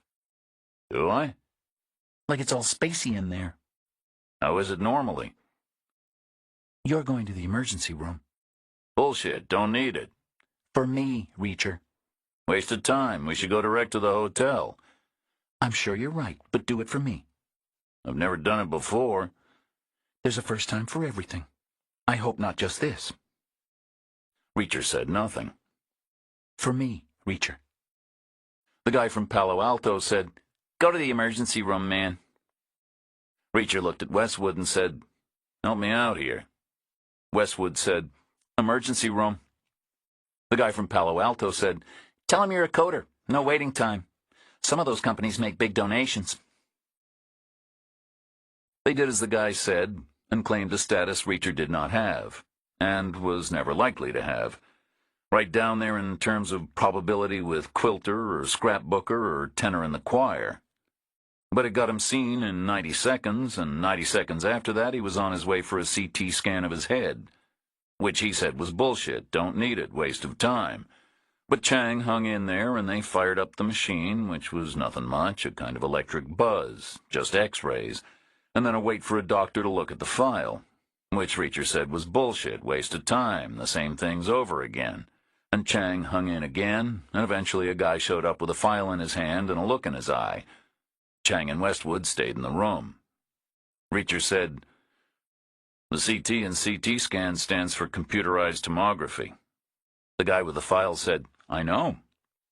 I know what day of the week it is, and I know who the president is. I know what I had for breakfast, both times. I'm proving there's nothing wrong with me." "You have a head injury." "That's not possible." "You have a head. It can be injured. You have a cerebral contusion, in Latin contusio cerebri. In fact, technically two, both coup and contra coup, caused quite clearly by blunt trauma to the right side of the head." Reacher said, "Is that the good news or the bad news?" The guy said, "If you'd taken that punch on the upper arm, you'd expect one hell of a bruise, which is exactly what you got. Not on the outside, not enough flesh. The bruise is on the inside, on your brain, with a twin across the hall because your brain bounced from side to side in your skull like a goldfish in a test tube. What we call coup and contra coup." Reacher said, "Symptoms?" "Will vary with the severity of the injury in the individual, but to some degree will include headache, confusion, sleepiness, dizziness, loss of consciousness, nausea, vomiting, seizures, and difficulties with coordination, movement, memory, vision, speech, hearing, managing emotion, and thinking." "That's a lot of symptoms." "It's the brain." "What about mine in particular? Which symptoms will I get?" "I can't say." "You have my paperwork right there, an actual picture." "It can't be interpreted exactly." "Case closed right there. You're only guessing. I've been hit in the head before. This is no different. No big deal." "It's a head injury." "What's the next part of your speech?" "I think the scan justifies admission overnight for observation." "That ain't gonna happen." "It should." If the guy hit me in the arm, you'd tell me I'd be okay in a couple of days. The bruise would go down. You'd send me home. You can do the same thing with my head. It happened yesterday, so tomorrow will be a couple of days. I'll be fine. If it is what you say it is, anyway. You could have gotten that file mixed up with somebody else. The brain is not the same thing as an arm. I agree. An arm is not protected by a thick layer of bone. The guy said, "You're a grown-up. This is not a psychiatric facility. I can't keep you here against your will. Just sign yourself out at the desk." And then he turned around and headed out, ready for the next in line. Maybe a coder, maybe not.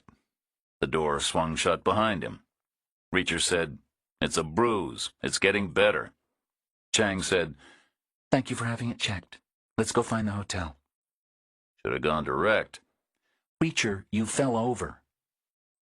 He walked carefully all the way to the cab line. Chapter 48. On a map, people said San Francisco looked like a thumb sticking up south to north, shielding the bay from the Pacific. But Reacher thought it curved more like a raised middle finger. Although why the city should be mad at the ocean, he didn't know. The fog, maybe.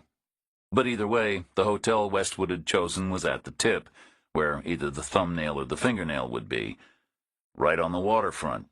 It was dark, so the view was a void, apart from the Golden Gate Bridge, which was all lit up on the left, and then further out on the right was the distant twinkle of Sausalito and Tiburon. They checked in and washed up and met in the restaurant for dinner. It was a pretty room with plenty of crisp white linen. There were couples and foursomes in there. They were the only threesome. Trysts and deals were going on all around them. Westwood got the internet on his phone and said, 40,000 suicides every year in America. One every 13 minutes. Statistically, we're more likely to kill ourselves than each other. Who knew? Chang said, "If 5 of them every 9 days use the Mother's Rest concierge service, that's a couple hundred a year. Like Keever's note. We already saw 2. Reacher said, "What would you pay for that?" "I wouldn't, I hope." "If it's $900 to do it yourself in bed, then what would be reasonable? 5 times as much, say $5,000? "Maybe. For the pampering. Like going to the spa instead of filing your nails at home." That'd be $1 million a year. Better than a poke in the eye with a sharp stick. But their proposed hit list this week alone was Keever, McCann, you, me, and the Lair family. 7 people. Which is not a problem, apparently, because they rent a Ukrainian tough guy to do the heavy lifting. That's a big reaction for $1 million. people get killed for $1. On the street in a panic, not as a strategic imperative. I think there's more in this than $1 million, but I don't see how. Folks wouldn't pay 10 or 20 grand or more, would they? They could buy their own 1970s Chevy. They could buy a garden shed and drill a hole. This is not necessarily a rational decision, and it's totally based on not buying your own Chevy. That's the point. Full service. So what would they pay? I don't know. It's hard to picture it.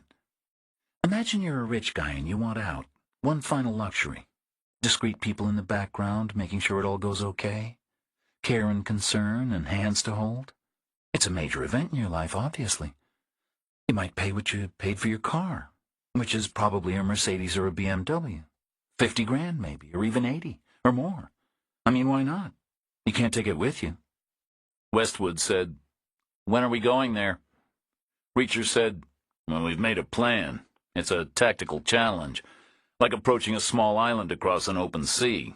It's as flat as a pool table there. The grain elevators are the tallest things in the county. I'm sure they have all kinds of ladders and catwalks. For maintenance, they'll post lookouts. They'll see us coming 10 minutes away. And if we come by train, they'll be lined up on the ramp just waiting for us. We could drive in by night. They'd see the headlights 100 miles away. We could switch them off. We wouldn't see our way. It's pitch black at night. It's the countryside. The roads are straight. Plus, at the moment, we're unarmed." Westwood said nothing. After dinner, Westwood went to his room, and Reacher and Chang took a stroll outside on the Embarcadero, near the water. The night was cool. literally half of the Phoenix temperature. Chang had nothing but her t-shirt. She walked pressed up hard against him for warmth. It made them clumsy, like a three-legged creature. Reacher said, "Are you holding me upright?" She said, "How do you feel now?" "Still got a headache." "I don't want to go back to Mother's Rest until you feel better." "I'm fine, don't worry." "I wouldn't go back there at all if it wasn't for Cheever." "Who am I to judge? They're meeting a need. Maybe Westwood is right. Maybe we'll all be doing it in 100 years. Reacher said nothing. She said, "What?" "I was going to say I would save the money and choose the shotgun, but that would be tough on whoever found me. There would be a lot of mess. Same with the handgun. Same with hanging myself or jumping off the roof. Stepping in front of a train isn't fair to the engineer. Even drinking the Kool-Aid in a motel room isn't fair to the maid. Maybe that's why people choose the concierge service. Easier on the folks they leave behind. That's worth the premium, I guess. But I still don't see how it adds up to Marchenko money." "I don't see how we get back there. It's like they have a 10-mile-high razor-wire fence, except laid down flat." "We should start out in Oklahoma City." "You want to take the train?" "I want to keep our options open. We'll figure out the fine print later. Tell Westwood to book the flights." Reacher woke very early the next morning, before Chang, and he slid out of bed and shut himself in the bathroom. He had given up on his previous theory. Forever. It had been proved categorically wrong. Repeatedly. There was no ceiling. There was no upper limit. There was no reason why it should ever stop. Which was good to know. He stood in front of the mirror and twisted and turned and checked himself over. He had new bruises from falling down. The old bruise on his back where Hackett had hit him was vivid and yellow and the size of a dinner plate. But he wasn't pissing blood, and the ache was going away, and the stiffness was easing. The side of his head was still tender and a little soft, but not exactly swollen. Not enough flesh, like the doctor had said. His headache was moderate. He wasn't sleepy, he wasn't dizzy. He stood on one leg and closed his eyes and didn't sway. He was conscious, no nausea. He hadn't thrown up, no seizures. He walked a line of tiles from the tub to the toilet and back again with his eyes closed, and he didn't stray. He touched his nose with his fingertip and then rubbed his stomach while patting his head. No problems with coordination or movement beyond his innate and inevitable slight clumsiness. He was no ballet dancer. Neat and deft and dexterous were adjectives that had never applied. The door opened behind him and Chang stepped in. He saw her in the mirror. She looked soft and sleepy. She yawned and said, "Good morning." He said, "To you too." "What are you doing?" "Checking my symptoms. The doctor gave me a hell of a list." "How far did you get?" "I still have to do memory, vision, speech, hearing, managing emotion, and thinking." "You already passed managing emotion. I've been quite impressed, for a guy who was in the Army. Now tell me 3 famous Oklahomans, since that's where we're going." Mickey Mantle, obviously, Johnny Bench, Jim Thorpe, bonus points for Woody Guthrie and Ralph Ellison. "Your memory is fine." She retreated to the tub and held up 2 fingers. "How many?" 2. "Your vision is fine." Not a very stringent test. "Okay, stay where you are and tell me who made the bathtub." He looked. There was small faint writing near the overflow hole. "American Standard," he said, because he already knew.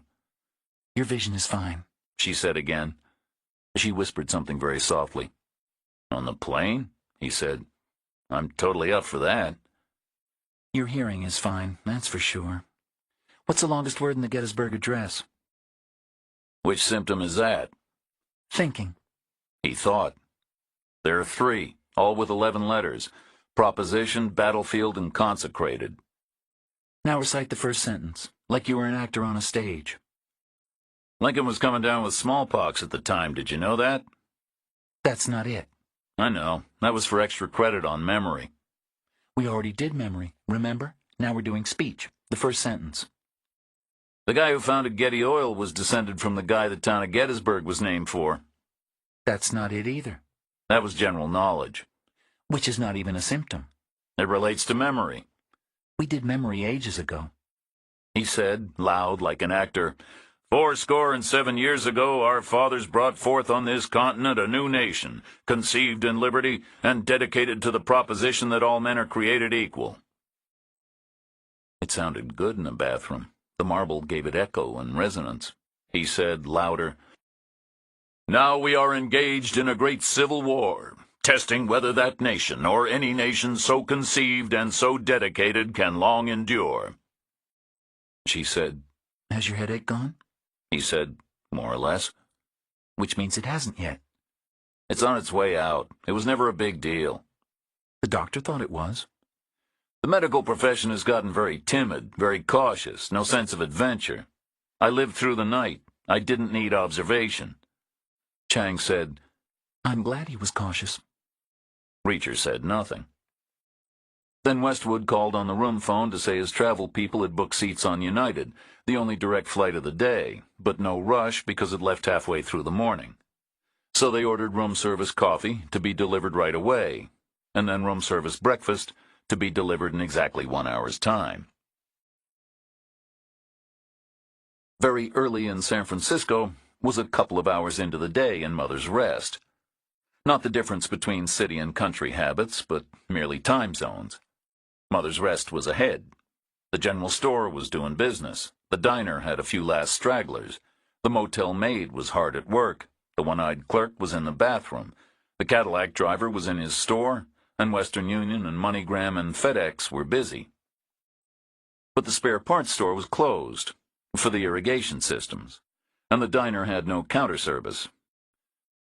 Those two guys were on a metal walkway on top of what they called Elevator 3, the old concrete giant, the biggest they had, with binoculars, and a simple system.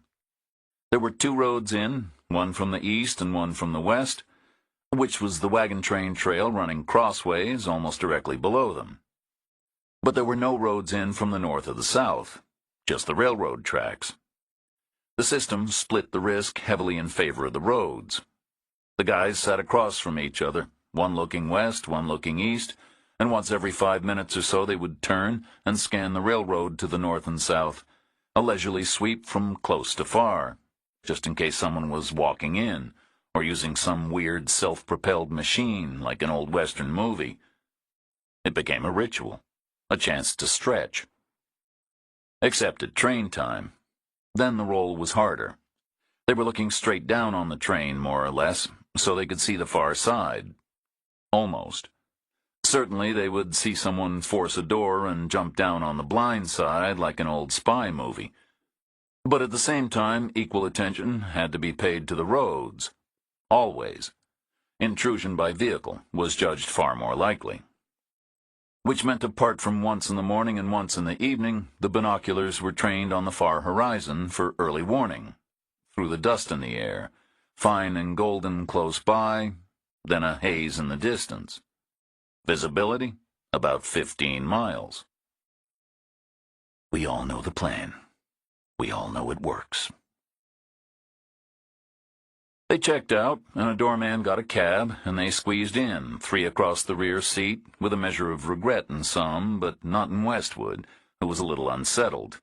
He said, That was a very weird hotel. Only in San Francisco, I guess. All the time I was showering, they had some guy reciting the Gettysburg Address through the bathroom ventilator. Chapter 49. The flight was fine, and the Oklahoma City hotel the L.A. Times had booked was a grand old 3-spired confection, built 100 years before and gone a little musty, but rescued by a refresh about a decade in the past. It was adequate in every respect, and most of all it retained the kind of service Reacher wanted. He said to Chang, Go chat with the concierge and tell him you're the kind of person who likes to get to know a town by walking all over. But tell him naturally you're concerned about safety. Ask him if there are parts you should avoid. She came back 10 minutes later with a paper tourist map, printed by the 1,000 for convention folk and marked up by the concierge with a ballpoint pen. Certain inner-city neighborhoods were walled off by a thick blue line. No-go areas, like a napkin sketch of East Berlin in the old days, One particular quadrant was both walled off and then re-emphasized with an X so vigorous it scored through the paper. Chang said, "He told me not to go there day or night." "My kind of place," Reacher said. "I'm coming with you." "I was counting on it." They ate early, a late afternoon equivalent of brunch. Plain ingredients dressed up fancy. The coffee was good. Afterwards, they waited an hour for the sun to set. The long plains day came to an end. The streetlights came on. Headlights came on. The bar noise changed from afternoon quiet to evening buzz. Reacher said, "Let's go." It was a long walk, because the city fathers knew which side their bread was buttered. Convention business had to be protected. The wild frontier was many blocks away. The street life changed as they walked, from occasional busy workers heading home briskly to a stoop culture with knots of people hanging out in doorways doing not very much of anything. Some of the stores had been shuttered at the close of business, and some looked like they'd been boarded up for years, but others were still open and doing a trade. Food, soda, loose cigarettes. Chang said, "You okay?" "Doing fine," Reacher said. He navigated by instinct, looking for the kind of place where people could gather and cars could double park for a moment. There were cars at the curbs, and some in motion. There were tricked-out Japanese coupes and low-riders, and enormous old aircraft carrier sedans from Buick and Plymouth and Pontiac. Some had custom modifications with wide mag wheels and chrome pipes and blue chassis lights underneath. One car was lowered waist-high, with the motor sticking up through a hole in the hood panel, vertical like a miniature oil rig, with a huge 4-barrel carburetor and a giant chrome air filter about level with the roof. Reacher stopped and looked at it. He said, "I need to see those satellite pictures again." Chang said, "Why?" "There's something wrong with them." "What?" "I don't know. Something in the back of my mind. Not a regular memory thing. I'm okay." "You sure?" "Ask me a question." "Teddy Roosevelt's vice president." "Charles Fairbanks." "I thought he was a movie actor." "I think that was Douglas." They moved on, past sagging wood houses set close together, past weedy front yards behind wire fences, some empty, some full of trash, some with chained dogs, some littered with bright bicycles and tricycles and other children's toys. They found a diagonal street that cut the corner between one not-quite main drag and another. It was wide enough for 3 lanes, but the curbs were parked solid. It was long enough to slow down and stop and speed up again. Reacher said, "This should be fine." There was stoop activity, but most of it was happening about halfway down the street. Young guys, maybe 12 years old, milling around in groups, scanning left and right for traffic. Reacher said, "Okay, here's where we pretend we suddenly realize what we've gotten ourselves into and we beat a hasty retreat." They turned around and hustled back to the not-quite-main drag behind them. They turned the tight right and walked on, roughly the same direction they'd been headed, behind the street they had seen. They stopped when they guessed they were level with the invisible knot of 12-year-olds, who they figured were hanging out a long lot's length to their right, plus the depth of their own backyard, plus the depth of their own house, plus their own front yard and the sidewalk. About 400 dark feet, Reacher figured. He said, "Let's go see what they have for us." Chapter 50. They picked a boarded-up house with a broken chain on its gate. They went in, swift and decisive like they belonged, and they slipped down the side of the house and through its backyard to its back fence, which shared a blunt angle with the backyard of a house on the diagonal street. Probably not the house they were looking for, but close. Reacher forced a wire panel out of its frame, and they slipped through, unobtrusive except for the white gleam of their faces in the yellow evening gloom. They walked back through the new backyard and checked the view between the house and its neighbor. They were one short. All the commerce was taking place one lot to the left. There was a chain-link fence separating the yards, easily climbed at the cost of metallic chinking and clinking. Chang was agile, better than Reacher. He was built for bulldozing, not gymnastics. The backyard they climbed into was ill-maintained. Not really maintained at all, to be accurate. It was full of thigh-high grass and weeds. The rear of the house had one lit window. Reacher said, "Keep your right hand in your pocket when you can. Make 'em think you have a weapon." Does that work? "Sometimes," she said. Are they dope dealers? He nodded. "Like drive-through hamburgers. They use juveniles to carry the baggies and the cash back and forth to the cars. Young enough not to get arrested. Although that part might have changed. Might be just a myth these days, especially in Oklahoma. They probably try them as adults now." The lit window was on the right. Probably a living room of some kind. On the left was a window and a door, both dark. A kitchen, presumably. They swished through the miniature prairie to the door. Reacher tried the handle. Locked. He stepped sideways and looked in the window. A dim space, piled high with trash and dirty dishes, pizza rinds and empty cans, Red Bull and beer. Reacher took another sideways step and pressed against the wall. He looked in the lit window, half an eye, at an angle. He saw two guys. They were sprawled on separate sofas, staring at their phones. Their thumbs were moving. They were playing games or texting. On a low table between them were two duffel bags, black nylon, new but poor quality, the kind of thing that costs $5 in a store selling cameras for 10 and telescopes for 20. On top of one bag was a bulk pack of rubber bands from an office supply store. On top of the other bag was an Uzi submachine gun. Reacher crept back and rejoined Chang at the kitchen door. He whispered, "We need to find a rock." For the window? He nodded. What about that? He looked where she was pointing. A grudging yard of concrete patio, a square item with rounded corners, slightly humped, a hole in the center, some kind of tough material, plastic or vinyl or a blend, a base for a sun umbrella. He whispered, "Can you throw that?" She said, "Sure." He smiled. No kind of a willowy waif. He said, "1 second after I kick the door." She picked it up. He got in position. He whispered, "Okay." She nodded.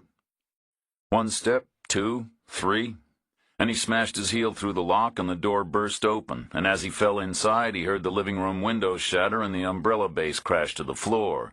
He danced through the kitchen to the living room and found the guy on the left still holding his phone and the guy on the right with his hand moving fast towards the Uzi. But it was suddenly hooking short, because his shoulders were suddenly hunching and flinching away, a reflex reaction to the loud crash behind him, and the brittle shower of glass on his head and his neck, and the blur of a large backyard object flying through his field of vision. Also flying through his field of vision was Reacher's right boot, which caught him on the side of the face and laid him out like an old raincoat tossed down on a shiny floor. Which was game over right there, because from that point onward, all Reacher had to do was scoop up the Uzi, click the selector to auto, clamp the grip safety, and aim the muzzle at the left-hand guy's heart. He said, "Stay still." And the guy did. No sound from the hallway. Summertime, a warm evening, everyone out on the street. The guy said, "What is this?" Reacher said, "This is where we take your guns and money." The guy glanced at the bag with the rubber bands on top. A reflex, involuntary. Chang stepped in behind them, fist in her pocket. Reacher said, "Search them both." She did, fast and thorough. Quantico training. She came up with nothing of interest from either guy except a car key and 2 handguns. The car key was for an Audi and the handguns were a Glock 17 and a Beretta 92. Both 9mm weapons, same as the Uzi. Their ammunition logistics were neat and tidy, if nothing else. Reacher said, "Look in the bags." She did. The bag the Uzi had been sitting on held thousands of small glassine packets full of dirty brown powder. Heroin, presumably. Cut and cut and cut again, now packaged and ready for street-level sale. The bag with the rubber bands held money. A lot of money. Sour, greasy bills, 5s and 10s and 20s, loose and bricked and rolled, some torn, some crumpled, all jammed in tight. Hence the rubber bands, Reacher guessed. Once he had read a book about a cartel accountant who spent $5 grand a month on rubber bands alone, just to package all the cash. He said, Where's the Audi? The guy said, Out front. Good luck with that. You're coming with us. You're going to carry the bags. Bullshit. Get over yourself. You win some, you lose some. We're not the cops. You're still in business. You'll make this back in a couple of weeks. Now move your ass. The guy got a bag in each hand, and Reacher pushed him ahead to the hallway, one hand on his collar, the other jamming the Uzi in the small of his back. Chang carried the Glock in her right hand and the Beretta in her left. The hallway was long and filthy, and there were street sounds up ahead. Trash talk, laughter, scuffling feet, moving cars, all boxy and dulled by the heat in the distance and the closed front door. 10 seconds more, Reacher said. Stay smart and live long. He hauled the guy to the side and let Chang duck ahead and open the door. Then Reacher pushed the guy outside, and the talk and the laughter stopped. There were 11 people out there, some in the yard, some on the sidewalk, some in the gutter, one of them a little boy about 2 years old, 3 of them women under 20, 2 of them hard men about 30, and the other 5 skinny kids about 12, the back-and-forth gophers. On the street, a car drove by, slowly, just posing, with a loud bass line flexing the panels. Then it was gone, and Reacher pushed the guy ahead, and his people stepped up, ready to fight, but the guy said, Leave it. Chang blipped the key, and a black sedan flashed its lights. It was smaller than a town car, but not compact. Chang opened the rear door, and Reacher made the guy drop the bags on the seat. Then he turned the guy around and shoved him back towards the house. He kept the Uzi leveled. Chang got behind the wheel. Reacher backed into the passenger seat. Chang took off hard. Reacher pulled a heroin bag off the back seat and emptied it out the window as she accelerated away. Tiny glassine packets blew everywhere, shiny and brown, like a plague of dead locusts, like a whirlwind slipstream. Folks ran in the road, scooping them up, chasing the car, leapfrogging ahead of each other, trying to grab whatever they could, with the guys from the house running around too, trying to restore order, trying to reclaim what was theirs. And that was all Reacher saw, because Chang spooled a fast left turn at the end of the diagonal street, and after that, its residents were lost to sight. Chapter 51. They dumped the Audi in an off-street convention garage 4 blocks from the hotel, doors unlocked, key in, and they zipped the guns in the money bag and carried it back to Westwood's room, where they hammed it up a little at first with slow reveals, like a magic show, like rabbits from a hat. First the Beretta, and then the Glock, and then the Uzi. Each one greeted with enthusiasm, and then finally the bag falling open and the avalanche of money on the bedspread. Westwood said, I'm changing my mind about the philosophy section. He and Chang set about counting the cash, and Reacher checked the guns. All were fully loaded, plus 1 in the chamber. 67 rounds in total, all interchangeable. The Uzi was in good working order. Most Uzis were. Simple machines, built for what combat was, not what it should be. Like, some would say, the Kalashnikov. The handguns were different, especially some would say the Beretta. They were precision instruments, beautifully engineered and hard as nails, but still requiring some kind of basic minimal care, which dope dealers generally didn't give in Reacher's experience. Their cash spent the same as anyone else's, but sometimes their weapons misfired. Fact of life, poor maintenance, or none at all. Both the Glock and the Beretta looked dry and felt gritty. Durable machines and almost certainly okay, but almost wasn't enough. Not for the kind of thing that made you pick up a gun in the first place. It was a circular argument. It was a Zen question. Was a weapon you couldn't trust a weapon at all? Reacher, look at this, Chang said. He looked. Appearances had been deceptive, evidently. The lone greasy 5s and the rough bricks of 10s and the loose rolls of 20s were real enough, but they weren't the whole story. Not even most of it. They were an afterthought. They'd been thrown in the bag as a thin extra layer on top of the main cargo, which had been bricks of official bank-banded $100 bills, all fresh and fragrant and crisp and new, and thick. 100 bills in every brick. 100 hundreds was $10,000. per brick. There were a lot of bricks. He said, "How much?" She said, "More than $230,000. He was quiet for a very long time. Then he said, "Can I see the satellite pictures of that place again?" Westwood's computer was already wide awake and working, and the image was still in his internet history, so even though he said the Wi-Fi was slow, the picture was on the screen in seconds. Reacher took a look. As before, he saw a farm surrounded by a sea of wheat. Fences, beaten earth, hogs, chickens, and vegetable gardens. A house and 6 outbuildings. Parked cars and satellite dishes. A generator shed. Faint traces of power lines looping between some of the buildings, and a phone line marching in on poles. The wellhead and its shadow. Better than an architect's drawing, because it was the actual as-built reality, not just the intention. He did what he had seen the others do, and slid paired fingers around on the touchpad to make the picture move, and unpinched it to make it bigger. He started where the cars were parked, and pretended one was moving. He followed it out of the farmyard, into the mouth of a dirt road, east towards the railroad track, and then north at the corner of a field.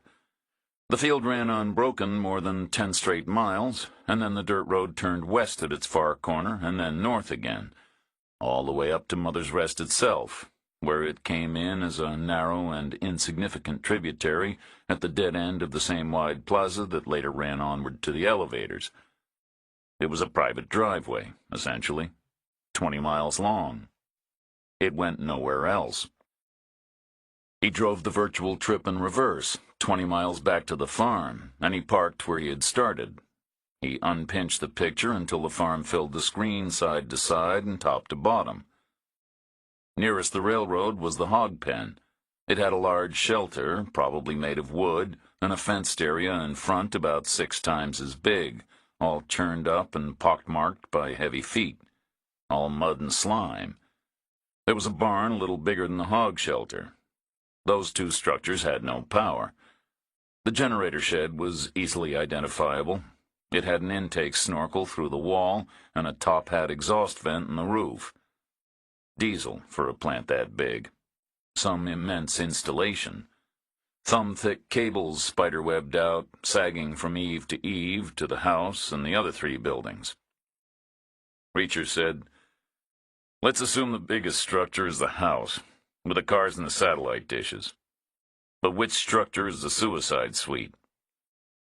The others crouched next to him, shoulder to shoulder, one on each side. Westwood said, "The suicide suite is probably the next biggest. Bedroom, living area, bathrooms, and so on. With power for heat and AC and dim ambient lighting, maybe soft music, all the comforts of home." Reacher pointed. "That one?" "Almost certainly." "So where's the small block Chevy V8? "In one of the other outbuildings. Remote and soundproofed." Reacher nodded. "I was in West Texas once, and I saw them being used to drive irrigation pumps, back when gasoline was cheaper than water. Regular car engines pulled out of wrecks, I guess. They poured a concrete pad and bolted the thing down, like it was still under a hood somewhere. They painted them bright yellow so they didn't get hit by tractors or plows. But they were noisy, out in the open. So, sure, you'd want to build walls around the concrete pad and a roof. You could stuff the walls with something and line the ceiling. Some kind of a sound-absorbing material." "And you'd need power," Westwood said. "They don't run it all the time, just when needed. It would be embarrassing if it didn't start. So you'd need a battery charger hooked up permanently on a trickle setting just to be sure." "So which building?" Westwood pointed. "That one? Or that one?" "Where's the exhaust pipe?" Silence for a beat. Westwood said, "Maybe we can't see it." "We can see the power lines. We can see the phone line, just about. The power lines might be an inch thick, probably a little less. The car exhaust is at least 2 inches, maybe 3. Take a look underneath sometime. Metal, because of the heat, and therefore welded in sections. But where is it? There's no pipe running into the suicide suite. Not from any other building. Maybe they buried it. The damp would rust it out in weeks. It would leak exhaust. They'd be running to the muffler shop all the time. If they wanted to hide it, they'd bring it in knee-high through a flower bed and grow climbing shrubs on it, maybe roses, which would make it even easier for us to see. But it isn't there. It doesn't exist. Their website is a lie. Westwood leaned forward and made the picture bigger and bigger until it was crude and blurred and pixelated, as big as he could get it. He moved it around, carefully, slowly, and he followed all 4 walls of all 7 buildings. No exhaust pipe. No 2 structures were connected by anything more substantial than an electric cable. Reacher said, $230,000 to spend. This is like working for the Pentagon again. We can afford to make a new plan. The new plan was made slowly, with care, in depth and in detail, over the rest of that evening and some of the night and all the next morning. Computers helped. The plan had 5 moving parts, and all of them had to be synchronized exactly, and all of them were tricky, and all of them were vital. But because of technology, what in the past would have taken days took merely hours. Both Westwood and Chang had laptops, and even Reacher got in the picture with Chang's phone. He was getting Wi-Fi. He was clicking and scrolling with the best of them. And when the time came to call people, when Westwood and Chang got busy on their cells, he used the landline on the nightstand, and between them they got things done about 10 times faster than back in the day. The rest of the plan was a shopping list. At the top was a legitimate state resident, not to be bought as such, but merely rented, or bribed, to be technical, to go buy the rest of the stuff on the list, most of which couldn't be done without an Oklahoma driver's license. In the end, the hotel concierge volunteered. He saw himself as a fixer and a man of the world. He was no doubt attracted by the money on offer. He had no qualms. The cash was real. He was breaking no laws. He was protected by the Second Amendment. He delivered in the late afternoon, by which time everything else was nailed down. They had rehearsed and brainstormed and gamed it all out. They had probed and questioned and sometimes started over. They had played it from the bad guy's side and scoped out their options. They had pondered the wild cards. What if it rained? What if a tornado blew in? All that remained was for Reacher to approve the purchases. There were 3 main items. That was all. The temptation had been to go crazy like kids in a candy store.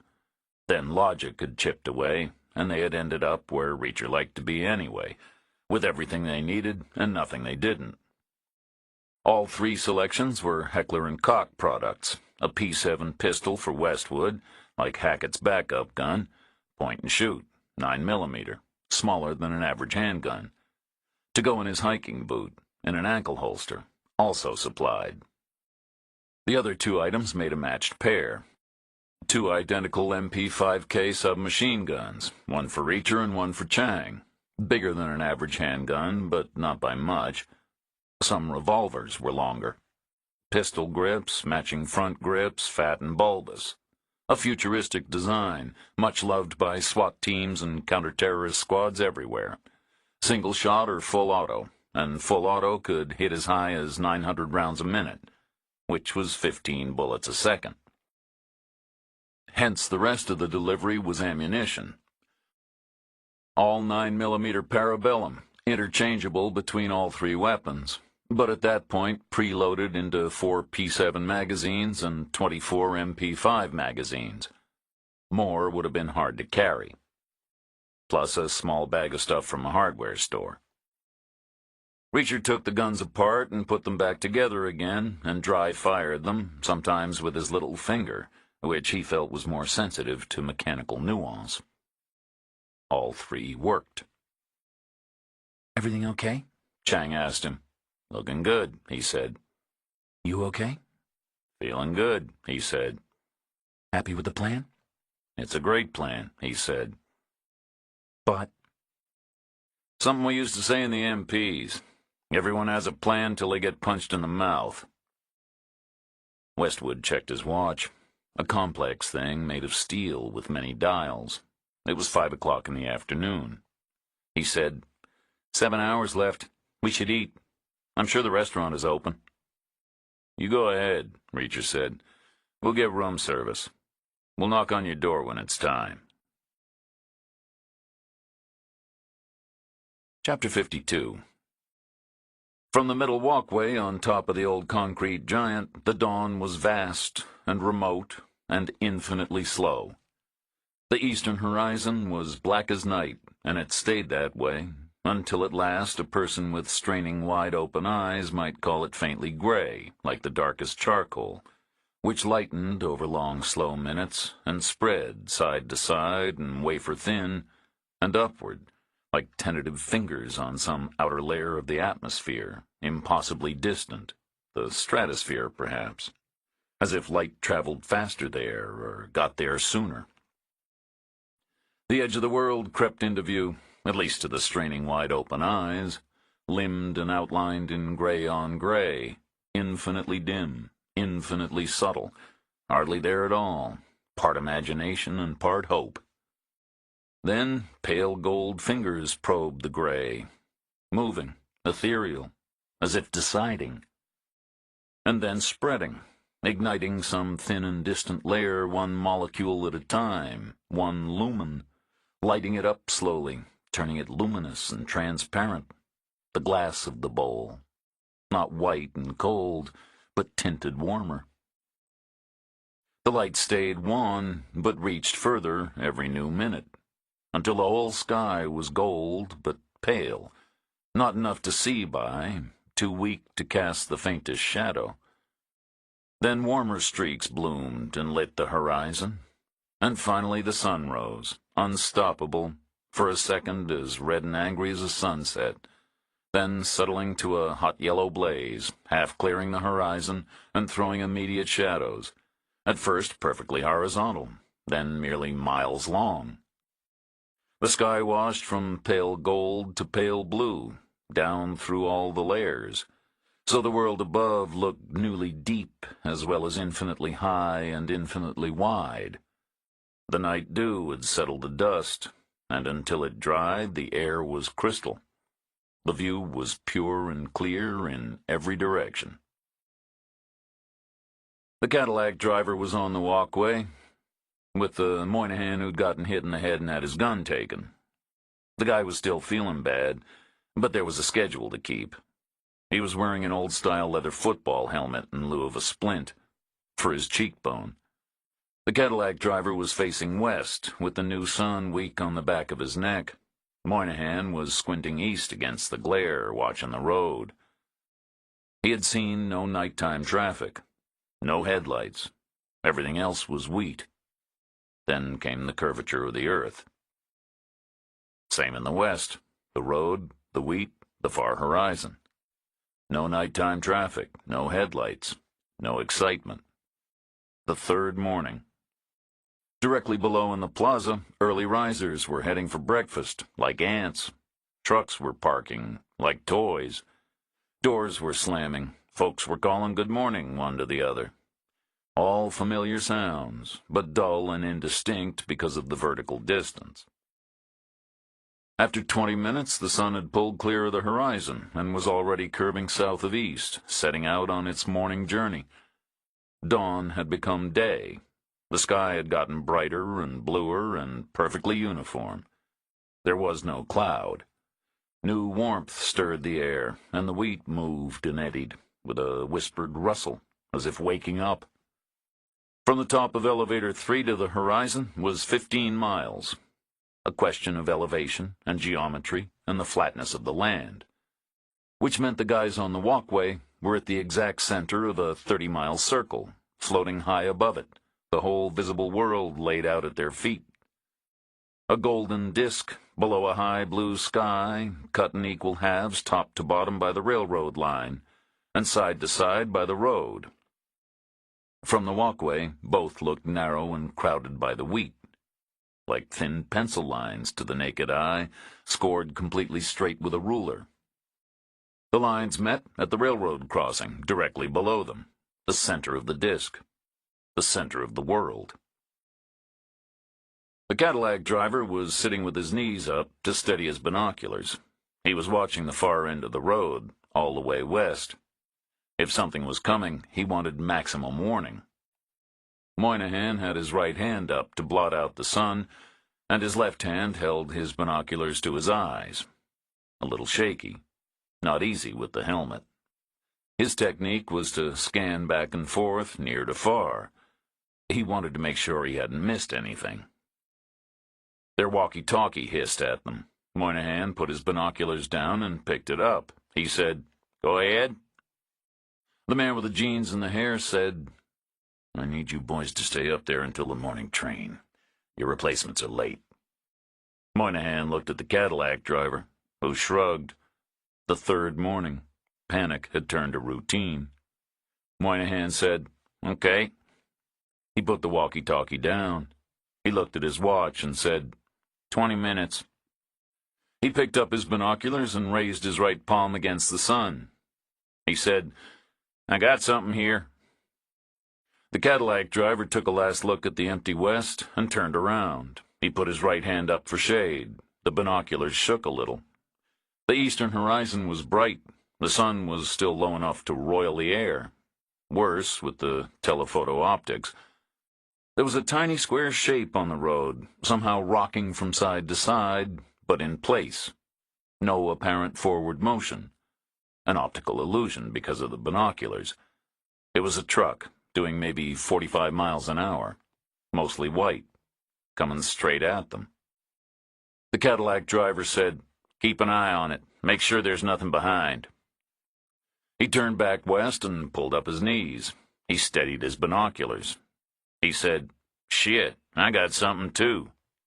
Moynihan said, "What is it?" Best guess, it was a red car. Just a dot, tiny in the distance, with low sun winking in its windshield, close to 15 miles away. Same thing as the east, rocking in place, no forward motion, an illusion. He said, "How's yours doing?" "Still coming on." "Nothing behind it?" "Can't tell, not yet. It could be a whole convoy." "Mine too." They watched. Distant vehicles on a dead straight road, head on, the image magnified but flattened by the binocular lenses. Broiling air, urgent side-to-side rocking, no forward motion, plumes of dust. Moynihan picked up the walkie-talkie. He clicked the button, and when he got the go-ahead, he said, "We got incoming vehicles east and west, moderate speed, probable ETA about the same as the morning train." The man with the jeans and the hair said, "This is it. No-brainer. They want us worried about 3 things at once." The Cadillac driver turned and checked east, because Moynihan was on the radio. The truck was still there, still square, still rocking. No apparent forward motion. Mostly white. But only mostly. There were flashes of other colors. Familiar purples and oranges. He said, "Wait." Moynihan said, "Wait one, boss." The Cadillac driver said, "It's FedEx, for me." Moynihan said, "East is clear, boss. It's only FedEx. West is still unknown." The man with the jeans and the hair said, "Keep an eye on it." "Will do." Moynihan put the walkie-talkie down. He checked on the FedEx truck, just briefly, and then turned to look west. Maybe 2 heads would be better than 1. The car was still coming, still far away. Just reflected sun and flashing chrome and a hint of red. Weak new thermals off the blacktop ahead of it and a low billow of dust behind it. It could have been anything. The Cadillac driver broke off and checked the railroad line. Nothing in the north. No walkers, no self-propelled machines. But the southern horizon was winking silver. The morning train, 15 miles away, coming up from Oklahoma City. A tiny pinprick disturbance in the air. He checked east. The FedEx truck was still there, rocking in place. He said, "I just realized I'm going to miss the delivery. I'm stuck up here." Moynihan said, Long way to come back tomorrow. Then he gestured west with his chin. This is the slowest car in the world. It's not slow. They're timing it. They want to get here with the train, so our attention is divided two ways. Which is why they're coming in from the west. They don't need to use the crossing. How far's the train now? The car is closer, but the train is faster. The Cadillac driver didn't answer. It was like the crap they asked in high school. If a car is 12 miles away and traveling at 48 miles an hour, and a train is 15 miles away and doing 60, which will get here first? Both of them. It was coordinated. It was a no-brainer. The car kept on coming. The train kept on coming. Vectoring in, collision course. Way below them in the plaza, folks were reporting for duty, scurrying like ants. Guys were coming out of the diner, getting into their trucks. Smart move. They were sending out a holding party. A roadblock, maybe a mile out. Always better to deal with a problem somewhere else, unless the car was a decoy. Maybe they were on the train, like an old Western movie. The sides of the cars fall open, and all kinds of sheriffs burst out on horseback. There would be 4 guys on the ramp to meet them, plus one on the blind side just in case. Should be enough. We all know the plan. We all know it works. Now the train was big enough to see. It was sunlit on one side and shadowed on the other. Like the truck and the car, it seemed to be jerking side to side without actually going anywhere. The air was boiling all around it, like a luminescent slipstream. The car was still coming. 2 pickup trucks were ready to meet it, about a mile out of town, parked side by side, one in each lane. Lined up exactly. Proud, almost ceremonial. Like stone lions at a mansion gate. Then they heard the whap, whap, whap of rotor blades. Chapter 53. Moynihan and the Cadillac driver danced around like crazy men, twisting and turning, like men attacked by bees, looking up, searching the sky for the helicopter, and finding it in 2 different places. There were 2 helicopters. They were coming in nose down, fast and low, one from the north and east, which was half to the right, and one from the north and west, which was half to the left. Whap, whap, whap. Both looked to be painted black, glassy cabins but smoked windows. Below them, the wheat was thrashing and boiling in long straight lines, the start of a massive letter V, where the tip of the V looked to be right where they were, the top of elevator 3. The car was still coming. The train was still coming. Their walkie-talkie hissed. The man with the jeans and the hair said, "Stay eyes on at all times. I need to know what gets out of these things and where."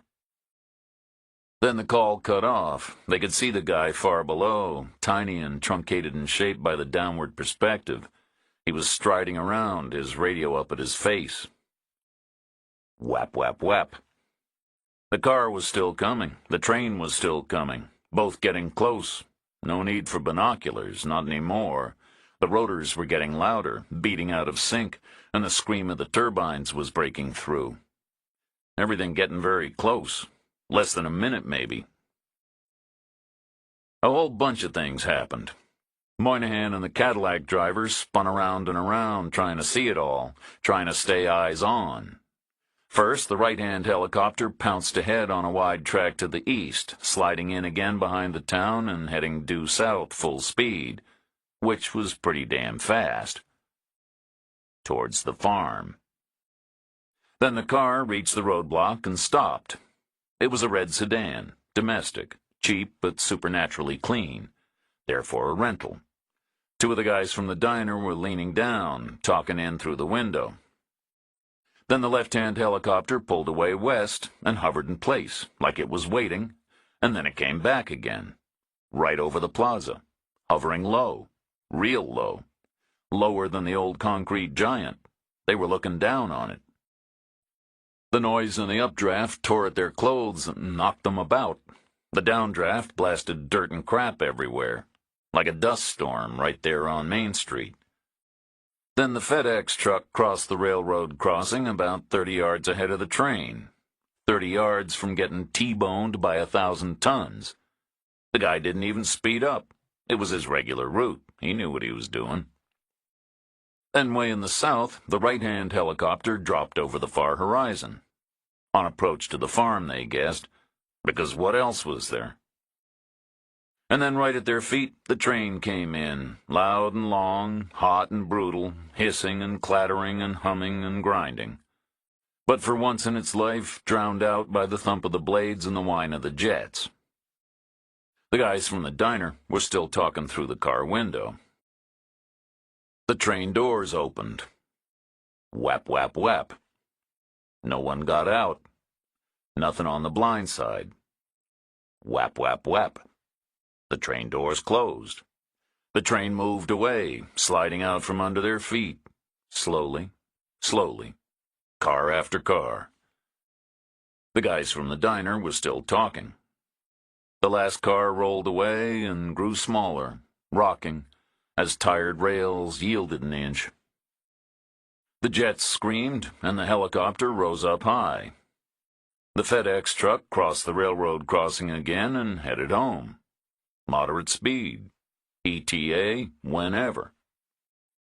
The helicopter wheeled away and banked over, so its downdraft blew sideways, pushing them across the walkway, blasting them with airborne dust and deafening noise. In the south, the other helicopter came over the horizon and mirrored the same maneuver. Up, and then over, and then away. Nose down, low and fast. Getting smaller all the time. Flying a brand new V, where the new tip was pointed far away. It suddenly got quiet. There was nothing to hear except the wheat, and the wheat was soothing. Their walkie-talkie hissed. Moynihan got it and said, "No one got out of the helicopter. It didn't even land. No one got out of the train either. Nothing on the blind side." Out on the road, the guys from the diner were backing their trucks away. The red sedan was nosing through, coming to town. Moynihan said, "What's up with that?" The man with the jeans and the hair said, "He claims he's a customer. He brought a lot of money. We're going to take a look." They brought the guy to the diner, but before they let him in, they talked among themselves about the helicopters. Everyone was there, apart from Moynihan's brother, the one who had gotten kicked in the balls and had his gun taken. The discussion was brief, and there was no consensus. There were two trains of thought. Either it was general reconnaissance ahead of a further incursion at a future date, in which case it had likely involved cameras and thermal imaging and ground-penetrating radar, or it was the actual search for Kiever itself, which they had long predicted would include the air, in which case it would involve pretty much the same technology, but it would find nothing either because of the hogs. Brief. No consensus. Either they were coming back, or they weren't. No vote was taken. The guy they showed in looked healthy, like a guy from the National Geographic Channel. Scruffy gray hair, scruffy gray beard. 45, maybe. Weird kind of clothes with a lot of zippers, bootlaces like mountain climbing ropes. He said his name was Torrance. He said he ditched his ID, not just an insurance thing, although there were certain clauses in his policy. But mostly he wanted to leave people guessing. That was his aim. No trace at all. His paper trail stopped 700 miles ago. A small fire in the bathroom sink in a Nevada motel. All gone. He had driven onward only by night to minimize risk. He wanted to leave people unsure and inconvenienced. 7 long years before a legal presumption. The man with the jeans and the hair said, "You'll forgive us for being cautious, Mr. Torrance." Then he looked at the Moynihan who'd gotten hit in the head, and he said, "Where's your damn brother?" Moynihan said, "I don't know. I need him here." Their usual policy for messages in a meeting was last in, first out. Moynihan had been last in. He had been slow, down the old concrete giant, because of his head, because of his balance.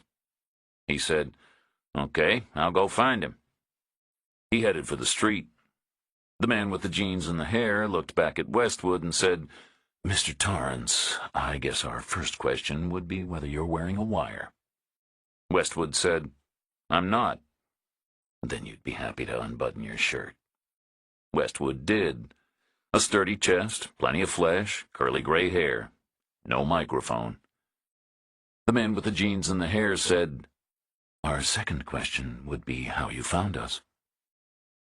"Online," Westwood said, "through a board. A buddy of mine named Exit told me." "We knew her." Her. Knew. Westwood said, "She told me she was coming here with her friend Michael, also a buddy of mine. He posted as Mike." "She did. We knew Mike, too." "I figured what was good enough for them was good enough for me." "Our third question would be what you plan to do with your rental car. That's a bright red paper trail right there." "I wondered if I paid extra, one of you would get rid of it for me. You could dump it all the way over in Wichita or Amarillo. It'd get stolen pretty quick." "Such a thing could be arranged. And if it ever showed up in the barrio or wherever, it would only add to the mystery. Or make people think homicide." "That's what I figured." "As you know, we provide end-of-life choices. And choice means exactly that. We don't judge. We don't make people state their reasons. We don't offer counseling, and we don't try to change your mind. But you have arrived in an unconventional manner, so we need to ask why. Exceptionally."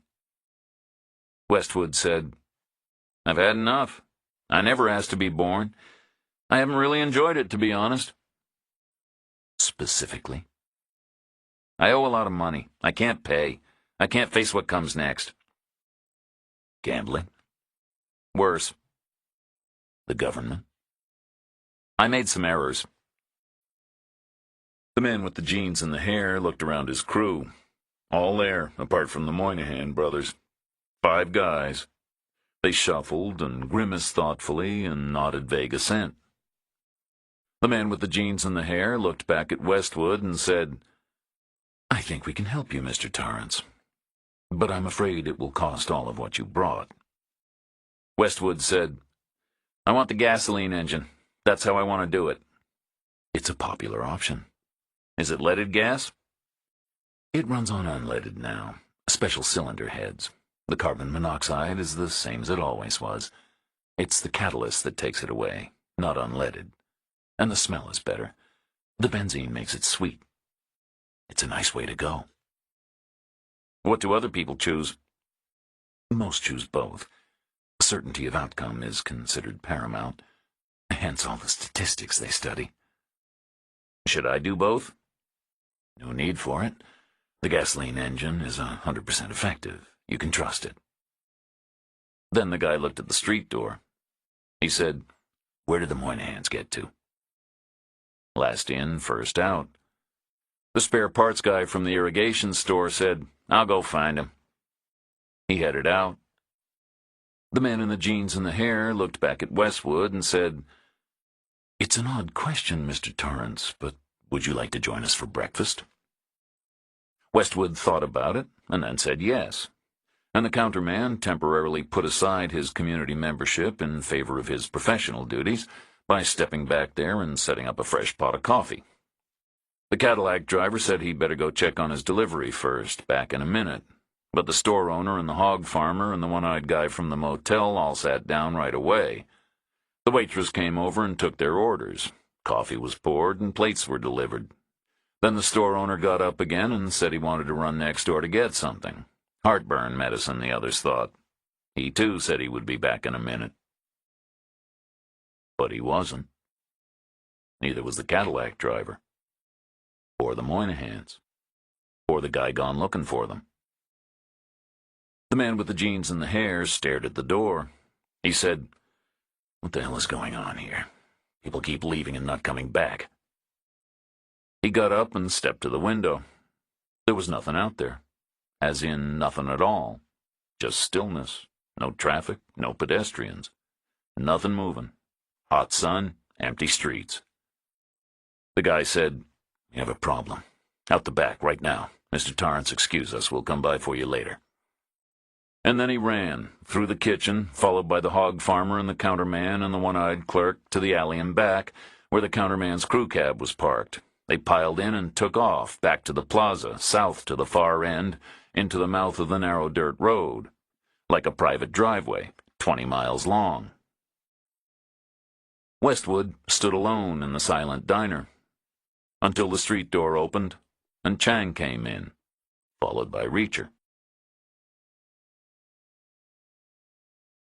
Chapter 54. The biggest chunk of the money had gone for the helicopters, 2 air limousines touting for corporate business out of Kansas City, like town cars in the sky. No chance of getting them to land, not on unapproved sites. No chance of them letting anyone rappel out on ropes. Their insurance wouldn't permit it. But they were happy to fly there and back empty. They were happy to add a little drama. For a video shoot, they were told. They got the exact GPS coordinates direct from Google. Timing was the tricky part, so the cameras could roll. But they had computers in the cockpits. It might be possible. The second biggest chunk of the money was carried by Westwood, enough to impress. His cockpit computer was a rented Ford speedometer and his wristwatch. High school, not postgrad. If a car needs to travel 15 miles in 15 minutes, how fast must it go? All tied to the train, of course.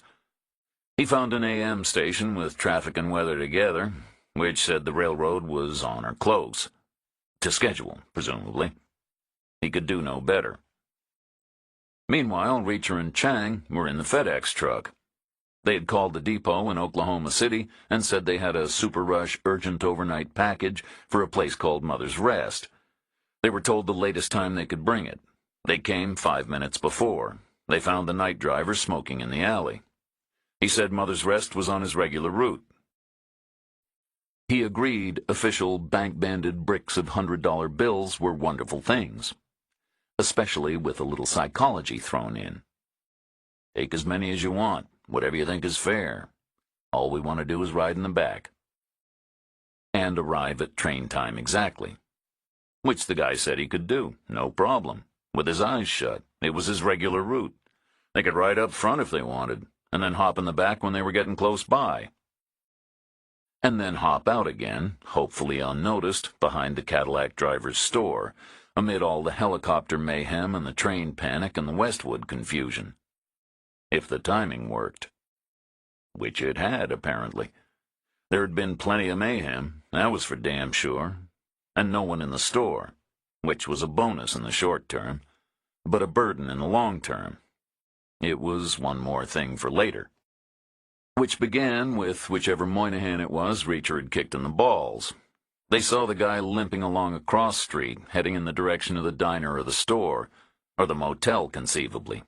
He went down easy, hog-tied tight with 5 of the cable zips from the hardware store, and gagged with one of the rags from the same source, and dumped in the abandoned CPA's office next door to FedEx, which had not been furnished with much of a lock. Then came the guy's brother or cousin or whatever he was, wearing a ridiculous leather hat, looking for something. He went down too, just as easy. 5 cable ties, 1 rag, and a berth on the CPA's floor right next to his relative. Then came the spare parts guy from the irrigation store, looking for the first 2. This time there was no conversation about football, just the ties, a rag, the floor. Regular folk kept well out the way. They stayed indoors. Some kind of an ancient instinct, presumably. Maybe because of the submachine guns. They looked alien, like movie props. Nothing to do but hide. The 911 service was the same thing as disconnected. The cops were a long way away. And it was hot anyway. More comfortable inside with the AC. The Cadillac driver walked right into it. He thought his store was still his. Ties, rag, floor. They had to go further to find the dry goods owner. They got him coming out the back of his building, holding a small bottle of Pepto-Bismol. Ties, rag, floor. Then the well ran dry when the crew cab screamed away from behind the diner. leaving Westwood all alone. Who said, "They agreed to the gasoline engine." Reacher nodded. "They'll keep the con going to the end, whatever it is." "I assume the farm is where they went." "Where else is there?" "Are we ready?" "We've done what we can." "I'll get us there." "I know you will." "And that's where you'll ditch me, right?" Chang said, "We won't ditch you, unless you want to be ditched." "I don't." Reacher said, "I wish I could send you ahead instead of me. You're a grown-up. I don't care what happens to you. Come if you want. Stay with us all the way. But stay with us on my left-hand side." "Why that?" "I'm right-handed. I like freedom of movement." "Understood. Let's go." In the normal way of business, it would have been called a test drive. An unfamiliar piece of equipment, driven briefly and experimentally by an intending purchaser. Except that Reacher was not an intending purchaser. He rarely purchased anything, and nothing that wasn't consumable, and certainly not farm equipment. The salesman knew. And Reacher wasn't driving it either, because he couldn't. He didn't know how. He got over the first problem with the submachine gun, and the second with Westwood, who had once learned how to drive such a thing because science editors sometimes got sucked into judging science projects, which sometimes led to hands-on involvement in neighborhood do-gooder bullshit, which often meant shoveling some kind of actual shit, and mechanically was always the best way to handle that. It was a New Holland backhoe from the farm equipment dealer north of the wagon train trail. Westwood chugged it back through the plaza and onward past the motel. If not a test drive, at least a courtesy loan. Without the courtesy part. But a loan nonetheless. Reacher had no intention of keeping it. On the back, it had a claw arm and a digging shovel, very narrow, with 2 aggressive teeth. An entrenching tool. On the front, the bucket was broad and tall, but shallow. More like a bulldozer blade. It was clearly a versatile machine. All kinds of things could be bolted on. It was brand new, brightly painted, and completely clean. It had a new backhoe smell. The cab was just about wide enough for 3, but there was only 1 seat. Westwood was in it because he had to be. There were all kinds of levers and pedals. Chang was standing sideways on Westwood's left, and Reacher was jammed in sideways on his right. The engine was roaring. The thing was built for hard work and short back-and-forth distances between hole and pile. But there were road-going gears in there, too. Westwood had it wound up to about 30 miles an hour when they left the plaza. Not into the mouth of the private driveway. Into the wheat. Westwood had the front bucket set a couple of feet off the ground, with the bottom edge jutting forward, like a metal chin. It smashed the wheat down like a blunt scythe, and thick golden clouds of dust and fragments filled the air, like an ongoing linear explosion, and stalky debris thrashed the underside, and on the edges of the furrow the wheat swayed back in waves and brushed the windows. The land was flat in a global sense, but where the rubber met the dirt, it was uneven and lumpy. The backhoe was pitching fore and aft like a boat and bouncing on its tires. They were soft, and they bulged and floundered on every bump. Westwood was hammering up and down in his seat. Reacher and Chang were hanging on sideways, like subway riders on a runaway train. The metal chin hammered on. Dust and fragments howled all around them. 30 miles an hour, 20 miles to go. Elementary school. 40 minutes. But better than taking the private driveway, which could be mined, or at least spiked, and which definitely involved a straight head-on 10-mile approach to a right-angle corner where any sane defender would mount a .50 caliber machine gun. Arriving by car on the dirt road would be like coming up the motel stairs 2 at a time. We could pick you off like squirrels. Better to have some freedom of movement, which meant an off-road vehicle, which meant a battering ram, hence the front bucket, which was also bulletproof and the size of a twin-bed mattress, heavy steel for humping jagged rocks. There was a sliver of visibility over the top, as much as they needed, for the wheat anyway. So far, so good. The plan was working. Except for one small unintended consequence. Mainly because of the slamming around. Reacher's headache was coming back. Most of the way, the farm was out of sight behind the wheat, so they steered by the sun. Not exact, but close enough. First visual contact happened about a quarter-mile from where they were aiming, and just about right on time. A house and 6 outbuildings, fences and beaten earth, a phone line on poles, the diesel generator's top hat exhaust, and the stink of hogs, like a chemical weapon. Westwood looped away and came back head-on and stopped about 200 yards out. The engine died back to an idle.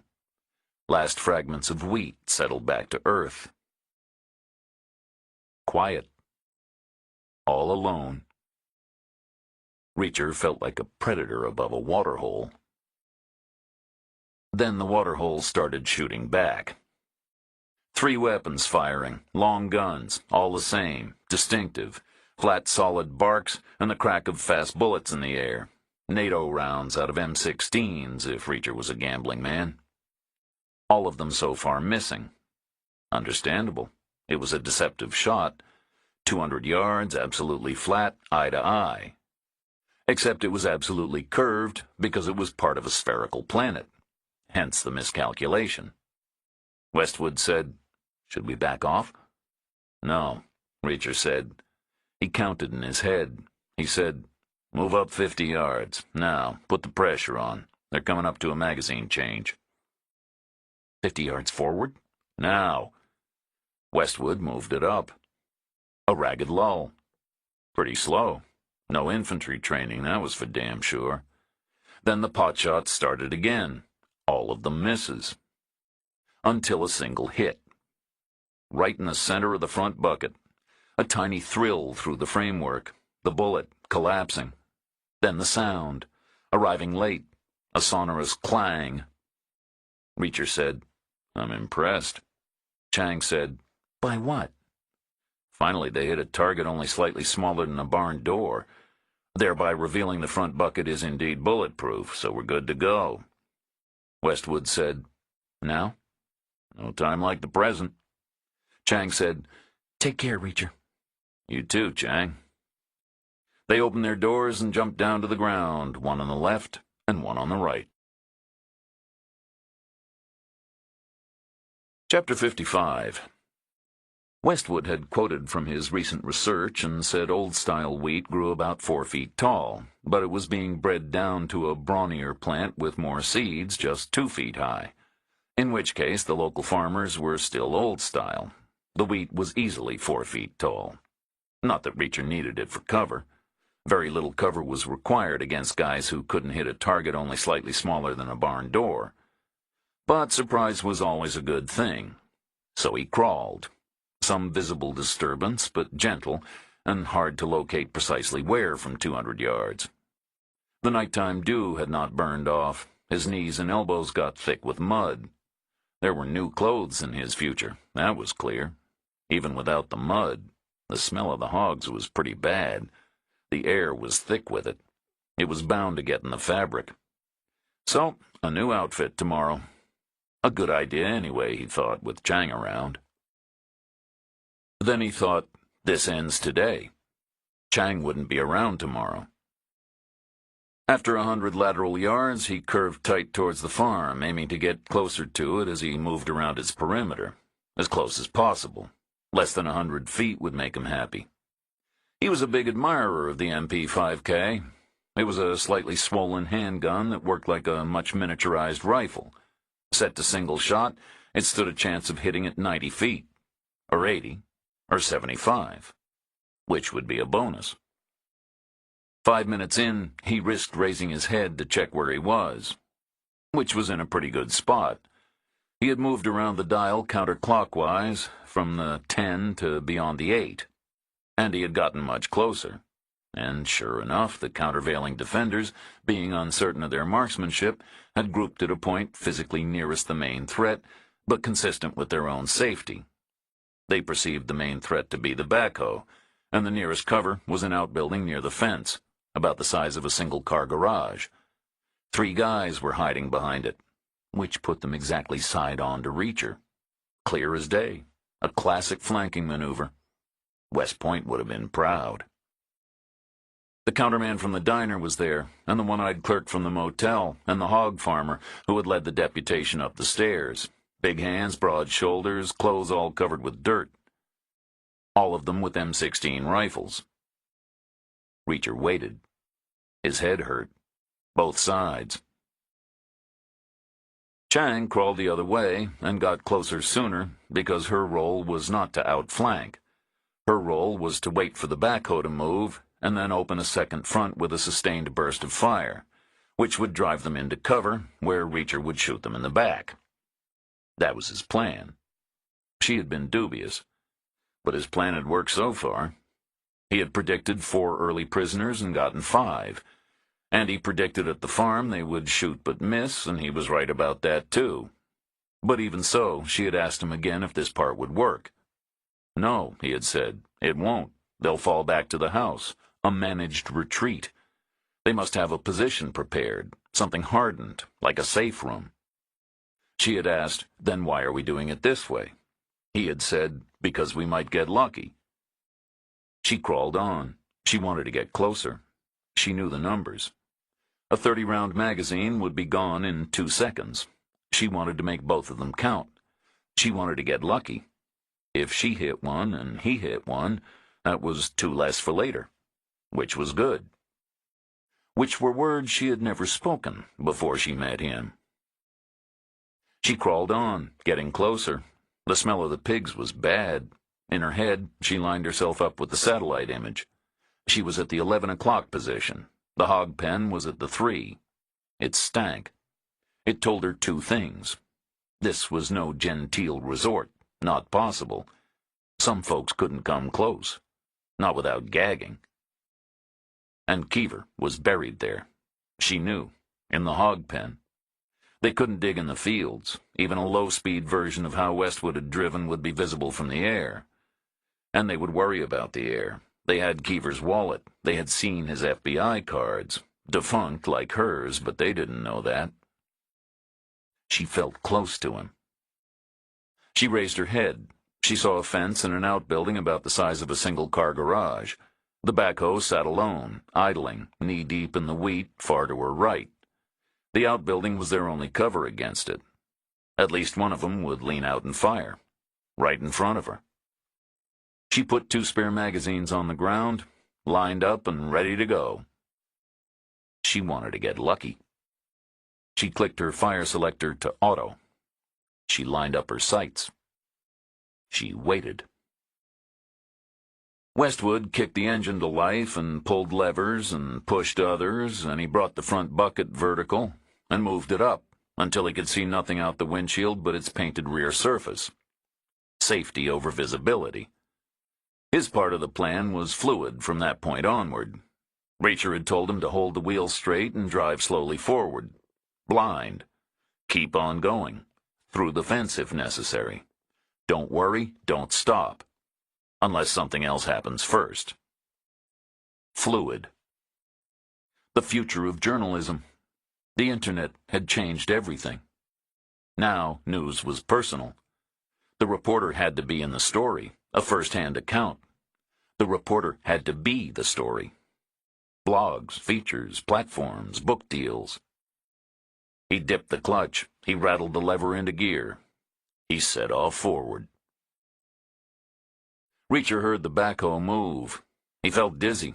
He was on his knees, but he was swaying. He raised his head. 2 fences, 2 outbuildings, 6 guys.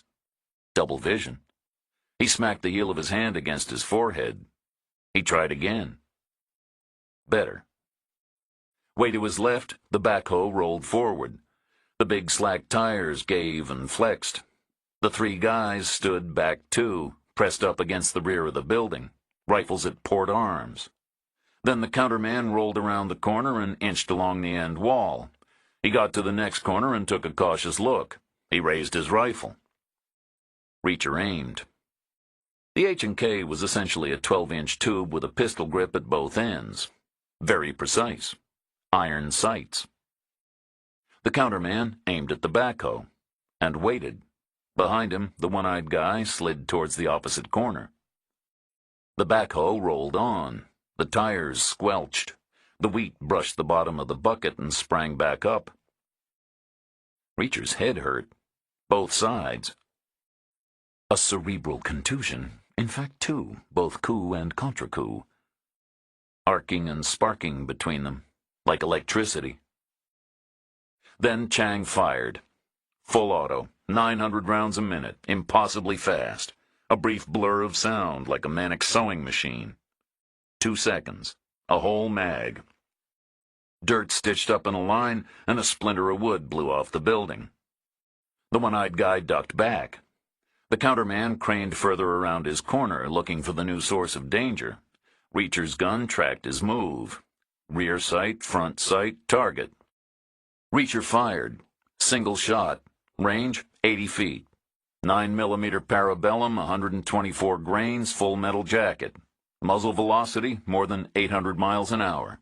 Time to target, less than a 15th of a second. Virtually instantaneous.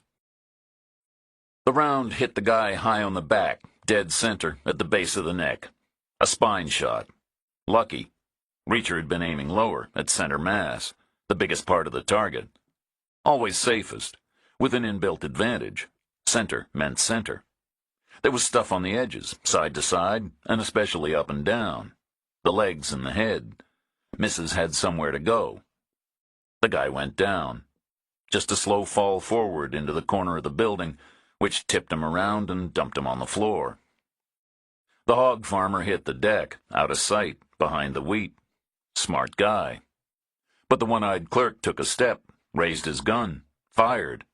The bullet cracked in the air and smashed through the wheat about 30 feet to Reacher's right. Chang fired again. A second magazine. Good for her. Resolve and determination. The same manic purring. Dirt kicked up and splinters flew. Then silence. The one-eyed guy slid back to the corner and leaned around and aimed at where the sound had been. The backhoe rolled closer. Some small part of Reacher's mind didn't want to shoot at the one-eyed guy. He's a poor old handicapped man. Didn't seem fair.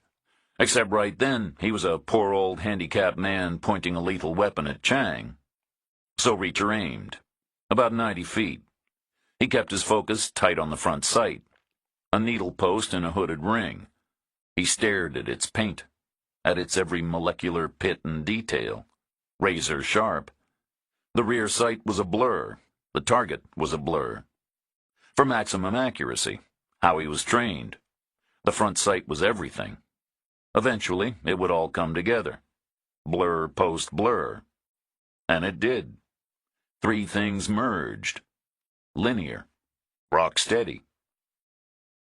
He fired. Same thing. A rising trajectory. This time 90 feet, not 80. 12% more time in the air. 12% more rise. The round hit the one-eyed guy in the base of the skull. The medulla oblongata. The first tentative swelling of intelligence. A tiny bud from 100 million years ago. The lizard brain. About an inch thick. The round went through it in 1,000th of a second. Full metal jacket. The hydrostatic pressure blew it apart. The guy was dead before the sound of the gunshot even cleared the fence. He went down like a slamming door. The backhoe rolled closer. The hog farmer ran. Reacher clicked up to full auto and stood straight and fired, whipping the muzzle through the guy like flicking paint. The rest of the mag, 28 rounds, a sewing machine of his own. But he missed with all of them.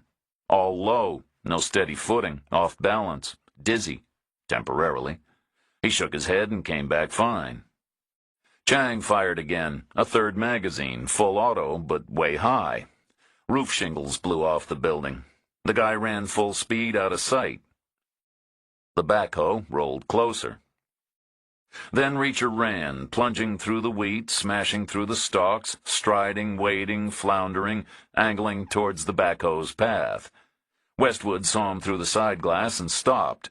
Chang ran in from the other side and didn't stop. She looped all the way around and hugged Reacher tight. She said, "You okay?" He said, "I'm hanging in there." "You got 2. With 2 to go. There were 4 in the crew cab.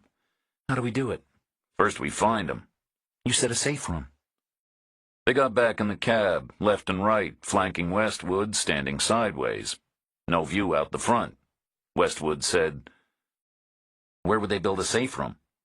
"They didn't build one," Reacher said. "They already had one. I'm sure every farm in the state has one. Hardened against tremendous impacts." Chang said, "A tornado shelter." "Exactly. Under the house, with a secondary exit somewhere else, in case the house falls down on the trap door. Every basement should have one. I'm sure these guys do. They need the versatility. Probably a tunnel to another location entirely, with a hidden escape hatch. That's what we need to find first, so we can park a truck on it." Westwood kicked the engine to life again and pulled the same levers, but in reverse order, and the front bucket tilted backward and came down until he could just about see over the top of it. A narrow slot. No longer completely safe, but a reasonable compromise. He waited. Reacher said, "No time like the present." The backhoe lurched and settled to a moderate speed, bucking on its clumsy tires, 150 yards out. 100. Heading for the fence. Closer and closer. And then smashing through it, rails tossed aside left and right, hickory splinters in the air, and then onward, around the first outbuilding, on its left, past the dead one-eyed guy, into the beaten earth compound, where they slowed down and then stopped, and waited. No longer a predator above a waterhole, now a combatant in an arena. No one shot at them. No response. Reality was pretty much the same as the Google image, except looking across, not down. Dead ahead was the house, and closer by on the right was the suicide suite. On the left was the generator shed and a small building the size of the place the 3 guys had hidden behind. Way beyond the house in the east were the hog shelter and the barn, kind of separate. The driveway led out before them, where the phone line came in on poles. No exhaust pipe. No movement. Westwood took his gun out of his boot. Reacher said, "The next part is strictly voluntary." "I know." "Stick together and start at the house." They climbed down from the cab. No one shot at them. No response. Nothing at all, except the stink of the hog pen. They walked across the beaten dirt towards the house, 3 in a line, Chang on the left, Westwood in the middle, and Reacher on the right. His head hurting like someone was sticking an ice pick in his ear. Chapter 56. Reacher stood guard on the front porch while Chang and Westwood went inside to search. He kept a close watch. The secondary exit could be anywhere. Sudden surprises could come from any direction. But they didn't. Nothing happened. 2 minutes later, Chang came back out and said, "We found the main entrance. Westwood has it covered. It's a zoo in there." She took his place on the porch, and he went inside and found Westwood in a bedroom corridor. He was guarding the inside of what once might have been a linen closet. Now it was full of an angled hatch set at 45 degrees between the back wall and the floor. Angled at 45 degrees because it capped a staircase, presumably. To an underground room, no doubt. It was closed, but like all storm doors, it would open outward, so the wind could never blow it in. Reacher judged the distance, the width of the corridor plus the depth of the linen closet to the midpoint of the angled hatch. And then he went to find the living room, where he saw what Chang meant about a zoo. It was like Peter McCann's place in Chicago, but 10 times more complicated. There were screens everywhere, at least 20 of them, and dozens of keyboards and tower units and tall racks of humming components and piles of hard drives and fans and connectors and power strips and blinking lights. But most of all, wires, miles of them, some bundled, some tangled, some coiled. None of which Reacher wanted right then. He headed onward and found a living area and looked at a sofa. A big old thing, 3-seater easy, plus extravagant curly-cued arms. Long enough. He half carried it and half dragged it back the way he had come, into the bedroom corridor, where he stood it upright and walked it forward and dropped it back down sideways, jammed between the hatch cover and the opposite wall. One hole sealed. Then they stood together on the front porch and figured out where the second hole would be, more or less by dead reckoning and a lot of pointing and gesturing and visual explanation. The house was rectangular, like most houses, which meant the shelter would be too, running in the same direction. Had to be, surely. An architectural no-brainer. And human nature said if the main door was at one end, the escape hatch would be at the other end. So the tunnel would follow the spine of the house, perpendicular to the gable wall, running outward under the compound towards the generator shed, or possibly the smaller building next to it. The generator shed would make more sense. A poured concrete base, properly engineered, easy to integrate with the mouth of the tunnel. Above ground was a working environment, often checked, clean, efficient, and safe. No junk piling up. The perfect escape hatch. For all the right reasons. But for all the wrong reasons, they would choose the smaller building. It wasn't just nature they hoped to outrun. People, too, in a worst-case scenario. There would be no point climbing out in a logical place. The smaller building had double doors, like an old-style garage. The lock was rusted in the open position, which Reacher felt boosted the building's case. No lock at all would be safest. Keys could go missing. No point escaping by the skin of your teeth and then spending the night locked in a barn. They pulled the doors wide and saw a tangle of junk. Scrap metal mostly, and some old cans of paint. There was a paint-spattered drop cloth dumped on the floor. Not a working environment. Not often checked. Not clean, efficient, or safe. Not a likely location. Except the tangle of junk was somewhat artful. There was a void where logic and gravity would not have put one. And there were other voids, somehow linked up, as if a person could hustle through one after another and get all the way outside double quick. The main void was right above a slight hump in the paint-spattered cloth. Reacher pulled the cloth aside, and they saw the same kind of hatch they'd found in the house. Not angled this time, but set down flat in the floor and cemented all around. It was closed. Outstanding, Reacher said. Chang went to find a truck with the keys in, and Reacher and Westwood got busy shoving metal aside so she could get it in when she found one. She came back with the same crew cab they'd seen racing out from behind the diner. She drove it in and sawed it back and forth until she had the left front wheel centered on the hatch. Second hole sealed. Chang got out of the truck and looked at the metal and said, "What the hell is this stuff?" Which was a good question.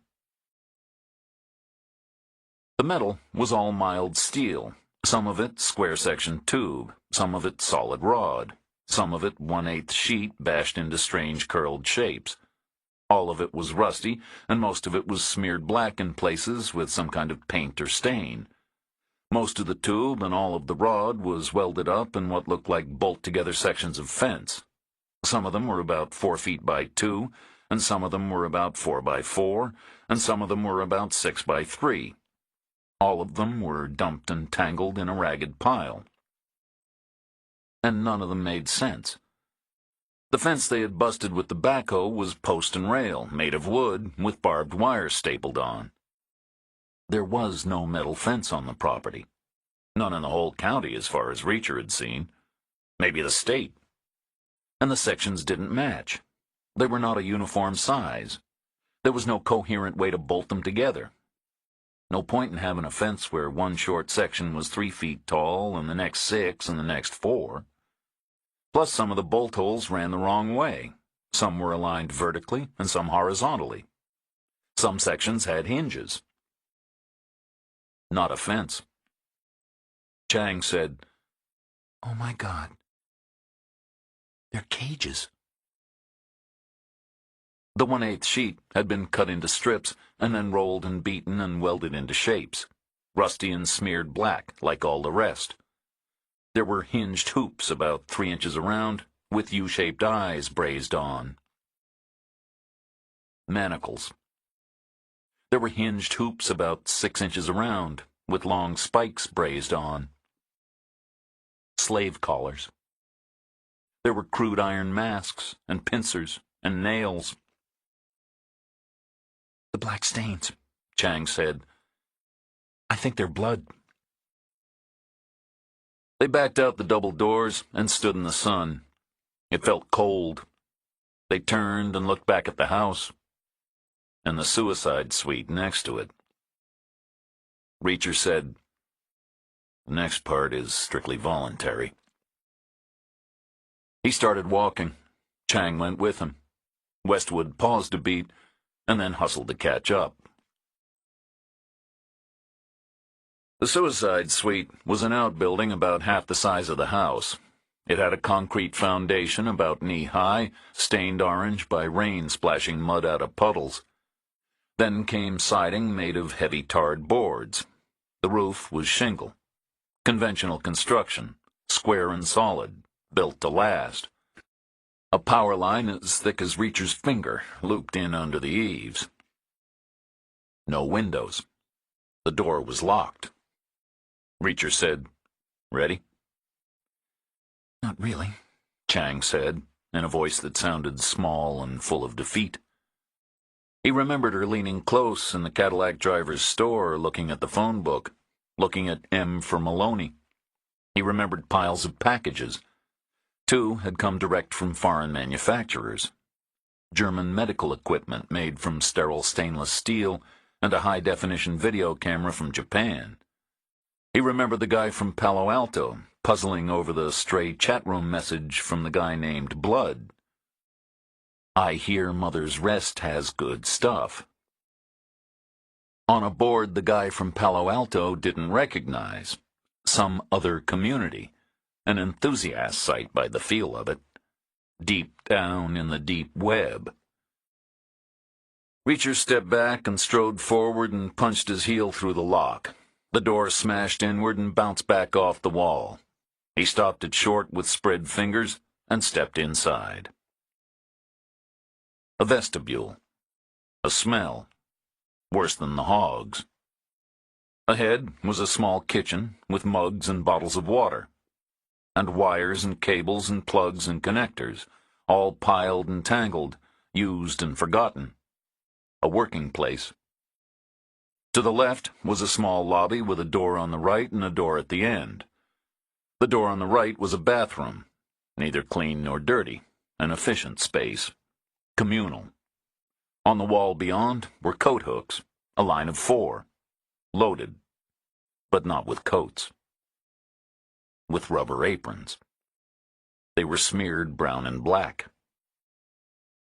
Reacher tried the door at the end of the lobby. Unlocked.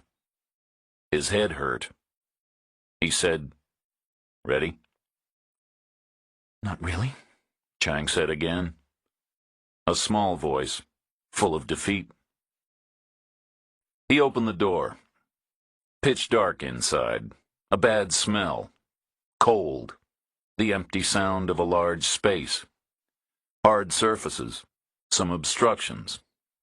He patted the wall, looking for a switch. He found one. He turned it on. He saw the woman in white.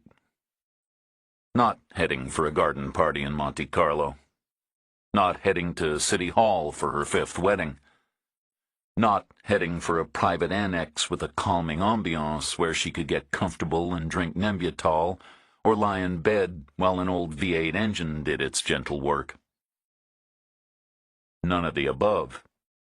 She was chained by the wrists to a white-tiled wall, slumped down and hanging low. Blood spatter all around. Stone dead. Reacher was no kind of a competent pathologist, but he figured she'd been beaten to death with a baseball bat. There was one on the floor, crusted with blood, going black like the stains on the metal. She had livid bruises and broken bones.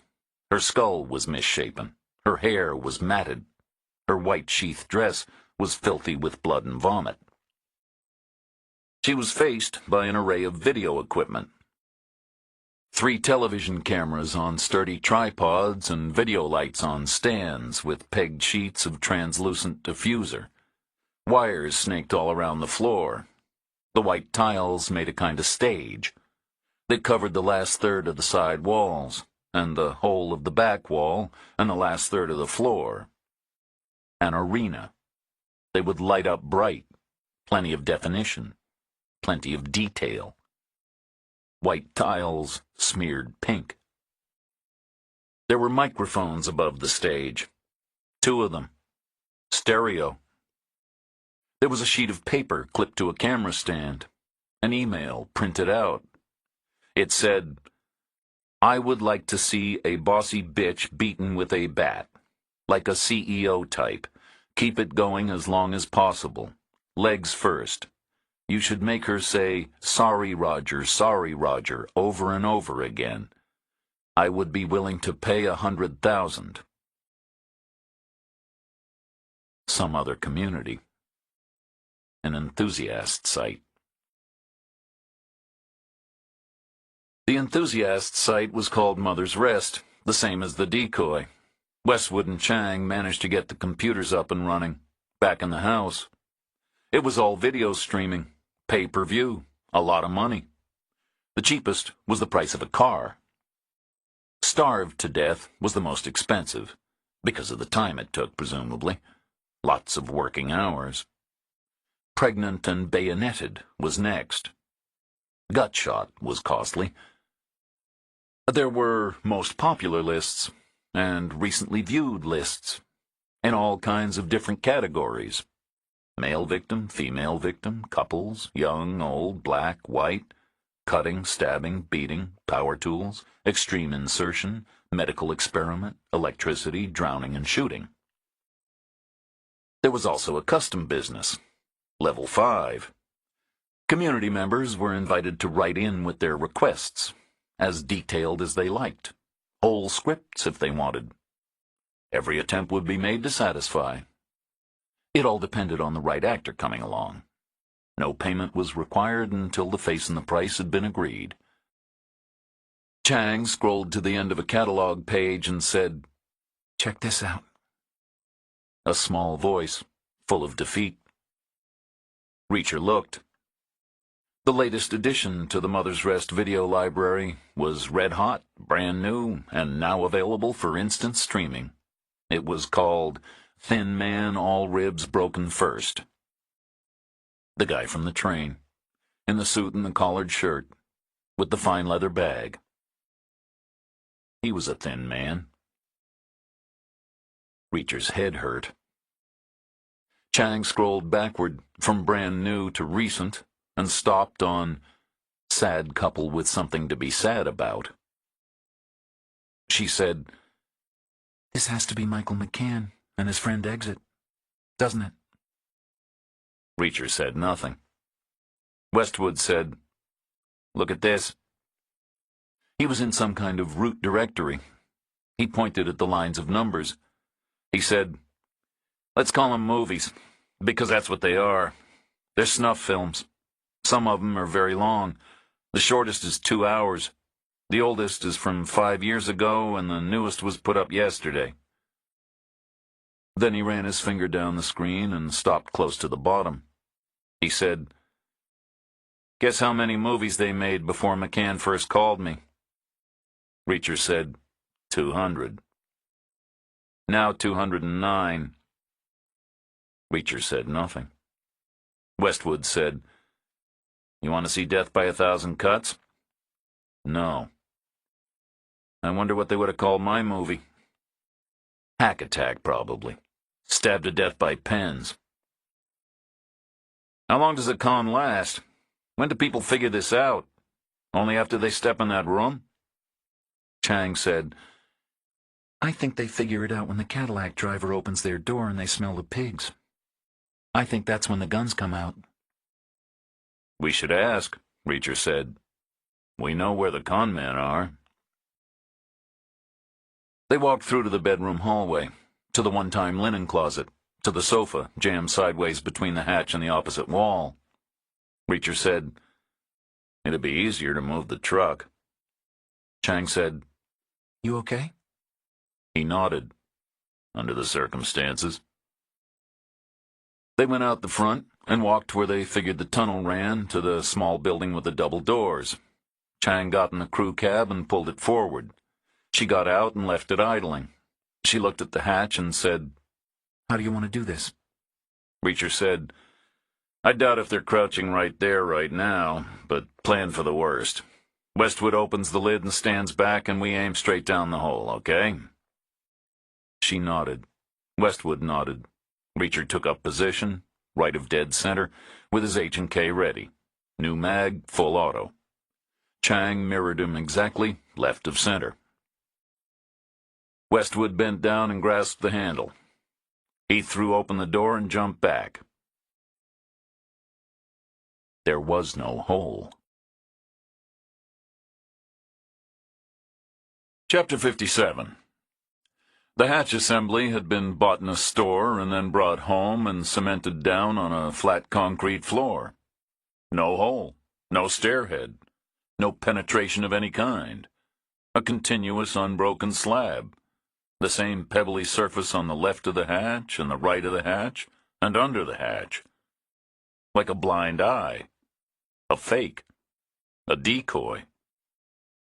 Reacher said, "My fault. I wasn't thinking." Westwood said, "Spilled milk, but we need to know where it really is." No, Chang said. we need to know if they used it yet. Which question was immediately answered by a supersonic crack in the air and a hiss of rifling wine and the granular punch of a NATO round passing through a wooden wall a yard from their heads, followed instantly by the blast of the rifle itself. Sound waves were slower than bullets, but in this case not much later, which meant the rifle was close. 100 feet, Reacher thought, which was closer than close. It was heading towards point-blank range, even for these guys. They hustled all the way inside, and another round punched through the wood, leaving a bright spot of sun, and another 8 feet away. Through-the-wall tactics, sight unseen, purely random. This was the A-team, Reacher thought. These were the guys who could hit the side of a barn. He walked past tangles of metal to the far back corner, invisible from the outside, and fairly invulnerable. Not protected by any kind of a physical shield, but protected by the lottery of aiming blind. The walls weren't worth a damn, but numbers never lied. He kicked out the back wall siding, low down near the floor, a gap 2 feet high and 4 feet long, and then 5 as he punched more boards clear. Big enough to crawl out. First Westwood, then Chang. Another round punched through. Then Reacher. They backed off, keeping the building in line. Behind them was nothing but wheat. To the right of behind them was the building near the broken fence, with the dead guys. The backhoe was parked directly right of them, about 20 yards away. Ahead on the right were the movie studio and the house. Ahead on the left was the generator shed. Plenty of places. But all of them the wrong side of open ground. 20 yards minimum. 20 steps. A long way. Not impossible. It depended on the other guys, how they aimed, how they were trained, if they were trained. A guy who was taught the front sight mantra might focus so hard he could lose his peripheral vision, just in the moment. It was possible a guy could walk away unnoticed. It was possible a guy in a gorilla suit could walk away. It would depend on the degree of focus. A person might get away with it. But 3 people wouldn't. Reacher whispered, "Stay here. Don't move. I'll come back out and get you." Chang said, Back out of where? "I'm going back in the building." That's crazy. Not really. Look what kind of shooters they are. It's a math thing, to do with probability. I'm no less safe going right where they're aiming. That's nuts. It's a big wall. What are the chances? I'm more likely to develop a rare heart condition on the way there. I'm coming with you. Okay, but Westwood stays here. War correspondence maneuver with the second wave. Westwood said, Is that what I am? No, I'm trying to make you feel good. You're thinking of the book rights. Not completely. Either way, stay here. Reacher and Chang walked back to the building and crawled back inside. The spots of sun made a large constellation, mostly high. Reacher's taller brother might have had a problem. But Reacher himself would have been untroubled, and Chang unscathed. Another round passed through. A punch, a whang, another spot of sun, high and way to the left. Another losing ticket. Reacher said, "If it's truly random, all locations are equally likely, even locations that have been hit before." He put his eye to a spot of sun and squinted out. He said, distorted because his cheek was pressed against the board, "We need to see their muzzle flashes. Then we can chase them off. I want them running." Another round passed through. Punch, whang, sun. Perfect height, but 10 feet too far to the right. "I see one of them," Reacher said. Dust in the air. He scraped a blink against the wood. They waited. Another round. Punch, whang, sun. High and left. Reacher peeled away from the wall. He said, "I got them both. They're both the same. The back left corner of the movie studio. About 110 feet. They're taking turns, rolling around the corner and bringing their guns up. It's like a movie about the Marines. One of them is the hog farmer and the other one has hair like the weather guy on TV. Can we get them from here?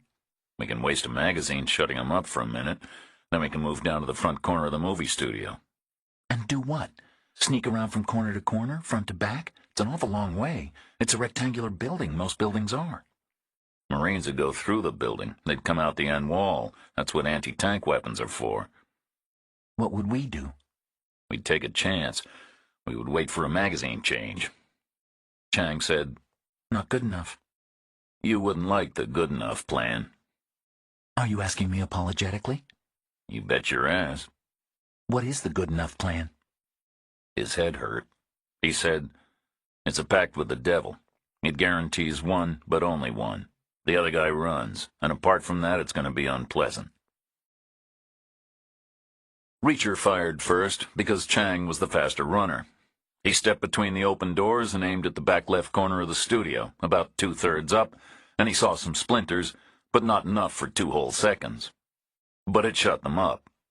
Chang took over, a mag of 30, full auto, 2 whole seconds, and Reacher ran for the near front corner of the studio, where he reloaded and fired down the length of the building, corner to corner, another whole mag, while Chang ran and joined him, pressing in behind him, out of breath. "Ready?" he said. She didn't answer.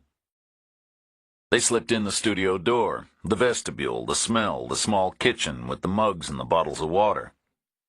They waited. They heard a noise, a guy rolling around the corner, like a movie about the Marines. They waited. They heard the shot, aimed at the now empty and now distant building. Maybe a hit, maybe not. Either way, Reacher leaned out the studio door and fired half a mag back. No expectations, no time for finesse, but enough time for a message. Your opponents are now in the building. Right in your business. Reacher and Chang backed in, backward past the bathroom, backward past the aprons, backward through the door at the end. The lights were still on. The woman in white was still there. She hadn't moved. They stood facing away, like cameramen who had turned to answer a question. They waited. The hunters were now the hunted. Their prey was luring them into a bottleneck. They had to show themselves, single file in a narrow hallway with the lights on, like walking up a motel staircase 2 by 2. The smart money said don't go in, not ever. But they would. They had to. It was their domain. And still their future. All the guys Reacher had ever known, fraud, theft, homicide, and treason, right up to the very end, believed there was some chance of getting away with it, and therefore something should be salvaged if possible. No one wanted to start over with nothing. These guys might save most of their inventory and their equipment. Reacher assumed high-definition cameras were expensive. So one of them would step inside. But only one. The surprise ending worked only once. They waited. Human nature. The hog farmer showed up. Big hands, broad shoulders, clothes all covered with dirt. Peering around the corner, very cautious, committed to nothing at all except a brief glance. Pressing hard against the wall. Nothing showing. A shoulder, perhaps, or a nose. Peering again, around the corner, a little farther, leaning out an inch. Reacher shot him in the forehead. The gentlest touch on the trigger, barely there, in and out, a purring stitch of 10. Game over.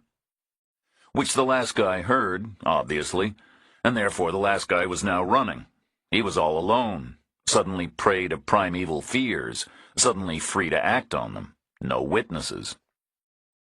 In military circles, aggressive pursuit was much admired, and any excuse to get out of the room was a good one. So Reacher ran too, with Chang right behind him. Chapter 58.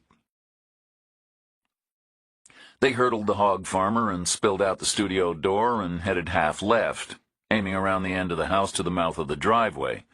Because the driveway was the goal, had to be, human nature, escape, the only way out. Everything else was wheat.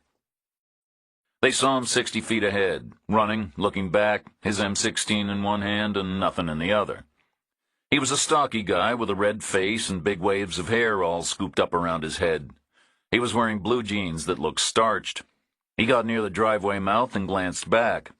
They ducked in closer to the house. The guy was all alone in the landscape.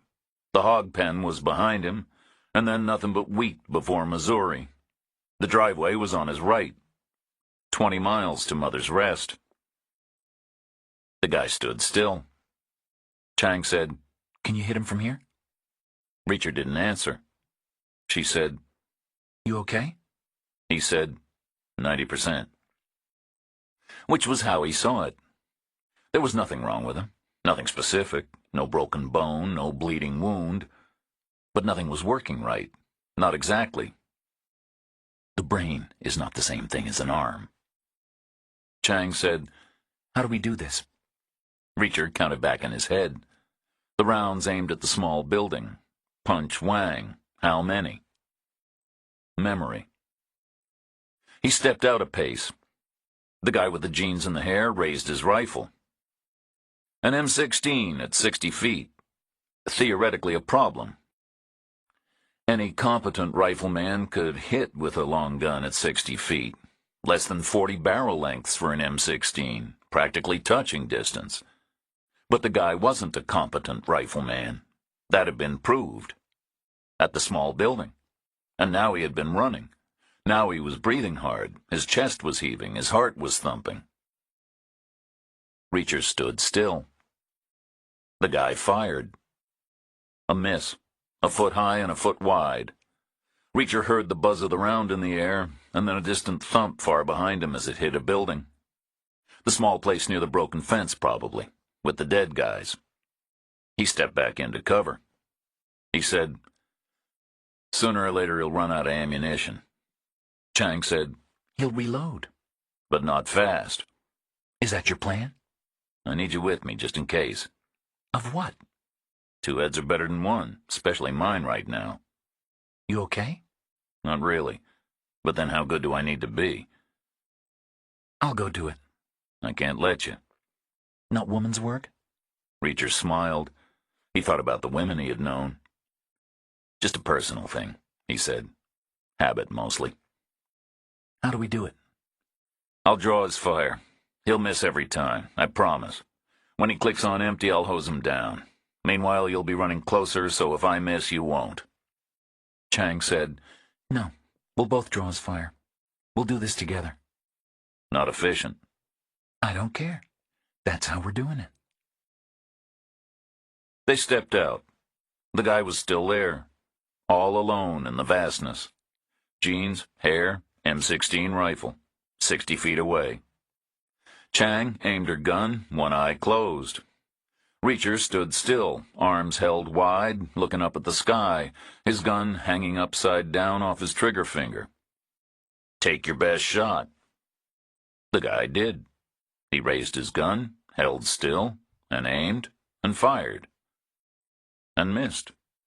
Missed both of them. Chang fired back. Single shot. The spent case spat through the air. The bullet missed. But the guy backed off. 5 clumsy paces backward, then 10. Chang fired again. Another case glittered through the air. Another miss. The wheat moved in waves, heavy and slow and silent. The guy raised his rifle. But he didn't shoot. Chang said, Is he out of bullets? Reacher's head hurt. He said, he doesn't know. He lost count. So did I. Then he smiled. He said, do we feel lucky? He raised his gun. 2 grips, held easy, somewhere between firm and gentle. The front sight and the blur beyond. He blinked. He had focus, but it was not molecular. Plus, he had a microscopic thrill in his arms, through his whole body. Difficulties with coordination, movement, memory, vision, speech, hearing, managing emotion, and thinking. He lowered his gun. He said, we should get closer. They made up the distance the guy had retreated, slow and easy. Heart rate low, breathing normal. The guy added 10 more paces. The jeans and the hair moving backward, towards the hog pen. Reacher and Chang got closer. The smell was bad, but better than the movie studio.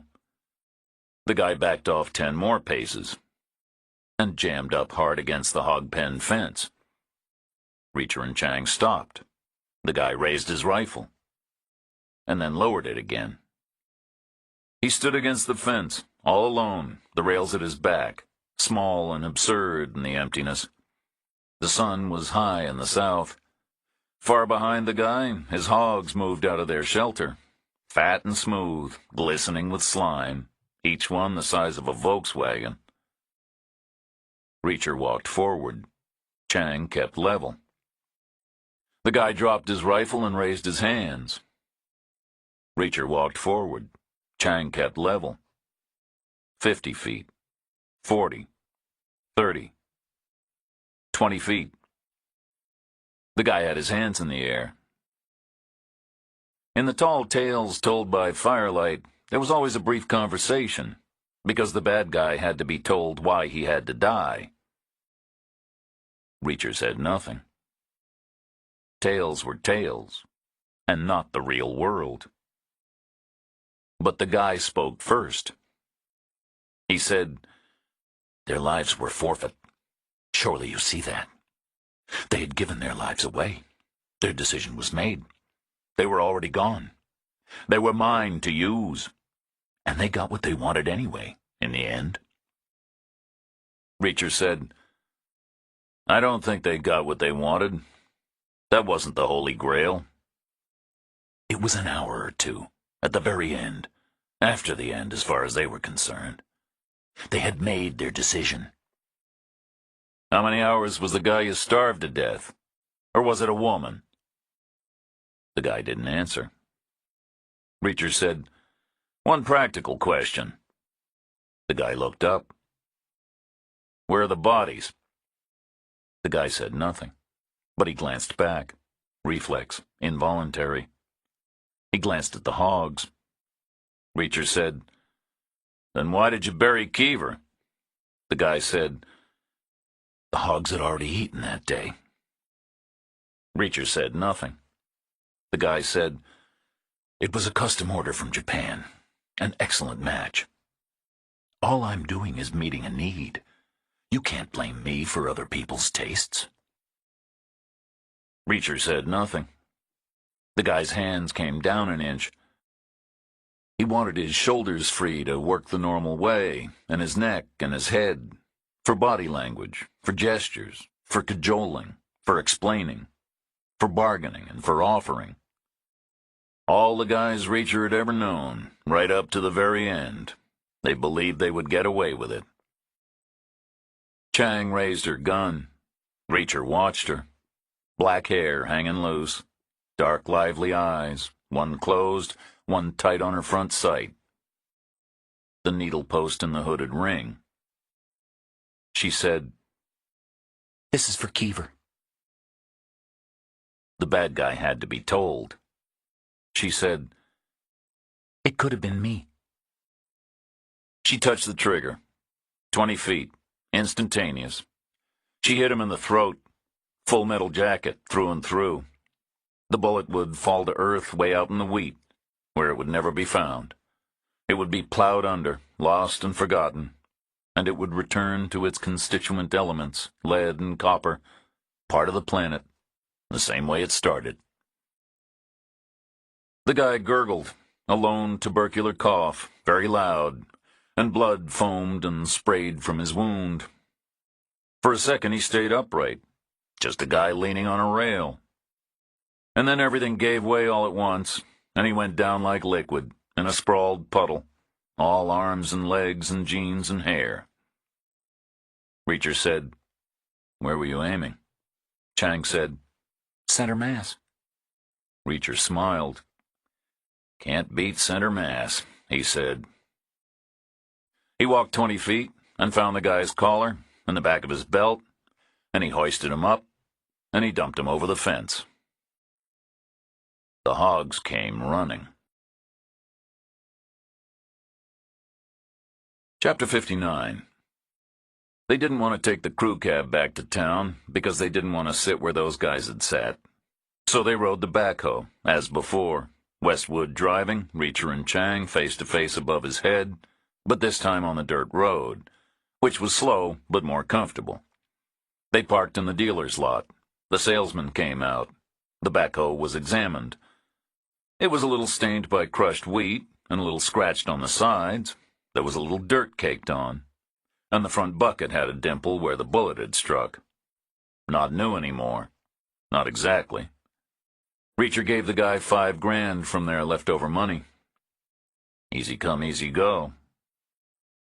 Then they walked south through the plaza. The sun was warm. A kid threw a ball against a building and hit the rebound with a stick. The same kid they had seen before. They stopped by the motel office where Westwood booked a whole bunch of rooms. For himself and his photographers and all kinds of assistants and interns.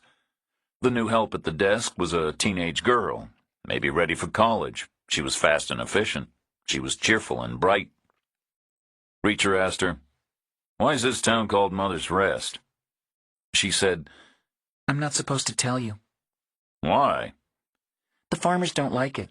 They've done their best to bury it. "I won't tell them you told me." It's a corruption of the old Arapaho Indian name. One word, but it sounds like two. It means the place where bad things grow. Westwood gave Chang the key to his rental car and said goodbye. Reacher walked with her to the diner where the red Ford was parked. She said, You were headed for Chicago. He said, "Yes, I was." You wanted to get there before the weather turned cold. Always a good idea with Chicago. You could take the 7 o'clock train, eat lunch in the diner, sleep all afternoon in the sun, in a lawn chair. I saw you the very first day. You saw me? I was walking by. I told you, I was in the Army. I can sleep anywhere. I'm driving to Oklahoma City. I'll drop the car at the airport. I guess Westwood's interns will bring him another. I can fly home from there. He said nothing. She said, You okay? He said, "We were just in Chicago. Maybe I should go someplace else." She smiled.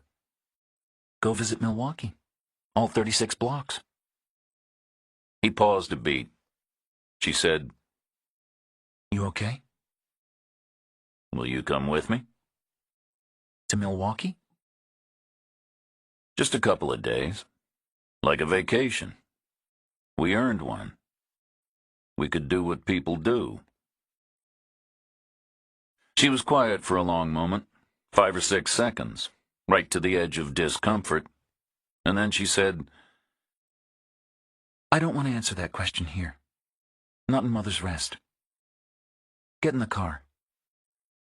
He did, and she started the engine.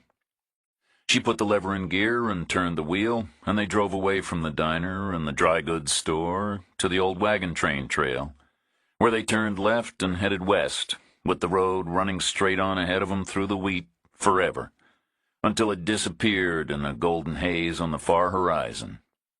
At that point as narrow as a needle.